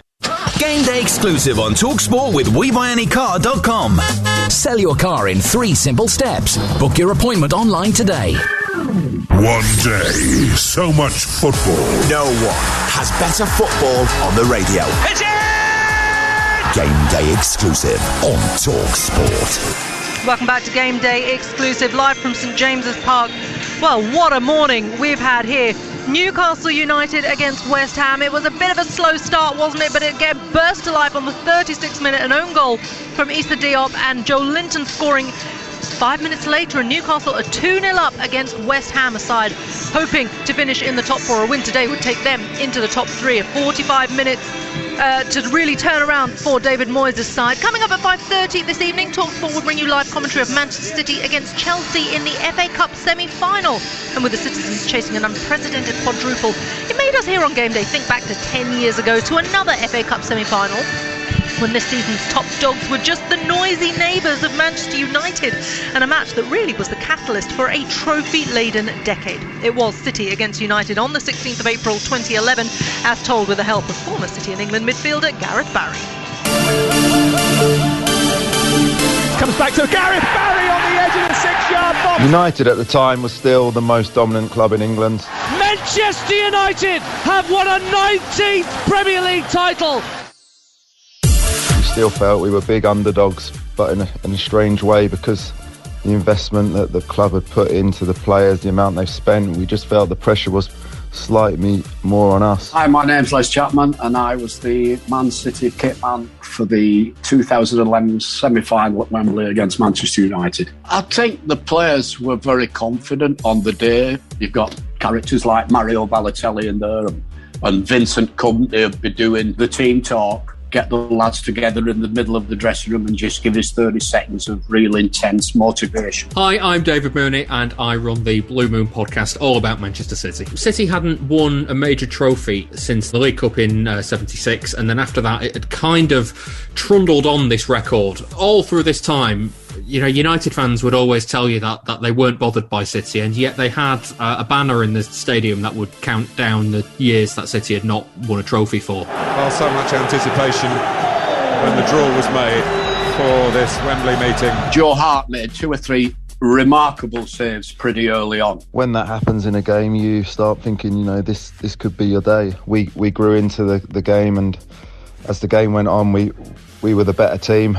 Didn't have great chances, but you know, when the one did fall to Yaya. This is Toure! Just a City take the lead! Yaya Toure! I love Yaya Toure. That goal he scored against United, and the sorts of goals he scored in the 13-14 title-winning season, where he'd pick up the ball in midfield and just run, and suddenly he was in the box and had a shot on goal and buried it. That people think of that as the iconic Yaya Toure goal, and that does him a complete disservice, because there was an undercurrent of not appreciating what Toure could bring to a side. It's a brilliant goal, because once Yaya Toure there sizes up Nemanja Vidic, he's always going to cruise past him. Now we've got a real game on our hands. Fantastic moment, and you know, when we scored that and Scholes got sent off late on, we knew we were through to the final. Manchester City are in the FA Cup final, and they've done it at the expense of Manchester United. We knew it was one game away from winning the trophy, but you know, we felt beating Man United just gave everyone that confidence going forward of where the club wanted to go. When City won the FA Cup at the end of that season, Vincent Kompany's photographed with a banner of his own, like in exactly the same style, that says 0-0 years. I think they were talking about another banner after that, about how many years is it since you won the league. But yeah, I don't think we'll see that banner again, or any other one. The club have gone to new levels, and that one game was certainly where it all started for me and for the club. It was a great day. Amazing, isn't it, Danny Mills? It's hard to believe it was 10 years ago that really turned everything round for Manchester City, because when you see the juggernaut that they are now, that's an extraordinary turnaround in a very short space of time. Yes, there's been so much investment, of course I understand that, but even by normal levels, that is pretty impressive, isn't it?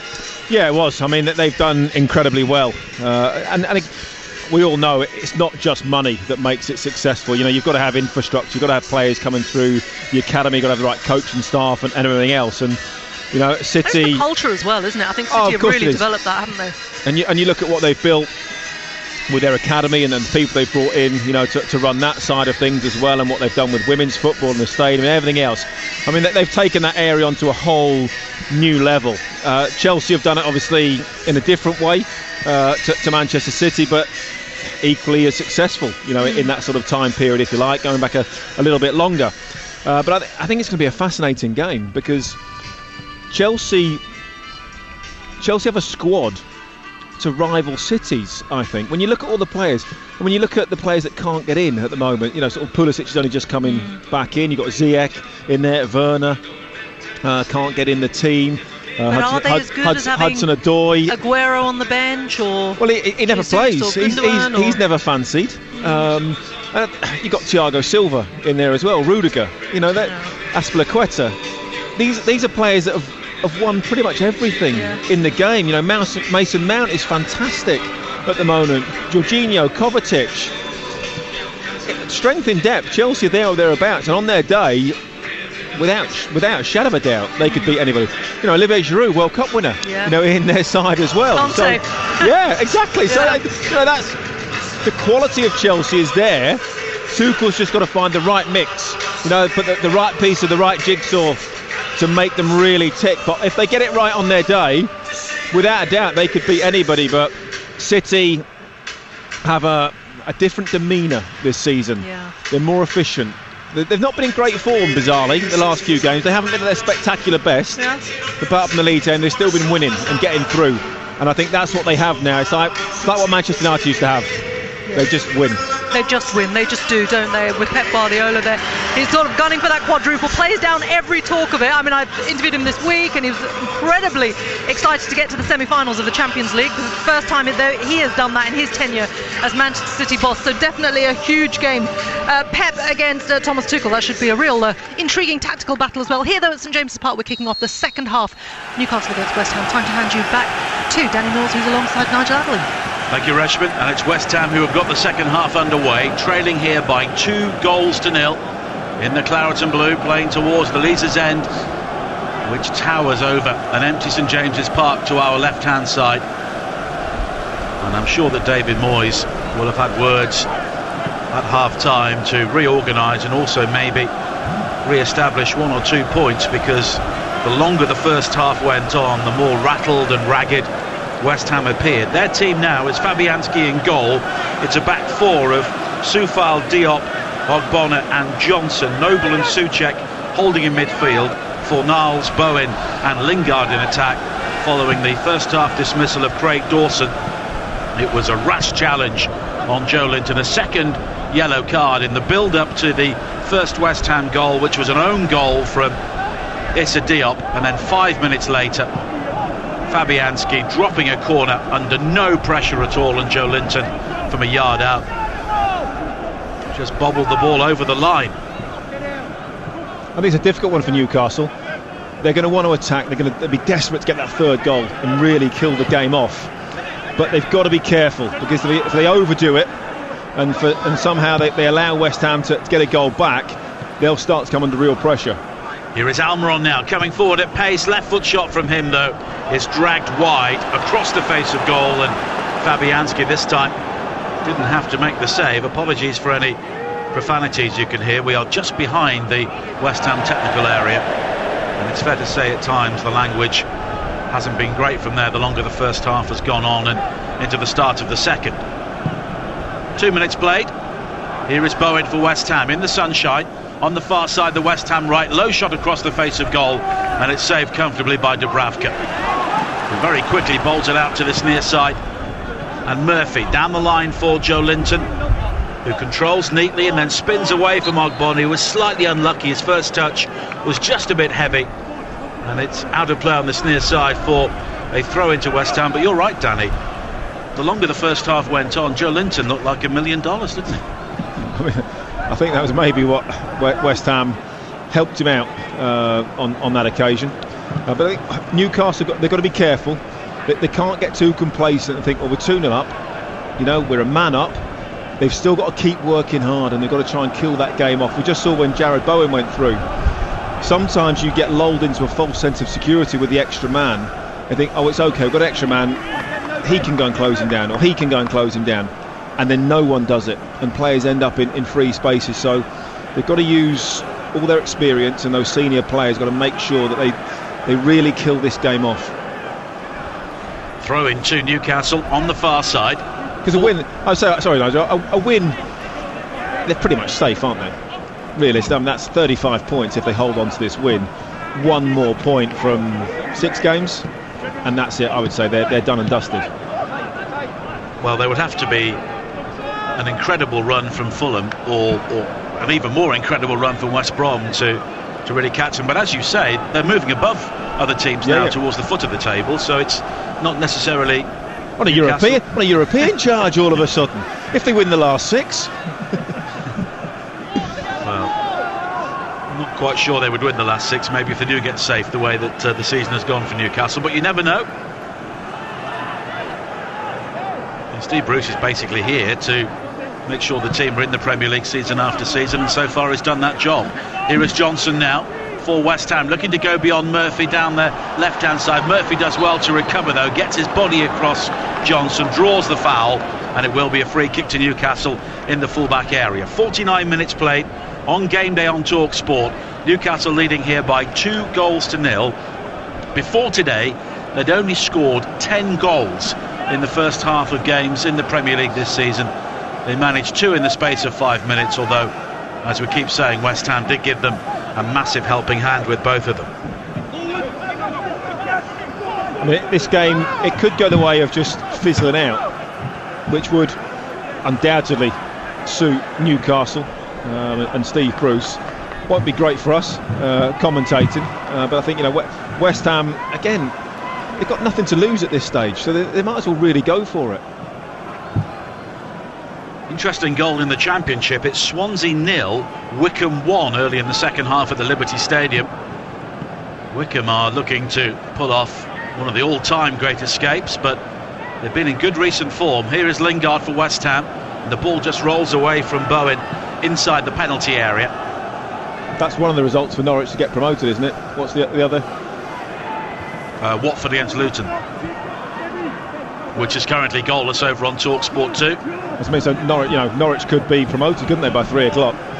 And they'll definitely be promoted if they win tonight live on TalkSport 2 against Bournemouth at 8 o'clock, as Johnson with a cross into the penalty area on this near side for West Ham, but it's just not happening for them at the start of the second half, with 10 men trailing by 2-0 in a game which was teed up for them to really cement their place in the top 4. But here is Sam Maximan now coming forward, high stepping towards the edge of the West Ham penalty area, but this time he's given the ball away, and Souček will quickly find Lingard, who has had a rare off day in a West Ham shirt so far, but he comes forward now towards the edge of the penalty area. The shot is blocked now for Niles, 20 yards out wide to the right hand side, and Soufal, but the cross from him is woefully overhit, head in hands from the Czech international, and it's a goal kick to Newcastle. Yeah, I think David Moyes just looking round at the bench and just thinking, right, well, what can I do? Who have I got on the bench that can really change this? He hasn't got too many options, has he? With the injury list that they have at the moment, but he needs something. Needs an injection of pace or creativity somewhere. Well, he's got Manuel Lanzini and Andrei Yarmolenko, but they're both players who have lacked match fitness. They're coming back from spells on the sidelines. And you put them on, you're not guaranteed to get an impact, are you? No. That's the difference. Whereas you look at the Newcastle bench at the moment, you think you bring Callum Wilson on, he's going to make an impact. Whether he scores or not, he's going to cause problems for the opposition. The West Ham bench, you think those two players, they could do, but equally they might not. Newcastle are flagged offside on the far side, so West Ham have a free kick here with 52 minutes played. And you're listening to Newcastle versus West Ham on TalkSport with Now. And don't forget, with Now you can watch Wolves against Sheffield United live tonight on Sky Sports for just $9.99. Search Now Sports. West Ham came into this game with the 3rd most points in the Premier League in the calendar year. Newcastle with the 3rd fewest, but form has been turned on its head so far, with Steve Bruce's side leading by 2-0. And of course, a number of the challengers around West Ham for the top 4 are in FA Cup action this weekend, but they will be delighted to see this scoreline. And Sam Maximan comes forward now on the break, finding Almiron into the penalty area. A left foot shot from him, though, is blocked at the near post by Diop, and Soufal has the option to clear, but that pace on the break for Newcastle has been devastating at times. Oh, and it's all about Sam Maximan, isn't it? He's the catalyst every single time. I just think with Almiron, I think he's lacking a little bit of confidence, a little bit of belief. he's got into decent positions and he's shooting every time from 20-25 yards out. That says to me that he hasn't quite got the confidence to take somebody on, get into that position of one-on-one with the keeper and slot one home. It's like, it's almost sometimes the easy option to take the spectacular option on, and if the shot gets blocked, everyone goes, oh, that's unlucky. It's not really. I think he can do more. 53 minutes played. West Ham chasing the game with 10 men here, trailing by 2-0. Lingard back on the halfway line. He's the last man now for West Ham. A high ball forward, seeking out the run of Soufal, but it's headed down by Ritchie, and Soufal will gather. Now Souček, the nutmeg to allow the ball to run to Lingard. Bowen on the edge of the penalty area, but Newcastle here have massed their defence here on the edge of the 18-yard box. Fornals wide to the right-hand side, and Soufal. Ritchie showing him the outside. Soufal plays it short towards Bowen. Now Fornals again, and Bowen could open up the angle for the shot, but he finds Lingard on the edge of the area. And now Fornals again, and Soufal is in space. There's no real angle for the cross, but he still delivers one in, which is headed away at the near post by Longstaff. But here is Fornals finding Johnson. Johnson comes infield onto his right foot, clipped high to the far post and beyond Lingard and Dubravka, and behind for a goal kick. Just before that though, Joel Linton back helping out his defence. Steve Bruce would be absolutely furious with him. 22 yards out, he was looking to sort of take the West Ham defender on in that situation, get hold of the ball, or if you're going to clear it properly. Don't try a little Cruyff turn and get caught in possession 22 yards out from goal. And it remains a breezy, sunny day here on Tyneside. Temperature dropping a bit from what was a very pleasant morning, as Dubravka will take the goal kick. 55 minutes played here on Game Day on Talk Sport. And Dan Windle will be taking your calls following this game. 08717 223344 before our coverage with Mark Saggers live from Wembley of the first FA Cup semi-final begins at 4:30. Chelsea against Manchester City underway at 5:30 with Sam Matterface, Trevor Sinclair and Mark Hughes, your commentary team. Now Sam Maximan twisting and turning on the edge of the penalty area. Low cross in there was blocked by Ogbonna, and then Souček is able to ride the challenge of Longstaff. He has Lingard in support to his outside on the left. Lingard demanding possession, now drives in field, and he was just nudged over by Fernandez, and it will be a free kick to West Ham. But it's all a bit sporadic here for West Ham when they try and attack. It just goes to show, doesn't it, how the real lack of a centre forward is a problem for them. Antonio, yeah. Well, Antonio's a big miss, but if West Ham are going to do this again next season, they've got to add a centre forward, I believe, in the summer. Go out and get a real quality player. Well, they sold Sebastian Haller and didn't really replace him. I know they brought in Jesse Lingard, who was scored like a centre forward and scored more goals than Sebastian Haller did, but it's that positional play, isn't it? It's that focal point. Yeah, exactly. All across the penalty area once again, and I was looking at the other ball that was still on the pitch. Yeah, so was I. Yeah. I mean, this is the problem with the multi-ball, and in fact, I think it's still on the pitch right now on the far side. It came off the hoardings, rolled back into play. Well, the cone it was positioned on is on the pitch on the far side, as Newcastle come forward now with Sam Maximan, a driven ball to find Dummett. And now Almiron able to turn on the edge of the penalty area. He'll try and hit the byline here, but he was just crowded out by Souček and Soufal, and it will be a goal kick to West Ham. And Wickham now lead Swansea by 2-0. 2 early goals in the second half at the Liberty Stadium. Elsewhere in the Championship, still Sheffield Wednesday 1, Bristol City 0. They're down to 10 men.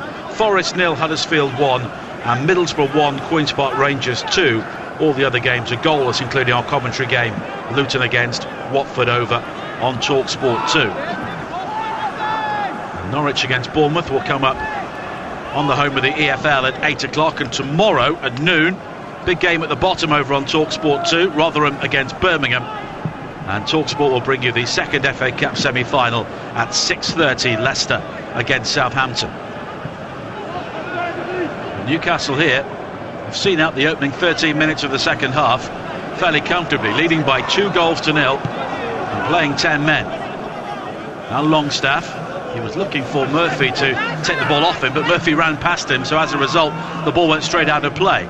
Here is Souček now for West Ham, weaving towards the edge of the penalty area. Had support from Fornals, but eventually checks back and finds the Spaniard. Bowen on the edge of the box, now Lingard.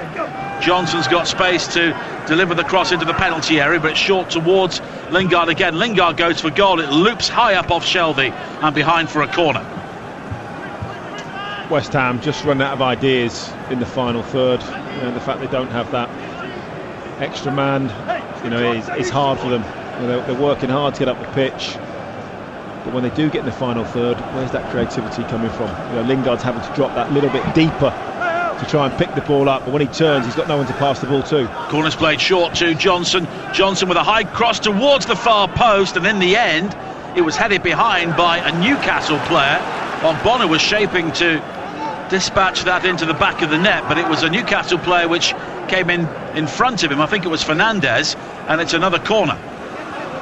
Lingard will take it once again.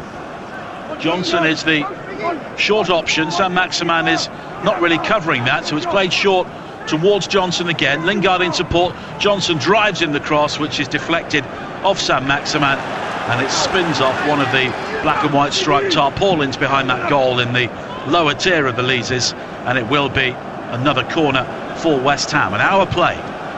Newcastle leading here by 2-0. Lingard's corner this time is deeper. Souček challenging at the near post, cleared out as far as Lingard again, the corner taker.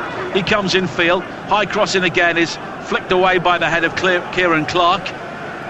And now Bowen out on the West Ham right. Another cross in from him is blocked, and Soufal will just pump it high into the penalty area. It'll find Lingard, who is onside down the left-hand side, crossed high to the far post. Ogbonna was still forward from the original corner, but Newcastle will clear. Newcastle got to make sure they keep their concentration, you know, not sort of rest on their laurels and think, well, you know, we're 2-0 up, we've got the extra man, this second half will be quite easy. They're giving the ball away a lot at the moment, allowing West Ham to get on the ball, giving away needless set pieces, and that's always going to cause them problems. Johnson wide towards Lingard down the left for West Ham. Fornals takes over, and they are dominating possession now, even with 10 men, but not really creating too much. Lingard goes for goal. It was very ambitious, right-footed, coming in field from the left-hand side, and it swung away from goal, and it will be a goal kick. He was a little bit off balance when he hit that. He was looking to try and come inside and bend it in the far corner, but because he was off balance, hit it straight and then just sort of started to fade away towards the corner flag. But Newcastle looking fairly comfortable here at the moment, heading for back-to-back victories in the Premier League for only the second time this season. They're away to Liverpool next, live on Talk Sport next Saturday lunchtime, before a home game here with Arsenal. West Ham's next game in the Premier League is also live on Talk Sport, 5:30 next Saturday.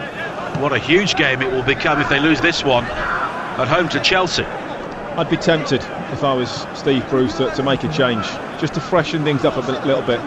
Maybe bring Callum Wilson on, even Joe Willock, just to add something in that midfield area, forward area, because at the moment West Ham are starting to get a grip of things and get hold of the ball. They should not be happening against 10 men.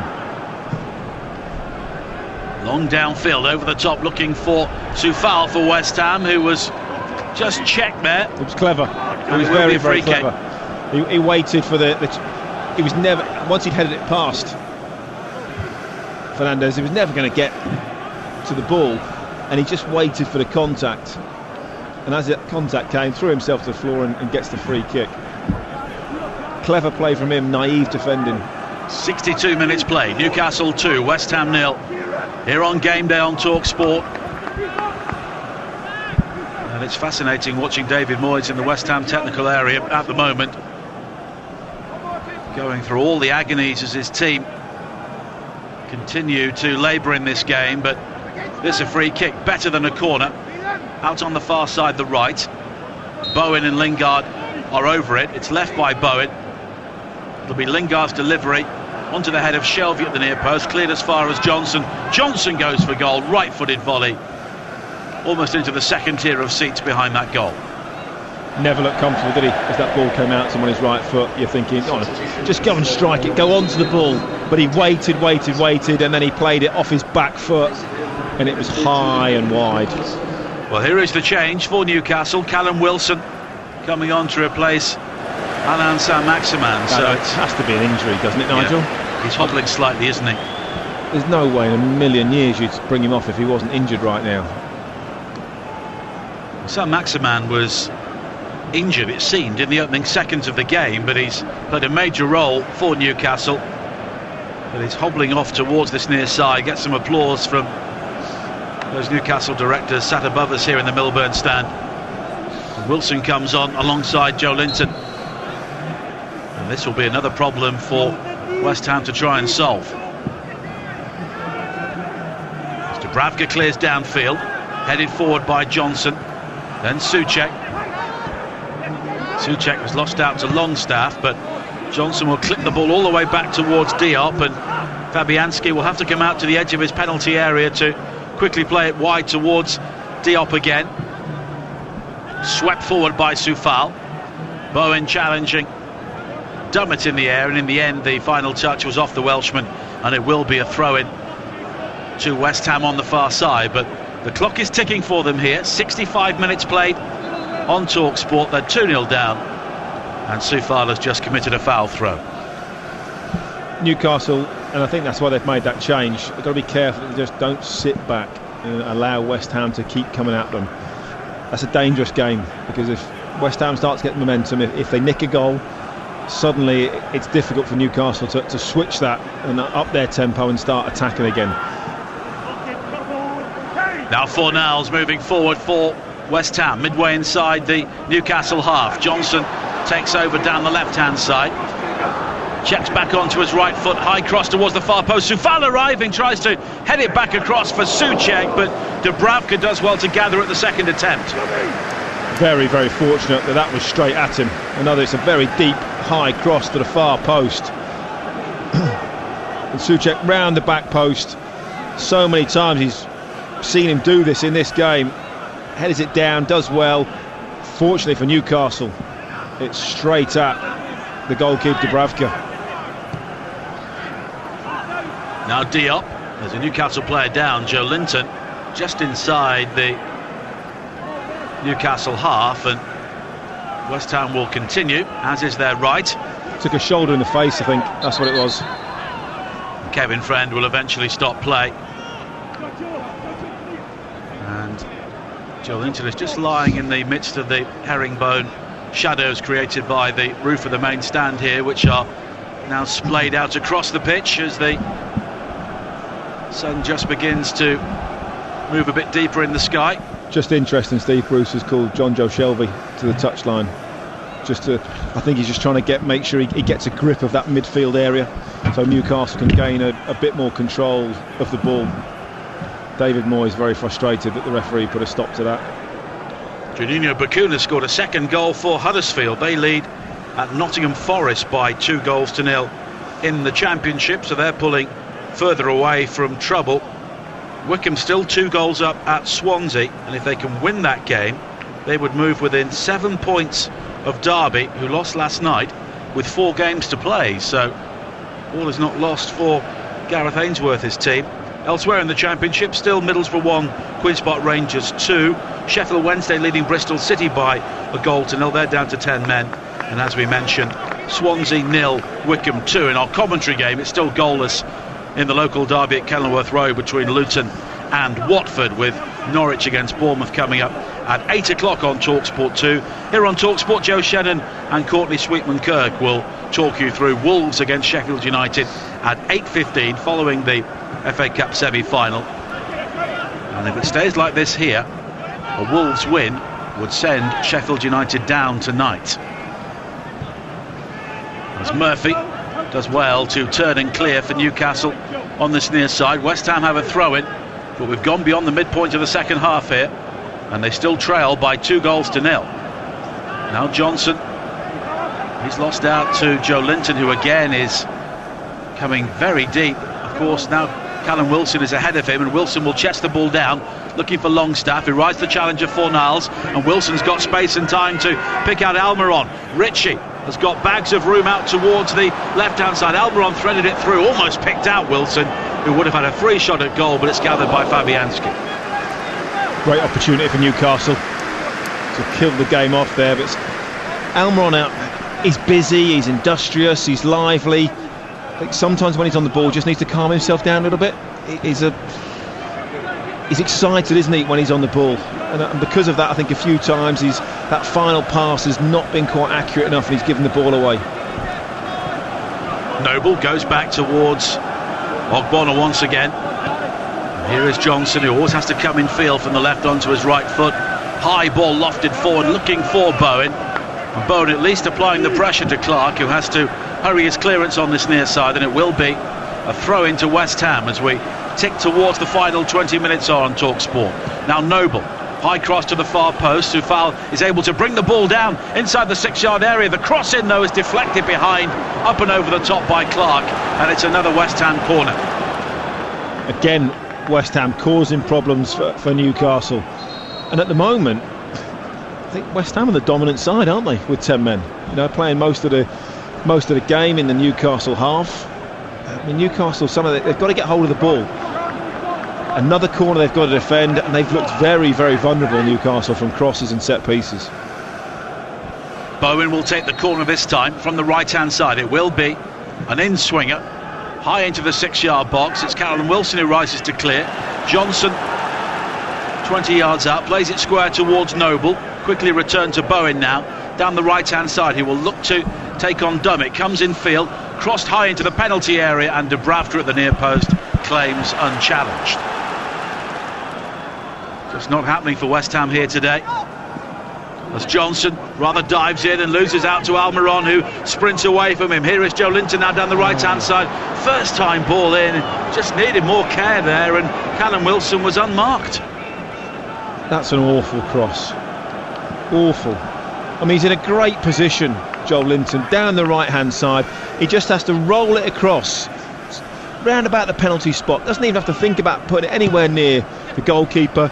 Roll it along the deck, and Callum Wilson gets a tap in. But he tries to whip it, too much pace, too high, whacks it across the 6-yard box, nowhere near anybody. Complete waste.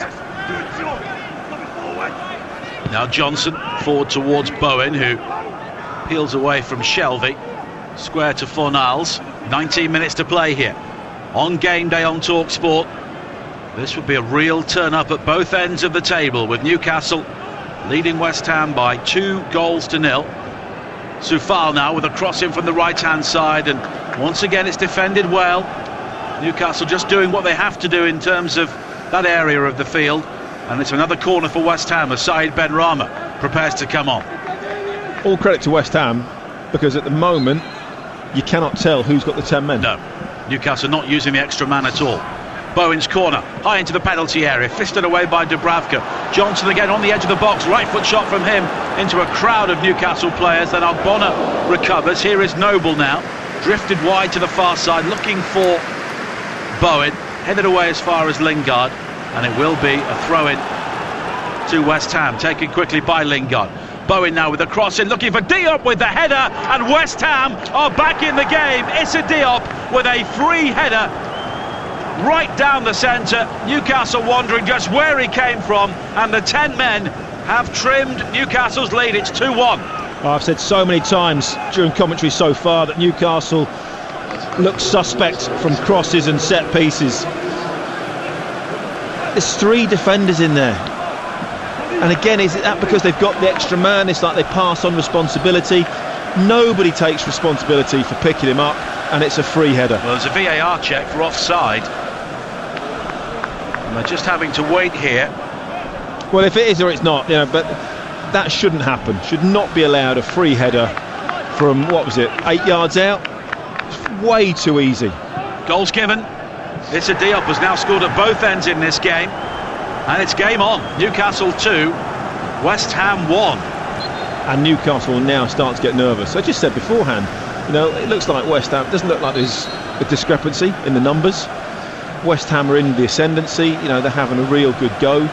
at this. I think they deserve to get back into the game. I don't think Fabianski's had a shot, has he, in the second half? No. Which, on the basis of his handling in the first half, is probably a good thing for him. As a manager, you'd be saying, right, come on, have a few shots. You know, hit the target, test the goalkeeper. In fairness to him, he made one save late in the first half when it could have been 3-0, but yeah, he's not been tested at all. And also, it's like, go and kill the game off. Said right at the start of the second half, 3-0 kills the game off. Now, I think Joe Willock was going to come on. He was stripped and ready. I think he's been sat down again. But it's game on. And West Ham will make a change very quickly. Said Benrahma coming on for Mark Noble, so that's a clear statement of attacking intent. Pablo Fornals will drop in alongside Thomas Souček. And more legs and more creativity coming on in the shape of Said Benrahma. Well, fair play to David Moyes. 15 minutes plus injury time to go. He's going to go for it. Well, he has to, really. A point at this stage would be considered a very good result for them. And you're listening to Newcastle versus West Ham on Talk Sport with WeBuyAnyCar.com. Sell your car in 3 simple steps. Book your appointment online today. 16 minutes to play. Newcastle 2, West Ham 1. Souček finding Fornals, and now Bowen, midway inside the Newcastle half, just has to slide in to ensure he can evade Almiron and find Soufal. And Souček is quickly challenged by Clark, but it's a throw into West Ham, level with the edge of the Newcastle penalty area on the far side, and Soufal is winding up for a long one here into the penalty area, looped in towards the near post. Souček is rising for it, but Newcastle will eventually hook the ball clear before Souček heads it back in field for Diop, who has given West Ham some hope here. Now Ogbonna, first involvement for Benrahma, wide towards Lingard down the left hand side. Johnson looking to use his pace, delivers a cross high into the penalty area. Souček is rising, and in the end it's cleared away by Newcastle. There's a Newcastle player down as well, clutching his face after the aerial duel with Souček, and play will be stopped. Kieran Clark, I think, isn't it? He's gone down on the floor, but again, you know, a testing ball in. Souček is jumping. Didn't see too much wrong with that. They're actually appealing for a penalty. I wonder if VAR has a look at this, you know. For handball? Yeah, I did think that initially, yeah. Kieran, it does actually, it hits Kieran. Hang on, the referee's got his finger to his ear. I just wonder if they're having a little look at this. Kevin Friend is in conversation with Simon Hooper, and he's having a look at this. It's a penalty. It's a penalty. Ball did seem to roll down his arm as he attacked. I'll be very, very surprised if he doesn't give this as a penalty. And again, it's a cross into the box that Newcastle haven't dealt with. But Newcastle have got themselves to blame. They've sat back. They've not controlled the ball. They've not used the extra man well at all. Just having a look at this. Yeah, the hand was raised. It was Souček who looked to flick the ball on. The question is, does the ball hit Souček's head? No. Before it strikes the hand of Kieran Clark? It doesn't. Doesn't hit his head at all. The arm was raised. It's a handball. And by the letter of the law, that is handball. Kevin Friend no has doubt had a look. No doubt in my mind. And it's a penalty. A penalty to West Ham. And the team with 10 men now have the opportunity to come from 2 goals down. No doubt in my mind at all. The moment I saw the replay of that, said from the beginning, handball. He jumps, his hand's above Souček's head, and it hits his arm. Can't do that, can't put your arm there. He's still down injured, Kieran Clark, holding his neck and whatever it might be. Well, not sure if he's aware that he's given away a penalty at the moment. But what an opportunity for West Ham, and all credit to West Ham, because they've been much the better side in the second half. They've penned back Newcastle, although they've got a man less. Talk about Newcastle shooting themselves in the foot. Well, if this goes in with 12 minutes to play, who would you back to be a winner in this game? Well, I think you've got to go with West Ham. You know, they're in the ascendancy now. That the nerves for Newcastle really kicking in. We said at the start, didn't we? It's going to be an exciting game, this. I think Mark was just, we're, I don't know, 10 yards away from Mark Noble. Who would have taken the penalty. Yeah. He's now thinking, this better go in. Well, it's Jesse Lingard who will take it. He's like that, you better score this one. This better go in the back of the net. Well, this is a massive, massive moment in West Ham's season. He's missed 2 out of the last 3 as well, though, Lingard. It's not like it's... But he's the man in form. He's got confidence. And if they can come back from 2 goals down here with 10 men... And still got, well, probably with injury time, still 13, 14 minutes to go.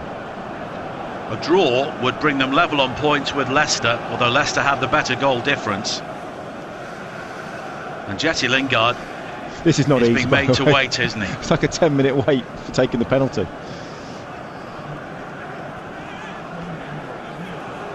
Well, what a moment here for Jesse Lingard and West Ham inside a hushed St James's Park. Does he sit the keeper down? Does he wait? Does he stutter? I think he rolls it into the right as we look. West Ham were 2 goals down, a man down. Now Jesse Lingard can bring them level here at St James's Park. It is Lingard against Dubravka. Lingard, right-footed, makes absolutely no mistake. He hammers that into the back of the net. And what a comeback. What character here from West Ham. Down to 10 men, 2 goals down. It is now 2-2, and they will be looking for the winner. Really good penalty, in off the post. Goalkeeper has absolutely no chance. There would have been a point where his heart was in his mouth just as it hits the post, clips the inside of the post and goes in. But a really good penalty. We're just seeing the reaction of Fabianski, who must be mightily relieved that they've got it back to 2 each. But let's see what West Ham now can do with 10 men. They've been the team pushing forward, up the slope. Everything's been against them in this second half, but fantastic spirit that they've shown. 9 goals in 10 games for Jesse Lingard. What a signing he has proved to be in the January transfer window. Now Joe Linton for Newcastle at the other end. Of course, they came from behind to win last week. Even a draw will feel like a defeat here, having been 2 goals up, playing 10 men for more than half the game. They've sat back in the second half, haven't they? They've just got them. They've just been nervous, I think, and they think, oh, let's protect this lead rather than go for it and try and create things. Sit back, got deeper and deeper, allowed too many crosses to come into the box, and eventually it's told. Sean Longstaff has been replaced by Joe Willock for Newcastle, and it's 2-2 here with 9 minutes to play on TalkSport.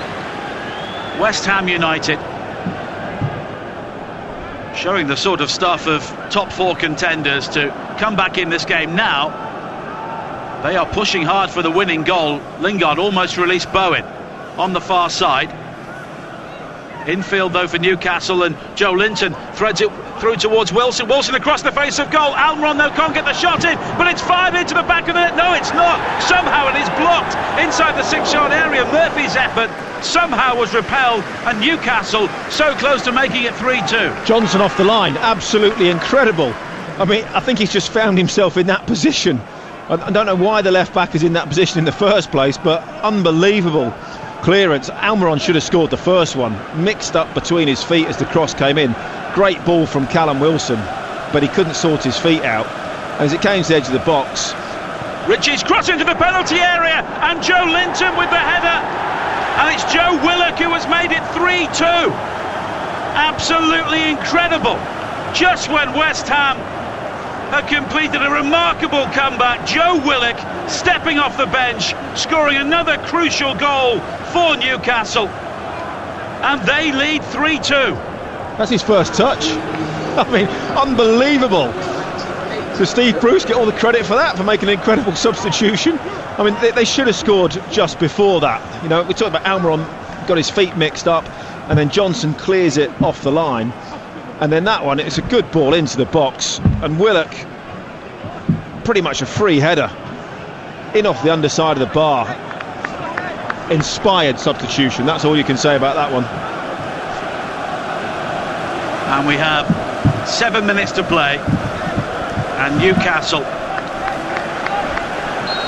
in a match which in many ways has encapsulated so much of their season, lead 3-2, having given up a 2-goal lead against 10 men. It's a funny old game, this football, isn't it? Not if you're a West Ham fan at the moment. Sometimes you just cannot predict football and what is going to happen. Because when I went back to 2-2, I think that's possibly Newcastle's first shot in the second half. They had two, obviously, in very, very quick succession. But Fabianski's been a spectator. Here is Lingard now for West Ham, looking to weave his way into the penalty area on the far side, but it's cleared, and then challenge which quickly comes in on Wilson, and it will be a free kick for Newcastle in the Championship. Watford now trail by a 1-0 at Luton in our commentary game over on TalkSport 2 late in the day there, so Norwich could be promoted even before they play live on TalkSport 2 against Bournemouth tonight at 8 o'clock. Bournemouth must be praying for that. Well, they still need the points, of course. Well, that's what they? I mean, Bournemouth must be. Oh, come on, please. James Collins with a penalty for Luton has given them the lead, but Swansea have pulled a goal back. Jamal Lowe with a penalty for them. They now trail Wickham by 2-1 at home. And there was a problem here for Jesse Lingard, who has gone down with cramp just inside the centre circle. But it has all happened here in the second half, and we have 5.5 minutes to play. Newcastle 3, West Ham 2. For the latest odds, head to Betfair, the official betting partner of TalkSport's Premier League coverage. Right now you can get Newcastle at 13-2 on, West Ham at 79-1. The draw is 7-1, all thanks to Betfair. More ways to bet, more ways to win. 18+, begambleaware.org. I never quite understand how players get cramped during a game. Maybe later on in the evening, or if you're sat on the bus or whatever, something like that, but should be fit enough at this stage of the season not to be getting cramp. Maybe it's those, I don't know, the sort of leggings that he's got on, the sort of tights that sort of fallen down a little bit. Not sure whether he's borrowed a pair of Reshman's thermals or they're Nora Batty's tights for those of a certain age. They're a bit wrinkly and fallen down around his knees. Well, Manuel Lanzini is coming on, a player who's had his share of injury problems himself. This will be his 14th appearance of the season. 11 of those have come from the bench. Of course, he came on to score a very late goal in a 3-3 draw against Spurs earlier this season. And David Moyes will be looking for something similar here with 4 minutes to play. His side hauling themselves back from 2 goals down, and now falling behind once again to trail 3-2. And there is going to be so much injury time here. David Moyes' head must be spinning, thinking, "Oh, we're back in it. You know, we're back in this game. It's fantastic, absolutely so." And then within seconds, 2 chances, the second one goes in, and they're on the back foot again. Well, I know he can dance, but that's a strange ensemble, isn't it, for those leggings, tights, whatever they are. Well, it's a very stiff-legged walk from Jesse Lingard towards this near side, and Lanzini comes on as West Ham have to chase the game once again here. Newcastle have got to be sensible now. They've got to play in West Ham's half. They've got the extra man, keep the ball, and if necessary, play the ball over the top. And if you're going to hit a bad ball, hit it out of play towards the corner. Give away throw-ins in the corner. You know, it's down the slope as well, you know, towards that Gallagate end. And whatever people think, if you haven't been here, trust me, when you're out on that pitch, that's a big slope. And as you get tired towards the end of the game, it seems to grow as well. Now Swansea 2, Wickham 2. Liam Cullen has scored the second of 2 goals in 3 minutes for Steve Cooper's team at the Liberty Stadium in the Championship. In the commentary game over on TalkSport 2, it is still Luton 1, Watford 0. That would be a very rare defeat for Watford in recent times, as Federico Fernandez almost collides with David Moyes there. I think Moyes thought the ball was out of play and Fernandez disagreed, and he was ready to grab it, wasn't he, David Moyes? Fernandez came in with a high foot. I thought David Moyes was going to challenge him with his head. I still think he'd have won it. He's a former central defender, of course. And had he taken a boot in the face, I don't think he'd have gone down either. I don't think he'd have gone down. He certainly wouldn't have been squealing. Now it's flicked on by Souček, looking for Bowen, but Clark wins it back initially for Newcastle. Bowen, though, seemed to nudge over Murphy, but he's allowed to continue. Lanzini finding Fornals. Fornals wide to the far side, and Souček. We have 2 minutes of normal time to play, but I would imagine at least 5 or 6 minutes of added time here. Yeah, definitely. Now Ben Rama down the right-hand side for West Ham. Crossed into the penalty area, looking for Souček, who's done well to find Lanzini. Lanzini turns and finds Ben Rama once again. The shot from him, though, was blocked by Murphy inside the penalty area. Newcastle are panicking, aren't they? Anytime Newcastle get anywhere near their penalty area, it's just sheer panic at the moment. They've just got to get hold of the ball. Almiron looked to use his pace on this near side, but he was just nudged off it by Ogbonna. That's what I'm saying, be professional.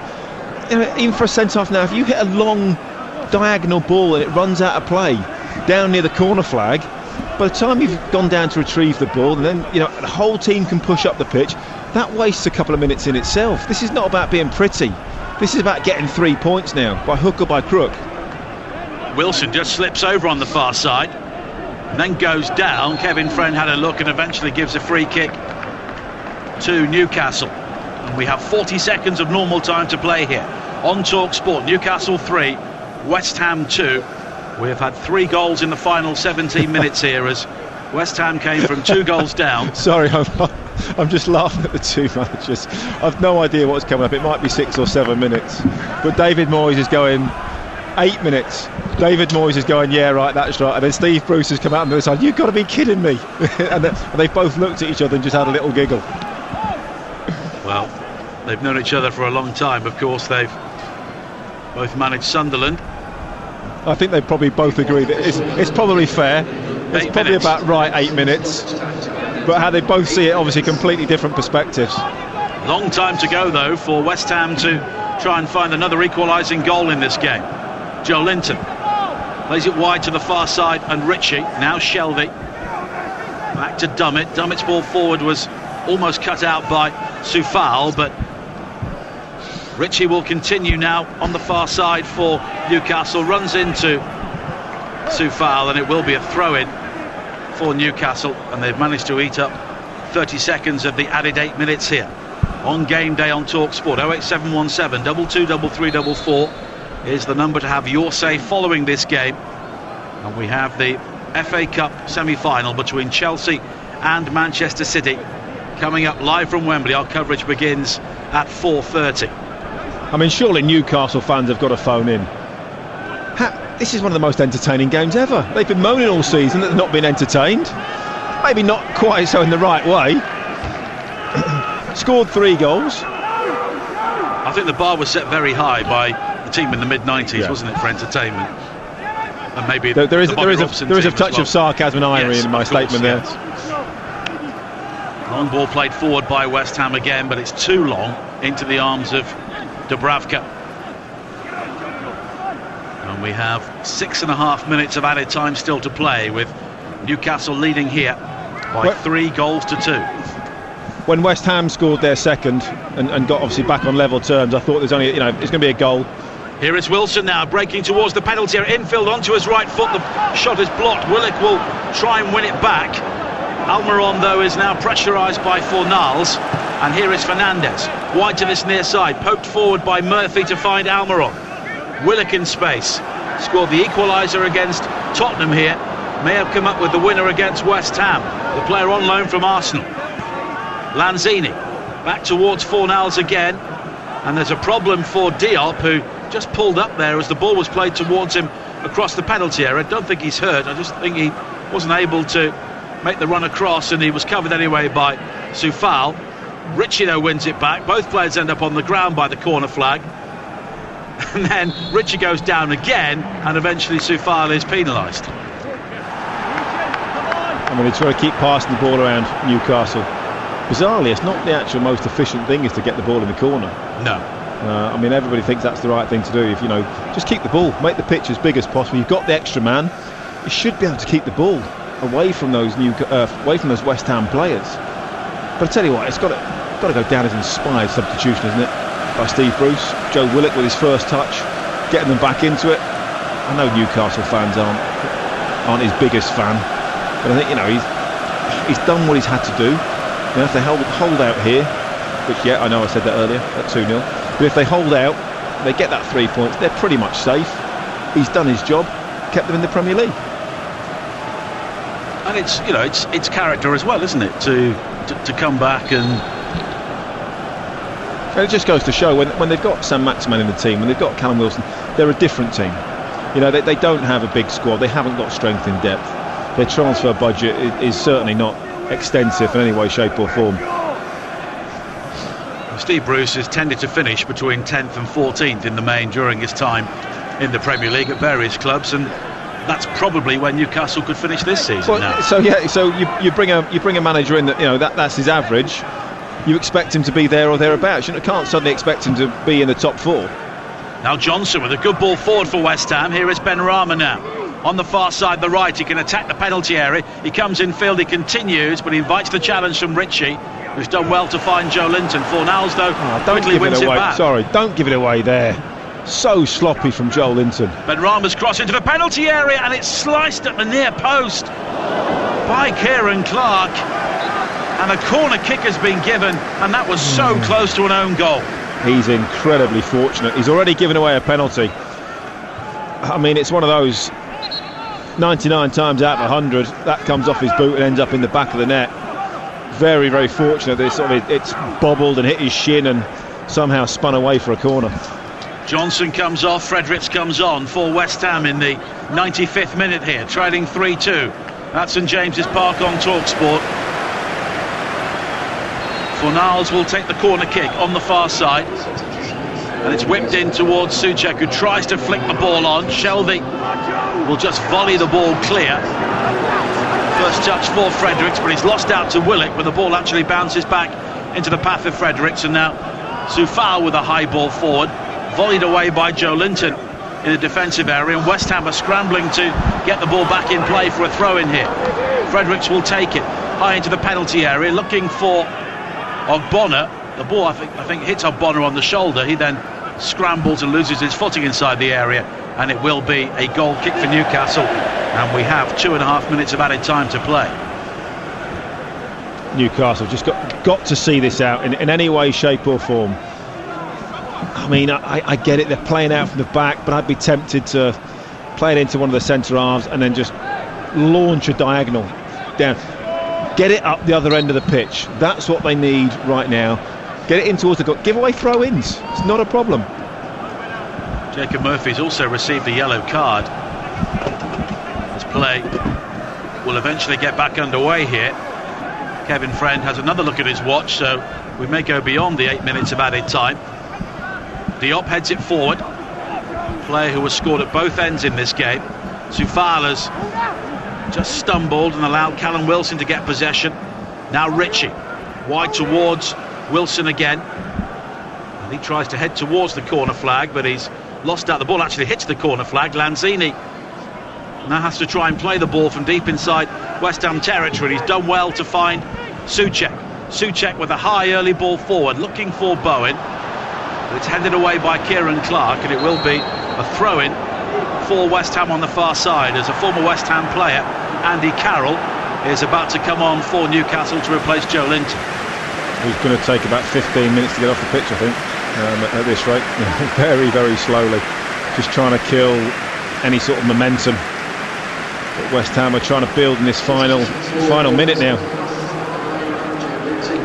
And it's Carroll who comes on. Soufal will hurl a long throw towards the penalty area, and Andy Carroll may be brought on for his defensive abilities here. High ball into the penalty area once again, and it's met by Kieran Clark. Nodded back in field though, looking for Diop. Diop and Clark collide. Soufal now gathers on the far side. It's back towards Lanzini, and Fornals for West Ham. Bowen in space to the left-hand side. That's where the ball goes. Brought down on the chest by Bowen, but it's flicked down the line. Doesn't find Ben Rama. It's cleared away by Murphy. Carroll now with a big crossfield ball. It's a good ball as well to find Wilson. Wilson can break into the penalty area. Coming back to make the challenge is Soufal, but Wilson continues all the way up towards the edge of the 6-yard box before West Ham eventually win the ball back. What a ball from Andy Carroll, by the way. Right foot volley, crossfield pass, superb, and that's it. And that is it. A chaotic game finally comes to an end. 3 big points for Newcastle in their quest to stay in the Premier League. But it's a damaging result for West Ham as they look to finish inside the top 4. They came from 2 goals down with 10 men to equalise before Joe Willock's first touch was a late winner for Newcastle. They will survive this season surely now. Whether West Ham finish in the top 4 is now open to question. It is finished. Newcastle United 3, West Ham United 2.